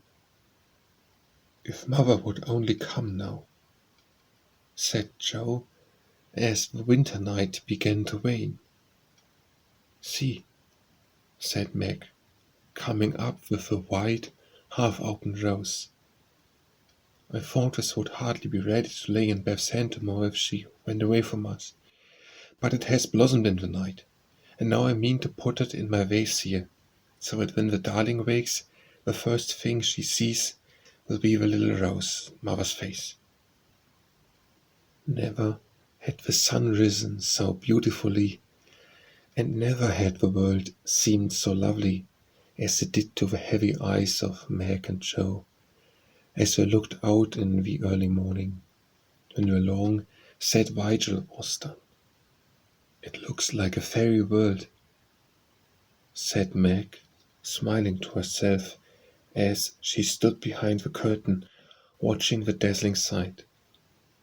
"Hark!" cried Joe, starting to her feet. Yes, there was a sound of bells at the door below, a cry from Hannah, and then Laurie's voice saying in a joyful whisper, "Girls, she's come, she's come." Chapter 19. While these things were happening at home, Amy was having hard times at Aunt March's. She felt her Axel deeply, and for the first time in her life realized how much she was beloved and petted at home. Aunt March never petted anyone. She did not approve of it, but she meant to be kind, for the well-behaved little girl pleased her very much, and Aunt March had a soft place in her old heart for her nephew's children, though she didn't think it proper to confess it. She really did her best to make Amy happy, but, dear me, what mistakes she made. Some old people keep young at heart in spite of wrinkles and grey hairs, can sympathize with children's little cares and joys, make them feel at home, and can hide wise lessons under pleasant plays, giving and receiving friendship in the sweetest way. But Aunt March had not this gift, and she worried Amy very much with her rules and orders, her prim ways and long, prosy talks, finding the child more docile and amiable than her sister. The old lady felt it her duty to try and counteract, as far as possible, the bad effects of home freedom and indolence. So she took Amy by the hand and taught her as she herself had been taught 60 years ago, a process which carried dismay to Amy's soul and made her feel like a fly in the web of a very strict spider. She had to wash the cups every morning and polish up the old-fashioned spoons, the fat silver teapot and the glasses till they shone. Then she must dust the room, and what a trying job that was. Not a speck escaped Aunt March's eye, and all the furniture had claw legs and much carving, which was never dusted to suit. Then Polly had to be fed, the lapdog combed, and a dozen trips upstairs and down to get things or deliver orders, for the old lady was very lame and seldom left her big chair. After these tiresome labors, she must do her lessons, which was a daily trial of every virtue she possessed. Then she was allowed 1 hour for exercise or play, and didn't she enjoy it? Laurie came every day and wheedled Aunt March till Amy was allowed to go out with him, when they walked and rode and had capital times. After dinner she had to read aloud and sit still while the old lady slept, which she usually did for an hour, as she dropped off after the first page. Then patchwork or towels appeared, and Amy stewed with outward meekness and inward rebellion till dusk, when she was allowed to amuse herself as she liked till tea-time. The evenings were the worst of all, for Aunt March fell to telling long stories about her youth, which were so unutterably dull that Amy was always ready to go to bed, intending to cry over her hard fate, but usually going to sleep before she had squeezed out more than a tear or two. If it had not been for Laurie and old Esher, the maid, She felt that she never could have got through that dreadful time. The parrot alone was enough to drive her distracted, for he soon felt that she did not admire him, and revenged himself by being as mischievous as possible. He pulled her hair whenever she came near him, upset his bread and milk to plague her when she had newly cleaned his cage, made Mop bark by pecking at him while Madame dozed, called her names before company, and behaved in all respects like an reprehensible outbird. Then she could not endure the dog, a fat, cross beast, who snarled and yelped at her when she made his toilet, and who lay on his back with all his legs in the air and the most idiotic expression of countenance when he wanted something to eat, which was about a dozen times a day. The cook was bad-tempered, the old coachman was deaf, and Esther the only one who ever took any notice of the young lady. Esther was a Frenchwoman who had lived with Madame, as she called her mistress, for many years, and who rather tyrannized over the old lady who could not get along without her. Her real name was Estelle, but Aunt March ordered her to change it, and she obeyed, on condition that she was never asked to change her religion. She took a fancy to Mademoiselle, and amused her very much with odd stories of her life in France, when Amy sat with her while she got up Madame's laces. She also allowed her to roam about the great house and examine the curious and pretty things stored away in the big wardrobes and the ancient chests, for Aunt March hoarded like a magpie. Amy's chief delight was an Indian cabinet full of queer drawers, little pigeonholes, and secret places in which were kept all sorts of ornaments, some precious, some merely curious, all more or less antique. To examine and arrange these things gave Amy great satisfaction, especially the jewel case in which on velvet cushions reposed the ornaments which had adorned a belle 40 years ago. There was the garnet set which Aunt March wore when she came out, the pearls her father gave her on her wedding day, her lover's diamonds, the jet mourning rings and pines, the queer lockets with portraits of dead friends and weeping willows made of hair inside, the baby bracelets her one little daughter had worn, Uncle March's big watch, with a red seal so many childish hands had played with, and in the box all by itself lay Aunt March's wedding ring, too small now for her fat finger, but put carefully away like the most precious jewel of them all. Which would Mademoiselle choose if she had her will? Asked Esther, who always sat near to watch over and lock up the valuables. I like the diamonds best, but there's no necklace among them. I'm fond of necklaces. They are so becoming. I should choose this if I might, replied Amy, looking with great admiration at a string of gold and ebony beads from which hung a heavy cross of the same. I too covet that, but not as a necklace. No. To me it is a rosary, and as such I should use it like a good Catholic, said Esther, eyeing the handsome thing wistfully. Is it meant to use as you use the string of good-smelling wooden beads hanging over your glass?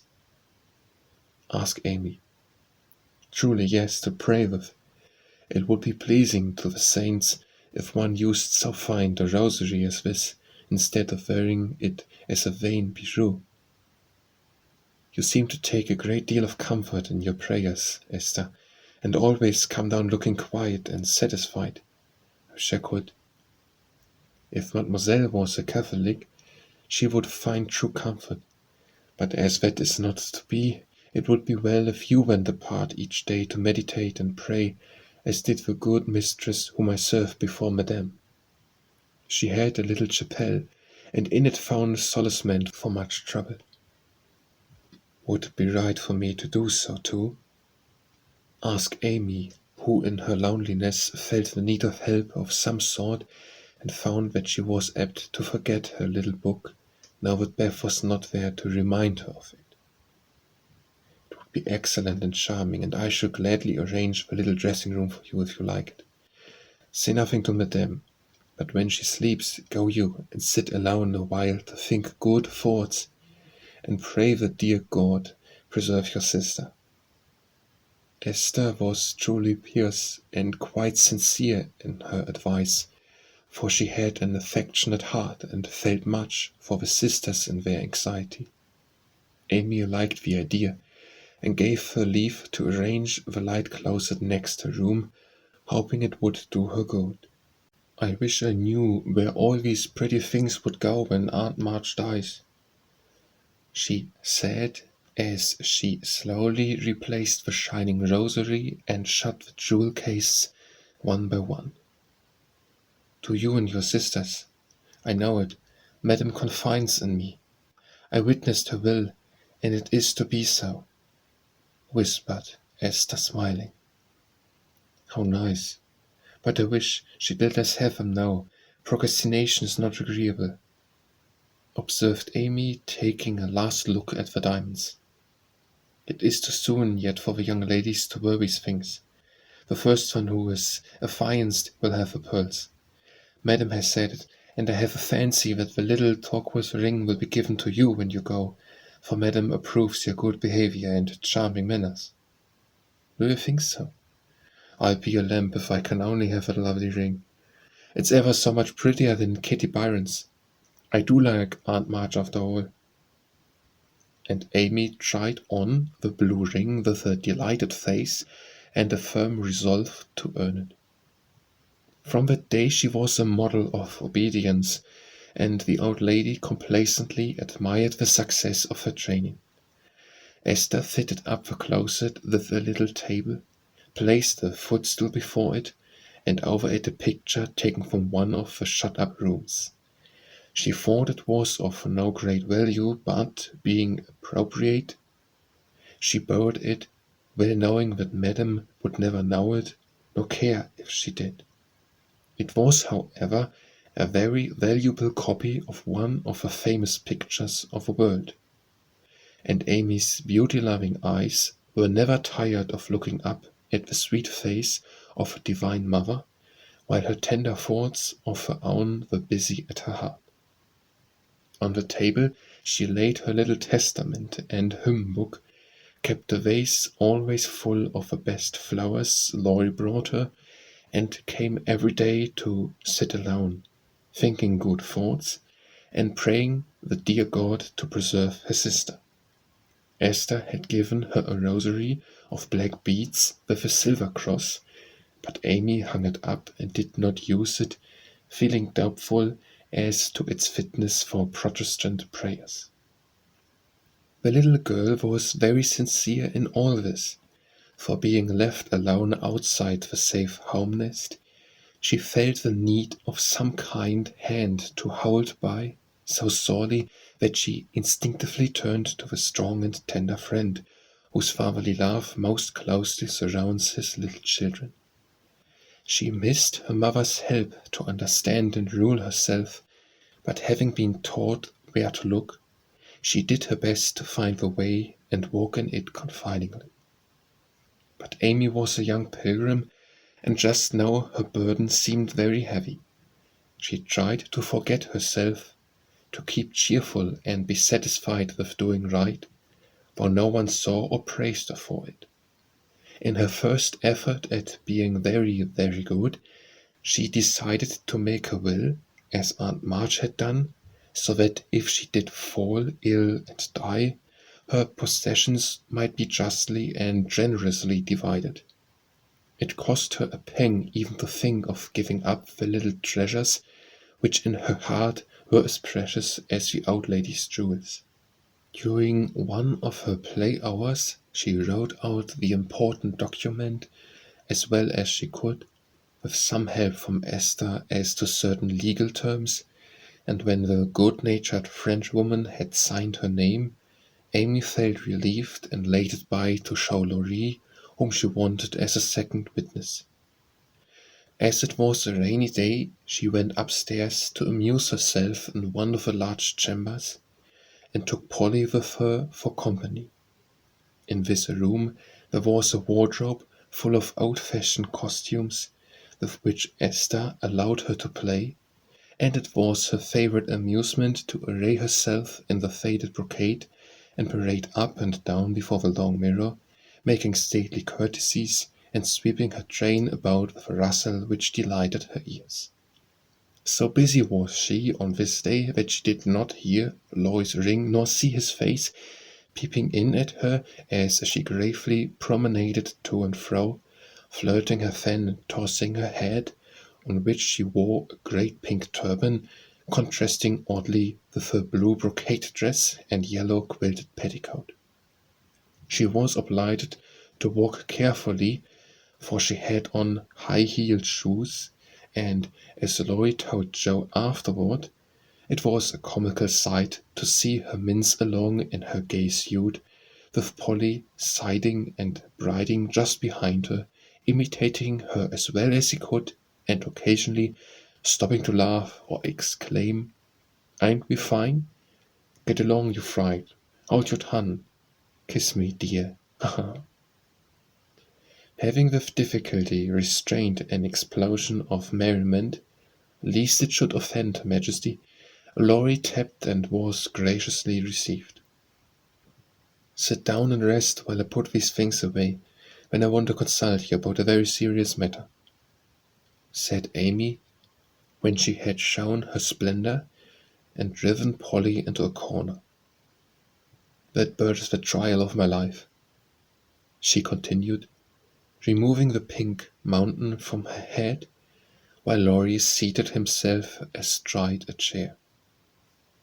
"Yesterday, when Aunt was asleep and I was trying to be as still as a mouse, Polly began to squall and flap about in his cage, so I went to let him out and found a big spider there. I poked it out, and it ran under the bookcase.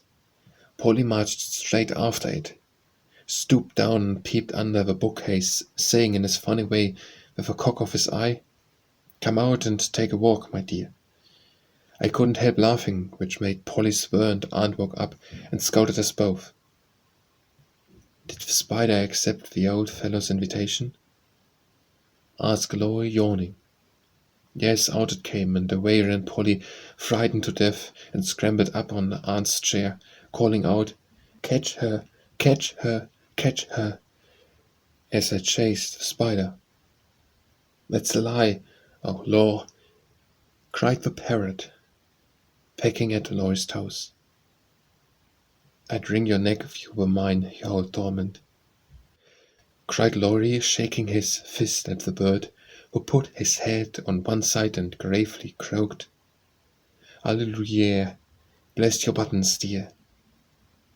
"Now I'm ready," said Amy, shutting the wardrobe and taking a piece of paper out of her pocket. "I want you to read this, please, and tell me if it is legal and right.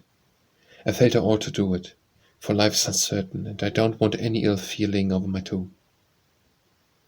Laurie bit his lips, and turning a little from the pensive speaker, read the following document with praiseworthy gravity, considering the spelling.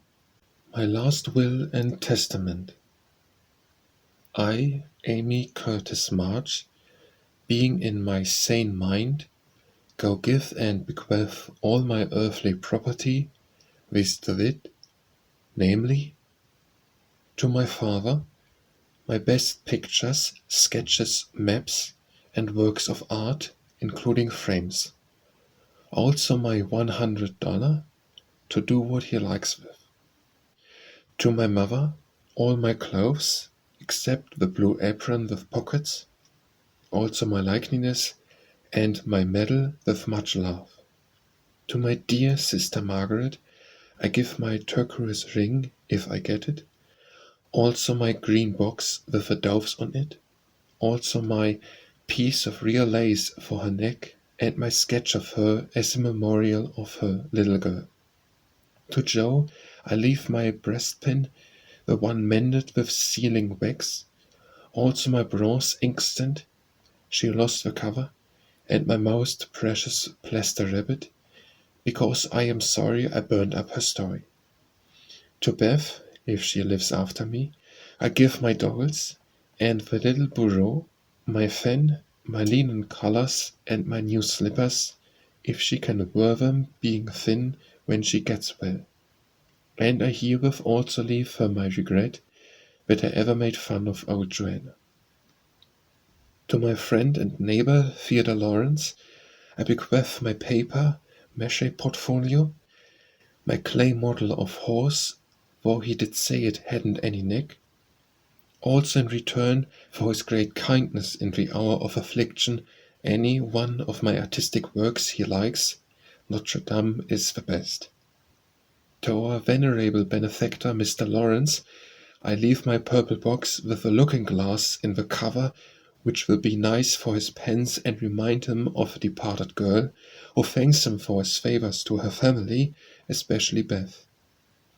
I wish my favorite playmate, Kitty Bryant, to have a blue silk apron and my gold bead ring with a kiss. To Hannah I give the bandbox she wanted, and all the patchwork I leave hoping she will remember me when it you see. And now, having disposed of my most valuable property, I hope all will be satisfied and not blame the dead. I forgive everyone, and trust we may all meet when the drum shall sound. Amen. To this will and testament I send my hand and seal on this 20th day of November, Anno Domini 1861. Amy Curtis March. Witnesses: Estelle, Valnor, Theodore Lawrence.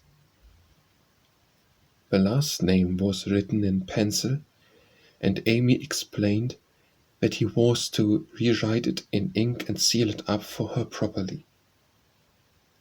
What put it into your head? Did anyone tell you about Beth's giving away her things? Asked Laurie soberly, as Amy laid a bit of red tape with sealing wax, a taper, and a stench before him. She explained and then asked anxiously, "What about Beth?" "I'm sorry I spoke, but as I did, I'll tell you. She felt so ill one day that she told Joe she wanted to give her piano to Meg, her cats to you, and the poor old doll to Joe, who would love it for her sake. She was sorry she had so little to give, and left locks of hair to the rest of us, and her best love to Grandpa. She never thought of a will." Laurie was signing and sealing as he spoke, and did not look up till a great tear dropped on the paper. Amy's face was full of trouble, but she only said, "Don't people put sort of postscripts to their wills sometimes?" "Yes, codicils, I call them. Put one in mine then, that I wish all my curls cut off and given round to my friends. I forgot it, but I want it done, or it will spoil my looks." Laurie added it, smiling at Amy's last and greatest sacrifice. Then he amused her for an hour, and was much interested in all her trials. But when he came to go, Amy held him back to whisper with trembling lips, "Is there really any danger about Beth?" "I'm afraid there is, but we must hope for the best, so don't try, dear." And Laurie put his arm around her with a brotherly gesture, which was very comforting.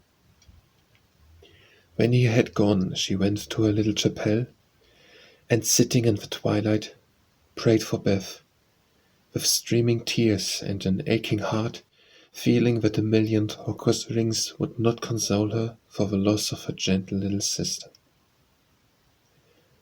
Chapter 20. I don't think I have any words in which to tell the meeting of the mother and daughters. Such hours are beautiful to live, but very hard to describe. So I will leave it to the imagination of my readers, merely saying that the house was full of genuine happiness, and that Meg's tender hope was realized. For when Beth woke from that long, healing sleep, the first objects on which her eyes fell were the little rose and mother's face. Too weak to wonder at anything, she only smiled and nestled close in the loving arms about her, feeling that the hungry longing was satisfied at last.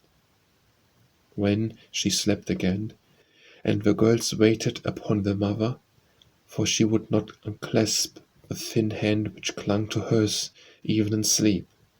Hannah had dished up an astonishing breakfast for the traveller, finding it impossible to vent her excitement in any other way, and Meg and Joe fed their mother like dutiful young storks, while they listened to her whispering account of father's state. Mr. Brooks promised to stay and nurse him. The delays which the storm occasioned on the homeward journey, and the unspeakable comfort Lois's hopeful face had given her when she arrived, worn out the fatigue, anxiety, and cold. What a strange yet pleasant day that was! So brilliant and gay without, for all the world seemed abroad to welcome the first snow.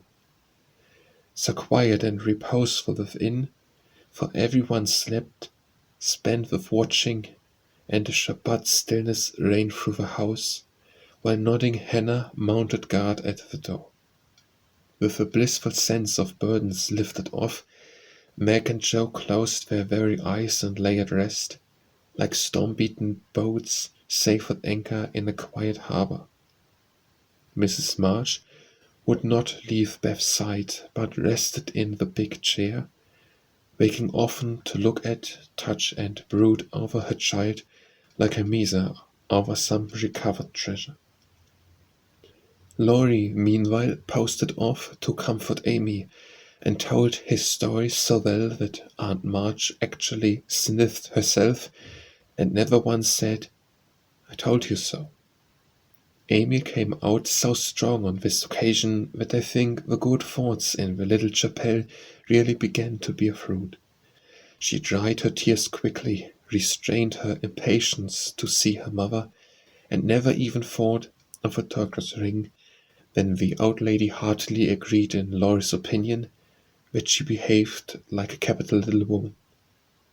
Even Polly seemed impressed, for he called her a good girl, blessed her buttons, and begged her to "come and take a walk, dear," in his most affable tone.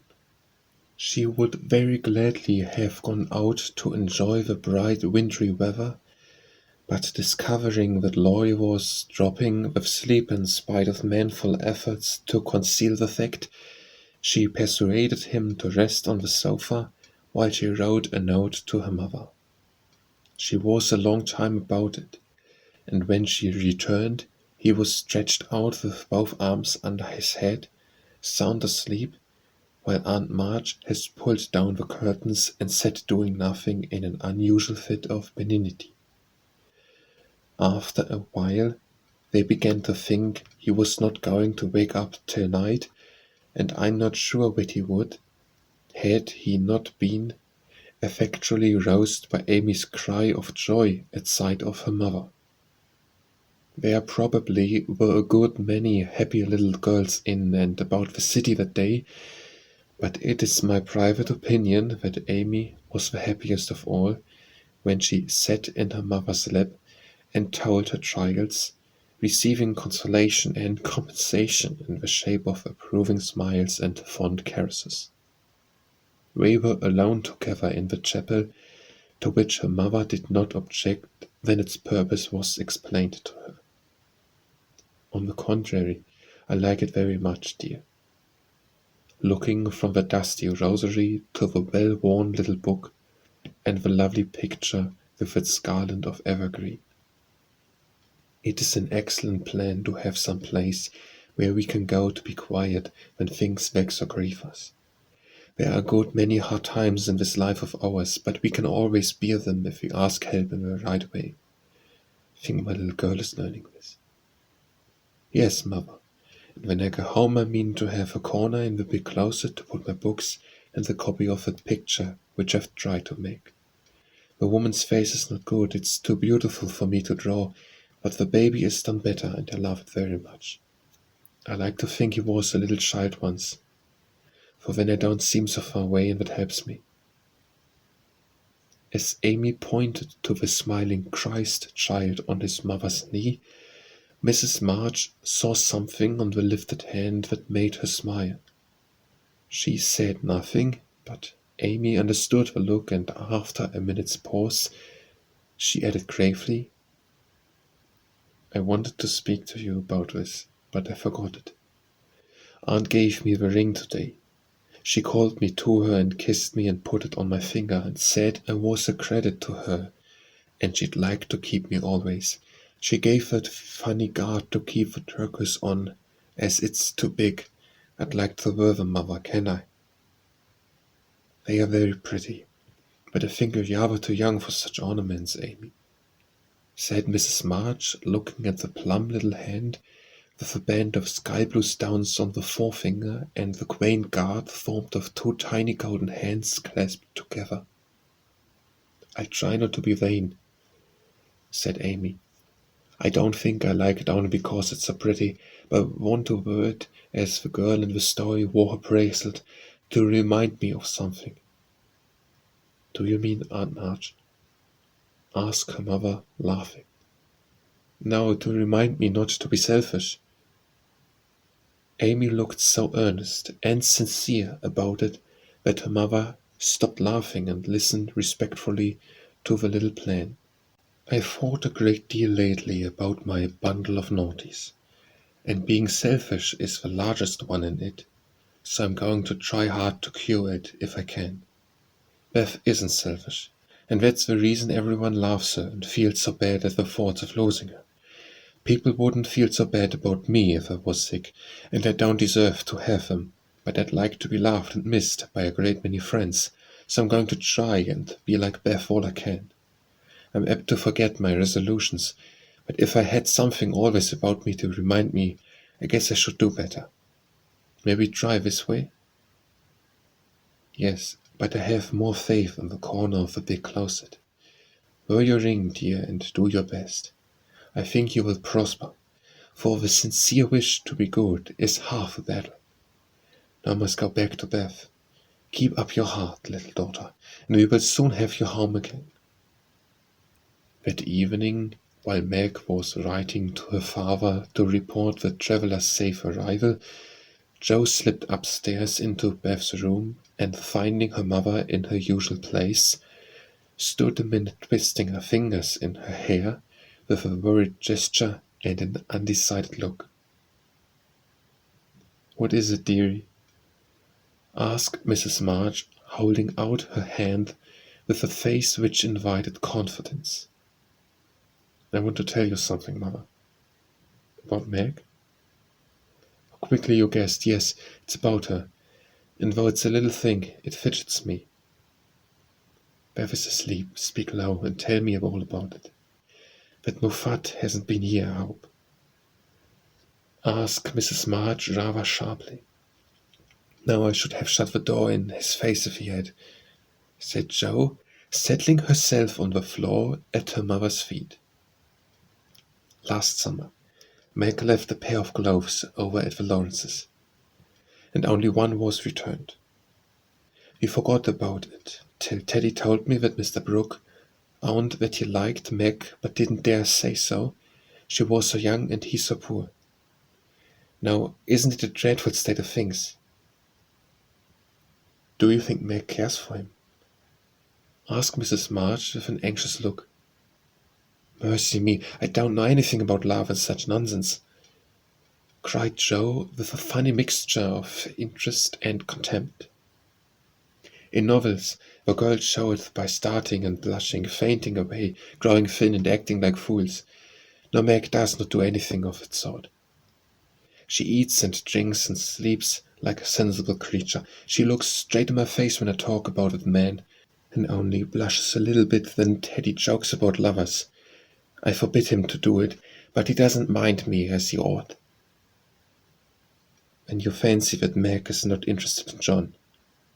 "Who?" cried Joe, staring. "Mr. Brooke. I call him John now. We fell into the way of doing so at the hospital, and he likes it." "Oh dear, I know you'd take his part. He's been good to father, and you won't send him away, but let Meg marry him if she wants to. Mean thing, to go petting papa and helping you just to wheedle you into liking him." And Joe pulled her hair again with a wrathful tweak. "My dear, don't get angry about it. I will tell you how it happened. John went with me at Mr. Lawrence's request, and was so devoted to poor father that we couldn't help getting fond of him.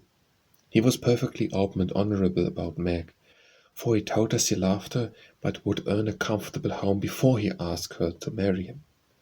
He only wanted our leave to love her and work for her, and the right to make her love him if he could.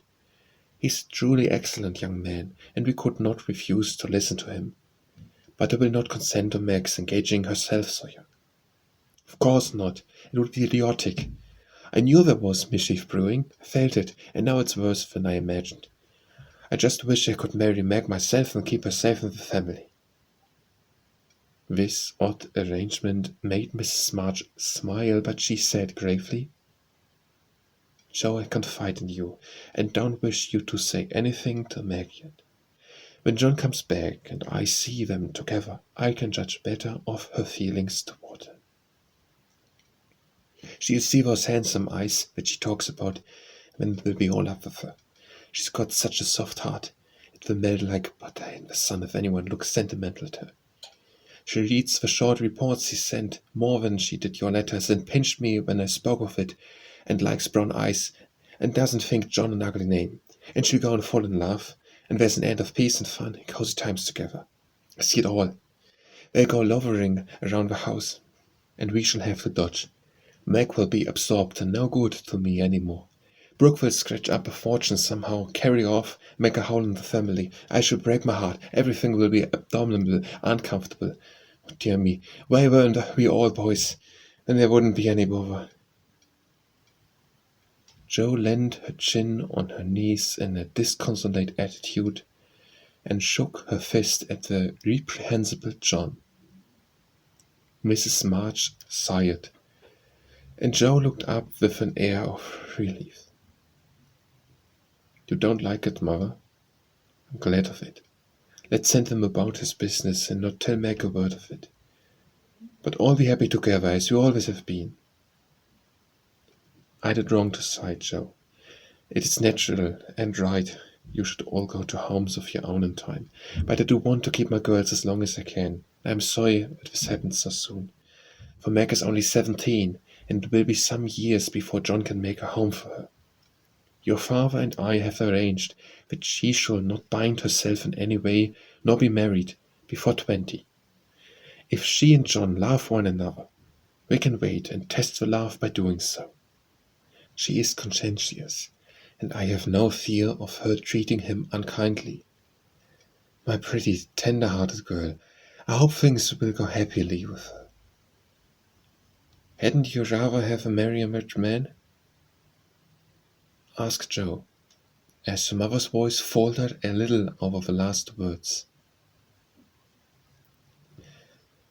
"Money is a good and useful thing, Jo, and I hope my girls will never feel the need of it too bitterly, not be tempted by it too much. I should like to know that John was firmly established in some good business, which gave him an income large enough to keep free from debt and make Meg comfortable. I'm not ambitious for a splendid fortune, a fashionable position, or a great name for my girls. If rank and money come with love and virtue, also I should accept them gratefully, and enjoy your good fortune. But I know by experience how much genuine happiness can be had in a plain little house, where the daily bread is earned, and some privations give sweetness to the few pleasures. I'm content to see Meg begin humbly, for if I am not mistaken, she will be rich in the possession of a good man's heart, and that is better than a fortune." "I understand, mother, and quite agree, but I'm disappointed about Meg, for I'd planned to have her marry Teddy by and by, and sit in the lap of luxury all her days." Wouldn't it be nice? Asked Joe, looking up with a brighter face. He's younger than she, you know, began Mrs. March, but Joe broke in. Only a little. He's old for his age, and tall, and can be quite grown up in his manners if he likes. When he's rich and generous and good and loves us all. Let's say it's a pity my plan is spoiled. I'm afraid Laurie is hardly grown up enough for Meg, and altogether too much of a weathercock just now for anyone to depend on. Don't make plans, Joe, but let time and their own hearts mate your friends. We can't meddle safely in such matters, and had better not get romantic rubbish, as you call it, into our heads, lest it spoil our friendship. Well, I won't, but I hate to see things going all crisscross and getting snarled up when a pull here and a snip there would straighten it out. I wish wearing flatterons on our heads would keep us from growing up, but buds will be roses and kittens cats, more's the pity. What's that about flatterons and cats? Asked Meg, as she crept into the room with a finished letter in her hand. Only one of my stupid speeches. I'm going to bed. Come, Peggy, said Jo, unfolding herself like an animated puzzle. Quite right, and beautifully written. Please add that I send my love to John, said Mrs. March, as she glanced over the letter and gave it back. Do you call him John? Asked Meg, smiling, with her innocent eyes looking down into her mother's.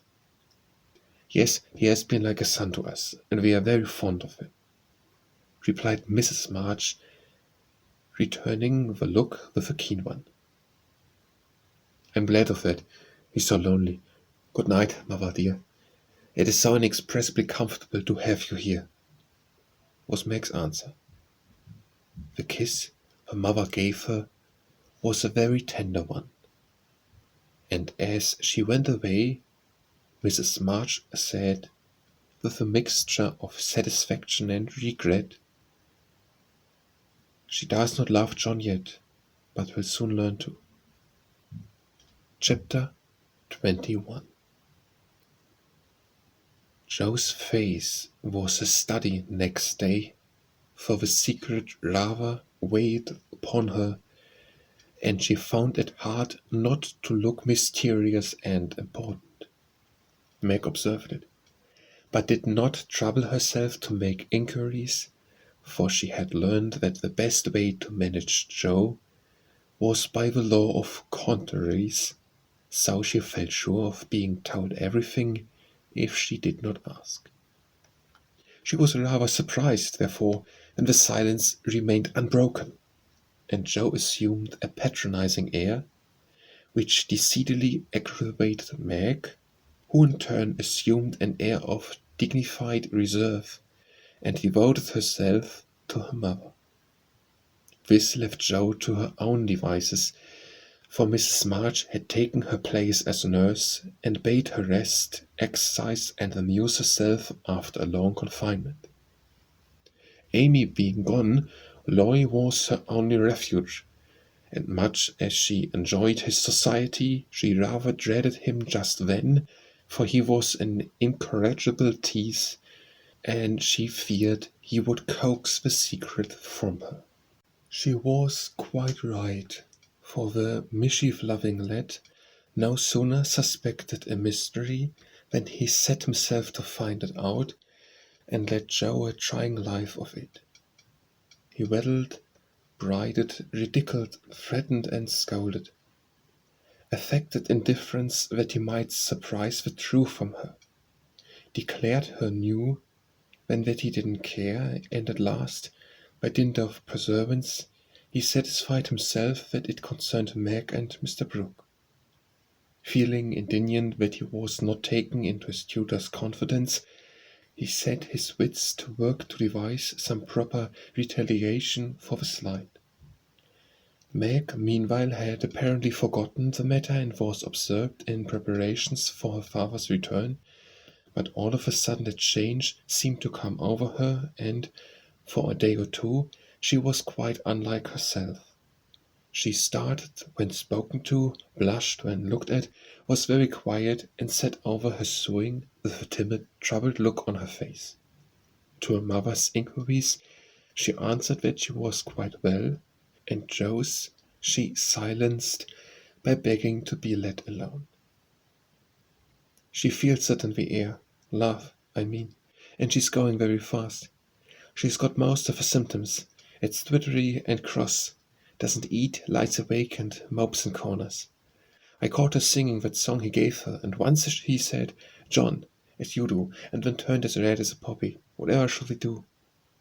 said Joe, looking ready for any measures, however violent. "Nothing but wait. Let her alone. Be kind and patient, and father's coming will settle everything," replied her mother. "Here's a note to you, Meg, all sealed up. How odd. Teddy never seals mine," said Joe next day as she distributed the contents of the little post office. Mrs. March and Joe were deep in their own affairs when a sound from Meg made them look up to see her starting at her note with a frightened face. "My child, what is it?" cried her mother, running to her, while Joe tried to take the paper which had done the mischief. "It's all a mistake. He didn't send it. Oh, Joe, how could you do it?" And Meg hid her face in her hands, crying as if her heart were quite broken. "Me, I've done nothing. What's she talking about?" cried Joe, bewildered. Meg's mild eyes kindled with anger as she pulled the crumpled note from her pocket and threw it at Joe, saying reproachfully, "You wrote it, and that bad boy helped you. How could you be so rude, so mean, and cruel to us both?" Joe hardly heard her, for she and the mother were reading the note, which was written in a peculiar hand. "My dearest Margaret, I can no longer restrain my passion, and must know my fate before I return. I dare not tell your parents yet, but I think they would consent if they knew that we adored one another.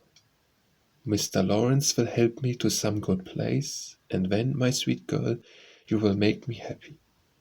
I implore you to say nothing to your family yet, but to send one word of hope through Laurie to your devoted John." Oh, the little villain! That's the way he meant to pay me for keeping my word to mother. I'll give him a hearty scolding and bring him over to beg pardon, cried Joe, burning to execute immediate justice. But her mother held her back, saying, with a look she seldom wore, "Stop, Joe, you must clear yourself first. You've played so many pranks that I'm afraid you have had a hand in this." "On my word, mother, I haven't. I never saw that note before, and don't know anything about it, as true as I live," said Joe so earnestly that they believed her. "If I had taken part in it, I'd have done it better than this, have written a sensible note. I should think you'd have known Mr. Brooke wouldn't write such stuff as that," she added scornfully, tossing down the paper. "It's like his writing," faltered Meg, comparing it with the note in her hand. "Oh, Meg, you didn't answer it," cried Mrs. March quickly. "Yes, I did." And Meg hid her face again, overcome with shame. "Here's a scrap. Do let me bring that wicked boy over to explain and be lectured. I can't rest till I get hold of him." And Joe made for the door again. "Hush, let me handle this, for it is worse than I thought. Margaret, tell me the whole story," commanded Mrs. March, sitting down by Meg, yet keeping hold of Joe lest she should fly off. "I received the first letter from Laurie, who didn't look as if he knew anything about it," began Meg without looking up. "I was worried at first and meant to tell you. Then I remembered how you liked Mr. Brooke, So I thought you wouldn't mind if I keep my little secret for a few days. I'm so silly that I like to think no one knew, and when I was deciding what to say, I felt like the girls in books who have such things to do. Forgive me, Mother. I'm paid for my silliness now. I never can look him in the face again. What did you say to him? Asked Mrs. March. I only said I was too young to do anything about it yet, but I didn't wish to have secrets from you, and he must speak to Father. I was very grateful for his kindness, and would be his friend, but nothing more for a long while. Mrs. March smiled, as if well pleased, and Jo clapped her hands, exclaiming with a laugh, "You are almost equal to Caroline Percy, who was a pattern of prudence. Tell on, Meg, what did he say to that?" "He writes in a different way entirely, telling me that he never sent any love letter at all, and is very sorry that my roguish sister, Jo, should take liberties without our names. It's very kind and respectful, but think how dreadful for me." Meg leaned against her mother, looking the image of despair, and Jo tramped about the room, calling Laurie names. All of a sudden she stopped, caught up the two notes, and after looking at them closely, said decidedly, "I don't believe Brooke ever saw either of these letters. Teddy wrote both, and keeps yours to crow over me with because I wouldn't tell him my secret." "Don't have any secrets, Jo. Tell it to Mother and keep out of trouble, as I should have done," said Meg warningly. "Bless you, child. Mother told me." "That will do it, Jo. I'll comfort Meg while you go and get Laurie. I shall sift the matter to the bottom and put a stop to such pranks at once."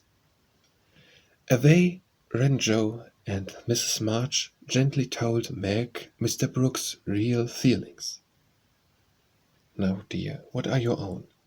Do you love him enough to wait till he can make a home for you, or will you keep yourself quite free for the present?"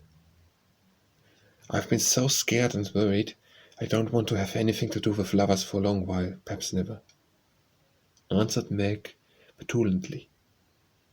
"If John doesn't know anything about this nonsense, don't tell him, and make Jo and Laurie hold their tongues. I won't be deceived and plagued and made a fool of. It's a shame." Seeing Meg's usually gentle temper was aroused and her pride hurt by this mischievous joke, Mrs. March soothed her by promises of entire silence and great discretion for the future. The instant Laurie's step was heard in the hall, Meg fled into the study, and Mrs. March received the culprit alone. Jo had not told him why he was wanted, fearing he wouldn't come, but he knew the minute he saw Mrs. March's face, and stood twirling his head with a guilty air which convinced him at once. Jo was dismissed, but chose to march up and down the hall like a sentinel, having some fear that the prisoner might bolt. The sound of voices in the parlor rose and fell for half an hour, but what happened during that interview the girls never knew. When they were called in, Laurie was standing by their mother with such a penitent face that Jo forgave him on the spot, but did not think it wise to betray the fact. Meg received his humble apology and was much comforted by the assurance that Brooke knew nothing about the joke. "I'll never tell him to my dying day. Wild horses shan't drag it out of me, so you'll forgive me, Meg, and I'll do anything to show how out and out sorry I am," he added, looking very much ashamed of himself. "I'll try, but it was a very ungentlemanly thing to do. I didn't think you could be so sly and malicious, Laurie," replied Meg, trying to hide her maidenly confusion under a gravely reproachful air. "It was altogether abominable. I don't deserve to be spoken to for a month, but you will, won't you?" And Laurie folded his hands together with such an imploring gesture as he spoke in his irresistible persuasive tone that it was impossible to frown upon him in spite of his scandalous behavior. Meg pardoned him, and Mrs. March's grave face relaxed in spite of her efforts to keep sober when she heard him declare that he would atone for his sins by all sorts of penances and abase himself like a worm before the injured damsel. Jo stood aloof, meanwhile trying to harden her heart against him and succeeding only in priming up her face into an expression of entire disapprobation. Laurie looked at her once or twice, but as she showed no sign of relenting, he felt injured and turned his back on her till the others were done with him, when he made her a low bow and walked off without a word. As soon as he had gone, she wished she had been more forgiving, and when Meg and her mother went upstairs, she felt lonely and longed for Teddy. After resisting for some time, she yielded to the impulse, and armed with a book to return, went over to the big house. "Is Mr. Lawrence in?" asked Jo of a housemaid who was coming downstairs. "Yes, miss, but I don't believe he's seeable just yet." "Why not? Is he ill?" No, miss, but he's had a scene with Mr. Lorry, who is in one of his tantrums about something which vexes the old gentleman, so dursn't go nigh him." "Where's Lorry?" "Shut up in his room, and he won't answer. I've been a-tapping. I don't know what's to become of for dinner, for it's ready, and there's no one to eat it." "I'll go and see what the matter is. I'm not afraid of either of them." Up went Jo and knocked smartly on the door of Laurie's little study. "Stop that! I'll open the door and make you," called out the young gentleman in a threatening tone. Jo immediately knocked again. The door flew open, and in she bounced before Laurie could recover from his surprise. Seeing that he really was out of temper, Jo, who knew how to manage him, assumed a contrite expression and going artistically down upon her knees, said meekly, "Please forgive me for being so cross. I came to make it up and can't go away till I have." "It's all right, get up and don't be a goose, Jo," was the cavalier reply to her petition. "Thank you, Bill. Could I ask what's the matter? Don't look exactly easy in your mind." "I've been shaken, and there won't be it," growled Laurie indignantly. "Who did it?" demanded Jo. "Grandfather. If it had been anyone else, I'd have—" And the injured youth finished his sentence by an energetic gesture of the right arm. "It's nothing, I won't shake you, and you don't mind," said Jo soothingly. "You're a girl and it's fun, but I don't know man to shake me." "I don't think anyone would care to try it if you looked as much like a thundercloud as you do now. Why were you treated so?" "Just because I wouldn't say what your mother wanted me for. I promised not to tell, and of course I wasn't going to break my word. Couldn't you satisfy your grandpa in any other way?" "No, he would have the truth. The whole truth, and nothing but the truth. I'd have told my part of a scrape, if I could without bringing Meg in. As I couldn't, held my tongue and bore the scolding till the old gentleman collared me, when I bolted for fear I should forget myself. It wasn't nice, but he's sorry, I know, so go down and make up. I'll help you. Hanged if I do. We're going to be lectured and pummeled by everyone, just for a bit of a frolic. I was sorry about Meg, and begged pardon like a man, but I won't do it again, when I wasn't in the wrong. He didn't know that. He ought to trust me, and not act as if I was a baby. It's no use, Jo. He's got to learn that I'm able to take care of myself and don't need anyone's apron string to hold on by."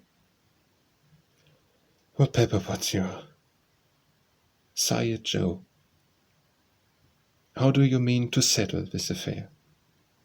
"Well, he ought to beg pardon and believe me when I say I can't tell him what the fuss is about." "Bless you, he won't do that." I won't go down till he does. Now, Teddy, be sensible. Let it pass. I'll explain what I can. You can't stay here, so what's the use of being melodramatic? I don't intend to stay here long anyway. I'll slip off and take a journey somewhere, and Grandpa misses me, he'll come round fast enough. I dare say, but you ought not to go and worry him. Don't preach.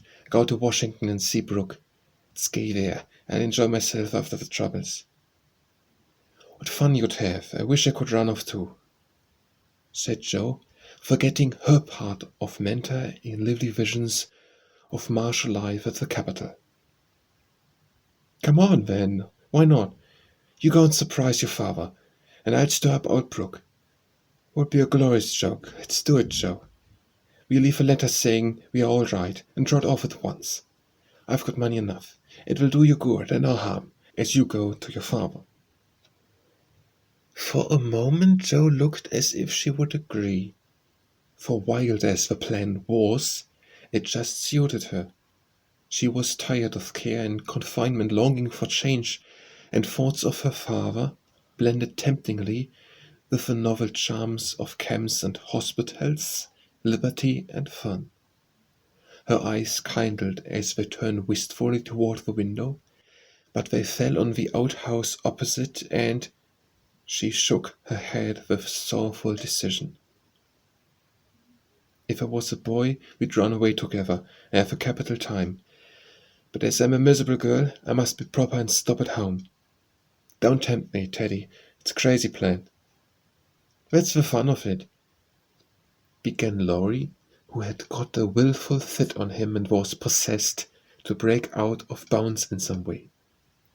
Hold your tongue, cried Joe, covering her ears.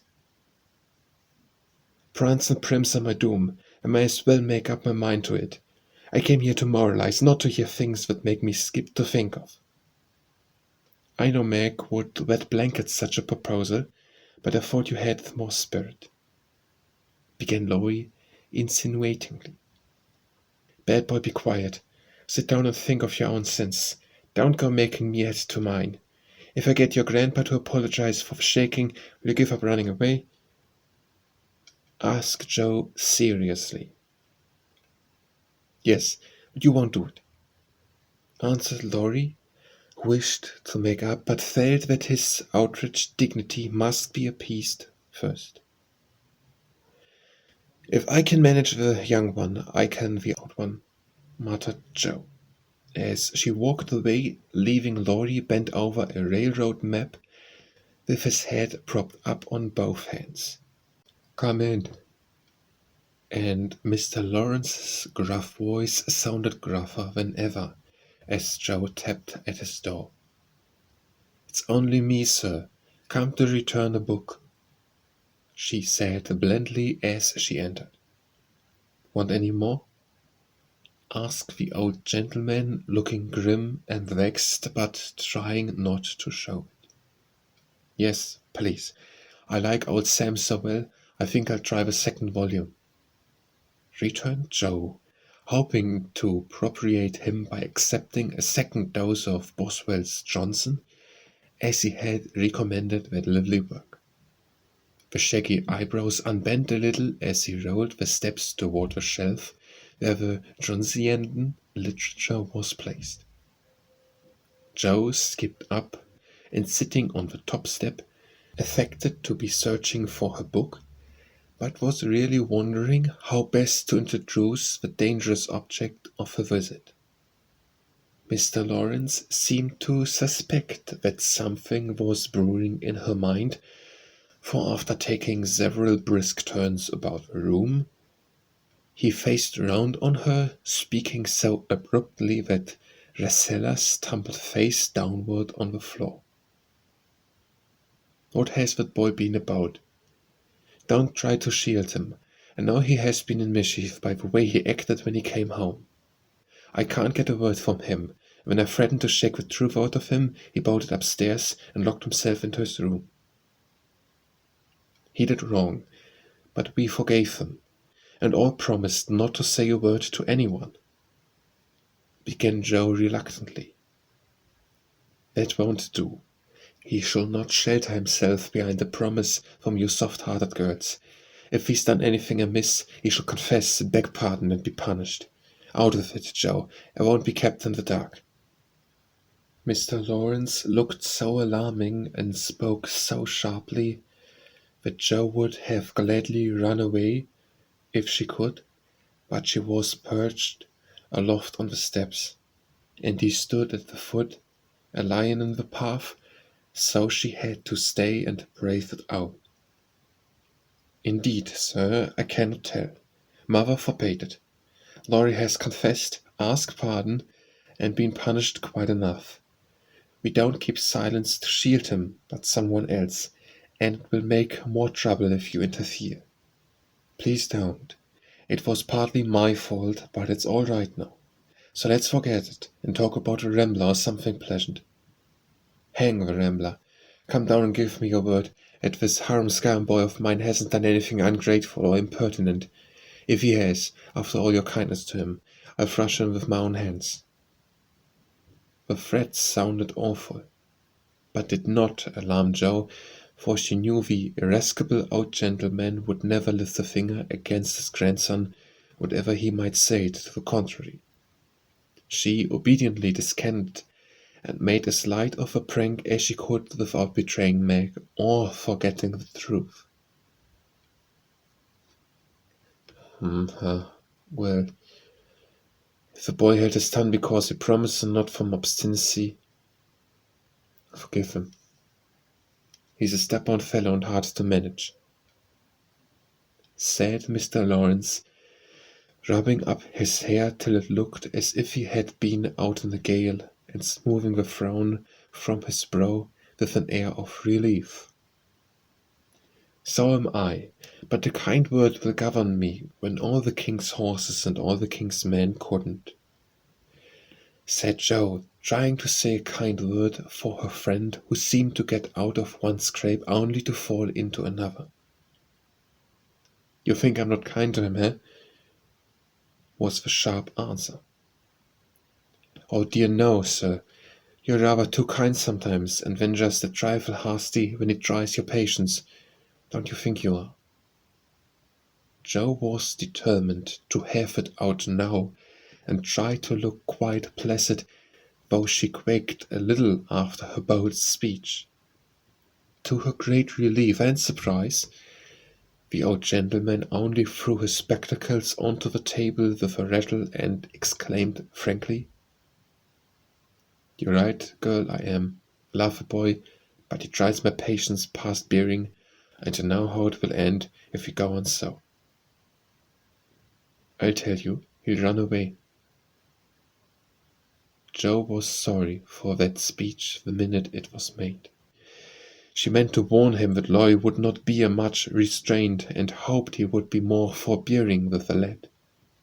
Mr. Lawrence's ruddy face changed suddenly, and he sat down with a troubled glance at the picture of a handsome man which hung over his table. It was Laurie's father, who had run away in his youth and married against the imperious old man's will. Joe fancied her remembered and regretted the past, and she wished she had held her tongue. He won't do it unless he is very much worried, and only threatens it sometimes, when he gets tired of studying. I often think I should like to, especially since my hair was cut, so if you ever miss us, you may advertise for 2 boys and look among the ships bound for India. She laughed as she spoke, and Mr. Lawrence looked relieved, evidently taking the whole as a joke. You hussy, how dare you talk in that way? Where's your respect for me and your proper bringing up? Bless the boys and girls, what torments they are! Yet we can't do without them, he said, pinching her cheeks good-humouredly. Go and bring that boy down to his dinner, tell him it's all right, and advise him not to put on tragedy airs with his grandfather. I won't be it. He won't come, sir. He feels badly because you didn't believe him when he said he couldn't tell. I think the shaking hurt his feelings very much. Joe tried to look pathetic, but must have failed, for, Mr. Lawrence began to laugh, and she knew the day was won. "I'm sorry for that, and ought to thank him for not shaking me, I suppose. What the dickens does the fellow expect?" And the old gentleman looked a trifle ashamed of his own testiness. "If I were you, I'd write him an apology, sir. He says he won't come down till he has one, and talks about Washington, and goes on in an absurd way. A formal apology will make him see how foolish he is, and bring him down quite amiable. Try it. He likes fun, and is better than talking. I'll carry it up and teach him his duty." Mr. Lawrence gave her a sharp look, and put on his spectacles, saying slowly, "You're a sly puss, but I don't mind being managed by you and Beth. Here, give me a bit of paper, and let us have done with this nonsense." The note was written in the terms which one gentleman would use to another after offering some deep insult. Joe dropped a kiss on the top of Mr. Lawrence's bald head and ran up to slip the apology under Laurie's door, advising him through the keyhole to be submissive, decorous, and a few other agreeable impossibilities. Finding the door locked again, she left the note do its work and was going quietly away when the young gentleman slid down the banisters and waited for her at the bottom, saying, with his most virtuous expression of countenance, "What a good fellow you are, Joe. Did you get blown up?" He added, laughing. No, he was pretty mild on the whole. "Got it all round. Even your custom off over there. I've had just ready to go to the deuce," he began apologetically. "Don't talk that way. Turn over a new leaf and begin again, Teddy, my son." "I keep turning over new leaves and spoil them as I used to spoil my copybooks, and I make so many beginnings there never will be an end," he said dolefully. "Go and eat your dinner. You'll feel better after it. Men always croak when they are hungry." And Joe whisked out at the front door after it. "That's a label on my sect," answered Laurie, quoting Amy as he went to partake of humble pie dutifully with his grandfather, who was quite saintly in temper and overwhelmingly respectful in manner all the rest of the day. Everyone thought the matter ended and the little cloud blown over, but the mischief was done, for though others forgot it, Meg remembered.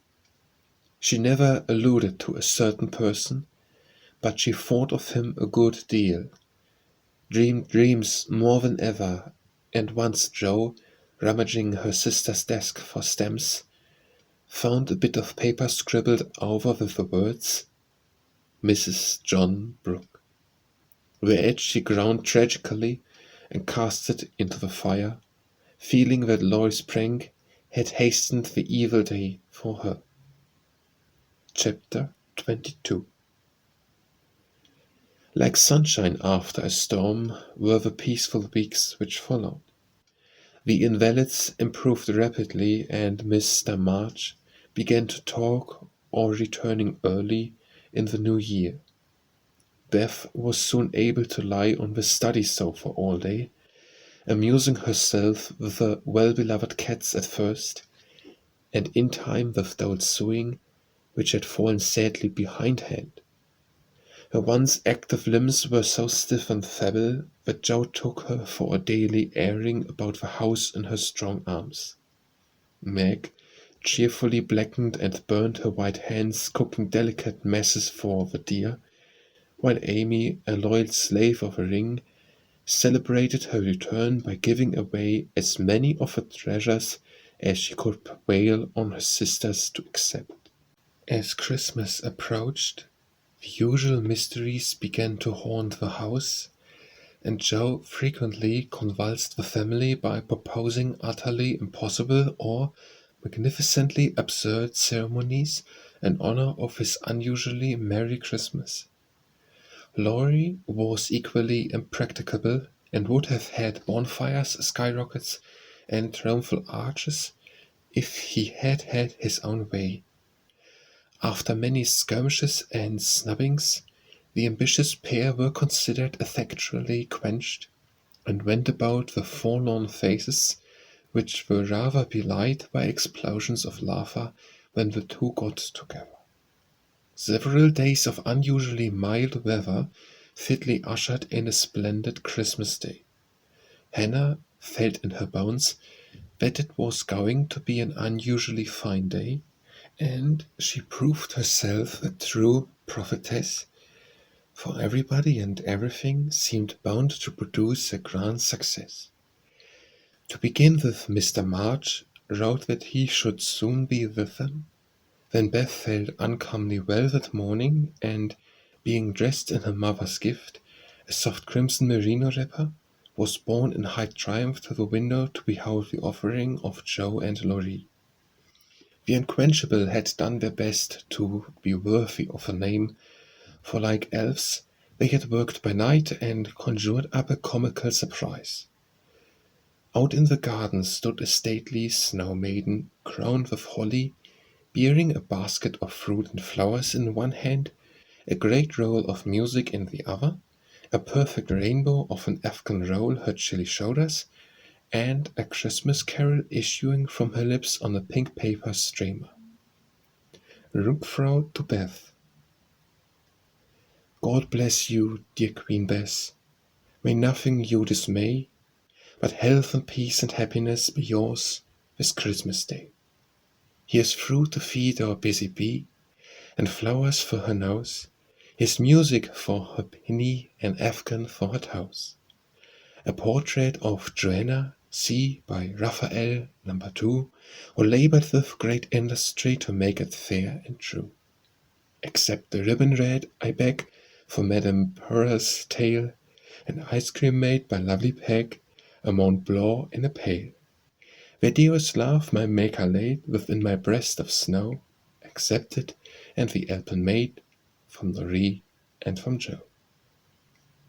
How Beth laughed when she saw it, how Laurie ran up and down to bring in the gifts, and what ridiculous speeches Joe made as she presented them. I'm so full of happiness that the father was only here I couldn't hold one drop more, said Beth, quite sighing with contentment, as Joe carried her off to the study to rest after the excitement and to refresh herself with some of the delicious grapes the Jungfrau had sent her. So am I, added Joe, slapping the pocket wherein reposed the long-desired Undine and Sintram. I'm sure I am, echoed Amy, poring over the engraved copy of the Madonna and Child, which her mother had given her in a pretty frame. Of course I am, cried Meg, smoothing the silky folds of her first silk dress, for Mr. Lawrence had insisted on giving it. How can I be otherwise? Said Mrs. March gratefully, as her eyes went from her husband's letter to Beth's smiling face, and her hand caressed the brooch made of grey and golden, chestnut and dark brown hair which the girls had just fastened on her breast. Now and then, in this workaday world, things do happen in the delightful storybook fashion, and what a comfort it is. Half an hour after everyone had said they were so happy they could only hold one drop more, the drop came. Laurie opened the parlor door and popped his head in very quietly. He might just as well have turned a somersault and uttered an Indian war whoop, for his face was so full of suppressed excitement and his voice so treacherously joyful that everyone jumped up, though he only said in a queer, breathless voice, "Here's another Christmas present for the March family." Before the words were well out of his mouth, he was whisked away somehow, and in his place appeared a tall man muffled up to the eyes, leaning on the arm of another tall man who tried to say something and couldn't. Of course, there was a general stampede, and for several minutes everybody seemed to lose their wits, for the strangest things were done and no one said a word. Mr. March became invisible in the embrace of 4 pairs of loving arms. Jo disgraced herself by nearly fainting away and had to be doctored by Laurie in the china closet.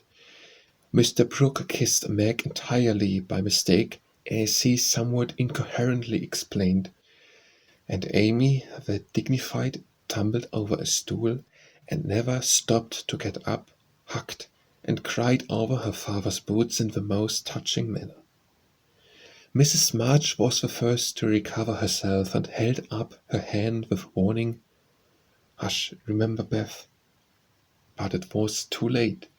The study door flew open, the little red vapor appeared on the threshold, joy put strength into the feeble limbs, and Beth ran straight into her father's arms. Never mind what happened just after that, for the full hearts overflowed, washing away the bitterness of a past and leaving only the sweetness of a present. It was not at all romantic, but a hearty laugh set everybody straight again, for Hannah was discovered behind the door, sobbing over the fat turkey which she had forgotten to put down when she rushed up from the kitchen. As the laugh subsided, Mrs. March began to thank Mr. Brooke for his faithful care of her husband, at which Mr. Brooke suddenly remembered that Mr. March needed rest, and seizing Laurie, he precipitately retired. Then the 2 invalids were ordered to repose, which they did, by both sitting in one big chair and talking hard.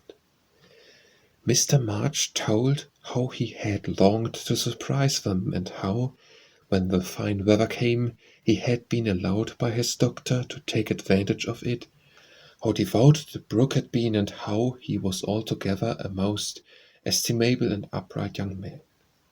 Why Mr. March paused a minute just there, and after a glance at Meg, who was violently poking the fire, looking at his wife with an inquiring lift of the eyebrows, I leave you to imagine. Also why Mrs. March gently nodded her head and asked, rather abruptly, if he wouldn't like to have something to eat. Jo saw and understood the look, and she stalked grimly away to get wine and beef tea, muttering to herself as she slammed the door, "I hate estimable young men with brown eyes." There never was such a Christmas dinner as they had that day. The fat turkey was a sight to behold when Hannah sent him up, stuffed, browned, and decorated. So was the plum pudding which melted in one's mouth, likewise the jellies in which Amy revelled like a fly in a honey pot. Everything turned out well, which was a mercy, Hannah said, for my mind was that flustered, Mum, that it's a miracle I didn't roast the pudding and stuff a turkey with raisins, let alone boil it off in a cloth. Mr. Lawrence and his grandson dined with them, also Mr. Brooke, at whom Jo glowered darkly, to Laurie's infinite amusement. 2 easy chairs stood side by side at the head of the table, in which sat Beth and her father, feasting modestly on chicken and a little fruit. They drank healths, told stories, sang songs, reminisced, as the old folks say, and had a thoroughly good time. A sleigh ride had been planned, but the girls would not leave their father, so the guests departed early, and as twilight gathered, the happy family sat together round the fire. Just a year ago, we were groaning over the dismal Christmas we expected to have. Do you remember? Asked Jo, breaking a short pause, which had followed a long conversation about many things. Rather a pleasant year on the whole, said Amy, smiling at the fire and congratulating herself on having treated Mr. Brooke with dignity. "I think it's been a pretty hard one," observed Amy, watching the light shine on her ring with thoughtful eyes. "I'm glad it's over, because we've got you back," whispered Beth, who sat on her father's knee. "Rather a rough road for you to travel, my little pilgrims, especially the latter part of it. But you have got on bravely, and I think the burdens are in a fair way to tumble off very soon," said Mr. March, looking with fatherly satisfaction at the 4 young faces gathered round him. "How do you know? Did Mother tell you?" asked Joe. "Not much. Straws show which way the wind blows, and I've made several discoveries today." "Oh, tell us what they are," cried Meg, who sat beside him. "Here's one," and taking up the hand which lay on the arm of his chair, he pointed to the roughened forefinger, a burn on the back, and 2 or 3 little hard spots on the palm. "I remember a time when this hand was white and smooth, and your first care was to keep it so. It was very pretty then, but to me it is much prettier now, for in this seeming blemish I read a little history. A burnt offering has been made to vanity. This hardened palm has earned something better than blisters, and I'm sure the sewing done by these pricked fingers will last a long time, so much goodwill went into the stitches. Meg, my dear, I value the womanly skill which keeps home happy more than white hands or fashionable accomplishments. I'm proud to shake this good, industrious little hand, and hope I shall not soon be asked to give it away." If Meg had wanted a reward for hours of patient labor, she received it in the hearty pressure of her father's hand and the approving smile he gave her. "What about Jo? Please say something nice, for she has tried so hard and been so very, very good to me," said Beth in her father's ear. He laughed and looked across at the tall girl who sat opposite, with an unusually mild expression in her face. "In spite of her curly crop, I don't see the son Joe whom I left a year ago," said Mr. March. "I see a young lady who pins her collar straight, laces her boots neatly, and neither whistles, talks slang, nor lies on the rug as she used to do. Her face is rather thin and pale just now, with watching and anxiety, but I like to look at it, for it has grown gentler and her voice is lower. She doesn't bounce, but moves quietly, and takes care of a certain little person in a motherly way which delights me. I rather miss my wild girl, but if I get a strong, helpful, tender-hearted woman in her place, I shall feel quite satisfied.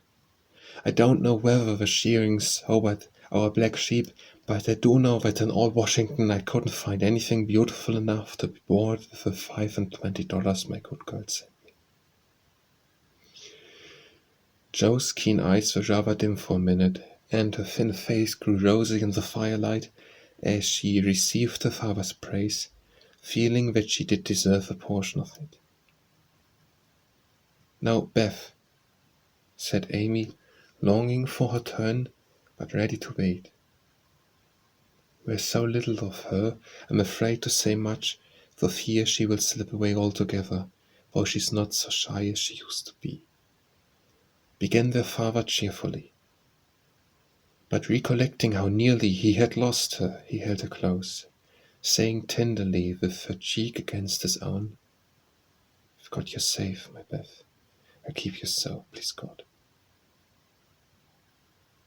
After a minute's silence, he looked down at Amy, who sat on the cricket at his feet, and said, with a caress of shining hair, "I observed that Amy took drumsticks at dinner, ran errands for her mother all the afternoon, gave Meg her place tonight, and has waited on everyone with patience and good humor.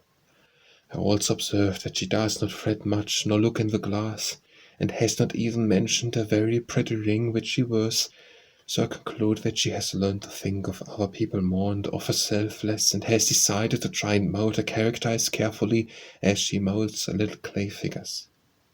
I am glad of this, for though I should be very proud of a graceful statue made by her, I shall be infinitely prouder of a lovable daughter with a talent for making life beautiful to herself and others.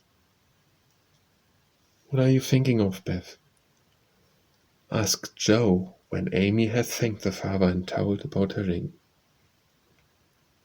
I read in Pilgrim's Progress today how, after many troubles, Christian and Hopeful came to a pleasant green meadow where lilies bloomed all year round, and there they rested happily, as we do now, before they went on to their journey's end,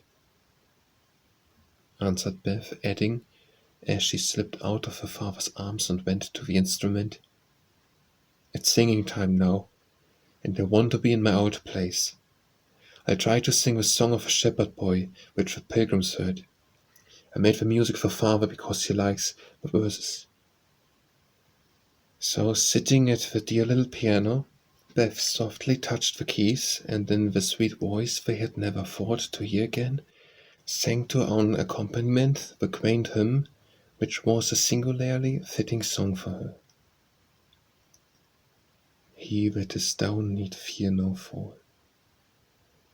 He that is low no pride. He that is humble ever shall have God to be his guide. I am content with what I have, little be it or much, and Lord, contentment still I crave, because thou savest such. Fullness to them a burden is, that go on pilgrimage. Here little, and hereafter bliss, is best from age to age. Chapter 23. Like bees swarming after the queen, mother and daughters hovered about Mr. March the next day, neglecting everything to look at, wait upon and listen to the new invalid, who was in a fair way to be killed by kindness.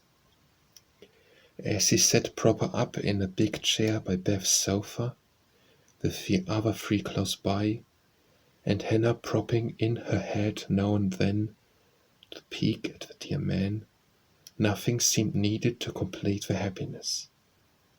But something was needed, and the elder ones felt it, for none confessed the fact. Mr. and Mrs. March looked at one another with an anxious expression, as their eyes followed Meg. Joe had sudden fits of sobriety and was seen to shake a fist at Mr. Brooks' umbrella, which had been left in the hall. Meg was absent-minded, shy and silent, started when the bell rang, and colored when John's name was mentioned. Amy said, "Everyone seemed waiting for something and couldn't settle down, which was queer since father was safe at home." And Beth innocently wondered why the neighbors didn't run over as usual. Laurie went by in the afternoon, and seeing Meg at the window, seemed suddenly possessed with a melodramatic fit, for he fell down on one knee in the snow, beat his breast, tore his hair, and clasped his hands imploringly, as if begging some boon. And when Beck told him to behave himself and go away, he wrung imaginary tears out of his handkerchief and staggered around the corner as if in utter despair. "What does the goose mean?" said Meg, laughing and trying to look unconscious. "He's showing you how your John will go on by and by. Touchin', isn't it?" answered Joe scornfully. "Don't say, my John, it isn't proper or true." But Meg's voice lingered over the words as if they sounded pleasant to her. "Please don't plague me, Joe. I've told you I don't care much about him, and there isn't to be anything said, but we are all to be friendly, and go on as before." We can't, for something has been said, and Lois' mischief has spoiled you for me. See it, and so does mother. You are not like your old self a bit, and seem ever so far away from me. Don't mean to plague you, and will be it like a man, but I do wish it was all settled. Do wait, so if you mean ever to do it, make haste and have it over quickly," said Joe pettishly. "I can't say anything till he speaks, and he won't, because father said I am too young," began Meg, bending over her work with a queer little smile which suggested that she did not quite agree with her father on that point.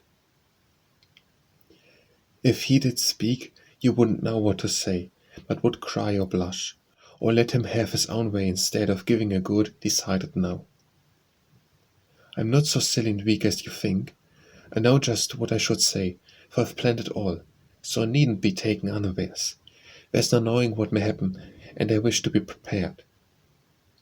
Joe couldn't help smiling at the important air which Meg had unconsciously assumed, and which was as becoming as the pretty color varying in her cheeks.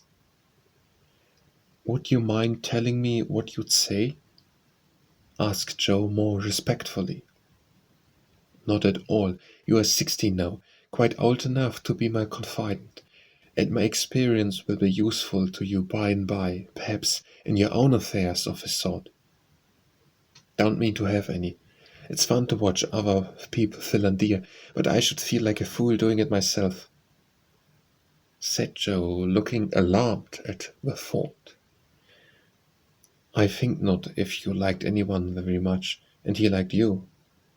Meg spoke as if to herself, and glanced out at the lane where she had often seen lovers walking together in the summer twilight. "I thought you were going to tell your speech to that man," said Joe, rudely shortening her sister's little reverie. "Or I should merely say, quite calmly and decidedly, 'Thank you, Mr. Brooke, you are very kind, but I agree with father that I am too young to enter into any engagement at present, so please say no more, but let us be friends as we were.'" "That's stiff and cool enough. I don't believe you'll ever say it, to know he won't be satisfied if you do. If he goes on like the rejected lovers in books, you'll give in, rather than hurt his feelings." "No, I won't. I shall tell him I've made up my mind, and shall walk out of the room with dignity." Meg rose as she spoke, and was just going to rehearse the dignified exit, when a step in the hall made her fly into her seat and begin to sew as fast as if her life depended on finishing that particular seam in a given time. Joe smothered a laugh at the sudden change, and when someone gave a modest tap, opened the door with a grim aspect which was anything but hospitable. "Good afternoon. I come to get my umbrella, that is, to see how your father finds himself today," said Mr. Brooke, getting a trifle confused as his eyes went from one telltale face to the other. "It's very well, he's in the wreck. I'll get him, and tell it you are here." And having jumbled her father and the umbrella well together in her reply, Joe slipped out of her room to give Meg a chance to make her speech and air her dignity. But the instant she vanished, Meg began to slide toward the door, murmuring, "Mother will like to see you. Pray sit down, I'll call her." "Don't go. Are you afraid of me, Margaret?" And Mr. Brooke looked so hurt that Meg thought she must have done something very rude.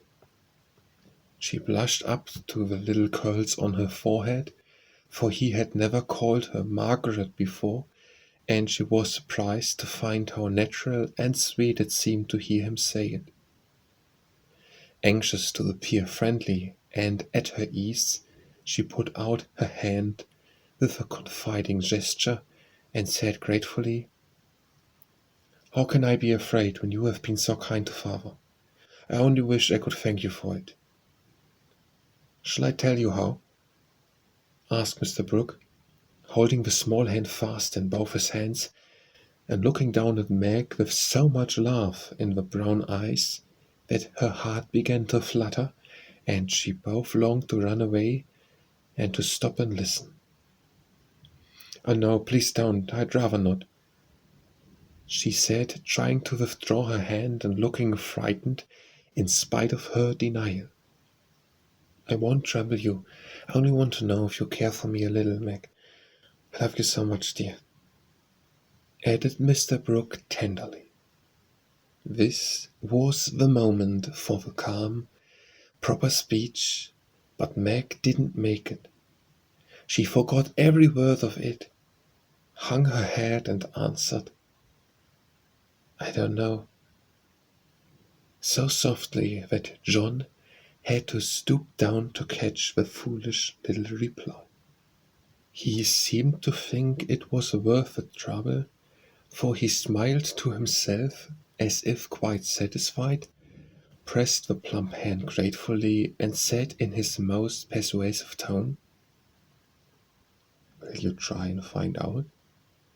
I want to know so much, for I can't go to work with any heart until I learn whether I am to have my reward in the end or not." "I'm too young," faltered Meg, wondering why she was so flattering, yet rather enjoying it. "I'll wait, and in the meantime you could be learning to like me. Would it be a very hard lesson, dear?" "Not if I chose to learn it, but—" "Please choose to learn, Meg. I love you to teach, and this is easier than German," broke in John, getting possession of the other hand, so that she had no way of hiding her face as he bent to look into it. His tone was properly beseeching, but stealing a shy look at him, Meg saw that his eyes were merry as well as tender, and that he wore the satisfied smile of one who had no doubt of his success. This nettled her. Annie Moffat's foolish lesson in coquetry came into her mind, and the laugh of power which sleeps in the bosom of the best of little woman woke up all of a sudden and took possession of her. She felt excited and strange, and not knowing what else to do, followed a capricious impulse, and withdrawing her hands said petulantly, "I don't choose. Please go away and let me be." Poor Mr. Brooke looked as if his lovely castle in the air was tumbling about his ears, for he had never seen Meg in such a mood before, and it rather bewildered him. "Do you really mean that?" he asked anxiously, following her as she walked away. "Yes, I do. I don't want to be worried about such things. Father says I needn't. It's too soon. I'd rather not." "Mayn't I hope you'll change your mind by and by? I'll wait and say nothing till you have had more time. Don't play with me, Meg. I didn't think that of you." "Don't think of me at all. I'd rather you wouldn't," said Meg, taking a naughty satisfaction in trying her lover's patience and her own power. He was grave and pale now, and looking decidedly more like the novel heroes whom she admired, but he neither slapped his forehead nor tramped about the room as they did. He just stood looking at her so wistfully, so tenderly, that she found her heart relenting in spite of herself. What would have happened next I cannot say, if Aunt March had not come hobbling in at this interesting minute. The old lady couldn't resist her longing to see her nephew, for she had met Laurie as she took her airing, and hearing of Mr. March's arrival, drove straight out to see him. The family were all busy in the back part of the house, and she had made her way quietly in, hoping to surprise them. She did surprise two of them so much that Meg started as if she had seen a ghost, and Mr. Brooke vanished into the study. "Bless me, what's all this?" cried the old lady with a rap of her cane as she glanced from the pale young gentleman to the scarlet young lady. "It's father's friend. So surprised to see you," stammered Meg, feeling that she was in for a lecture now. "That's evident," returned Aunt March, sitting down. "But what is father's friend saying to make you look like a peony? There's mischief going on, and I insist upon knowing what it is." With another rap. "We were only talking. Mr. Brooke came for his umbrella," began Meg, wishing that Mr. Brooke and the umbrella were safely out of the house. "Brooke? That boy's tutor? I understand now. I know all about it. Joe blundered into a wrong message in one of your father's letters, and I made her tell me. We haven't gone and accepted him, child," cried Aunt March, looking scandalized. "Hush, he'll hear. Shall I call mother?" said Meg, much troubled. "Not yet. I've something to say to you, and I must free my mind at once. Tell me, do you mean to marry this cook? If you do, not one penny of my money ever goes to you. Remember that, and be a sensible girl," said the old lady impressively. Now Aunt March possessed in perfection the art of rousing the spirit of opposition in the gentlest people, and enjoyed doing it. The best of us have a spice of perversity in us, especially when we are young and in love. If Aunt March had begged Meg to accept John Brooke, she would probably have declared she couldn't think of it, but as she was peremptorily ordered not to like him, she immediately made up her mind that she would. Inclining as well as perversity made the decision easy, and being already much excited, Meg opposed the old lady with unusual spirit. "I shall marry whom I please, Aunt March, and you can leave your money to anyone you like," she said, nodding her head with a resolute air. "Highty-tighty, is that the way you take my advice, miss? You'll be sorry for it by and by, when you've tried love in a cottage and found it a failure. It can't be a worse one some people find in big houses," retorted Meg. Aunt March put on her glasses and took a look at the girl, for she did not know her in this new mood. Meg hardly knew herself. She felt so brave and independent, so glad to defend John and assert her right to love him if she liked. Aunt March saw that she had begun wrong, and after a little pause made a fresh start, saying as mildly as she could, "Now, Meg, my dear, be reasonable and take my advice. I mean it kindly, and don't want you to spoil your whole life by making a mistake at the beginning. You ought to marry well and help your family. It's your duty to make a rich match, and it ought to be impressed upon you. Father and mother don't think so. They like John, though he's poor. Your parents, my dear, have no more worldly wisdom than a pair of babies." "I'm glad of it," cried Meg stoutly. Aunt March took no notice, but went on with her lecture. "This Rook is poor and hasn't got any rich relations, has he?" "No, but he has many warm friends."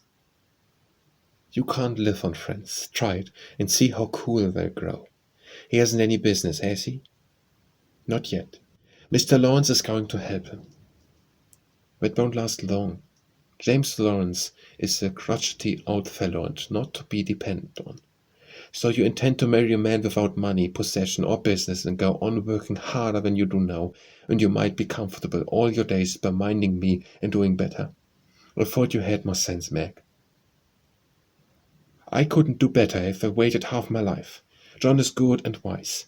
He's got heaps of talent, he's willing to work, and sure to get on. He's so energetic and brave. Everyone likes and respects him, and I'm proud to think he cares for me. I'm so poor and young and silly," said Meg, looking prettier than ever in her earnestness. He knows you have got rich relations, child. That's the secret of his liking, I suspect. Aunt March, how dare you say such a thing? John is above such meanness. He won't listen to you a minute if you talk so, cried Meg indignantly, forgetting everything but the injustice of the old lady's suspicions.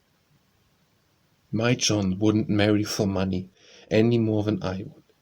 We are willing to work, and we mean to wait. I'm not afraid of being poor, for I've been happy so far, and I know I shall be with him because he loves me, and I... Meg stopped there, remembering all of a sudden that she hadn't made up her mind, that she had told her John to go away, and that he might be overhearing her inconsistent remarks.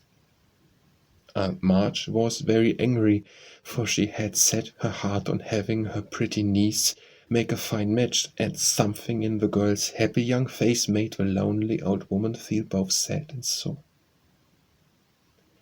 Well, I wash my hands of the whole affair. You are a wilful child. You've lost more than you know by this piece of folly. No, I won't stop. I'm disappointed in you, and haven't spirits to see your father now. Don't expect anything from me when you are married. Your Mr. Brooks' friends must take care of you. I'm done with you forever. And slamming the door in Meg's face, Aunt March drove off in high dudgeon. She seemed to take all the girl's courage with her, for when left alone, Meg stood for a moment undecided whether to laugh or cry. Before she could make up her mind, she was taken possession of by Mr. Brooke, who said, all in one breath, I couldn't help hearing, Meg. Thank you for defending me, and Aunt March for proving that you do care for me a little bit. I don't know how much till she abused you, began Meg. And I needn't go away, but my stay and be happy, May, dear. Here was another fine chance to make the crushing speech and the stately exit, but Meg never thought of doing either, and disgraced herself forever in Joe's eyes by meekly whispering, Yes, Joe, and hiding her face on Mr. Brooks' waistcoat. 15 minutes after Aunt March's departure, Joe came softly downstairs, paused an instant at the parlor door, and hearing no sound within, nodded and smiled with a satisfied expression, saying to herself, She has seen him away, as we planned, and that affair is settled. I'll go and hear the fun, and have a good laugh over it. But poor Jo never got her laugh, for she was transfixed upon the threshold by a spectacle which held her there, staring with a mouth nearly as wide open as her eyes. Going in to exult over a fallen enemy and to praise a strong-minded sister for the banishment of an objectable lover, it certainly was a shock to behold the aforesaid enemy serenely sitting on the sofa, with her strong-minded sister enthroned upon his knee and wearing an expression of most abject submission. Jo gave a sort of gasp, as if a cold shower bath had suddenly fallen upon her, for such an unexpected turning of the tables actually took her breath away. At the odd sound the lovers turned and saw her. Meg jumped up, looking both proud and shy, but that man, as Jo called him, actually laughed and said coolly, as he kissed the astonished newcomer, Sister Jo, congratulate us. That was adding insult to injury. It was altogether too much, and making some wild demonstration with her hands, Jo vanished without a word. Rushing upstairs, she startled the invalids by exclaiming tragically as she burst into the room, Oh, do somebody go down quick. John Brooke is acting dreadfully, and Meg likes it. Mr. and Mrs. March left the room with speech, and casting herself upon B, Jo cried and scolded temptuously as she told the awful news to Beth and Amy. The little girls, however, considered it a most agreeable and interesting event, and Jo got little comfort from them, so she went up to her refuge in the garret and confided her troubles to the rats. Nobody ever knew what went on in the parlour that afternoon, but a great deal of talking was done, and quiet Mr. Brooke astonished his friends by the eloquence and spirit with which he pleaded his suit, told his plans, and persuaded them to arrange everything just as he wanted it. The tea-bell rang before he had finished describing the paradise which he meant to earn for Meg, and he proudly took her in to supper, both looking so happy that Jo hadn't the heart to be jealous or dismal. Amy was very much impressed by John's devotion and Meg's dignity. Beth beamed at them from a distance, while Mr. and Mrs. March surveyed the young couple with such tender satisfaction that it was perfectly evident Aunt March was right in calling them as unworldly as a pair of babies. No one ate much, but everyone looked very happy, and the old room seemed to brighten up amazingly when the first romance of the family began there.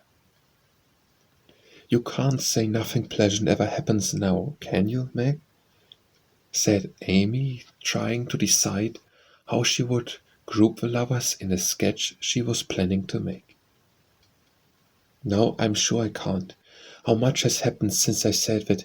It seems a year ago," answered Meg, who was in a blissful dream, lifted far above such common things as bread and butter.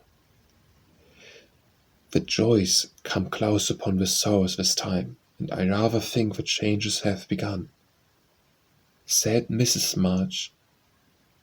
"In most families there comes, now and then, a year full of events. This has been such a one, but it ends well after all." "Hope the next will even end better," muttered Jo, who found it very hard to see Meg absorbed in a stranger before her face, for Jo loved the few persons very dearly and dreaded to have their affection lost or lessened in any way. "I hope the third year from this will end better. I mean it shall, if I live to work out my plans," said Mr. Brooke, smiling at Meg as if everything had become possible to him now. "Doesn't it seem very long to wait?" asked Amy, who was in a hurry for the wedding. "I've got so much to learn before I shall be ready. It seems a short time to me," answered Meg, with a sweet gravity in her face never seen there before. "You have only to wait. I am to do the work," said John, beginning his labors by picking up Meg's napkin with an expression which caused Jo to shake her head, and then say to herself with an air of relief as with one door banged, "Here comes Laurie. Now we shall have some sensible conversation." But Jo was mistaken, for Laurie came prancing in, overflowing with good spirits, bearing a great bridal-looking bouquet for Mrs. John Brooke, and evidently laboring under the delusion that the whole affair had been brought about by his excellent management. "I knew Brooke would have it all his own way. He always does, for when he makes up his mind to accomplish anything, it's done though the sky falls," said Laurie, when he had presented his offering and his congratulations. "Much obliged for that recommendation. I take it as a good omen for the future, and invite you to my wedding on the spot," answered Mr. Brooke, who felt at peace with all mankind, even his mischievous pupil. "I'll come if I'm at the ends of the world, for the sight of Joe's face alone on that occasion would be worth a long journey. You don't look festive, ma'am. What's the matter?" asked Laurie, following her into a corner of the parlour while they all had adjourned to greet Mr. Lawrence. "I don't approve of the match, but I've made up my mind to be it. and she'll not say a word against it," said Joe solemnly. "You can't know how hard it is for me to give up Meg," she continued with a little quiver in her voice. "You don't give her up, you only go halves," said Laurie consolingly. "It can never be the same again. I've lost my dearest friend," sighed Joe. "You've got me anyhow. I'm not good for much, I know, but I'll stand by you, Joe, all the days of my life. Upon my word I will." And Laurie meant what he said. "I know you will. I'm ever so much obliged. You're always a great comfort to me, Teddy," returned Joe, gratefully shaking hands. "Well, now don't be dismal. There's a good fellow. It's all right, you see. Meg is happy. Brooke will fly round and get settled immediately. Grandpa will attend to him, and it will be very jolly to see Meg in her own little house. We'll have capital times after she's gone, for I shall be through college before long, and then we'll go abroad on some nice trip or other. Wouldn't it console you?" "I rather think it would, but there's no knowing what may happen in 3 years," said Joe thoughtfully. "That's true. Don't you wish you could take a look forward and where we shall all be then?" "I do," returned Laurie. "I think not, for I might see something sad, and everyone looks so happy now. I don't believe it could be much improved." And Joe's eyes went slowly round the room, brightening as they looked, for the prospect was a pleasant one. Father and mother sat together, quietly reliving the first chapter of a romance which for them began some 20 years ago. Amy was drawing the lovers, who sat apart in a beautiful world of their own, the light of which touched their faces with a grace the little artist could not copy. Beth lay on her sofa, talking cheerily with her old friend, who held her little hand as if he felt that it possessed the power to lead him along the peaceful way she walked. Jo lounged in her favorite low seat with a grave, quiet look, which best became her, and Laurie, leaning on the back of her chair, his chin on a level with her curly head, smiled with his friendliest aspect, and nodded at her in the long glass which reflected them both. So the curtain falls upon Meg, Jo, Beth, and Amy. Whether it ever rises again depends upon the reception given the first act of a domestic drama called Little Woman.